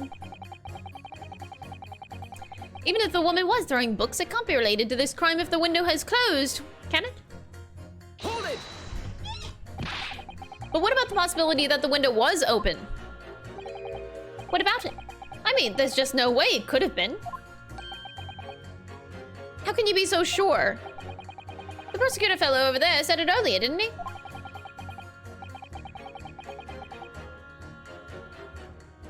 Winters in London are no joke. You don't want to invite that sort of cold indoors. So, no, that window wasn't open. Us Londoners like sitting by the fire and staying warm, see? But you couldn't categorically state that the window wasn't open, could you? It just wasn't. They wouldn't have opened it. Then what's the point in even having windows? Counsel, you would kindly refrain from childish bickering. Oh, sorry. Somehow I need to show that there's an undeniable possibility that the window was open. Because this young man isn't going to budge otherwise. It was only a little book, hardly life-threatening, even with a direct hit. Hold it! But the little book was on fire at the time, was it not? With flames of love, I'll have you know. There's really no such thing as a loving incendiary bomb. Well, he brought it up himself. It's playing with fire to betray fiery love. Isn't it? Well, don't you agree? Well, any kind of betrayal is certainly a bad thing, yes. But I think the argument might have arisen out of your misunderstanding, Mrs. Garadeb. Never you mind that. The point is we were having a jovial little dispute, nothing more. And I won't have any more of these suggestions that it was anything whatsoever to do with this crime. Right, well, we'll see about that. But what about juror number 5?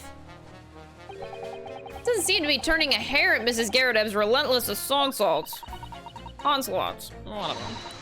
It's almost as though he's used to it. What a gentle soul he is. I just want to get this over with. If I don't bring him home some pay tonight, I'll be in a tiny bit of trouble.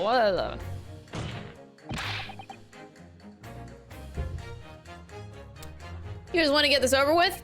How can you sit there and say something like that? A man's future is at stake here. We're saying the same thing to this man. I told you already, I'm a day laborer, aren't I? If I don't bring home some readies for me tonight, you'll find me floating face down in the Thames tomorrow morning. What? You heard me. My missus doesn't want to mess about with you. She can be fierce, believe me. He's used to this. Another shining example of marital bliss. A situation like this cropped up the other day.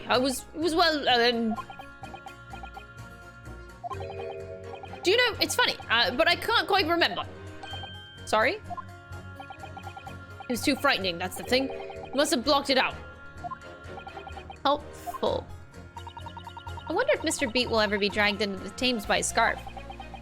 Don't even go there, Mrs. Otto.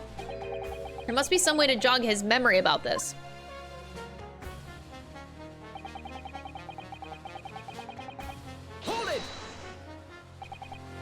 Does that have anything to do with your decision about the defendant's culpability in this case? Oh my god. Sorry. What's that? You have to speak up, lad. Could you tell us more about that fire? It was last winter. My grandchildren baked me a lovely cake on my birthday. It had 75 candles at the top. It did. What a sight to behold it was. You put candles on a cake? Was it some kind of devil worship? Of course not. It was an angel cake. To celebrate my birthday, obviously. Seems that a common custom here in Great Britain, Mr. Hart Naruto. Anyway, I mustered all my puff to blow them out. Only I must have blown wrong somehow. The flames didn't go out, but candles went flying all over the room. The future caught and everything went up. The whole place filled with smoke. Definitely sounds like devil worship to me. Same. Agreed. By the sneezes, I presume you mean a cold? And how did you catch cold from a fire? What a fiasco it was. The grandchildren, bless them, threw water over me as they tried to put out my flames. The flames, rather. And then, because the whole room had filled up with the smoke, of course, we had to open all the windows to clear it.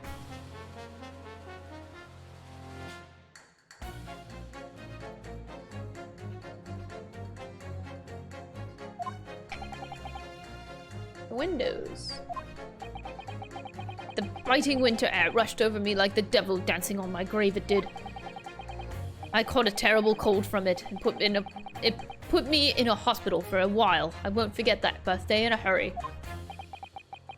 I knew it was devil worship all along, but something about this old man is playing on my mind for some reason.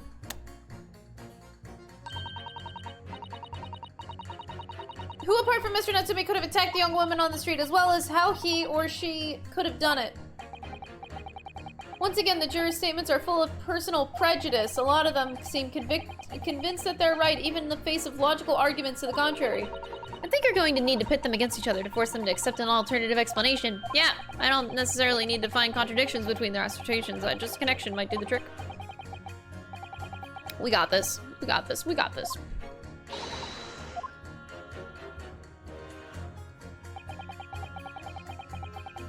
I didn't pit or press the first one, although fine, I will. As we know now, there were 4 books, not 3. Well, what difference does it make? There's every possibility that the 4th book in fact belongs to the defendant's landlord. That's the part I have a problem with. Sorry? Well, at the point the woman was stabbed, this landlord fellow was at home, wasn't he? Enjoying a fiery scrap with his wife or something, you said? That's not exactly how I would put it, no. Well, anyway, the point is, the fellow and his wife was somewhere else when it happened. I think that's what you call a strong alibi. So it couldn't have been the landlord who did it, which only leaves the Nipponese fit. Honestly, I can't say what all this palaver's about, but it's done a deal. It's a done deal, isn't it? I suppose it is, since I've nothing witty left to say. Okay.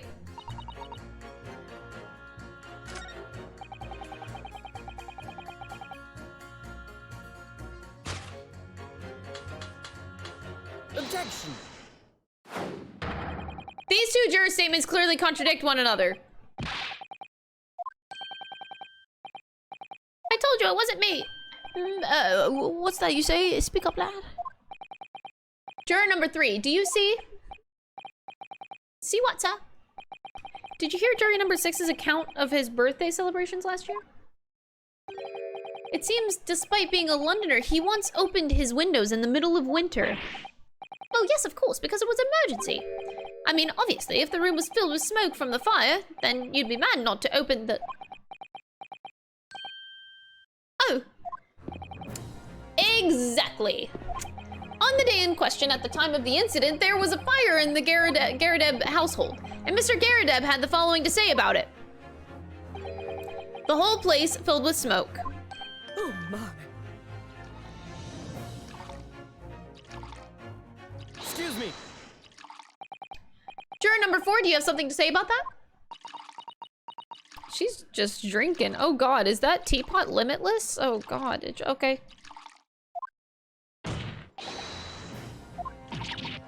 Oh dearie me. What is the meaning of this? How dare you imply that I'm hiding who I really am? It's imperative that you confirm something for the court. So please, it's time to drop the pretense now. When the fire started in your house that day, did you or your husband open the window? What? I beg your pardon. What are you insinuating? The room would have been thick with smoke after the carpet and bookcase caught fire as they did. In a situation like that, it's inconceivable that you wouldn't have opened the window. And what if we did? Well then, that would prove my point. You numbskull, use a fucking brain cell. Oh, all right then. Yes, you're right. My husband was frantically trying to open the window, which can't have been easy since I continued to give him a justly deserved book battering. Even though your house was on fire? Oh, you never stop throwing until the anger subsides. It would be terribly bad for the nerves to do otherwise. Of course, I should have realized. That's a significant step forward, Mr. Naruto. You managed to establish that the window was open. We simply must have that added to Mrs. Garadeb's formal statement. Now you mention it, yes, the window was open at the time. I'd clean forgotten, but it's true. Hold it! The 4th book found at the scene of the crime shows very obvious signs of fire damage. And the title of the book, The Lion's Pride, the same title, in fact, as the book that Mr. Garadeb had told us that he had been reading. I really couldn't say. On the day in question, did you or did you not throw at your husband the copy of The Lion's Pride that he had been reading?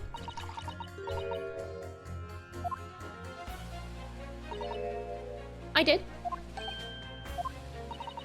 It was the first thing I could lay my hands on, so I hurled it straight at him. And now you come to mention it, yes. He was rather enjoying reading it, you're right. Why did you not reveal this information to the court from the outset? Because I couldn't, you insolent little man, I didn't remember. At times like that, you pick up and throw whatever you can lay your hands on, as you well know. I really don't. I barely noticed I was throwing a book, much less the title of it. Oh? Excuse me. What is it, juror number 5?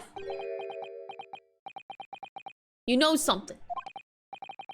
I've remembered what it was. That memory I'd blocked out. It was listening to what this granny was saying. Brought it all flooding back. Who are you calling a granny, you devil, cheeky devil? I'm Mrs. Garadeb or the maid, I'll have you know. Oh, she just admitted it. The man doesn't even flinch. Please tell me that's not because he's he's so used to being hit all the time.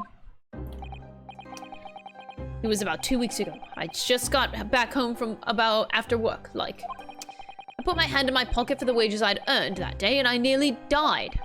There was a hole. Every last penny had dropped out. Oh dear, what a disaster. You haven't heard the half of it, boy. The wife was cutting up some chicken at the time. I could hardly get the words out, but I told her straight. I've lost a day's wages, love. Next thing I knew, the blade was whizzing past my ear, stuck into the wall next to me. About an inch deep. No words, just terror. I could smell it then, you know, that god-awful stench of the Thames. I was sure I was going to end up face down in the muddy banks that night, I can tell you. Now that's a real disaster, isn't it?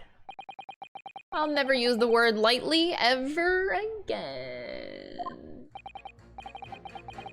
The point I'm trying to make. When women lose their rag, they'll throw anything at you. Knives, hatchets, hammers, you name it. Mr. Naruto, you mustn't think that all women are so short-tempered and unrefined. No, I wasn't thinking that. Throwing household objects at people as well, it's so uncivilized. At least attack with honor, using a bow or the like. Okay.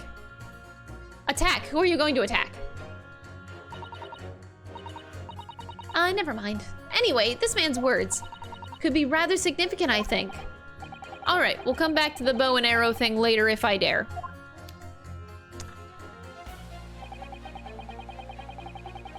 A woman in a rage will hurl almost anything at you. The kitchen knife really brought that home to me.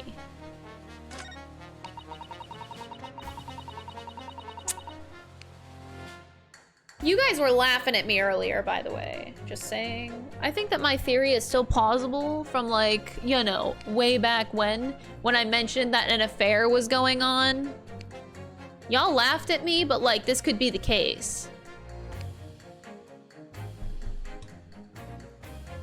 Y'all laughed at me. You were all like, Crystal, you know, at least Mr. Sholmes backed down off of his thing, and I never backed down. You wanna know why? Because there was no reason why my point was ever wrong. I don't back down unless I know that it's absolutely not the right thing. I mentioned that an affair might be going on. It's still possible. What if it's with this juror number 5's wife? What if it actually is connected that way, huh? And the maid found out about it, and she's like trying to stab this bitch. Oh wait, that if it was his wife, then he would have been like, oh yeah, my wife. Okay, never mind. But like, okay, maybe not his wife, but like an affair could still have been going on. All right? Y'all be laughing at me, but I still think I'm right. Okay, I'm going now.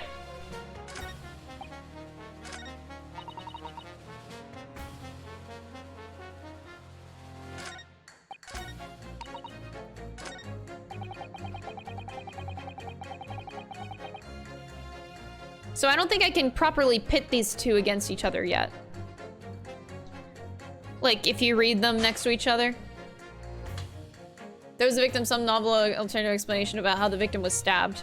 I mean, oh, okay, maybe I can. I'll try it. We'll try it now. See if it works. Objection! Those two statements clearly have a deep significant...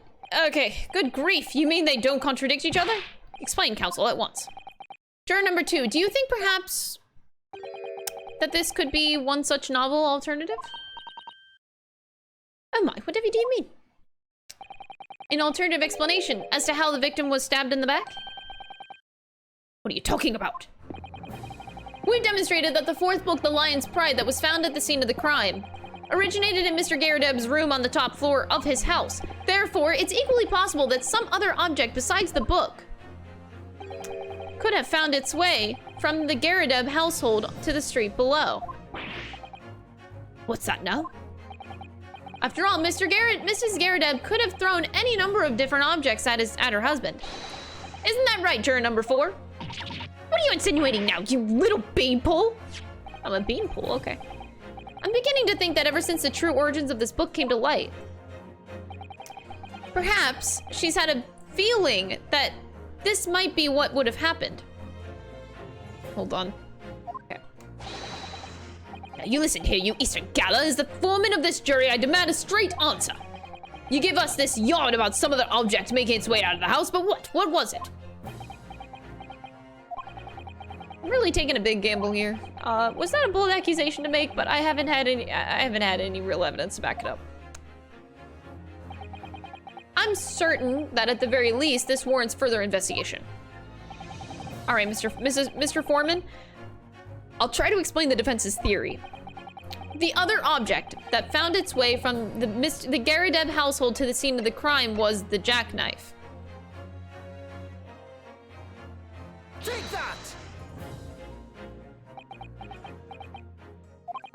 Juror number 4, Mrs. Garadeb.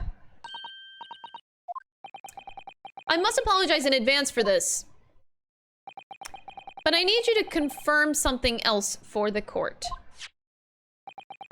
This knife. Have you ever seen this knife before?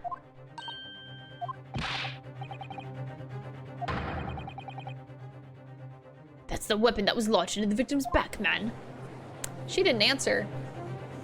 She did not answer. My lord, remember that when the victim was attacked, Mr. and Mrs. Garadeb were in the throes of an argument. Mrs. Garadeb was hurling anything she could at her husband, who had been backed up against the window. A window that had been opened to clear the smoke and through which a book sailed to land at the crime scene. You can't seriously believe that. That book was found in the victim's grasp. Are you saying that it flew out of the window and across the street to land neatly in her hand? Even my missus hasn't got an aim like that. Yes, I admit there are many details we don't yet understand. But that's the point. That's precisely why we must not allow this trial to end, not right now. Oh my. Mrs. Garadeb, your answer, please? Have you seen this knife before or not?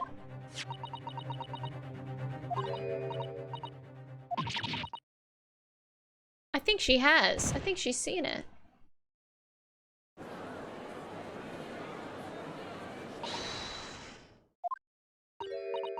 I wish to change my decision. I'm a woman of my word, after all. Thank you, madam!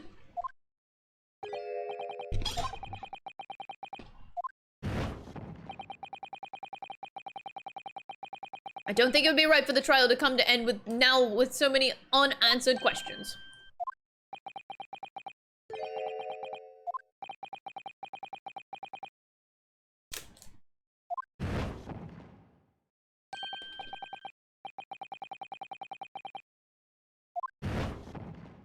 We got them all!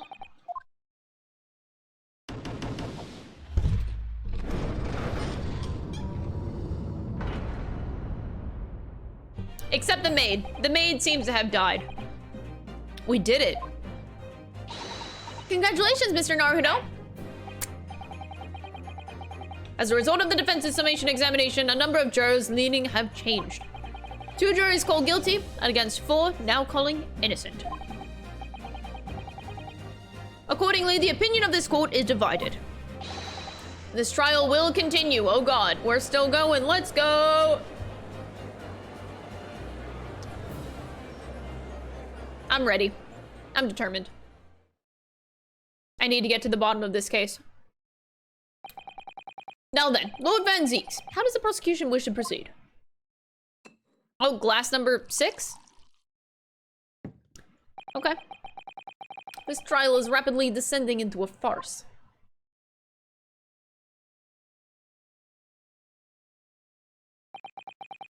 Like corked wine, the first few sips are bitter enough. And there goes glass number 6. Okay. But what follows is so repugnant, it's good for nothing save the gutter. If I may, Lord Van Zieks, the defense has just put forward a credible alternative explanation for what happened. Credible. Is that your considered opinion, Mr. Foreman? The defense's argument is a joke, to which I barely know how to respond. But let me start by insisting. that you must all familiarize yourself better with the relative positions of those places being discussed. What do you mean by that?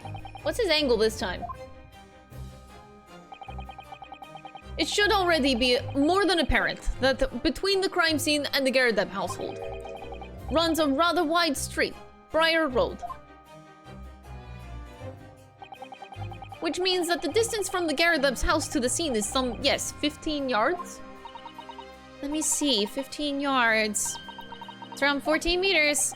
14 meters? Oh god, that's a little farther than I imagined. And as you, ladies and gentlemen of the jury, rightly noted as having pretentious significance, the fourth book was found in the victim's clutches. In other words, the smoldering book, wantonly hurled by the lady of the house, traveled some 15 yards, to land on the opposite side of the road, neatly between the collapsed victim's fingers and thumb. Is that your final conclusion, my learned and deluded friend? Did the jackknife follow a near-identical trajectory to plunge into the middle of the victim's back? This fantasy is somewhat stretching notion of having a bad day for the victim, I think. Even those pathetic serialized detective stories have more believable plots.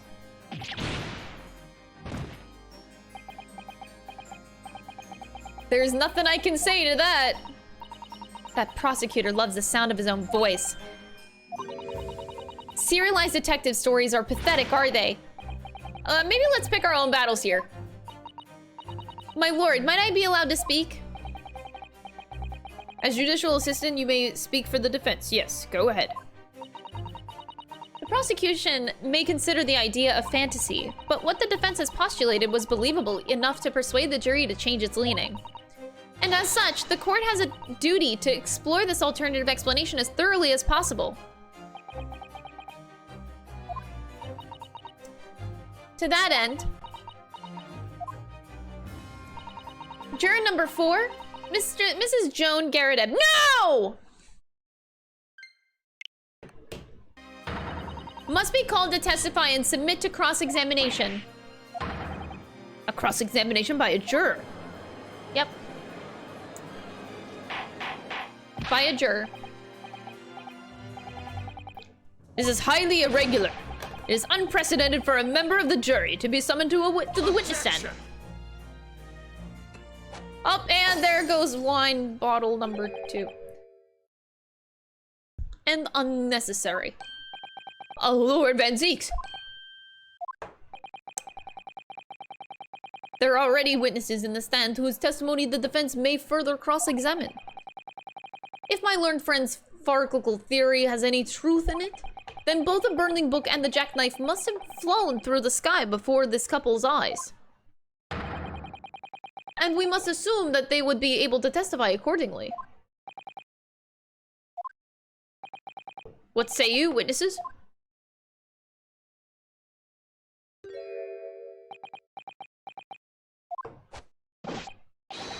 Yes, sir. Constable Royley Beat, reporting for duty, sir. Well, good morning, officer. Sorry for dozing until now, sir. I haven't slept for a month on account of a villain who's appeared on my beat, sir. Oh, they are so heroic, those London bobbies. Patricia, my darling, I've been neglecting you, but no more. Oh, Rolly, my hero, you make me swoon. Very well, I hereby reject the defense's request. Oh. In order the witnesses in the stand to testify again. State forthwith before the court any details pertaining to the defense's alternative explanation of events. Here we go.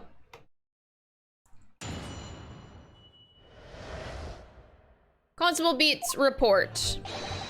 This case has nothing to do with Mr. and Mrs. Garadeb. Believe me, a London Bobby is good for his word. You see, sir, the windows on the top floor of Garadeb's house are top-hinged casements. Obviously, if anything had been thrown out of the window, we would have seen it. I did leave the scene to go and fetch help, but my trusty Rolly was there to make sure nothing was disturbed.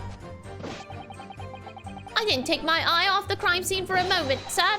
Nothing strange to report on that front, sir. This is quite startling. Top hinged casement windows. The detail was not in the police report, Constable. Yeah, sorry about that. I must have been a little drowsy.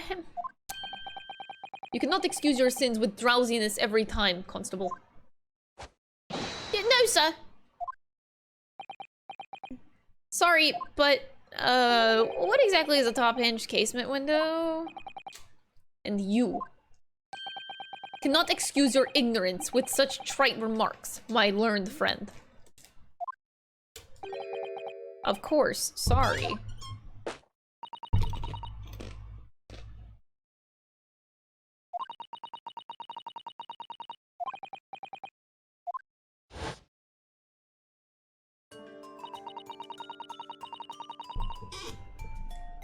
So the window opens in order to allow air to circulate inside the house.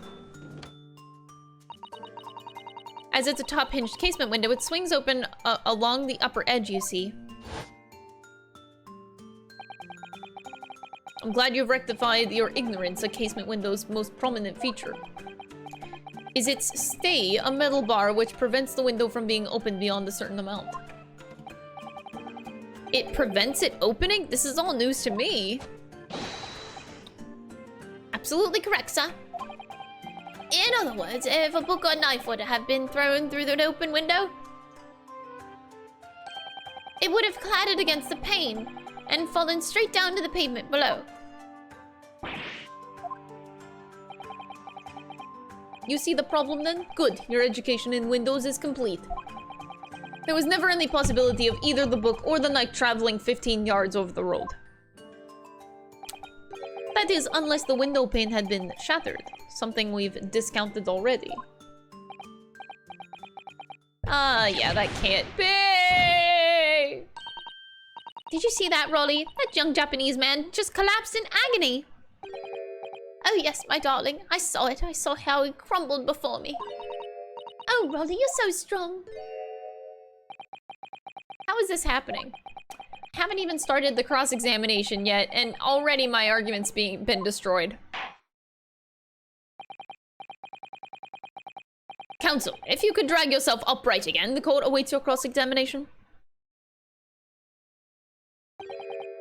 My lord, oh good, another desperate situation.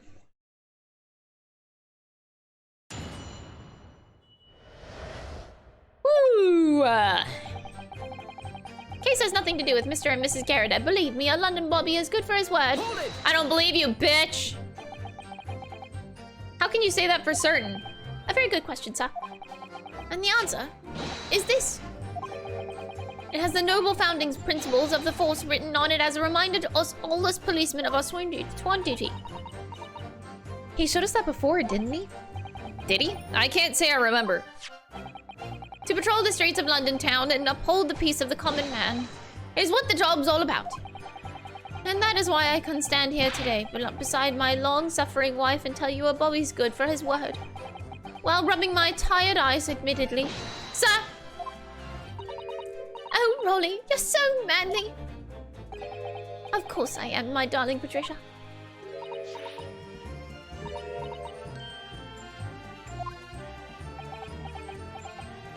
No, none of this is what I meant. I meant, how can you say for certain that this case has nothing to do with Mr. and Mrs. Garrett? Oh, I see, sir. You should have said so earlier, sir. Yes, well, how could you answer the question? That was a waste of time, then. Absolutely, sir. I will answer to my fullest of abilities, sir. There's a surprising reason why Mr. and Mrs. Garrett domestic dispute can't be related to the case. But before I get into that, sir, just one thing. Yes? I'd very much like you and all your countrymen to understand the great British institution of Scotland Yard. So I hope you'll take back some tales of us London Bobbies and how we uphold our guiding principles. I wasn't planning on going back just yet. I've only just arrived here. So to that end, sir, I'd be happy to lend you my warrant card for your perusal. But I must warn you, you won't be able to get through it without shedding a few tears. Thank you. I'll try.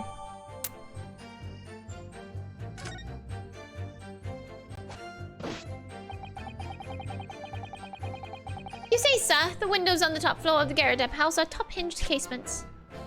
So let's look at what he gave us, huh?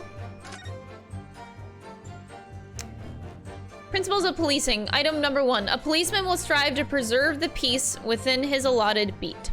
Item number 2. A patrolling officer is expected to walk 20 miles around his beat every day for the furtherance of community relations. Metropolitan Police Regulation. Item number 1. Any crimes fall under the jurisdiction of the beat in which they are discovered.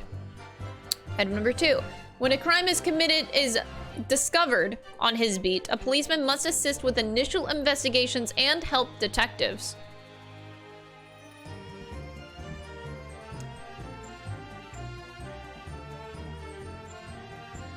But he never did.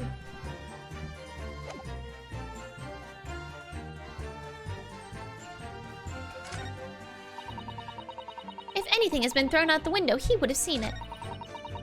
I leave the scene to go fetch help, but my trusty Rolly was there to make sure nothing was disturbed. I didn't take my eye off the crime scene for one moment, sir. Nothing strange to report on that front. So much to press. I'm gonna press these last two. You said that you went to a nearby police box to fetch another officer, is that right?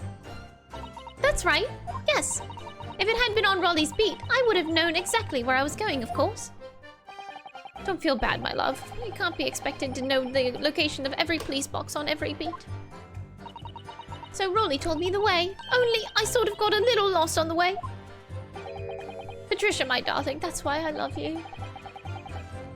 Your terrible sense of direction is bewitching to me.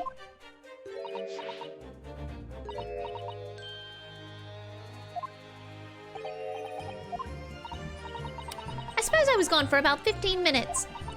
But like I said, my Rolly was at the scene the whole time, making sure nothing was disturbed. I was off duty at the time, of course, but a true Bobby is never really off duty, sir.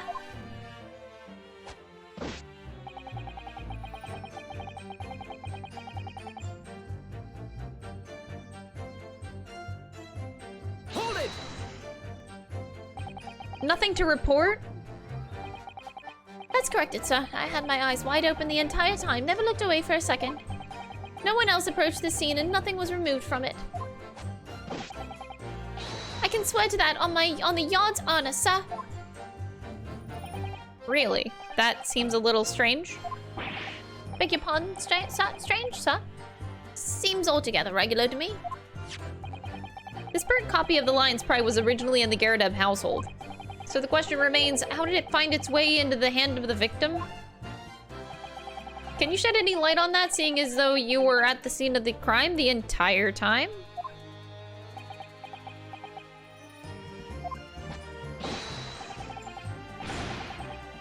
Could it be a different copy, sir? One that just happened to be burnt as well? Even if that were possible, why would the victim have been gripping a book like that in her hand? As we can see from this photographic pinch, she had a bag over her shoulder. Well, sir, that book was in the lady's hand from the moment we arrived at the scene. Is that so? There's something about this statement that's not sitting right with me. The two mysteries of how that knife ended up in her back and how that book ended up in her hand. Must be some common thread between them.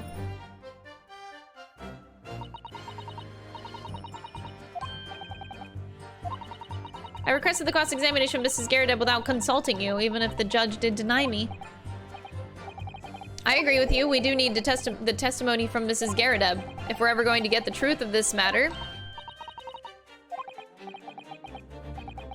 No matter how far it is across the road or how the window opens, Mr. Garadeb's book found its way to the scene of the crime somehow, didn't it? You're right. And then there was Mr. Garadeb's reaction to me showing her the knife.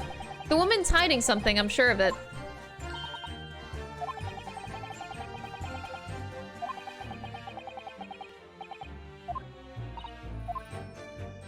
Okay.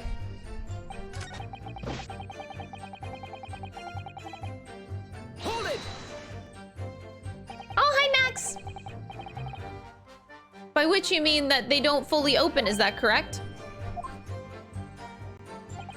They're just there to allow a bit of air through the house, you see? So they're restricted as to how much they open. And therefore, anything thrown out of the window or from inside the room would simply strike the pane and fall into the street below.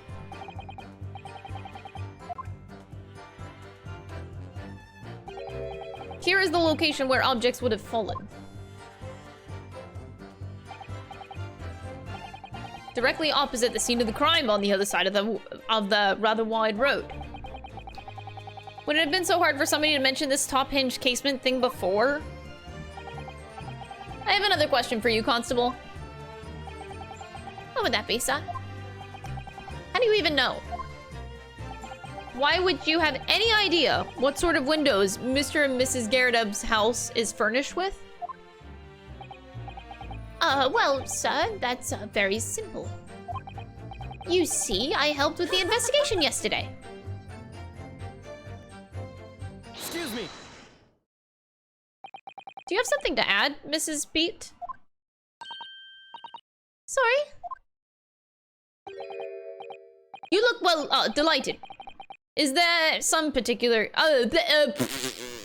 is there some particular reason for that? I was just remembering, that's all. We really were so lucky. Lucky? What do you mean? Well, of course, I feel terrible for the poor woman who was attacked. Don't misunderstand me, please. But we were just so lucky it didn't happen on Raleigh's beat. It was so close, you see. Oh, I hadn't realized. Oh yes, that street, Briar Road. That's the boundary between Raleigh's beat and the next one. Isn't that right, my love?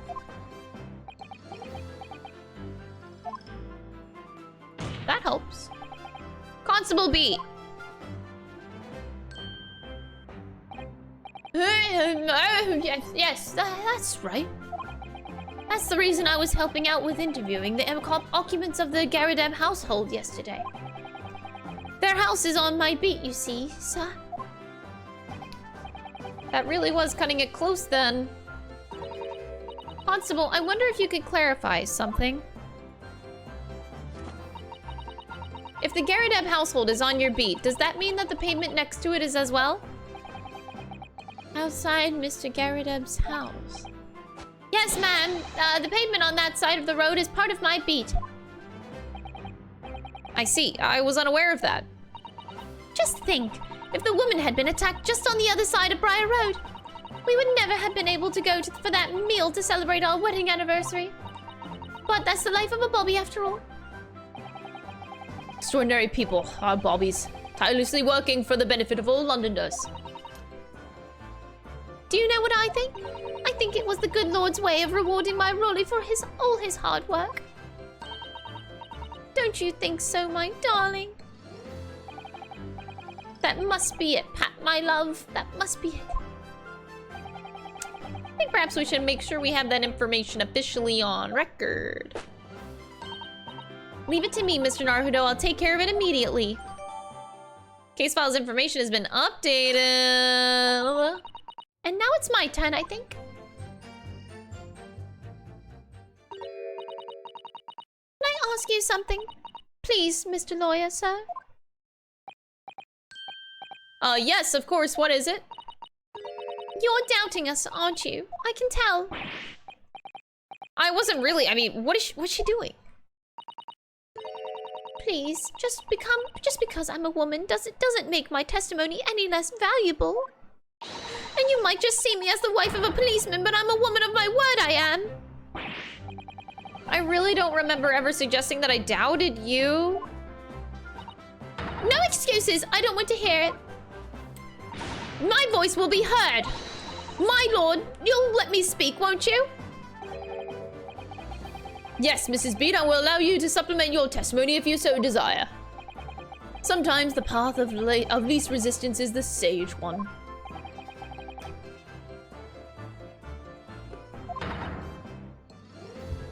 I heard that.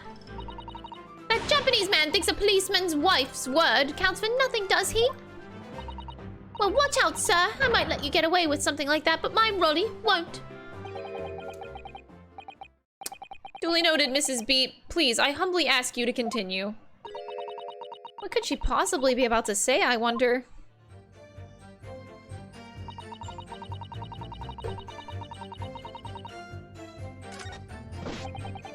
I didn't take my eye off the crime scene for one moment, sir. Nothing strange to report.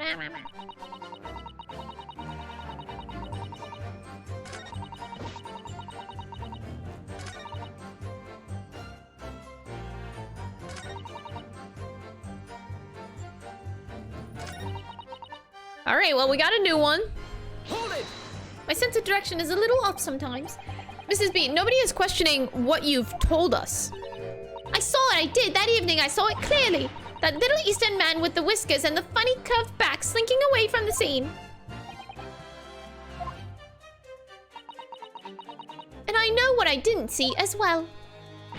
I didn't see any flaming books or knives flying through the sky. All very clear. You also mentioned something about having a poor sense of direction. Oh yes, well, that's a little embarrassing, really. I've always ended up at the wrong place whenever I've made my arrangements to meet Rolly. He gets ever so cross. Excuse me. Constable Beat, is there a problem?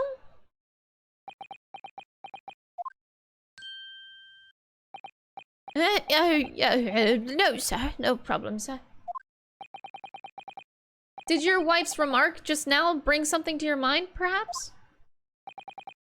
Well, in a way, sir. Yes, sir. I was just remembering that the same thing happened that evening is all. You mean Mrs. Beat lost her way on the night of the incident? Well, you see, I sent her off to find a police box and the next beat over from mine.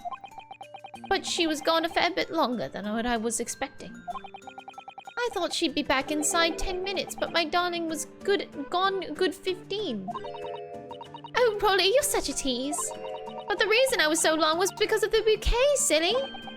The bouquet? Sorry, what bouquet are you talking about? Oh, it was a present for our wedding anniversary. Rolly's so romantic. He saved up for it with farthings and halfpennies that he found in the gutter while doing his rounds. How romantic. I'd forgotten all about it until just now. Had you, my darling? Yes. But that was just between us. No talking about it to anyone else, darling. You have to promise. Really? Oh. What was that all about? Constable Beat looked very obviously troubled during that exchange. I'm sorry I can't offer any useful insight, Mr. Naruhodo. I'm quite sure of one thing. We have to ask Mrs. Beat about the bouquet. Mrs. Beat, this bouquet you just mentioned, I'd like you to add details about it to your testimony, please. Oh, really? Oh, yes, I'd love to. This is getting juicy. What happened was I dropped my bouquet and ended up losing my way for a while. Hold it! You mean you dropped the bouquet at the scene of the crime? Yes, that's right. I was so upset. When we ran over and saw it was a woman with a knife in her back, I was so shocked I dropped the bouquet Rolly gave me. I was in a dark spot where the streetlights weren't casting any light, so I didn't notice at first. And then you went to the police box to report it to the policeman whose beat it was on? Yes, I came back to the scene all together with the other constable, you see? That's when I spotted my bouquet again, but the funny thing was, when I went to pick it up, it was nowhere near the victim's body at all. In case you need reminding, Mrs. Beat, the victim is not deceased. I was all flustered for a moment before I heard a voice calling me from the other side of the road. Your husband, presumably? That's right, silly me, I'd gone over the wrong side of the street. Although, I'm going to blame the bouquet this time. I can't think how it got there, I really can't. So the bouquet somehow moved from one side of Briar Road to the opposite. Curious indeed. Isn't it? But the worst of it is, I forgot to pick up the bouquet again from where we left the scene. That beautiful rose Rolly brought me with that change from the gutter he spent so long collecting. By bouquet, do you perhaps mean this sorry solitary rose? Why do you have that? Oh! Yes, that's it! That's the bouquet Rolly bought me for our anniversary with old bits of change that he found in the gutter. Maybe just call it a rose? Tell us, Lord Van Zeeks, where did you come by this flower? According to the report by the police officer in charge of the crime scene investigation, it was found on the edge of the pavement in front of the Garadeb household. In front of the Garadeb's house? Although it wasn't noticed until the morning as it lay where the street lamps cast no light. It was believed to be of no relevance to the case since it was found on the opposite side of the thoroughfare. Thank you, sir, thank you. Could I have it back now, please? No, I think for good measure, this rose should be added to the court record as evidence. Oh.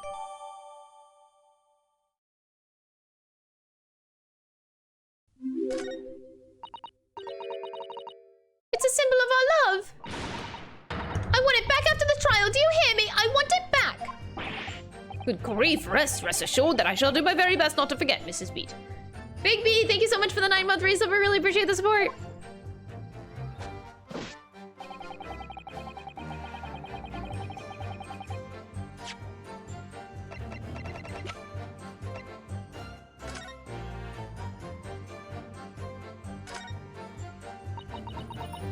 Is that wrapped up in newspaper? Like the rose is wrapped up in a newspaper.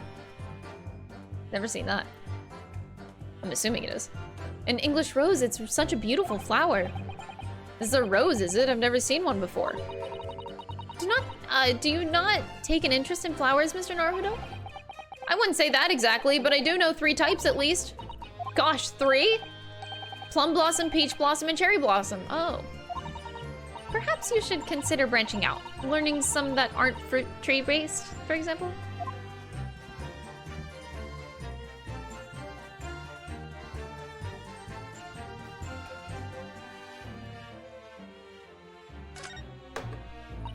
An English rose. Oh.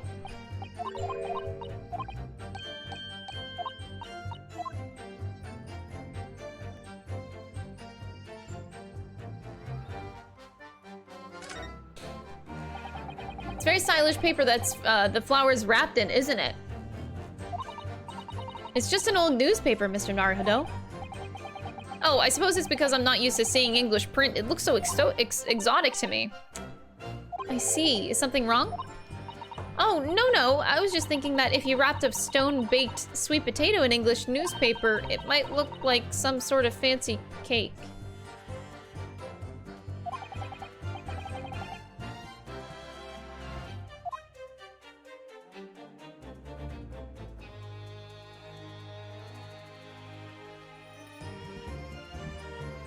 I don't even know what to make of that, but okay. We don't talk about it. I was hoping I could find something about this rose, but nope.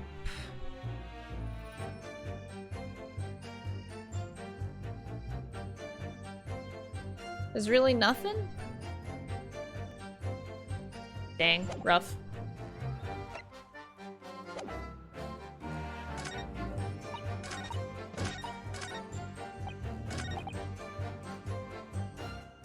So, if this case had nothing to do with Mr. and Mrs. Garadeb, why was the rose seen outside of the door? I don't know if this is where I would present that information. The windows on the top floor of Garadeb's house are top hinged. If anything had been thrown out of the window, we would have seen it. I did leave the scene to go and fetch help, but my trusty roller was there to make sure nothing was disturbed.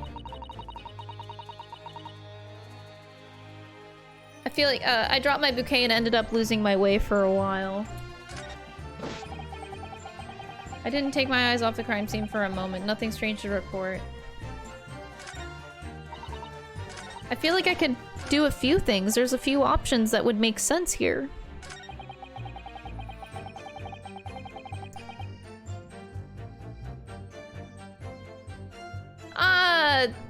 This doesn't sit right with me, but I'm gonna do it anyway because I have 4 strikes. I'm gonna present the flower here. I don't think this is gonna be it, though. I don't know why I'm even bothering if I don't have a good hunch about it, but I don't know why. I'm just like, I'm actually stupid. Objection. That's not it. There's also, you can also, his report, we could also throw back at him, too. Based on the rules.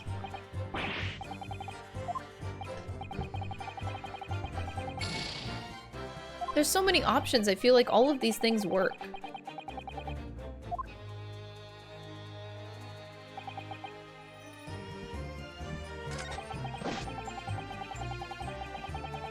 Because there's some things in his record too we could throw at him. Patrolling officers expect to walk 20 miles around his beat every day. Further, policemen will strive to preserve the peace within his allotted beat. Any crimes fall under the jurisdiction of the beat in which they are discovered. When a crime is discovered on his beat, a policeman must assist with initial investigations and help detectives. That can also be thrown here.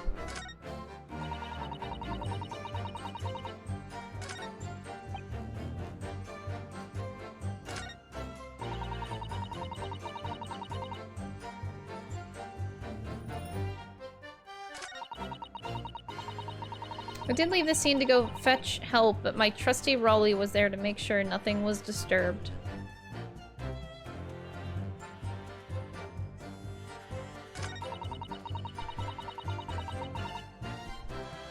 What happened was I dropped my bouquet and ended up... Oh, is it really that simple?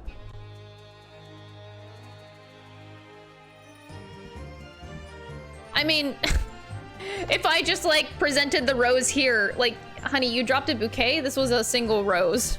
That just seems like a really, really dumb thing to present.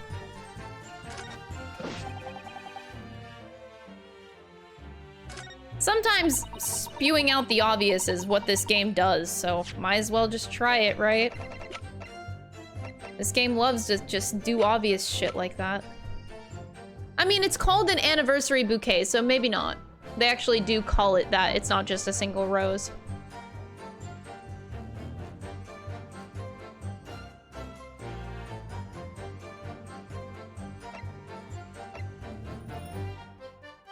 Maybe because the wording is the same, I'm not gonna point out the obvious. It wouldn't really get me anywhere. Like, I don't know what that would actually do. Maybe I should press again? That shouldn't get me anywhere either. Wait, maybe it would. Oh, that can't hurt. That can't hurt.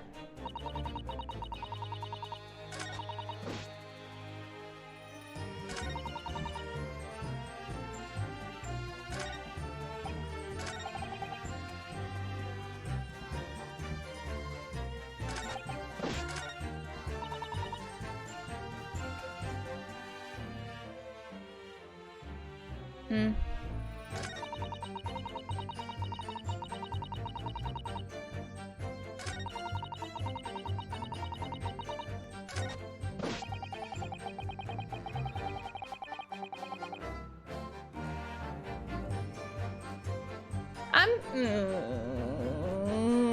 Hold it! Is this the same?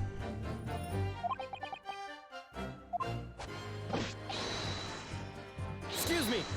Oh, shit.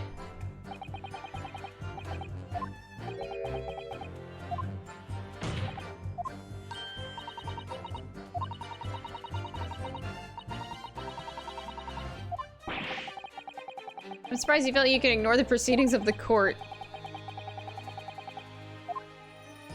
Is this the same? I can't even remember the past conversations anymore.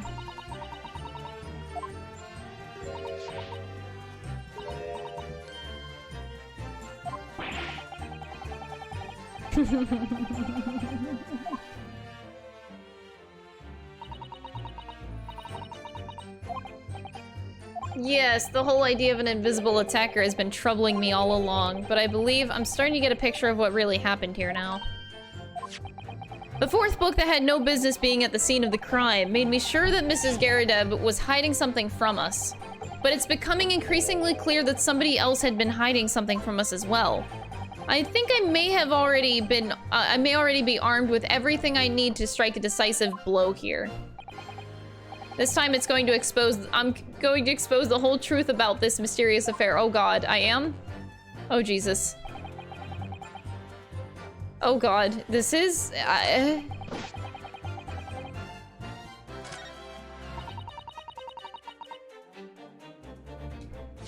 my brain is dumb. I'm gonna reread this one more time. And relook at everything.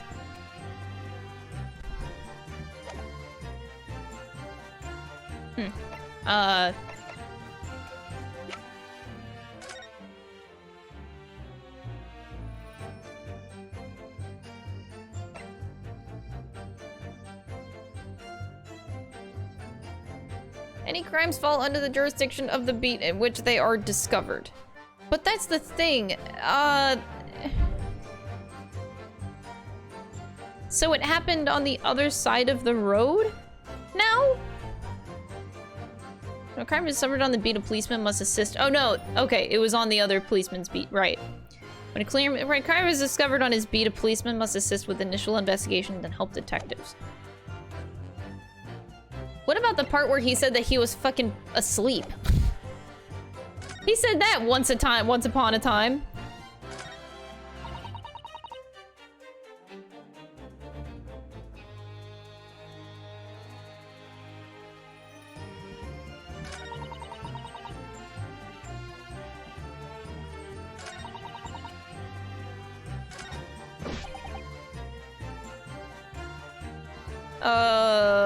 Oh God, I have another, okay, there's so many stupid things I could say.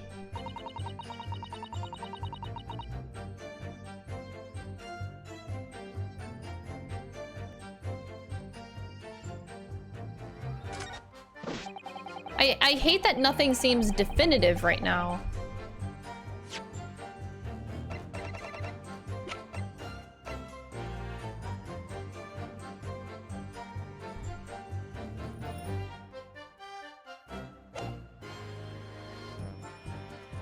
Oh God.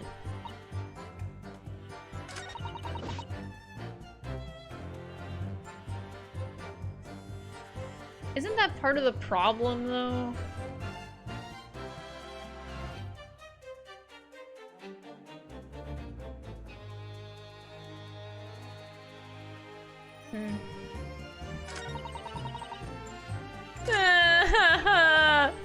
I'm doubting myself, no!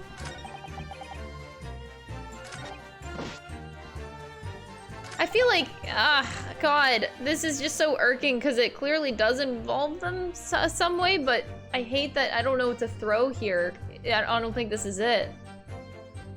It's so irritating.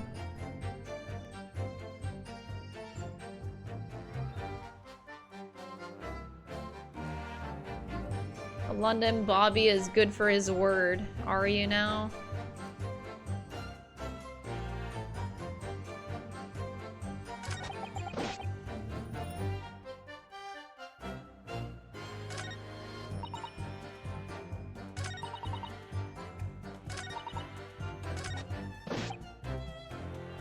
Ah, fuck. I'm stuck. I'm just stuck because there's so many different things I could present in different places. Like, I have too many options and I can't think of, like, one that's better than the others as far as presentation goes. Objection! That's not it either.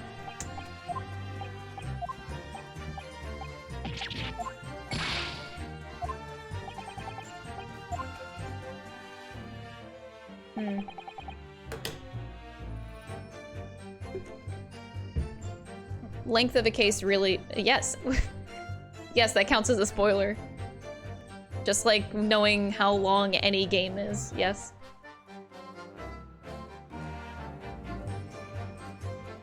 Hmm.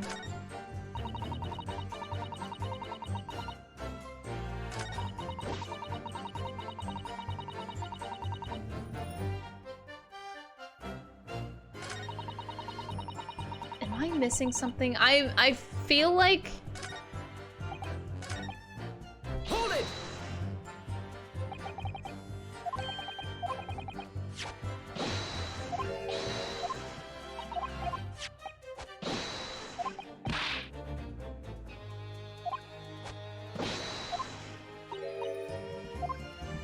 He admits to being, like, half asleep the whole fucking time.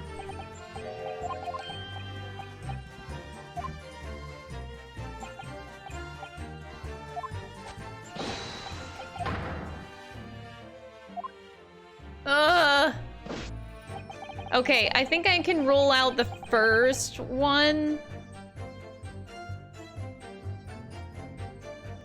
I can't, though. I can't. This one doesn't seem relevant at all.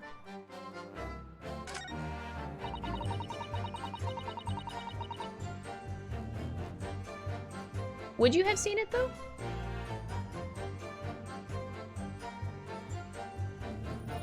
How was the rose outside of their front? Like, they said that they found the rose in the morning, the following morning, on the front of the steps outside their door. How does... Did she really drop it there?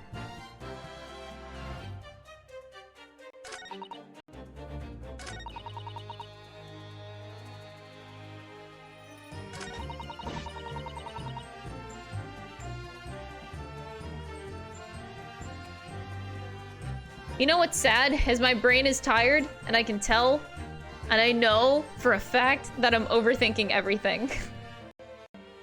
But I don't know how to backtrack! I'm overthinking this so much. I know I am. I know I'm overthinking it. I'm gonna hate myself whenever I get this, man.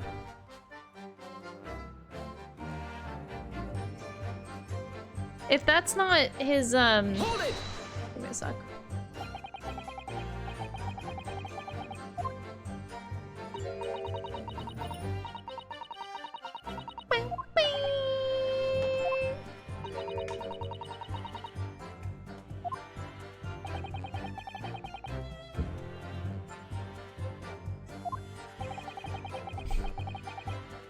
Oh, you guys are sending me brain energy.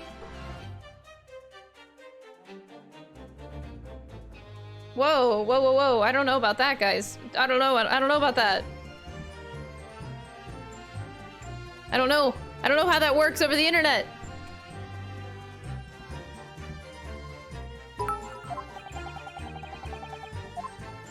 Don't forget save you will fail. You will reset that. Excuse me while I say shut up! I don't need to save, I'm fine. Who cares? Boom, boom.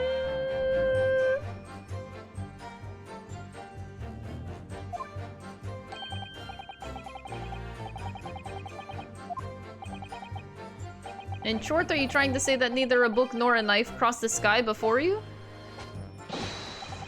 That's correct, sir. As sure as the night sky in London is starless, sir. Certainly seems like they're telling the truth. And then we saw the poor woman fall to the ground, straight over to help her. God, oh my god, I feel so stupid right now. Bro, I have a dumb brain. I do.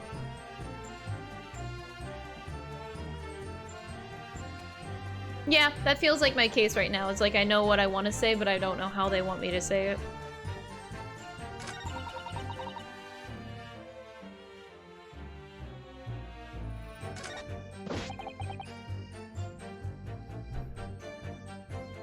I feel like I'm supposed to present the rose somewhere. Do I need to look at the rose again?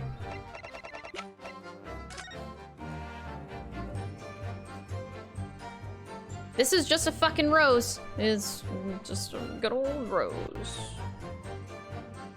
This is as rosy as roses get. I'm not missing anything. There's not like... something to show here.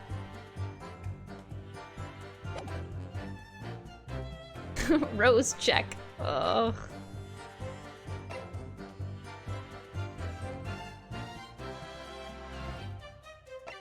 There's just something with the both of these that are just so weird. I just don't know how I'm supposed to say it.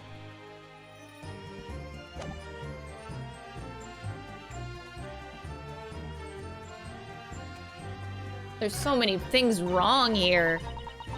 Beside the fact that they clearly did mention before, like she said she came back and he was face down on the ground sleeping. Like, what the fuck?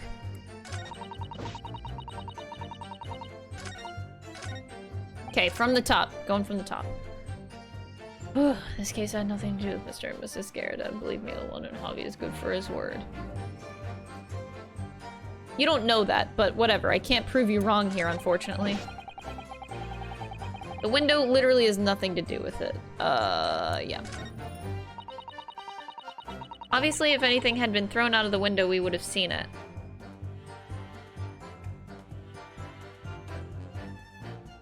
But why was there a rose in front of their house? Like, wait, how would you have seen it? Wait, it was... My brain can't process how you don't see this shit if you're claiming to have seen so much.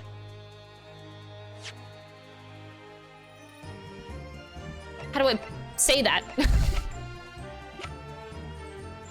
Wait, they also updated the case file, didn't they? What does it exactly say now? The assailant, apart from a single stab wound from her name was gleaned from her personal effects. Other details are unknown. Apart from the single stab wound large enough, no other signs of injury were observed. The assailant was seen running away from the reporting officer and was successfully arrested the following day. Oh, I thought they updated this.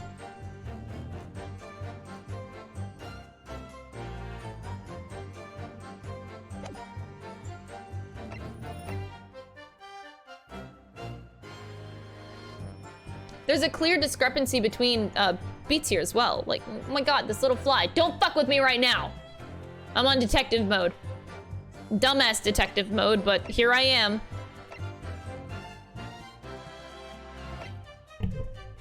Leave me alone.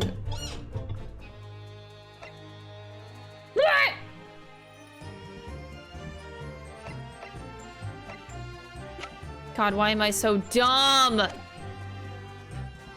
I almost want to present the rose here. Oh, my game just saved. Hey, I just saw that. Well, I have nothing to lose anymore. Who needs brain cells? I don't need them. Objection!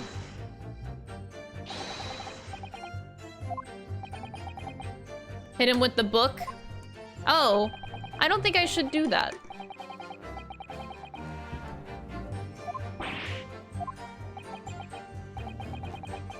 They're trying to point out the discrepancy between the west side and the east side and how his beat was down the middle of Briar Road.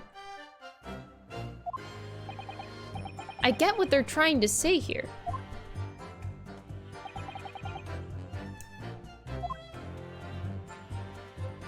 Like, there's a discrepancy of sides that the officers take care of.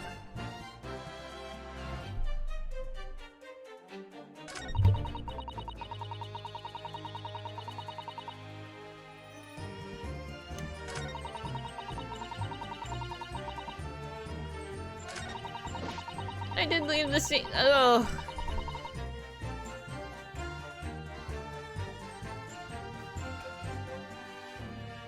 Hold it!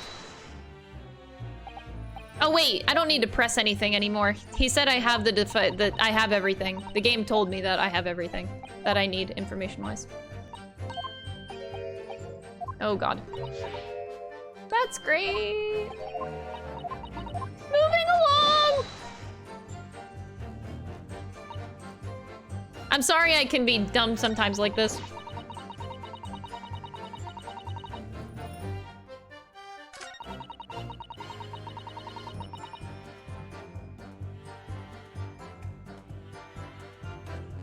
I can't say anything against that. There's only so many things that I can say something, so I mean I can do process of elimination.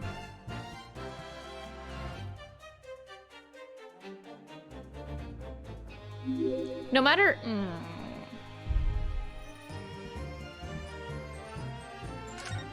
I wonder if I'm not looking at this right. What if I'm not supposed to present either of them?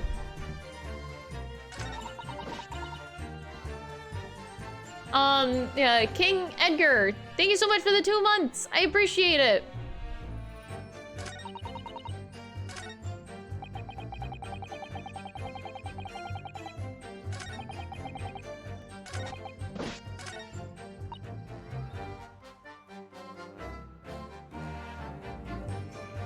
We already did presentation for that. You left the scene. Yeah, and you left your rose behind. If you left this... I'm very confused about this. Alright, here we go. Game over, guys. I'm going for it. You left the scene behind and you left your rose behind. I'm so confused. This isn't it. This isn't worth the game over. Maybe it is, I don't know.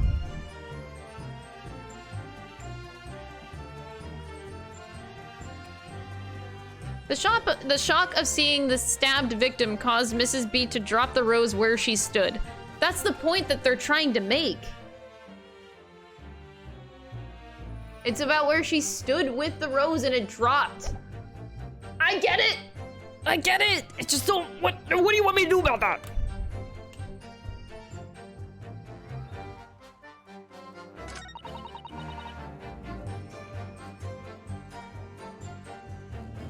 Yes, you dropped your bouquet. You know what? I said this earlier, how we're supposed to point out the obvious. I'm just gonna point out the fucking obvious, and I swear to God, if this is it, I will cry. It better not be. Like, I want the game over right now. All hail game over, please. Objection! Good. I would have been so mad if that was, like, painfully that. Ugh. Brain, please. Brain, don't overthink this. All right.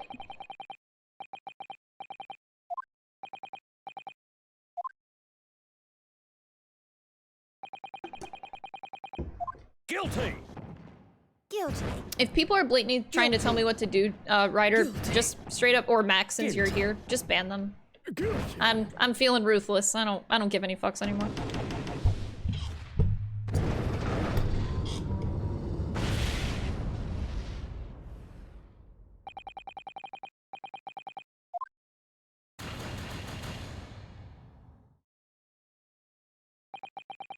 It kind of... So they...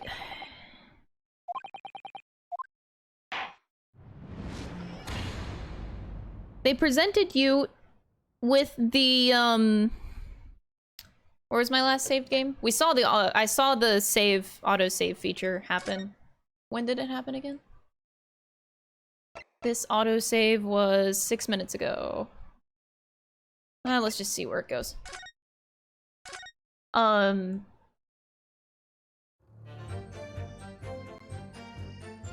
Okay.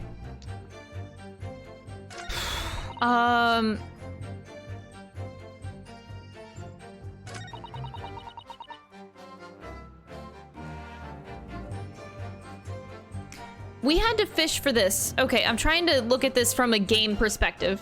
I'm forced to look at this differently. I'm not looking at this from a logical perspective of the case itself. Right now, I'm gonna be looking at, okay, what the game gave me and what do I do with the things the game wants me to do. We're gonna look at this from a dev standpoint, okay? This was added information, which tells me that this is important, which is obvious. As we've known where the dropping of the bouquet happened is important to the case. Now, is that outside of his jurisdiction? I have nothing to lose anymore, so you know what? Fuck it. Objection! Okay, no. What do they want me to present there? Okay, so that was like That's the new information that I had to fish out of the testimony.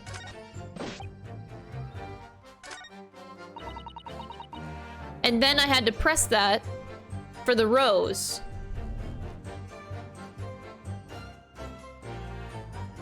The rose is kind of pointless in itself as evidence. I want to say the police book is more the thing that we're supposed to present as evidence.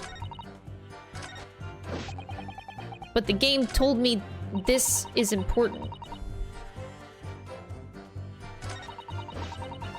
Or it's just alluding to the rose just being the singular thing that we're supposed to be thinking about. I left the scene to go and fetch help, but my trusty Raleigh was there to make sure nothing was disturbed. I think I'm losing my shit. I need your brain cells now, chat.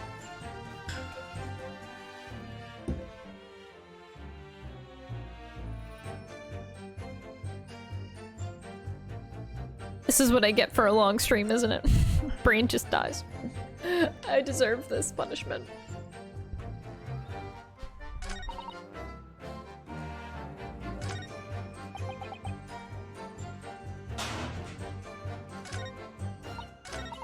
Take my brain cells. Thank you.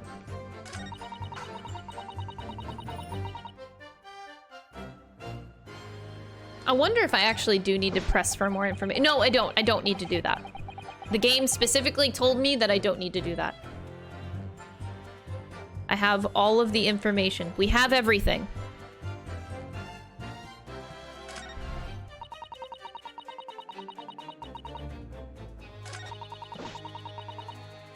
So girl sees crime happen, supposedly. She drops Rose on ground. She runs to get lost, apparently, to get help from neighboring police beat, which is not in the jurisdiction of where her husband was. Yes, I'm aware of the situation.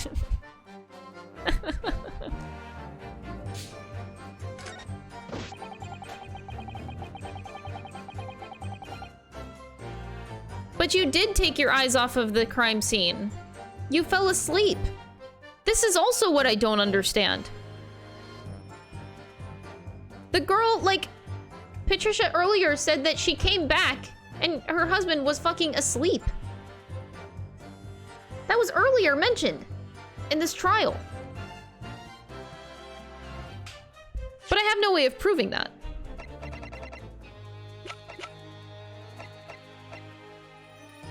The three things that happened in this testimony, where we got a police book, we got the rose, and we also got an updated case file. Maybe I actually do need to point out the border, maybe the case file is what I'm supposed to be presenting.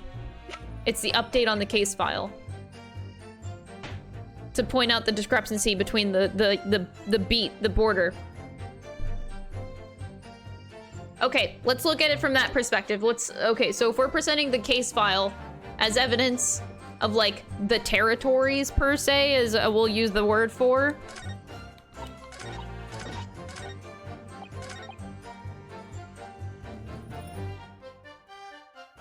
I hope I'm on the right track here.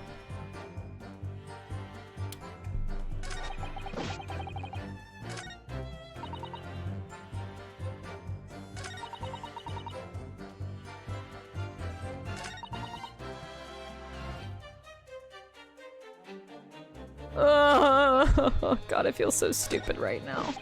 Ultimate levels of stupid. I hate this.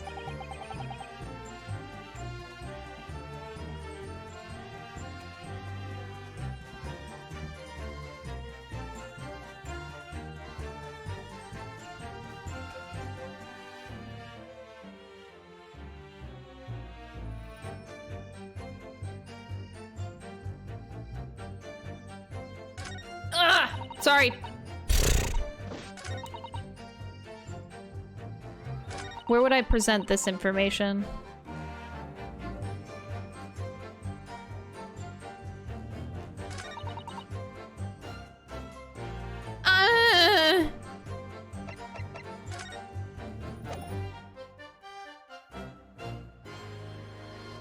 No, that'd be stupid to present it there. That's not gonna get you anywhere. Okay, don't kill me. Don't kill me. Don't kill me. Objection! Fuck. Dang it. Fuck. Think, Crystal, think. I might be onto something with presenting the case file. Maybe that's what I just have to present. Oh, maybe the first statement where he mentioned that they didn't have anything to do with it? Maybe Guilty. I present it there. Guilty. Maybe? Guilty! Possibility? Guilty! Guilty! Guilty! Hmm. I'm feeling very dumb. And I keep needing to check my fucking inboxes. Ugh. Bum, bum, bum, bum, bum, bum, bum, bum, bum, bum, bum, bum. It's just so hard to believe.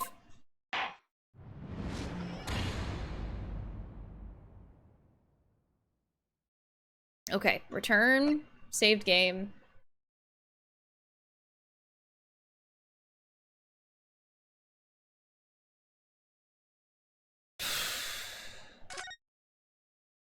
Trying to breathe.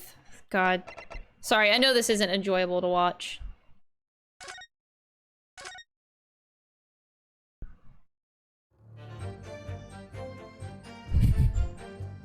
It's just a bunch of gears cogging in my head.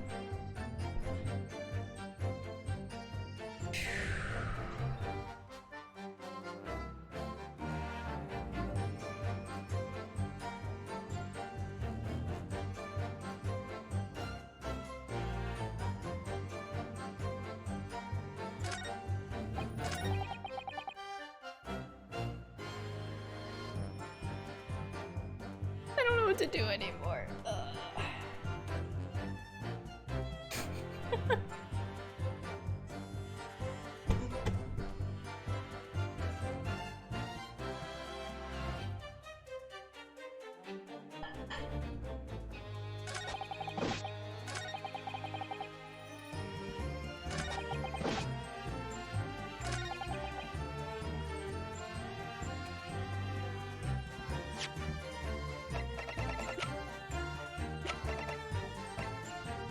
Objection!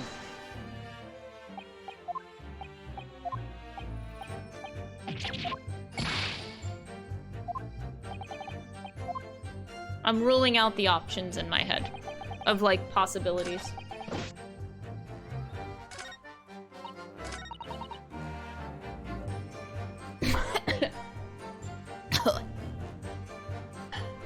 Oh, my throat.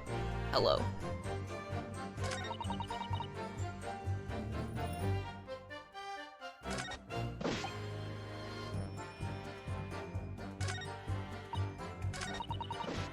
Anyway, did we present here? Oh, I think I was going to, but I decided against it.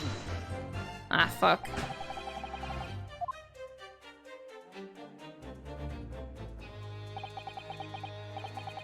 God damn it. Maybe I do need a break, chat. Fuck. Ugh. Shit. No, I want to finish this case. That's gonna bug me if I leave it here today. Because I also am really hungry.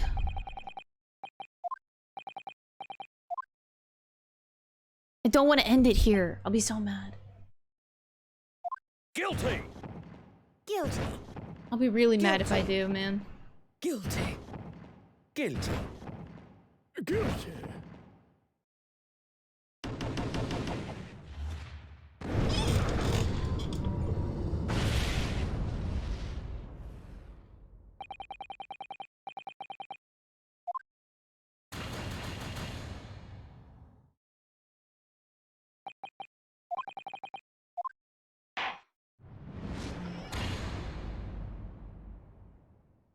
Hold on.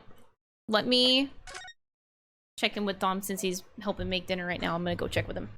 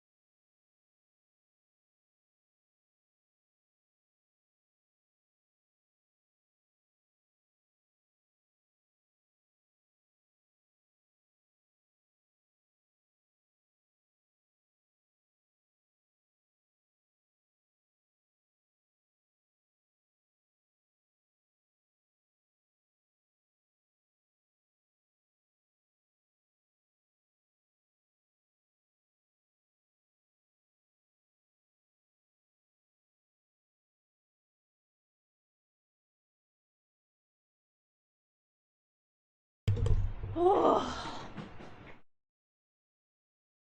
Oh my god. Okay. Tom is being the best boyfriend, and he is cooking the dinner.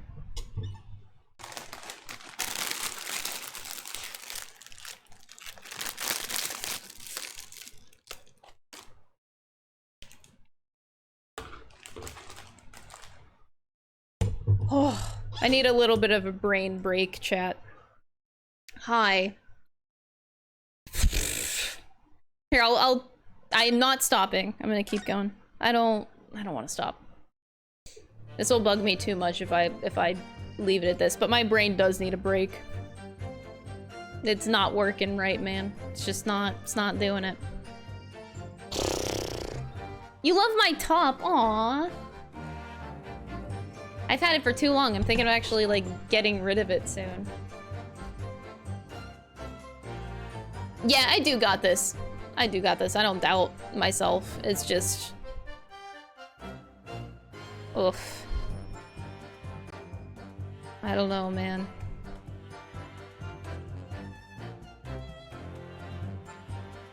Just brain tired.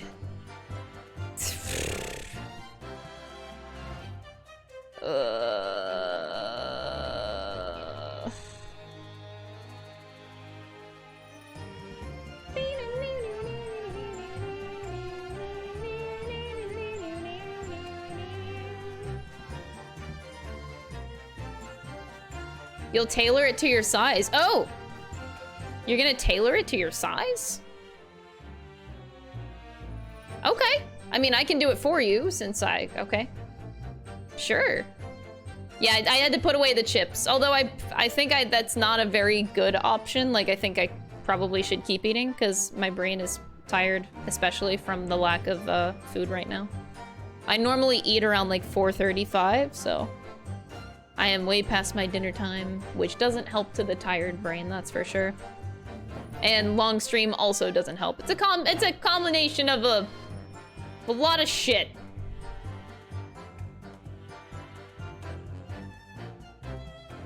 You want to learn how to tailor clothes? Oh, I can teach you a little bit.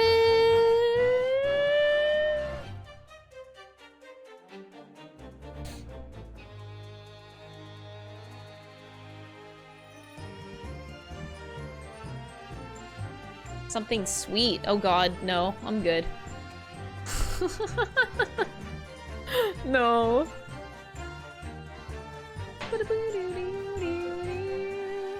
I'm just staring into this fucking girl's eyes, and they just stare into my soul. I hate it. Please go away. I don't want to stare at you anymore.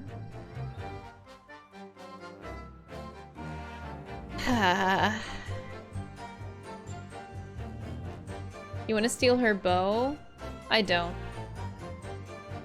I think right now I'm just extra salty. Give tailoring advice? My tailoring advice is to just do stuff. Is that lame? Probably. Just do it, forehead.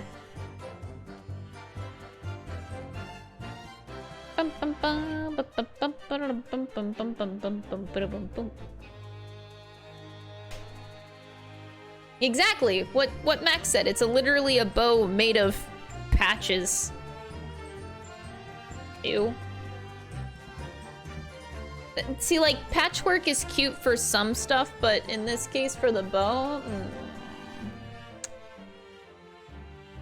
nah, not a fan. Not a fan for bows.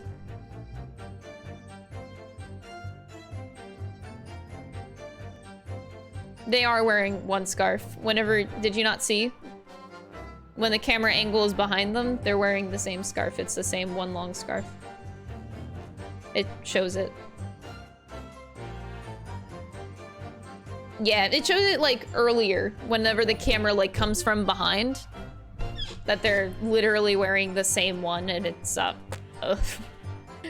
weird. They're bound by the scarf of destiny. Look, I don't want to talk about them. They make me mad right now because they caused my brain to poop and I'm mad. I don't want to talk about it.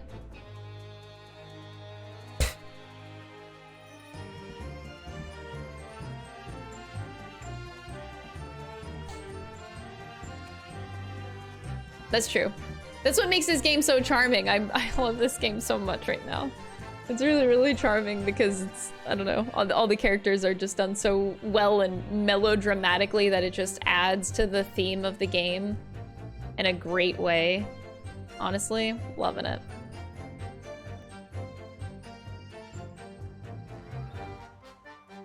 Oh.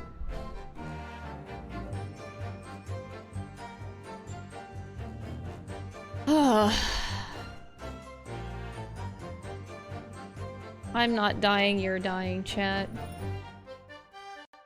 Boom, bing. Is it the eyes? I told you, you guys know that siblings are, you guys know the memes lately of like are they siblings or are they dating? I brought it up earlier. I think they're lying. Sorry. I'm sorry. You guys mentioned the eyes and like, but look at the eyes between them. I'm just here laying and spitting facts at you. Like, I don't know what you want me to do.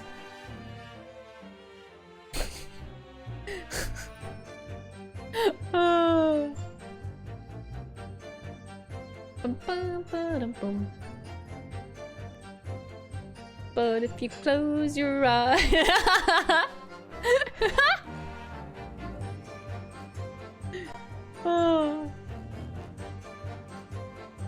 Oh, it is old-timey Britain, but even back then, like, that only happens in high-class families. That's, these two are not part of, like, high-class Britain, I would imagine. Like, marrying your family was only in, like, royalty. They're in disguise? Okay. Well, Max? Oh, I can't switch to the people category. I was gonna show you the people category. I can't do that in this state, but, they're like 21 and 23, I think, if I remember correctly. So, yeah. I don't think, yeah.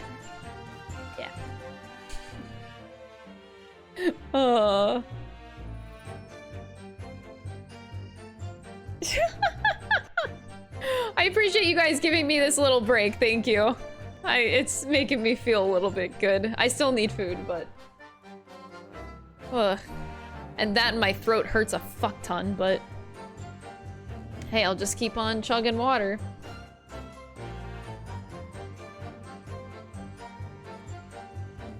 Bum, bum, bum, bum, bum, bum, bum, bum, bum. They disguise themselves as poor people so they can have a chance at a normal life in the city, and then they return home to the country.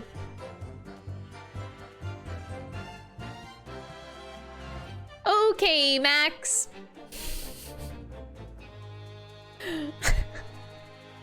You know what? Max is very smart. She's very smart. Much smarter than me. I believe it. Maybe I should believe that. I know, it is a trope in older fiction. But not Ace Attorney. Okay?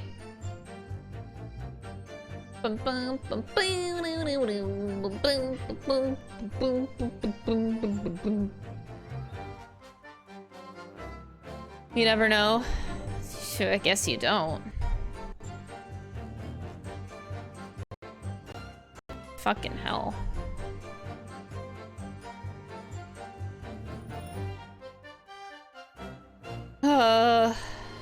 I'm dying.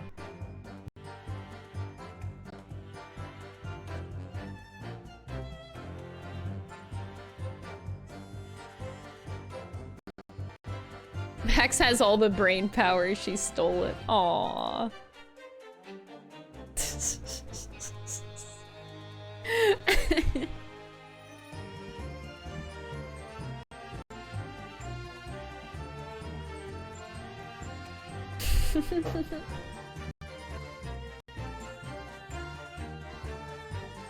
Oh.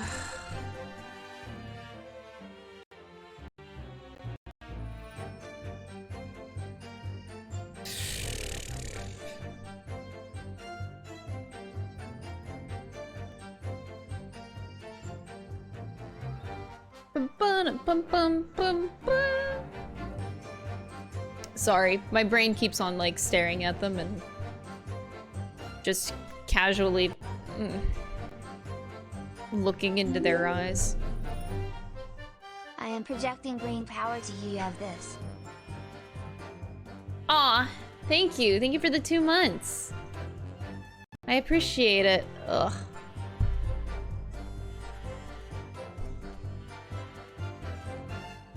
Ugh. These bitches. I hate them both so much.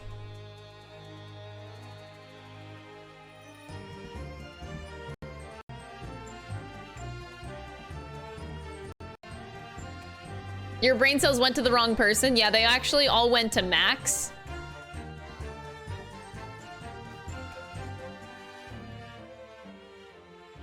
Max, I can't believe you did this. You took everybody's brain cells for yourself. Is that why you came to the stream today? Is that why you came? I bet so! Renoka, thank you so much for the Prime Gaming sub. I appreciate it.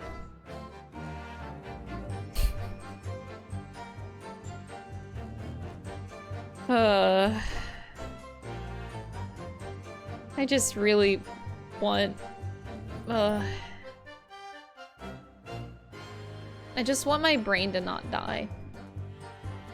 That's all. That's all I really wish.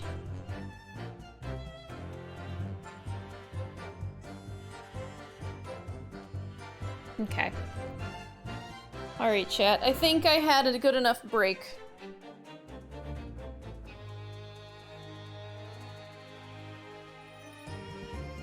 I have, telepathically stolen the brain cells off of Max. Aw, thank you guys for the support. I appreciate it. Sorry I'm not being, I don't know, entertaining right now.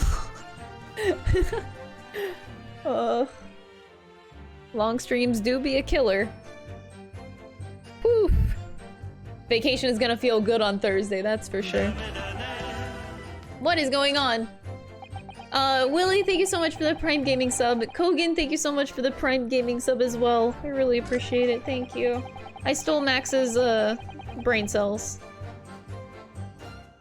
Yeah, big stretch. Ah! I got this.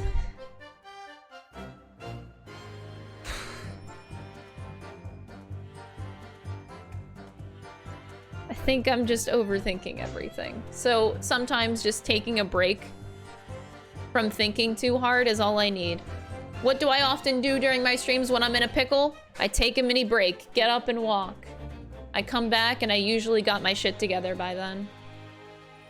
So yeah, I think I needed that.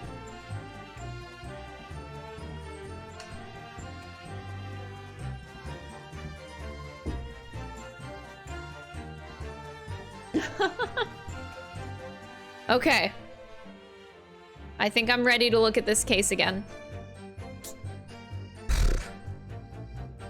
This case has nothing to do with Mr. and Mrs. Garrida. Believe me, a London Bobby is good for his word.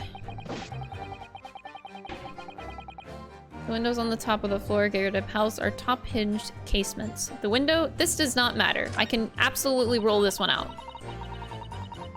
If anything had been thrown out the window, we would have seen it. Okay. I did leave the scene to go and fetch help, but my trusty Raleigh was there to make sure nothing was disturbed. Doubt it, but I can't prove you wrong.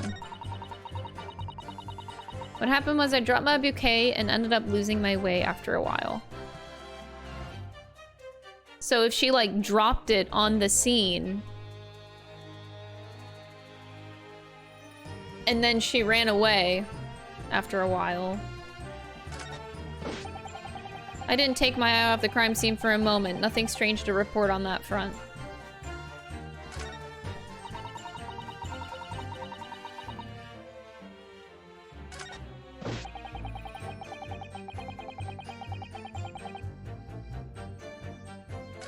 Nothing strange to report.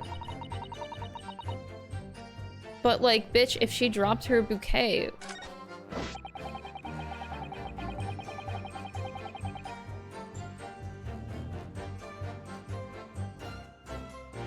I don't understand. I don't understand this. How do you not pick up your girlfriend's bouquet on the ground if you... Didn't take my eye off the crime scene. If you... I don't get it. Hypo. Maybe we,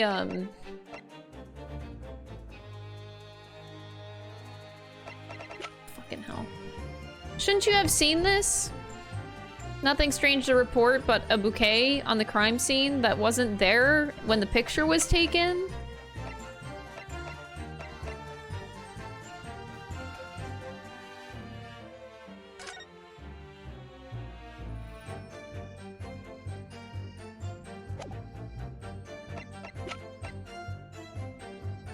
That can't be it either. Okay.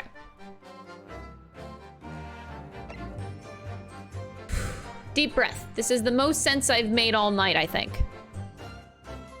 I still think I should point this out. Do I think it's the right answer? No. Again, I'm never sure because this is all really fucking weird.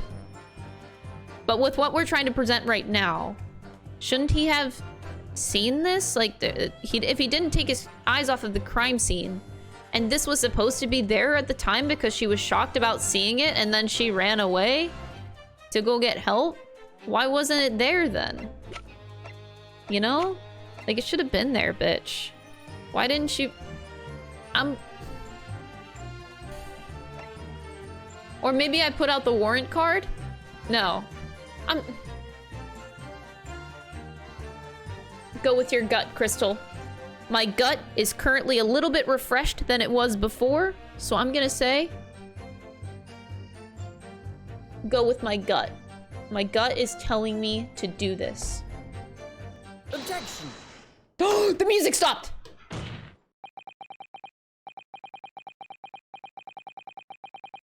Oh. Kids, we learned a valuable lesson today. Kids, we learned a valuable lesson. If you're ever in a pickle, just take a fucking break. Ugh, breaks are so valuable. Oh my god. Breaks are great for the brain. Oh, I'm just sinking in my chair. I'm gonna die. Okay. You claim, Constable Beat, that there was nothing to report in the 15 or so minutes that you were guarding the scene. But that cannot be. What do you mean to say? In your testimony just now, Mrs. Beat, you explained to the court that when you arrived back at the scene of the crime with the policeman assigned to that beat, the bouquet that you had dropped at the victim's side was no longer anywhere nearby. Objection! Yes, on the opposite side of Briar Road to where the victim was attacked. But considering the size of that meager bouquet, if a single sorry blossom can be so described, no doubt it was blown in the wind across the street, back into the gutter where it belongs. Mika? Objection!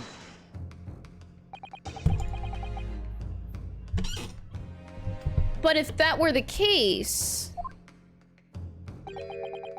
why did Constable Beat not testify to that fact?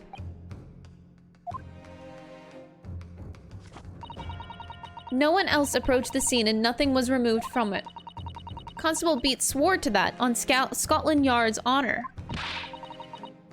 But the bouquet belonged to me. It had nothing to do with the case. That's why Rolly didn't mention it, I'm sure. No, because sadly, it's not only your bouquet we're talking about here. More than one thing in this case is mysteriously the wrong way around. What are you talking about? Think about it.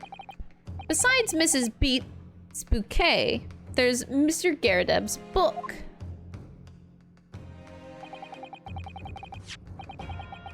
Mr. Garadeb's copy of The Lion's Pride, which was thrown out of the window by his wife, would have struck the pane of the casement window and landed here on the west side of the street. And yet, it was actually found on the opposite side of the road in the victim's hand. Meanwhile, according to the testimony we've heard from Mrs. Beat's bouquet, should have been dropped here at the scene of the crime on the east side of the street. But in fact, it was actually found here on the opposite side of the road in front of Mr. and Mrs. Garadeb's house. Little old switcheroo. I think the Constable Beats, I think they gotta explain. All right? I think you're tampering with the crime scene, officer. Perhaps. There's no logical explanation for those things. Unless somebody deliberately moved them. Oh. See, look at their scarf. It's connected. You can see it in that picture. What are you trying to say?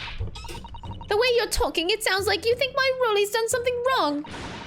Don't you listen to a word that scrawny lawyer says. Wittering on about books and bouquets, why should we care? It's nitpicking, that's what it is. Oh, good. Mrs. Garadeb's come around. You might call it nitpicking, Mrs. Garadeb. But deliberately meddling with the scene of a crime is a criminal offense. It's called tampering, Mr. Naruto. But the person responsible for this tampering cannot admit to it for a very subtle but compelling reason. Tampering. You've barely heard the term before. Tell us, my learned friend. Who would possibly have had cause to carry out such an elaborate deception? There is someone who tampered with the scene of the crime that evening. All the evidence and all the testimony points to that one particular person. Counsel, I must demand that you substantiate this conjecture. Who are you saying is responsible for tampering with the crime scene? It has to be Mr. Royley Beat, sir. Take that! Obviously, there's only one person it could have been. Constable Royley Beat, it was you! A policeman, a member of Scotland Yard. What nonsense, why would Royley do something like that? There's no one straighter than my husband. No Bobby works more tirelessly for the people of London. Mrs. Beat, you said in your testimony that your husband asked you to go to a nearby police box to fetch the officer on duty. The 15 minutes that you were absent from the scene is the only opportunity anyone had to tamper with it. You're making it up. It's all nonsense. It's all lies. What about that Japanese man with the whiskers? I bet it was him. He did it. Objection. If that was true, Constable Beat would have seen him do it. Oh. Forgive me for pointing it out, but when you dropped your bouquet, Mrs. Beat, it was after the defendant had fled the scene. Well. First you make accusations about the landlord and his wife, and now you incriminate a policeman as well? But your accusations lack one very important thing. You claim the crime scene was tampered with. But there is only one reason anyone would commit such a reckless crime, to hide something. That's right, he's right. But my husband and I just happened to be there, that's all. So why would we have anything to hide? It doesn't make sense. You've offered no motive for this alleged tampering. And until you do, your accusations are nothing but empty threats. Constable Beat has a very good reason for wanting to tamper with the scene of the crime. That's the key to this entire affair. Mr. Naruto, have you managed to solve this mystery? Counsel, you have made a very serious accusation against a London police officer. If you are mistaken, I'm sure I need not point out that your reputation as a lawyer will be irrevocably damaged. With that stark warning in mind, you will now explain to the court the motive for this alleged tampering. Yes, my lord. Deep breaths, chat. We got this. I'm on a roll again. We're on a roll again. Constable Beats' motive for tampering with the crime scene was...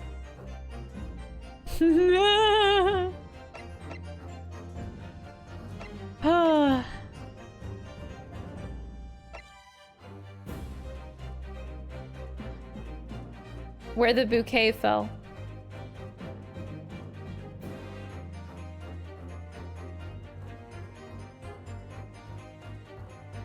The bouquet fell after. Don't overthink this. Oh god.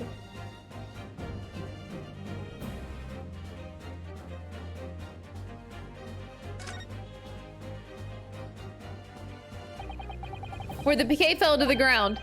That's what he had to cover up at all costs. And why exactly?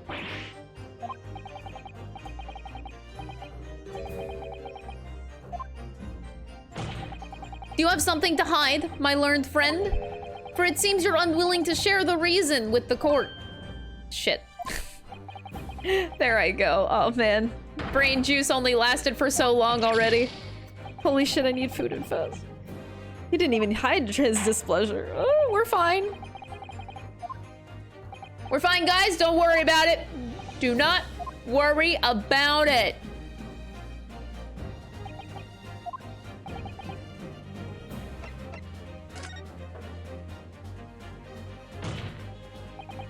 Where the victim fell to the ground. That is what this Bobby had to cover up at all costs. What? Where the victim fell? You mean where she was attacked? What are you talking about? We told you at the very start, didn't we? On the pavement of Briver Road, we saw it happen, remember? It was right here, and if anyone didn't already know, that's certainly what everybody has been led to believe. But in fact, that isn't where the victim was stabbed at all. What? Oh shit. I'm beginning to wonder where this tumultuous trial will end, Counsel. If that's your assertion, then the court is dying to know my Nipponese friend. Where are you proposing that the crime actually took place that evening? He wanted it off. It had to be this way. It had to be on the other side of the road. Take that! That's on the opposite side of the road. I don't understand. On the evening in question, Mr. Garadeb's book fell directly down from the open window above, and your bouquet, Mrs. B, never moved at all. What did move was the scene of the crime itself. Good gracious! Objection! Perhaps you haven't been listening to the ample testimony the court has heard. But these witnesses both saw the moment the attack took place. That's right, I saw it with my own eyes. It was 5 o'clock in the evening and already dark. There was the typical London fog on the ground. When you saw the incident unfold and ran to the victim's aid, that was actually on the west side of Briar Road. That's not true. It can't have been. Constable Beat then arranged for you to be absent for a while by sending you for help. And during the 15 minutes you were away, he transplanted the crime scene. He moved all the things shown in this print. The victim, herself, the 4 books. He moved everything, in fact, to the pavement on the east side of Briar Road. Extraordinary. But the constable overlooked one thing. What? What did he overlook? The bouquet, I presume. Exactly. Prosecution told the court just a few minutes ago about the discovery of the rose bouquet. Lord Van Zeek said it wasn't noticed until the morning as it lay where the street lamps cast no light. It couldn't be seen in the dark, obviously. Which is why it was only the bouquet. That was found in its original position on the pavement on the west side of Briar Road. This girl's heart is about to be broken. And that is the defense's theory about what really happened that evening. How do you respond? Constable royally beat.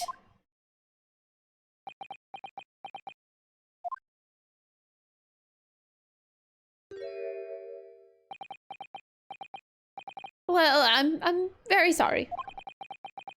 I didn't mean to nod off again, but I haven't slept properly in a month. Did I miss anything important? Oh, Rolly, it isn't true, is it? What that lawyer said is all lies, isn't it? I know it is because you're the most upstanding righteous man I know.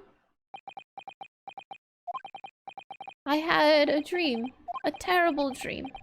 All the things I did that night. Everything come out.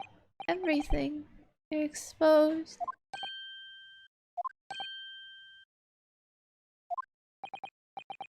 Only it seems it wasn't a dream at all. Good golly!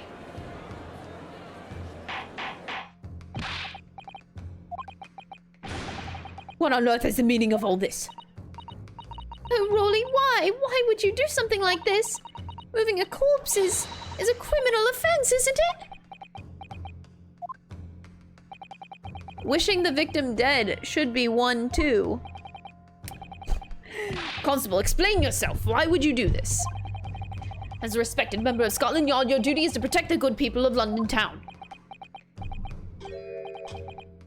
I can't say, sir. I really am ever so sorry about all of this. For damaging the Yard's reputation. For everything.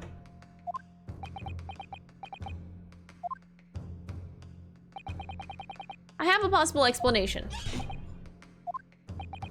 For why, on that particular evening, Constable Beat felt compelled to move the scene of the crime. I can think of one reason. What? How could you possibly know? You, a foreigner, presuming to understand the mind of Scotland Yard policemen. And yet, Lord Van Zeeks, it is this foreigner who has uncovered the startling truth of the matter thus far. Take that. I believe it would be beneficial to the court to hear this extraordinary young lawyer's theory. Oh yeah, the judge is now complimenting me. Bitch! Get on my level. Counsel for the defense, if you please. Yes, my lord. Now then, I think you had better show us some evidence. At once, my lord. England, Japan, it makes no difference where you come from. Human emotions are the same. And I think I have a fairly good idea of the feelings behind this man's actions. What gives away the motive for Constable Beat's unthinkable actions? Well, the police report, sir. Or the warrant card. Take that! I realize that I'm a foreigner in this land, and I have only just arrived from Japan, which is why all this information about London's so-called bobbies is completely new to me. I've learned that, though honorable, patrolling the beat is the most demanding work in the world, for example. Keeping the peace, looking after the citizens on his beat in all kinds of ways. There's no doubt that the young Bobby is charged with a great deal to each day, certainly. But for Constable Beat, the day in question was special. Special how? On account of this bouquet, my lord. Oh yes, it was our very first wedding anniversary. Constable Beat had worked so hard to be able to afford that simple gift for his wife, and was so looking forward to taking her out for a celebratory meal, when he and Mrs. Beat stumbled upon the crime along Briar Road. When he saw that shadowy figure through the fog collapse on the pavement ahead of them, what must have gone through the man's mind? Just on that one particular day, I was looking forward to celebrating my wedding anniversary. Mrs. Beat put up with a lot of being married to a Bobby like me. I wanted to show my dear wife how much I care. Tedium's still here. Thank you, Zenpachi, for the 6-month resub. I appreciate it. This is the warrant card that Constable Beat offered to lend to me earlier. Inside, among the rules for patrolling policemen, it says, When a crime is discovered on his beat, a policeman must assist with initial investigations and help detectives. Constable beat. Is that or is that not the reason why you moved the whole scene of the crime that day? Yes. Everything you said is all right. So that's it. It was all to do with the boundary of your beat. Oh. Exactly. To summarize, the incident actually occurred on Constable Beat's beat. Constable, do you realize the gravity of what you have done? It was the first time since I became a copper that I'd ever cursed God. Stay close to me, Pat. The criminal could still be lurking somewhere. As we ran over to the scene, I had every intention of doing my duty as a police officer. We've got to report this to the station as quickly as possible. But then it dawned on me. I realized where we were, where the victim was lying, and what that meant for me. When a crime is discovered on his beat, a policeman must assist with initial investigations and help detectives. Why here? Why did this have to happen here? And why tonight of all nights? Why?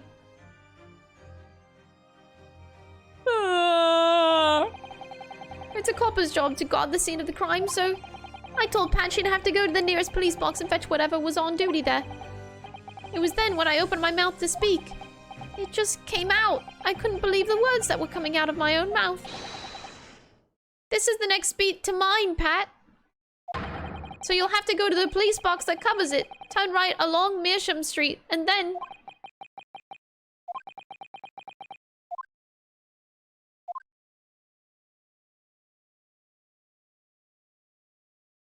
Oh. Oh, this is awkward.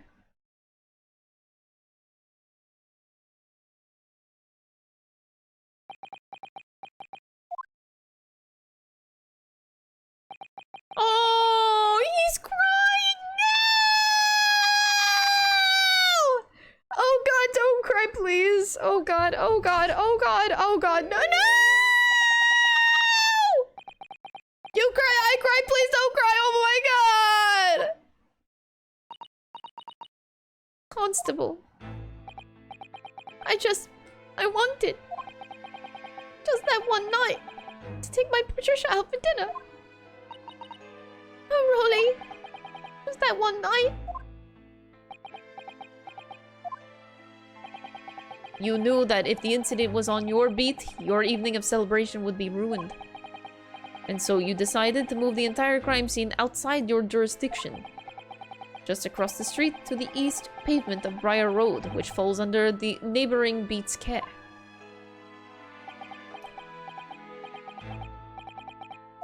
You see, I thought... Well, I was sure the victim was dead, you see. I beg your pardon? Oh, of course he did. Otherwise, my Rolly would never have left the poor woman on the freezing cold pavement. I see your meaning now. But God got me back for my sins, didn't he? That's why I missed the rose I bought from Pat. Oh no, Rolly, that was all my fault. I should never have dropped it in such a dark place. I'm so sorry, Rolly.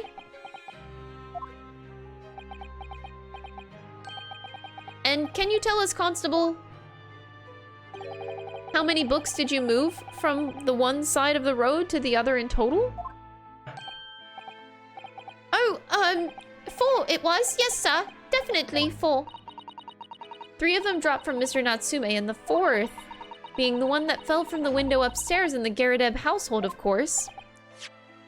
But what made you place that book in the victim's hand? When all the others were scattered haphazardly around, I mean. Well, sir, that's because that's how I found it.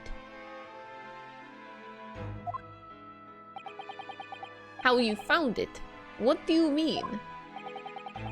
When we first ran over to the scene, the victim was already holding the book. So when I moved over everything, I made sure it was still in her hand. You're sure it was this book, The Lion's Pride, that the victim was holding? Yes, sir. No doubt about it, sir. I'm telling you guys, my theory, it's the woman that Mr. Garadeb was having an affair with.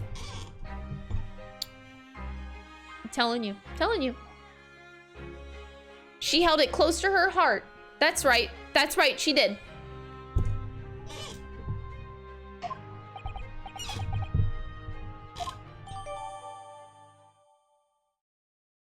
Yeah! I said it in the beginning, man! And you all made fun of me, and I swear to God, if that's actually the case, you better watch out, chat. You better watch out. You all laughed at me. I remember. Don't worry. I don't forget the moments that you guys laugh at me. Okay? Press X to doubt. No! God damn it! My theory still hasn't been proven wrong. In fact, it's looking stronger. Ah! I thought it was an open and shut case at the time, you see? There were only the two people at the scene. And Pat and me both saw it happen. However, which way you looked at it, it had to be the fellow who ran off who done it. I thought. I couldn't see the harm, really. I didn't think moving it all over the road would make a jot of difference. I suppose this is it for me now. I've had it. My lord.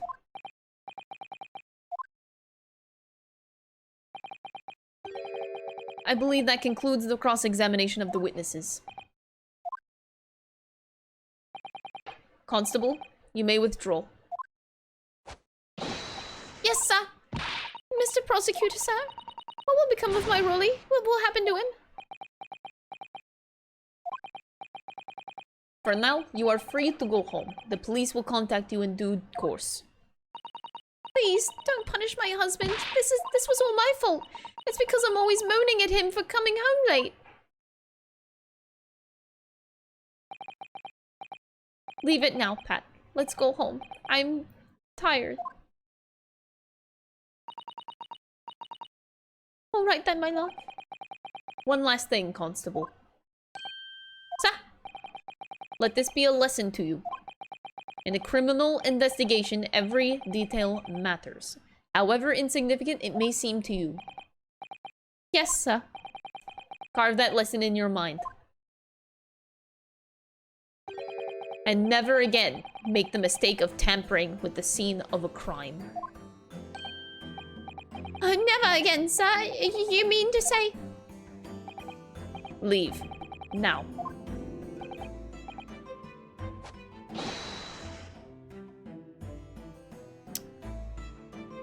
Huh. Alright, Von Zeeks. Alright. Hot. Okay. I didn't say that. So, we still have yet to interrogate the maid now. The maid, Mrs. Garrett, she has to step forward now. We still got a whole other portion of this trial. Oh boy, let's go.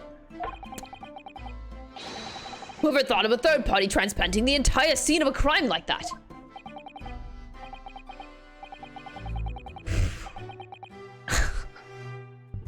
Indeed, my lord. Nevertheless, there are some immutable facts here. Principally, that the accused, Mr. Soseki Natsume, is the only person who can possibly committed the crime. No, I disagree. Now that we know that the true scene of the incident, there is something else. Another person could have been responsible for the knife in the victim's back. Forgive me for being presumptuous, but I believe the prosecution is probably well aware of this possibility already. Lord Van Zeeks, is this true? Very well.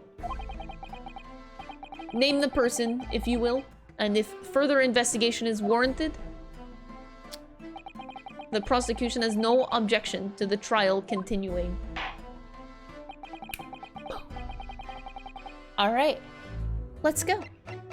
All right, Miss Joan Garadeb, come to the scene, if you please.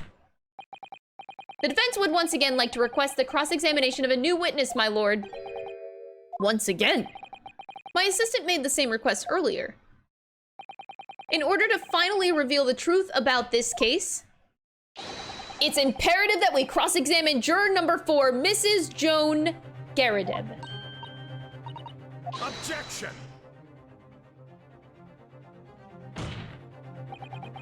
That request has already been denied. Objection. But the situation is very different now. Mrs. Garadeb, answer me this. What do you want now, you little toad? At the time of the incident, you were engaged in a violent argument with your husband, Mr. John Garadeb. In the course of the argument, a minor house fire was ignited. And to clear that smoke from the room, your husband opened a window that looked over on Briar Road. What of it? You threw this book at your husband when he was cornered with his back against the window.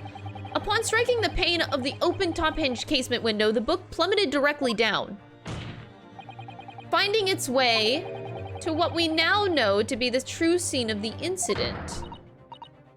Yes, as I said, what of it? During the argument, you were beside yourself with rage. As such, you threw not just books, but anything you could lay your hands on.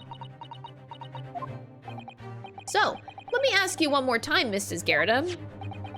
This knife, the one removed from the victim's back, have you really never laid eyes on it before?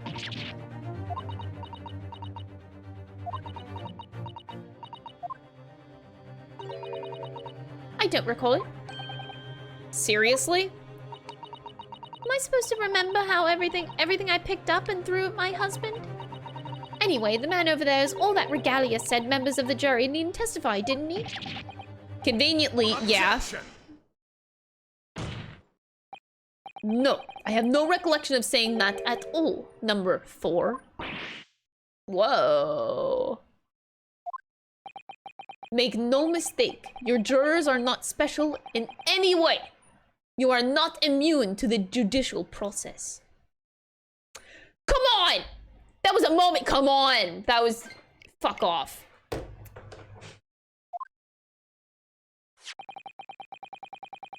If you know something about this knife, madam, let the truth come out.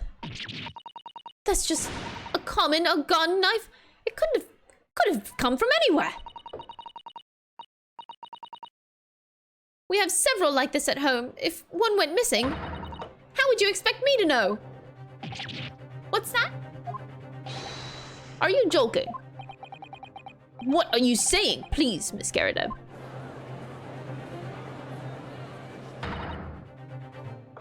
Van Zeeks is turning around, man. I'm here suspecting him of everything going on behind the scenes. I still am. I still am, by the way, but I'm confused now. You listen to me. I refuse to believe all this nonsense. I couldn't bear the thought that I'd injure someone. Do you hear? I couldn't bear it. Oh, the poor woman. I want evidence. I want to see hard evidence of you. You're going to insist on this being my fault. You're going to have to prove to me that I threw that knife, if that's what you think. Come along now, chop chop, do your worst. Well, Mr. Naruto, if I had evidence like that, believe me, I would have thrown it at her already. Take the stand, juror. The prosecution does not object to the defense's request to cross-examine this woman. Thank you, Lord Van Zeeks. I'm going to have to testify? What is happening in this courtroom? Juror number 4. As I'm sure you will appreciate having observed with your own eyes today, witness testimony can lead to the most extraordinary truths being unearthed.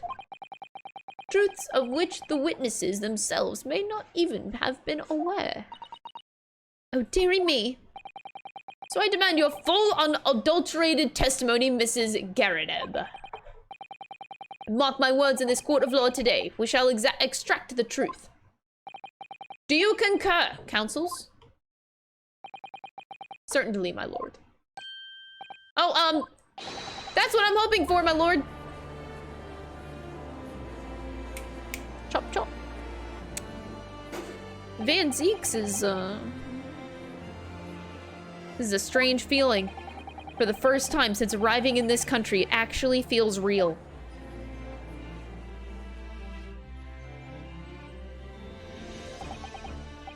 I'm here in the Old Bailey, and I'm a lawyer. It just hit him now. Witness, state your name and occupation. But hold up, I need to go grab a plate of dinner before we do this testimony shit. So give me a second.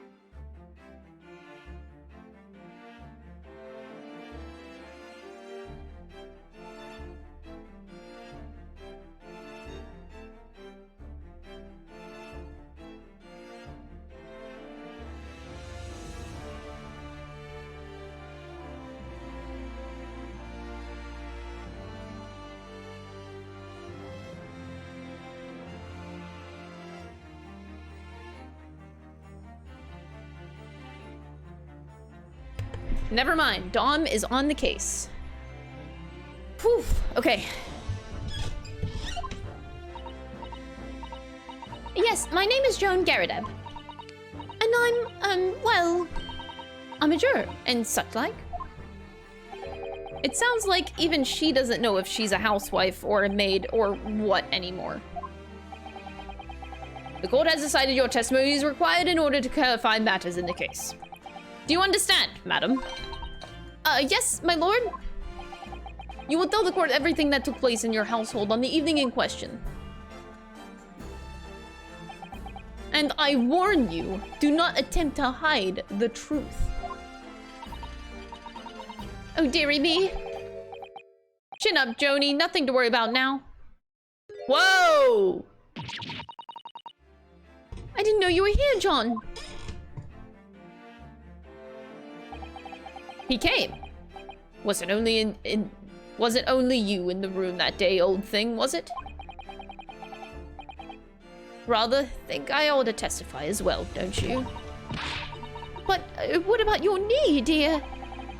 Don't worry about that. You'd hardly notice it. I'm not the sort of chap to leave a comrade to face disciplinary action alone. Oh, John. I presume you are Mr. John Garadeb? Yes, sir. Former second lieutenant of the 3rd Regiment of the 4th Northumberland Fusiliers, sir. Yeah, whatever that is. Seen my fair share of action and now live the quiet life, as it were. The quiet life. Were you not engaged in an incendiary battle with your spouse on the day in question? Him quite. I believe this may represent a first in the proud history of the British court. Calling a juror to the witness stand is unprecedented.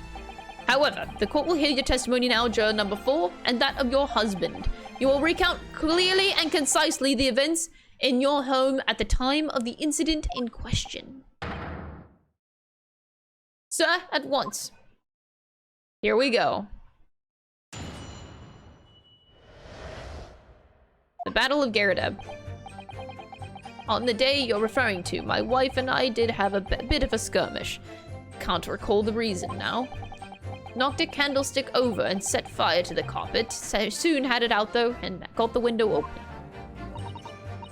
Meanwhile, I was picking up whatever I could find to throw at him. Plenty of knives around our place. Can't say I'd notice if 1 or 2 went missing, I'm afraid. If that bully thing in the victim's back really was one of ours, you'll have a job proving it, I think.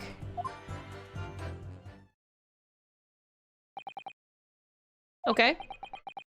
Sounds as though it was quite the battlefield in your household that evening. Although, an entirely one-sided assault, it seems. And the enemy caught us on the hop, sir. I had no choice but to dig in and take defensive maneuvers. To be honest, if the enemy had kept shelling us for another minute, we'd all have been toast. Of course, a veteran such as myself is only too aware that on every battlefield... Fuck!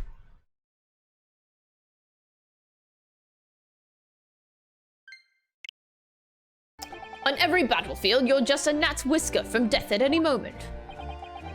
Are we still talking about a marital quarrel here? Well, I must say I'm dubious that this testimony will shed any light on the origins of this jackknife.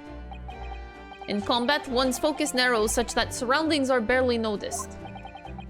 These witnesses may not be able to offer anything more than they have testified already. This may be a dead end. Benzix may well be right. Well, whatever the chances, we have only this last cross-examination to uncover the truth. Oh, they said last? Oh god. Stream can end soon? Very well, counsel. Begin your cross-examination. Oh, it's a doozy. Alright, this better be the last one. With our one mark that we got left. Okay. On the day you're referring to, the wife and I did have a bit of a skirmish. Can't recall the reason now. Hold it! The reason is what you told us yesterday, I believe? Yes, that's right. If I recall correctly, it's all started because of a note that was tucked into the pages of a book belonging to Mr. Garrideb. A rather passionate note, in fact. But Mrs. Garrideb found the note, discovering her husband's little secret. But she gave him a mighty number of slaps across the face for it, too. What a sordid state of affairs. Hell on earth. I say, what a chap says he can't recall such things. It's common decency not to drag it all up. Besides, half of it was wide of the mark, anyway. A likely story. These waters run very deep. And what transpired next after those multiple blows to the face? Knocked a candlestick over and set fire to the carpet. Soon had it all out, though. Got out with the window open. Hold it! I know, Benzix is a mood. Indeed. I hate it. I don't know what to think of him now. Man, he's being good. The fire also spread to some items of furniture, didn't it? The bookcase, my armchair, anything of mine, really. Just so happens that there was some bathwater around that evening, so I sloshed that about to put it out. A most precarious situation you put yourself in. Ours is a 3-story townhouse on the west side of the street, where the water main isn't connected yet. Have to draw water from a public water pump during the day, if need any, you see. The lodgers are always moaning that they can't get any water at night. Although that little mustache Japanese man buys water in bottles, I believe. The defendant, Mr. Natsune, you mean? Yes, he received a stipend for his studies, you know, from his home country. Can you imagine being able to brew a pot of tea at all hours? He's obviously very well off. Have you actually seen the state of the man? I believe he uses all of his income to buy books. Anyway, the point is, I was able to douse the fire with water, fortunately enough. Meanwhile, I was picking up whatever I could find to throw at him. Yeah, we know that. Hold it!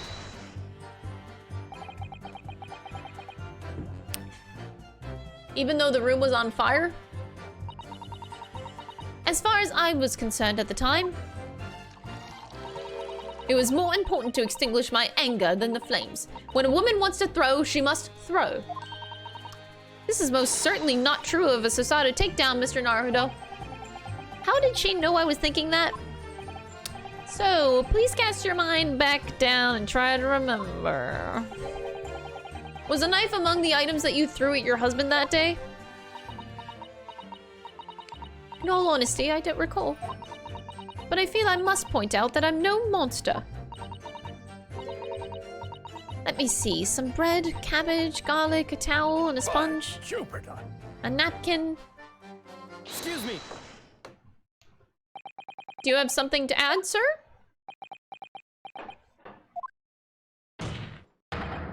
Mr. Garadeb? Don't shoot. Sorry, I beg your pardon. Did your wife's remark just now bring something to mind? Oh, you're the best. Thank you, I'm sorry. It's gonna be the best meal.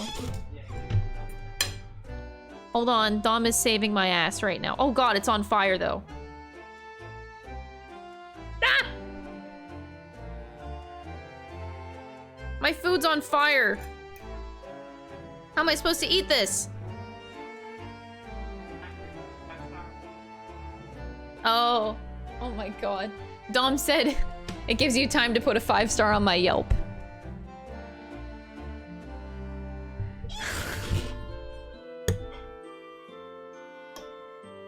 I'll make sure to do that.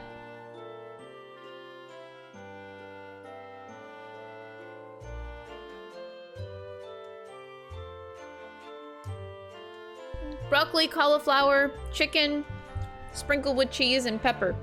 Red pepper and onion. Pretty healthy meal. Cheese is the only unhealthy thing.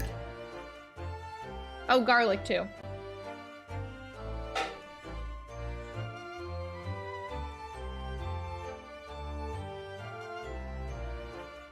Okay, sorry, I was really hungry. I'll keep playing though. Whew. Nothing of any significance, no? Just that the barrage of projectiles the old thing launched in my direction was somewhat more solid than she implies. Books, bricks, and the fire poker, I seem to recall. Ouch. And the woman's aim is uncanny. She lands a direct hit. Good grief, woman. We're not at home now. This is a court of law. Oh, dearie me. I'm so sorry, dear. What's she even doing with a teapot in here? Honestly, John, I would never have thrown such things at you, obviously. Take a look at this, then. How do you suppose that happened, Your pipe, sir? Had this thing in my hand as usual at the time of the onslaught. Knocked it clean out with one of her soft projectiles, she did. Yes. And when I went to pick the thing up, it was broken in two. I'd like to see a sponge do that sort of thing. Your pipe was broken? It would have never had been sent flying unless it was hit by something pretty solid. I've managed to bandage the thing up for now. You are one to exaggerate, aren't you, dear? But garlic is fine. Garlic ain't unhealthy. The only thing unhealthy about my meal is the cheese, but in small amounts, it's not terrible.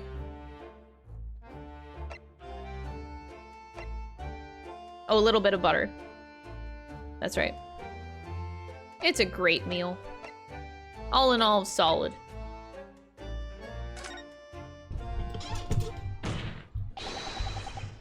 The defense believes Mr. Garadeb's remark just now to be of great significance. Objection!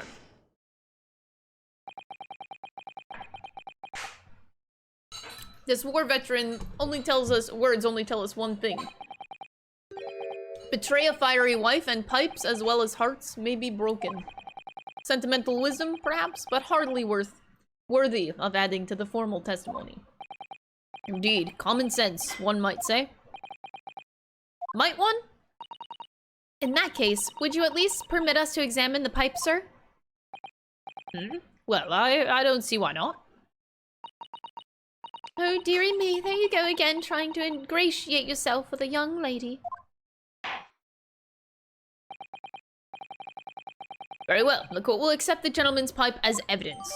I will take it, and I will also take some food right now, because I am very hungry. I'm sorry. Oh god, wait. This chicken is like in 5... Oh god. Hold on. Oh god, oh god, oh god. Trying to cut chicken so I can eat it. Ah! Okay. I'm starving.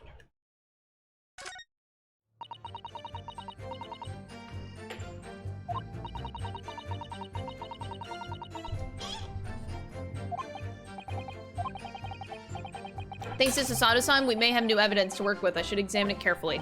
Here we go. Thank you for that rebuttal, Mr. Carradine. Now, if we could return to the crux of the matter. What could you tell the court about the knife used to attack the victim? Plenty of knives around our place. Can't say I noticed if one or two went missing, I'm afraid. So, let's look at the pipe.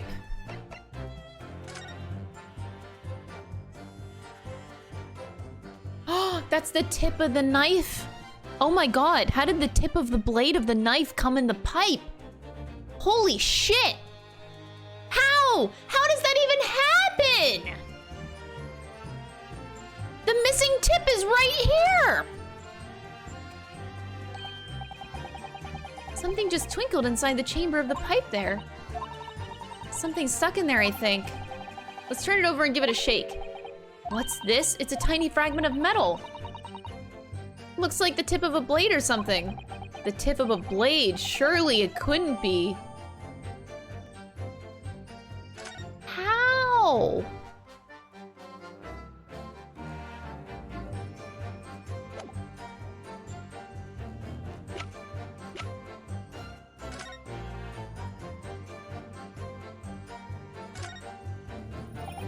This is the tiny piece of metal we found in the chamber of Mr. Garradine's pipe. It looks like the tip of a blade or something. The tip of a blade.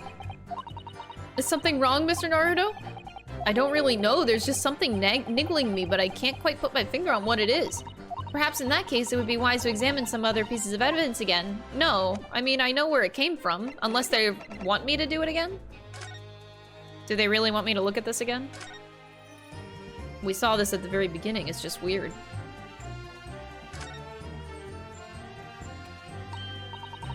Look here, Mr. Naruto, just at the tip. A small piece of the blade appears to be missing.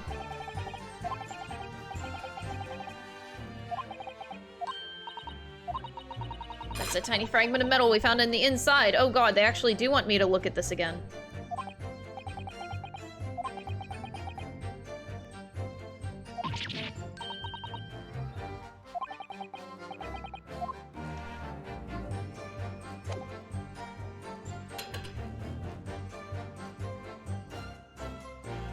Okay.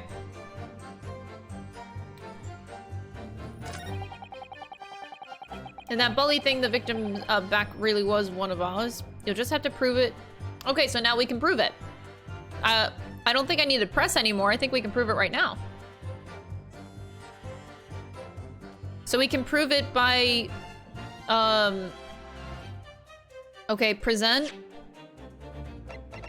Just, do I present the jackknife or do I present the metal tip? I don't know which one to present.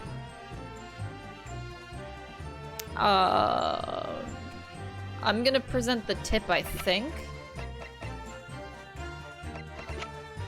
I'm gonna present the tip. Objection!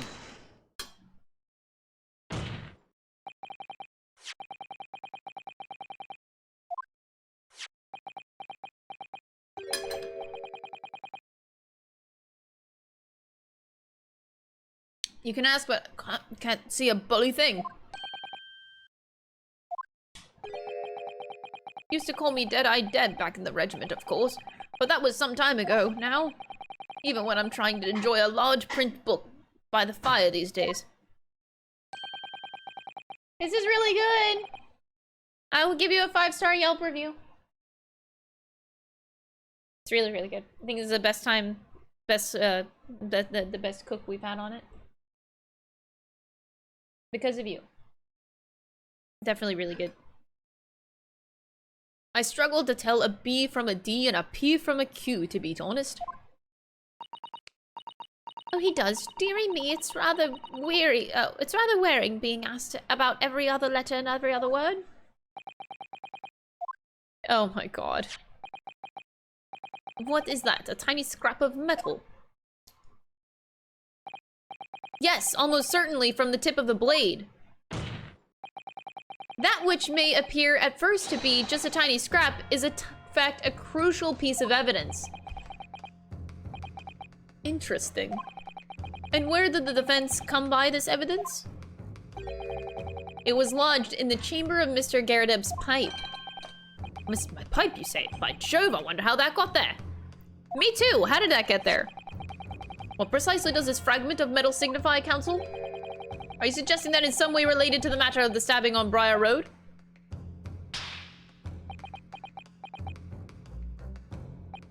I am. What? When put together with another piece of evidence already in the court record, I believe this tiny fragment of metal will unravel the whole truth about this case, my lord.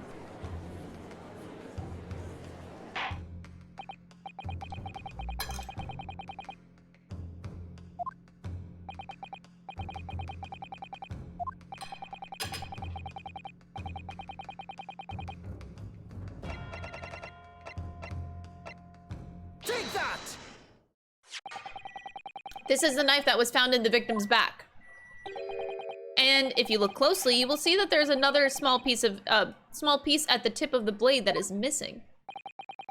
A common issue with the inferior blades sold at unsavory street markets. Criminals who use them regularly leave the tips lodged in their victims' bones. And what of this particular knife? No doubt its tip has suffered a similar fate, now languishing somewhere near the spine of the victim. Objection! No, that's not the case. The tip of this particular knife's blade is the very fragment of metal we discovered in the chamber of Mr. Garadeb's pipe. Oh god! Van Zeeks! He's gonna die! He held his heart. Oh god, he's holding his heart. Oh jeez. Wait, if he's a vampire, he doesn't have a heart. I don't believe it. The knife from the crime scene and this fragment of metal are a perfect match? Good golly gosh! Van Zeeks is gonna fucking keel over in a second.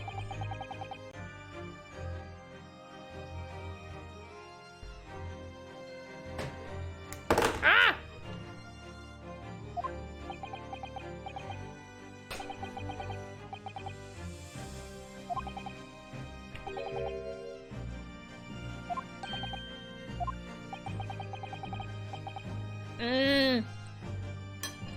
So, Von Zeeks has figured it out, has he?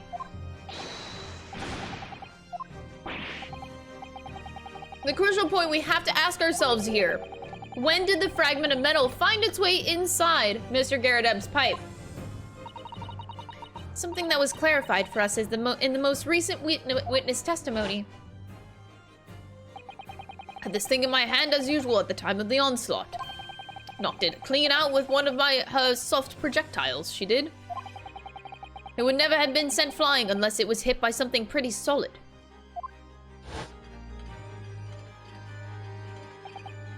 Oh, dreary me. During the argument between these two that occurred just as the victim was on the pavement below, Mrs. Garadeb flung this knife at her husband. However, the knife missed Mr. Garadeb, instead striking the pipe in his hand at the time, which caused the tip to break off, of course. Good lord! Yes, and that is when the tiny tip of the blade found its way inside Mr. Garadeb's pipe. The chances of that are 1,000,000 to 1. And yet there's no other credible explanation for how the tip of the blade ended up in your pipe. Then, after losing its tip, the knife ricocheted off the pipe and flew out of the open window. In short, this knife, which fell from the window of the Garadeb's house, is the very same knife that struck the victim in the middle of the back on the street below. Oh gosh, oh dear, oh. Objection! Oh god, oh, 7th challenge? This is the 7th glass. A full-bodied theory, I'll give you that. A complex bouquet of seemingly trivial points, plausibly arranged to create an almost passable vintage. No, don't crush it. Allow me to toast my learned friend's characteristically Nipponese approach to bottling his argument. Sorry? After all, it is just a theory. The bottle, I fear, is corked. Because you see... Oh! We got comboed! The leg with the chalice! Oh my god! Both at the same time? Combo! It's spoilt by an insurmountable inconsistency. Insurmountable what? Lord Venzix, explain yourself. What is this inconsistency you claim to have identified? An inconsistency of the simplest nature, my lord. The victim was found with the knife planted in the middle of her back. Yes, in her. Ah. That's right, you silly little man. Now, Joan, old thing, why are you getting excited? So excited about? Let us reconsider the basic facts of the case once more. The victim was walking along the pavement before being stabbed in the back and falling to the ground. If the knife that struck her had fallen from above... Oh, there goes glass number 7. There's no possible way it could have planted itself into the victim's back.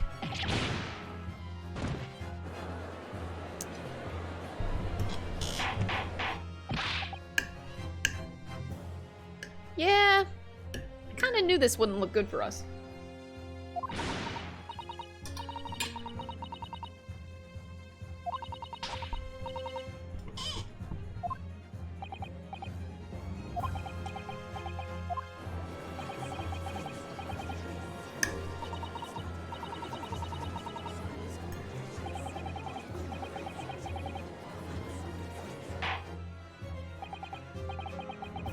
Me trying to eat ferociously.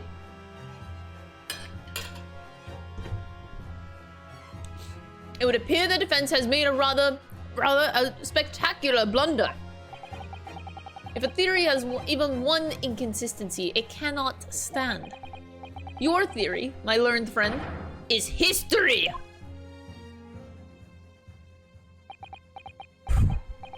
We were so close. I could see the truth. I was so sure we were on the right track, but now the way has been blocked completely. By just one simple inconsistency.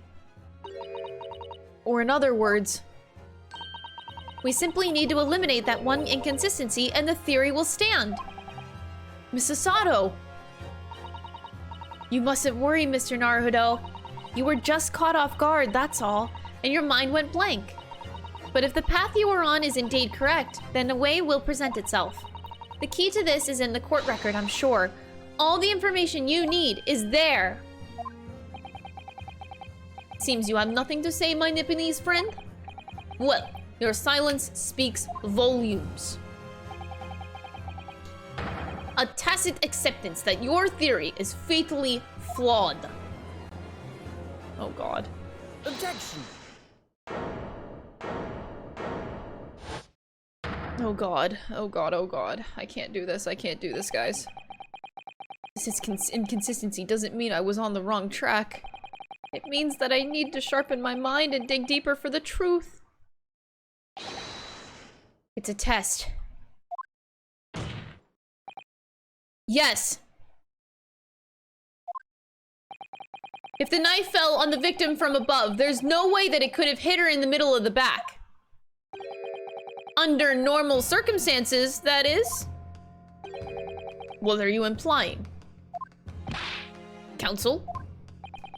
There is a piece of evidence in the court record that can explain this inconsistency. That can explain how the knife that fell from above could have pierced the victim's back. We already have the answer. Goodness. Utter madness.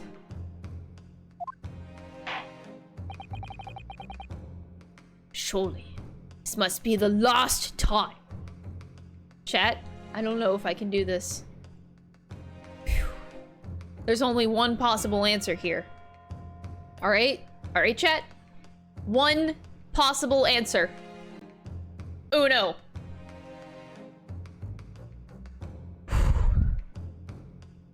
It has to be the book. And I hope to God I'm right here.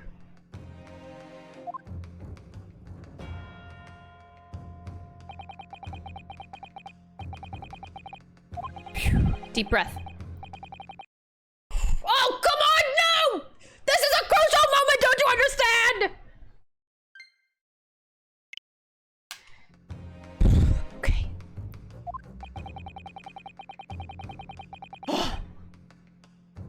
The evidence that explains how the falling knife became lodged into the victim's back.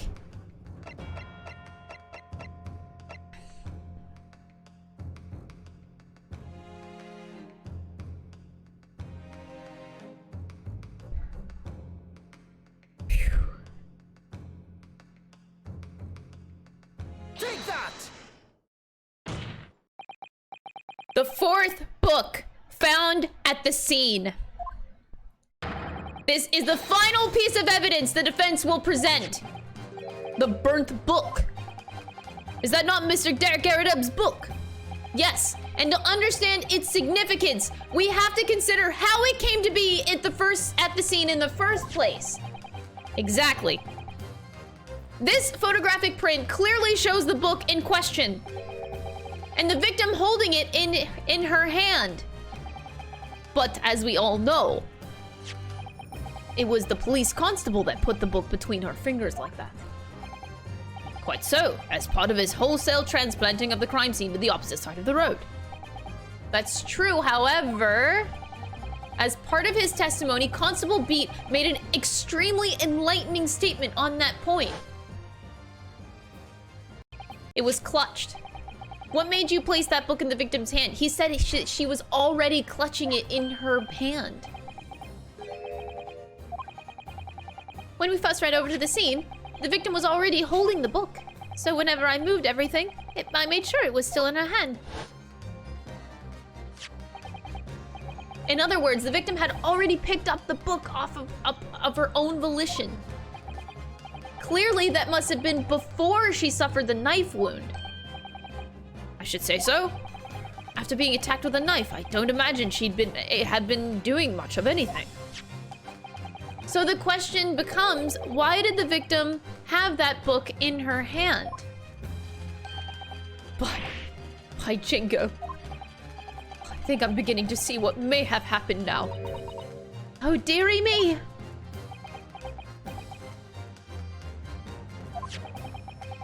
We know that the book fell from the top floor of the Garrett household onto the pavement below, at precisely the moment that the victim was walking past. Yes, at exactly that moment, the young woman was walking along the street in the light fog. No! Don't do this to me, we're literally so close! When all of a sudden, a book fell right in front of her. The book I threw. Mrs. Garrett, and what do you think that woman did? What would you do if you were walking along and suddenly a book landed in front of you on the pavement? Well, I really can't imagine it, but I suppose she might have reached down and picked the book up. Yes, that is exactly what the woman in fact did. She picked up the book. Heavens. And when the woman reached down to pick the fallen book up, what position would her back have been in? Oh my god, you fucked up the Ryder. How did you fuck it up that bad? That's embarrassing, bro. That's right, facing the sky, completely and utterly defenseless. Then, in the very next moment, while the woman was still bent over, picking up the book,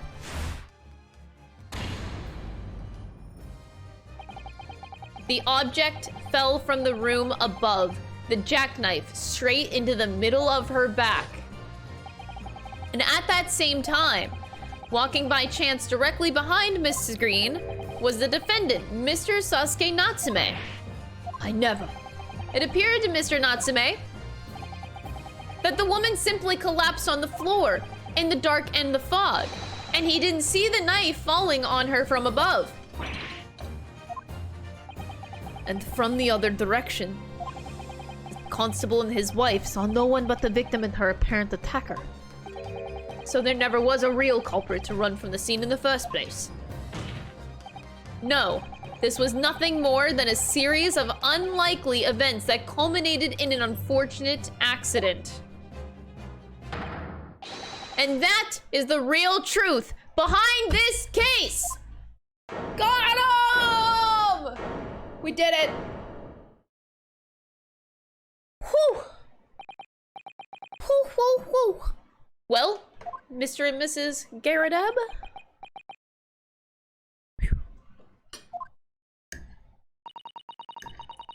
The very first time you showed me that knife, I had my suspicions.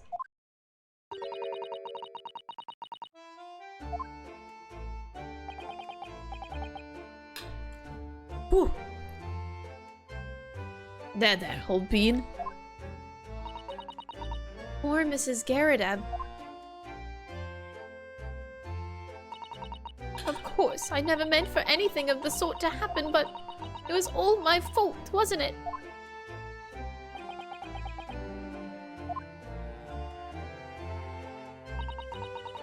I take full responsibility. I let my anger get the better of me. I threw that book. And I threw that knife as well.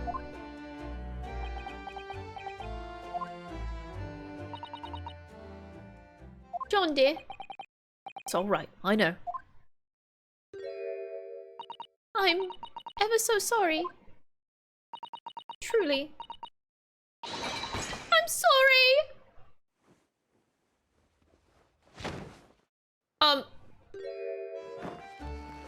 Oh, he can't lift her up like he used to. Oh, that's sad. Oh god, he's entirely... his butt is burnt. Oh.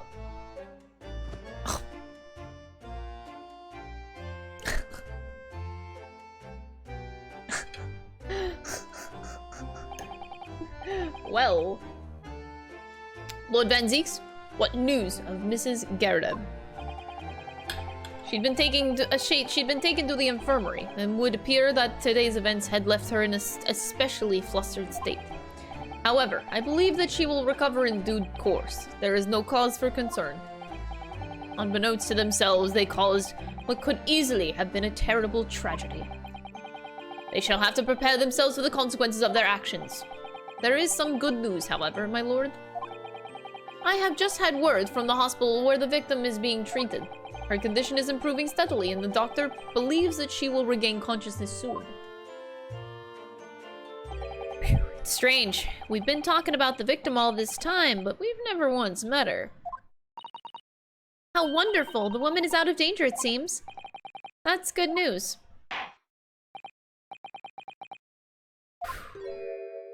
Oh, he's just here. Yes? On behalf of my fellow countrymen, I would like to take this opportunity to beg your pardon, sir. You came from your distant eastern homeland to study our great British culture, and have been repaid with immeasurable unkindness. Please accept our heartfelt apologies.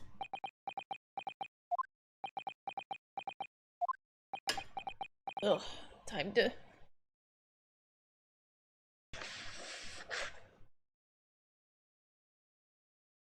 Ugh. It is me who should be begging your pardon. Oh no, Mr. Natsume.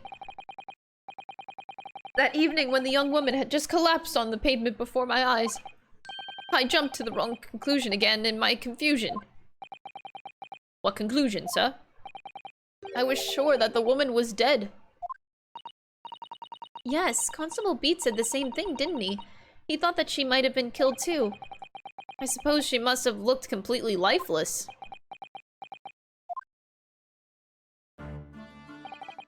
It's been about a year since I arrived in Great Britain now, but I still can't get used to life here. I can't relax. I'm sure that there are evil spirits lurking in the fog. Like they're haunting me. Poor Sosuke-san, his imagination really got the better of him. Poor man.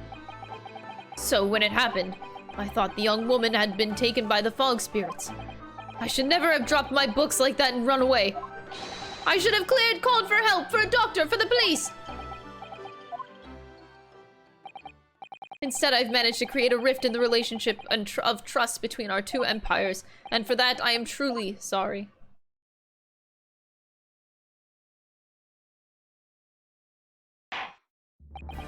One could indeed say that sort of mischievous spirit has been at work here, I think.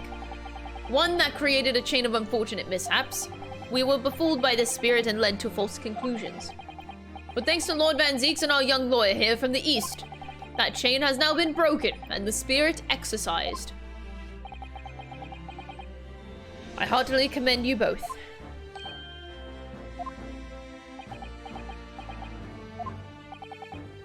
Now then, ladies and gentlemen of the jury, in concluding this trial, I must ask one last time for your decisions regarding the defendant's culpability. Are you ready to present your findings to the court?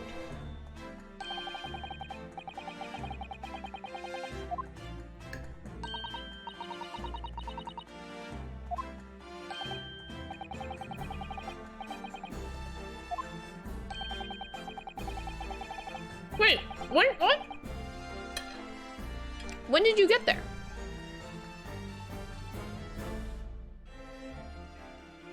She's out of action, you know, but I know what her decision would be. I didn't realize that he just showed up there.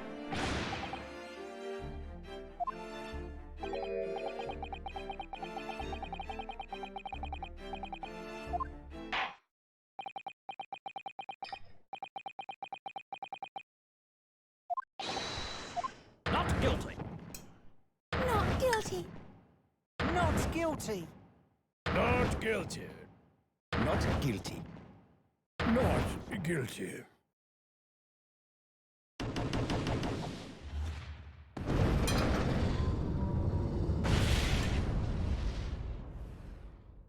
So now begs the question, do we worry about Mr. Susky's Natsume's life now? Because you know what happens to all of the Von Dicks, you know, he doesn't lose. He's gonna die.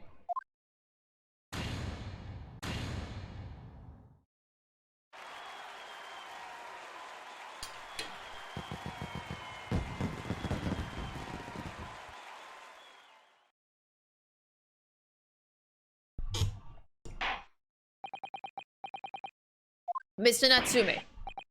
Yes, Lord Sir. Yeah! Thanks, chap. You are now a free man once more. It is my hope that you will continue to further your education in British culture. And may you never again be brought before me. Oh, yes, sir. Of course. On my life, I swear I'll never set foot in a courtroom again. I'm transported to tears. Thank you, counsels. Court is adjourned. Oh god, we did it. Oh my god. We did it. We did it. Woo! 20th February, 3:17 p.m. The Old Bailey Defendant's Antechamber. Oh, locum. Wait, you mean me? Of course! Is there another locum here? Is there even one? Compared to the original locum student, Mr. Naruhodo Esquire, your name has become rather short, hasn't it? What's wrong with using my actual name? Oh, at last, I'm free! Joyful, joyous, jubilant, jubilation! Heady, hearty, happiness, hurrah! Oh, I'm pleased. Mr. Natsume is delighted. Would it be so hard to just say that, then? Locum, you did it. You saved me from the brink. Well, what happened to the poor woman was in no way your fault, after all. I'm just glad everyone can see it now. No, no, no, not that! Lovely, loyal, locum lawyer! Yeah? I mean, as I said before, I have just never got used to life here in Great Britain. Every time I look over my shoulder, I see foreigners. I see towering brick buildings. And from high up windows, I see them looking down on me, laughing. Look at that little hunchback. Oh dear, I'm sure it's all in your head, Mr. Natsume. But today, You local lawyer gave me my gloom to boot. You stood firm behind that baronial bench before all those babbling British. You battled to the bitter end, laying bare the baffling truth. And when I beheld the blinding fireworks among the beams of the Bailey's roof, I bellowed, "Behold the best barrister ever born!" That's very flattering, and we're very pleased for you. This has given me a wonderful anecdote to recount to my old friends back in Japan. An anecdote? Is that what's to become of all my hard work? Ah, there you are, my dear fellows. Oh!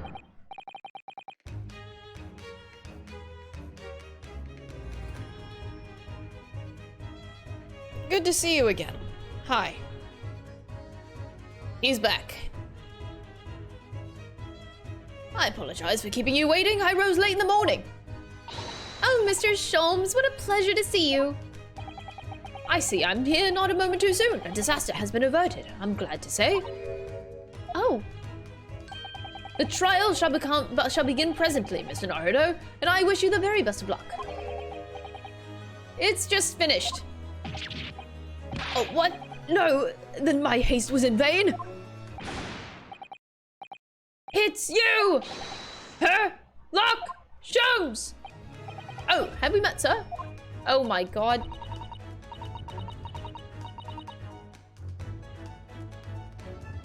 This is, Mr. Natsume? You know, the man that you had arrested, Mr. Sholmes? Ah, I see. I failed to recognize you at first. Our previous encounters have taken place in the gloom. Either of your bleak lodgings or that prison cell. I simply couldn't place that curious face in the light. Charming. This is all your fault, Sherlock Sholmes. You're the reason I had to go through this terrible ordeal. I'm going to give you a piece of my mind. My apologies, sir, but I assure you, I have placed you now. You're the fellow who abandoned that poor young lady and ran off, are you not?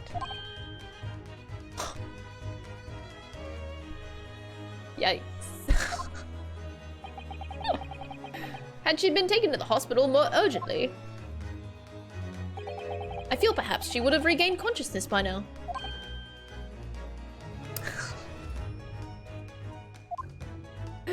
Oh my god. But it was unavoidable, I'm sure. We are but human, after all. Anyone would have been shaken by such an experience.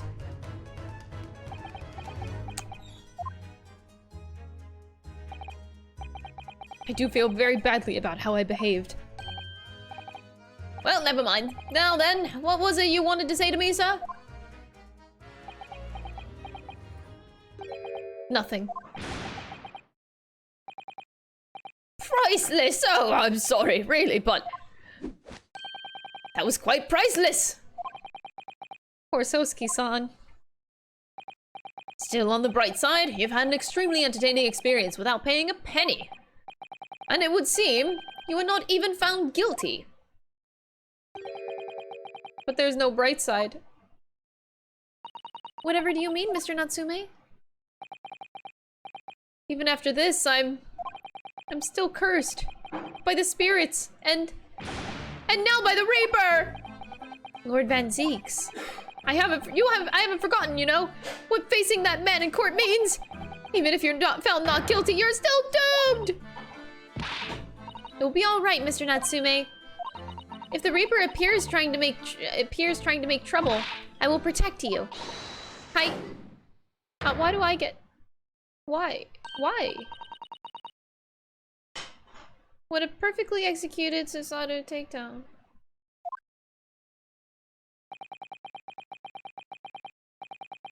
Much as I like being turned on my head, a bit of a warning might be nice next time, Miss Susato. Okay. So, Mr. Natsume, what do you intend to do now? You mentioned something about recounting your experiences to your friends back in Japan?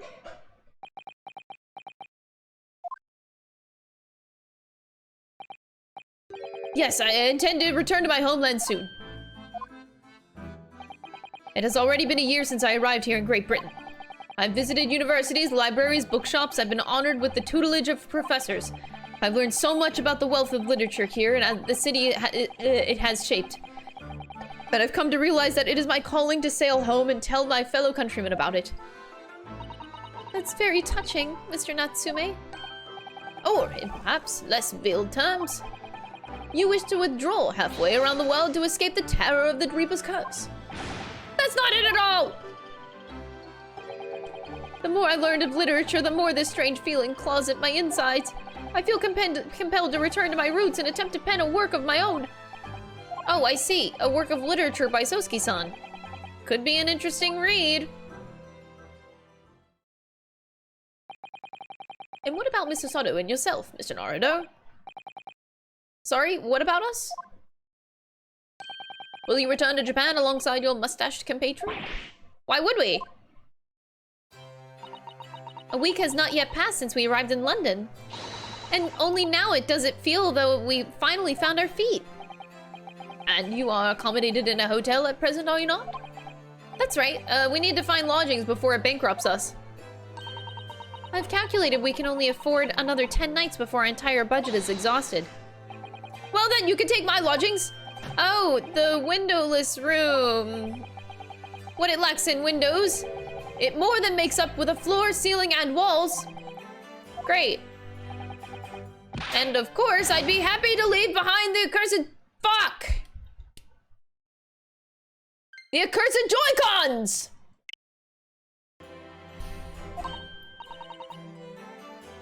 Oh my, an evil spirit.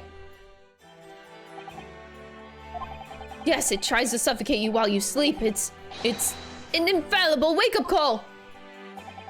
Well, think about it. Perhaps I can offer a more welcome alternative. Would you consider taking lodgings with me? Oh, God.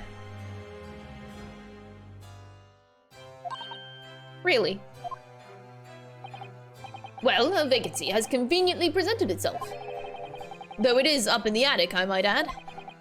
Are you sure it isn't just a storage loft?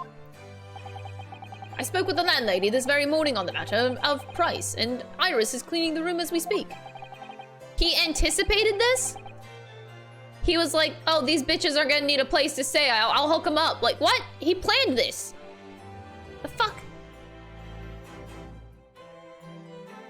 You must come at once. I presume you have no luggage to speak of? This is simply wonderful. What an honor to be invited to taking lodgings in the great detective's office's attic. I'm too overcome for words. So suggesting we look elsewhere is out then. Yep. Then it's settled. Iris will prepare a welcome dinner this evening. And you must come too, Mr. Natsume. I don't know what to say, but thank you, and yes. Wonderful. Then I'll go and complete the paperwork for your formal release, Mr. Natsume. It shan't take long. Somebody's happy. Locum, I knew that you wouldn't let me down. I'm truly delighted to have met you here in London. Likewise, Mr. Natsume, it's been a privilege meeting you too. It's a shame that we're gonna have to say goodbye so soon. Well, I've come to realize that I belong in Japan. But Locum will meet again one day. I'm sure. And hopefully by then I'll be a successful lawyer. What, we're not a successful lawyer already? Whatever. We haven't lost yet. Hopefully by then I'll be a successful author. Well, my dear fellow, our carriage appears to have arrived. Shall we go, Mr. Naruto? Yes, Mr. Sholmes. I've little doubt Mr. Natsume will be released in time for the dinner this evening. And so, with Sosuke-san's innocence successfully established, we rode with Mr. Sholmes to what was to become our new home, 221B Baker Street. Feels weird, man. Oh my god, we're actually gonna be here. Okay.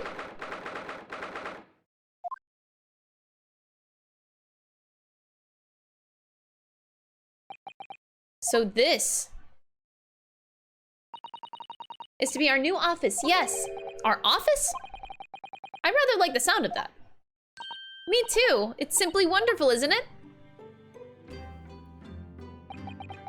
I hope you can see this, Kazuma. I hope it's only a small step. But I'd like to think that we're getting a little closer to your dream now. So, my dear fellows, do you like the place? What? Hello? Hello? Okay, he be looking fine. What's happening? I'm very uncomfortable right now.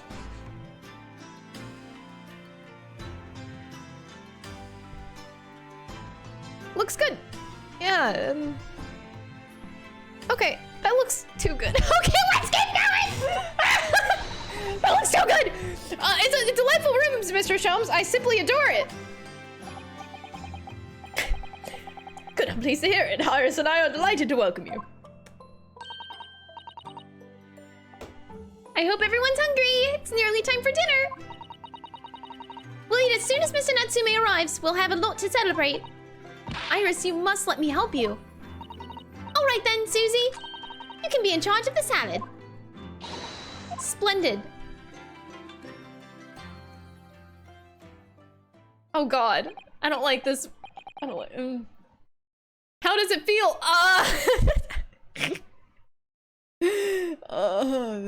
Please, I don't want to talk about how I feel right now.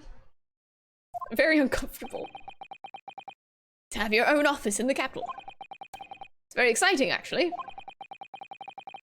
I can't help wondering what adventures await us. Holy shit. This is Those were precisely my sentiments when I first established my office at these premises. Until I discovered the dark truth about the city of London, that is. Sorry? London is a glorious place, full of wonder, opportunity, prosperity, and mirth. But the brightest of lights cast the darkest of shadows. Shadows? What do you mean? Well, I believe you're well aware of the murkiness that lies beyond London's facade already. So, once again, Mr. Naruhodo.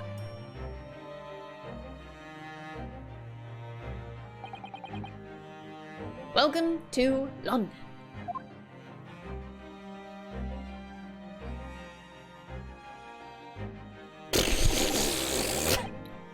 Thanks.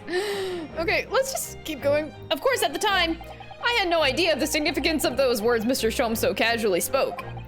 But it wasn't long before my turn came to lift the facade and see the true depth of the murk that lay behind it. I never want to see that side of Sholmes ever again.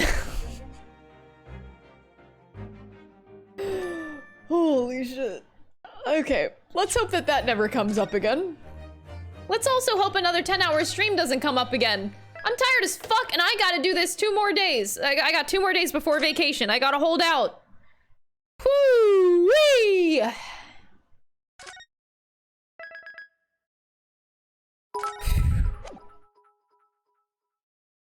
He looked like almost half Oh, this is the himself. last episode. I thought there were 6 episodes, not 5. Oh boy.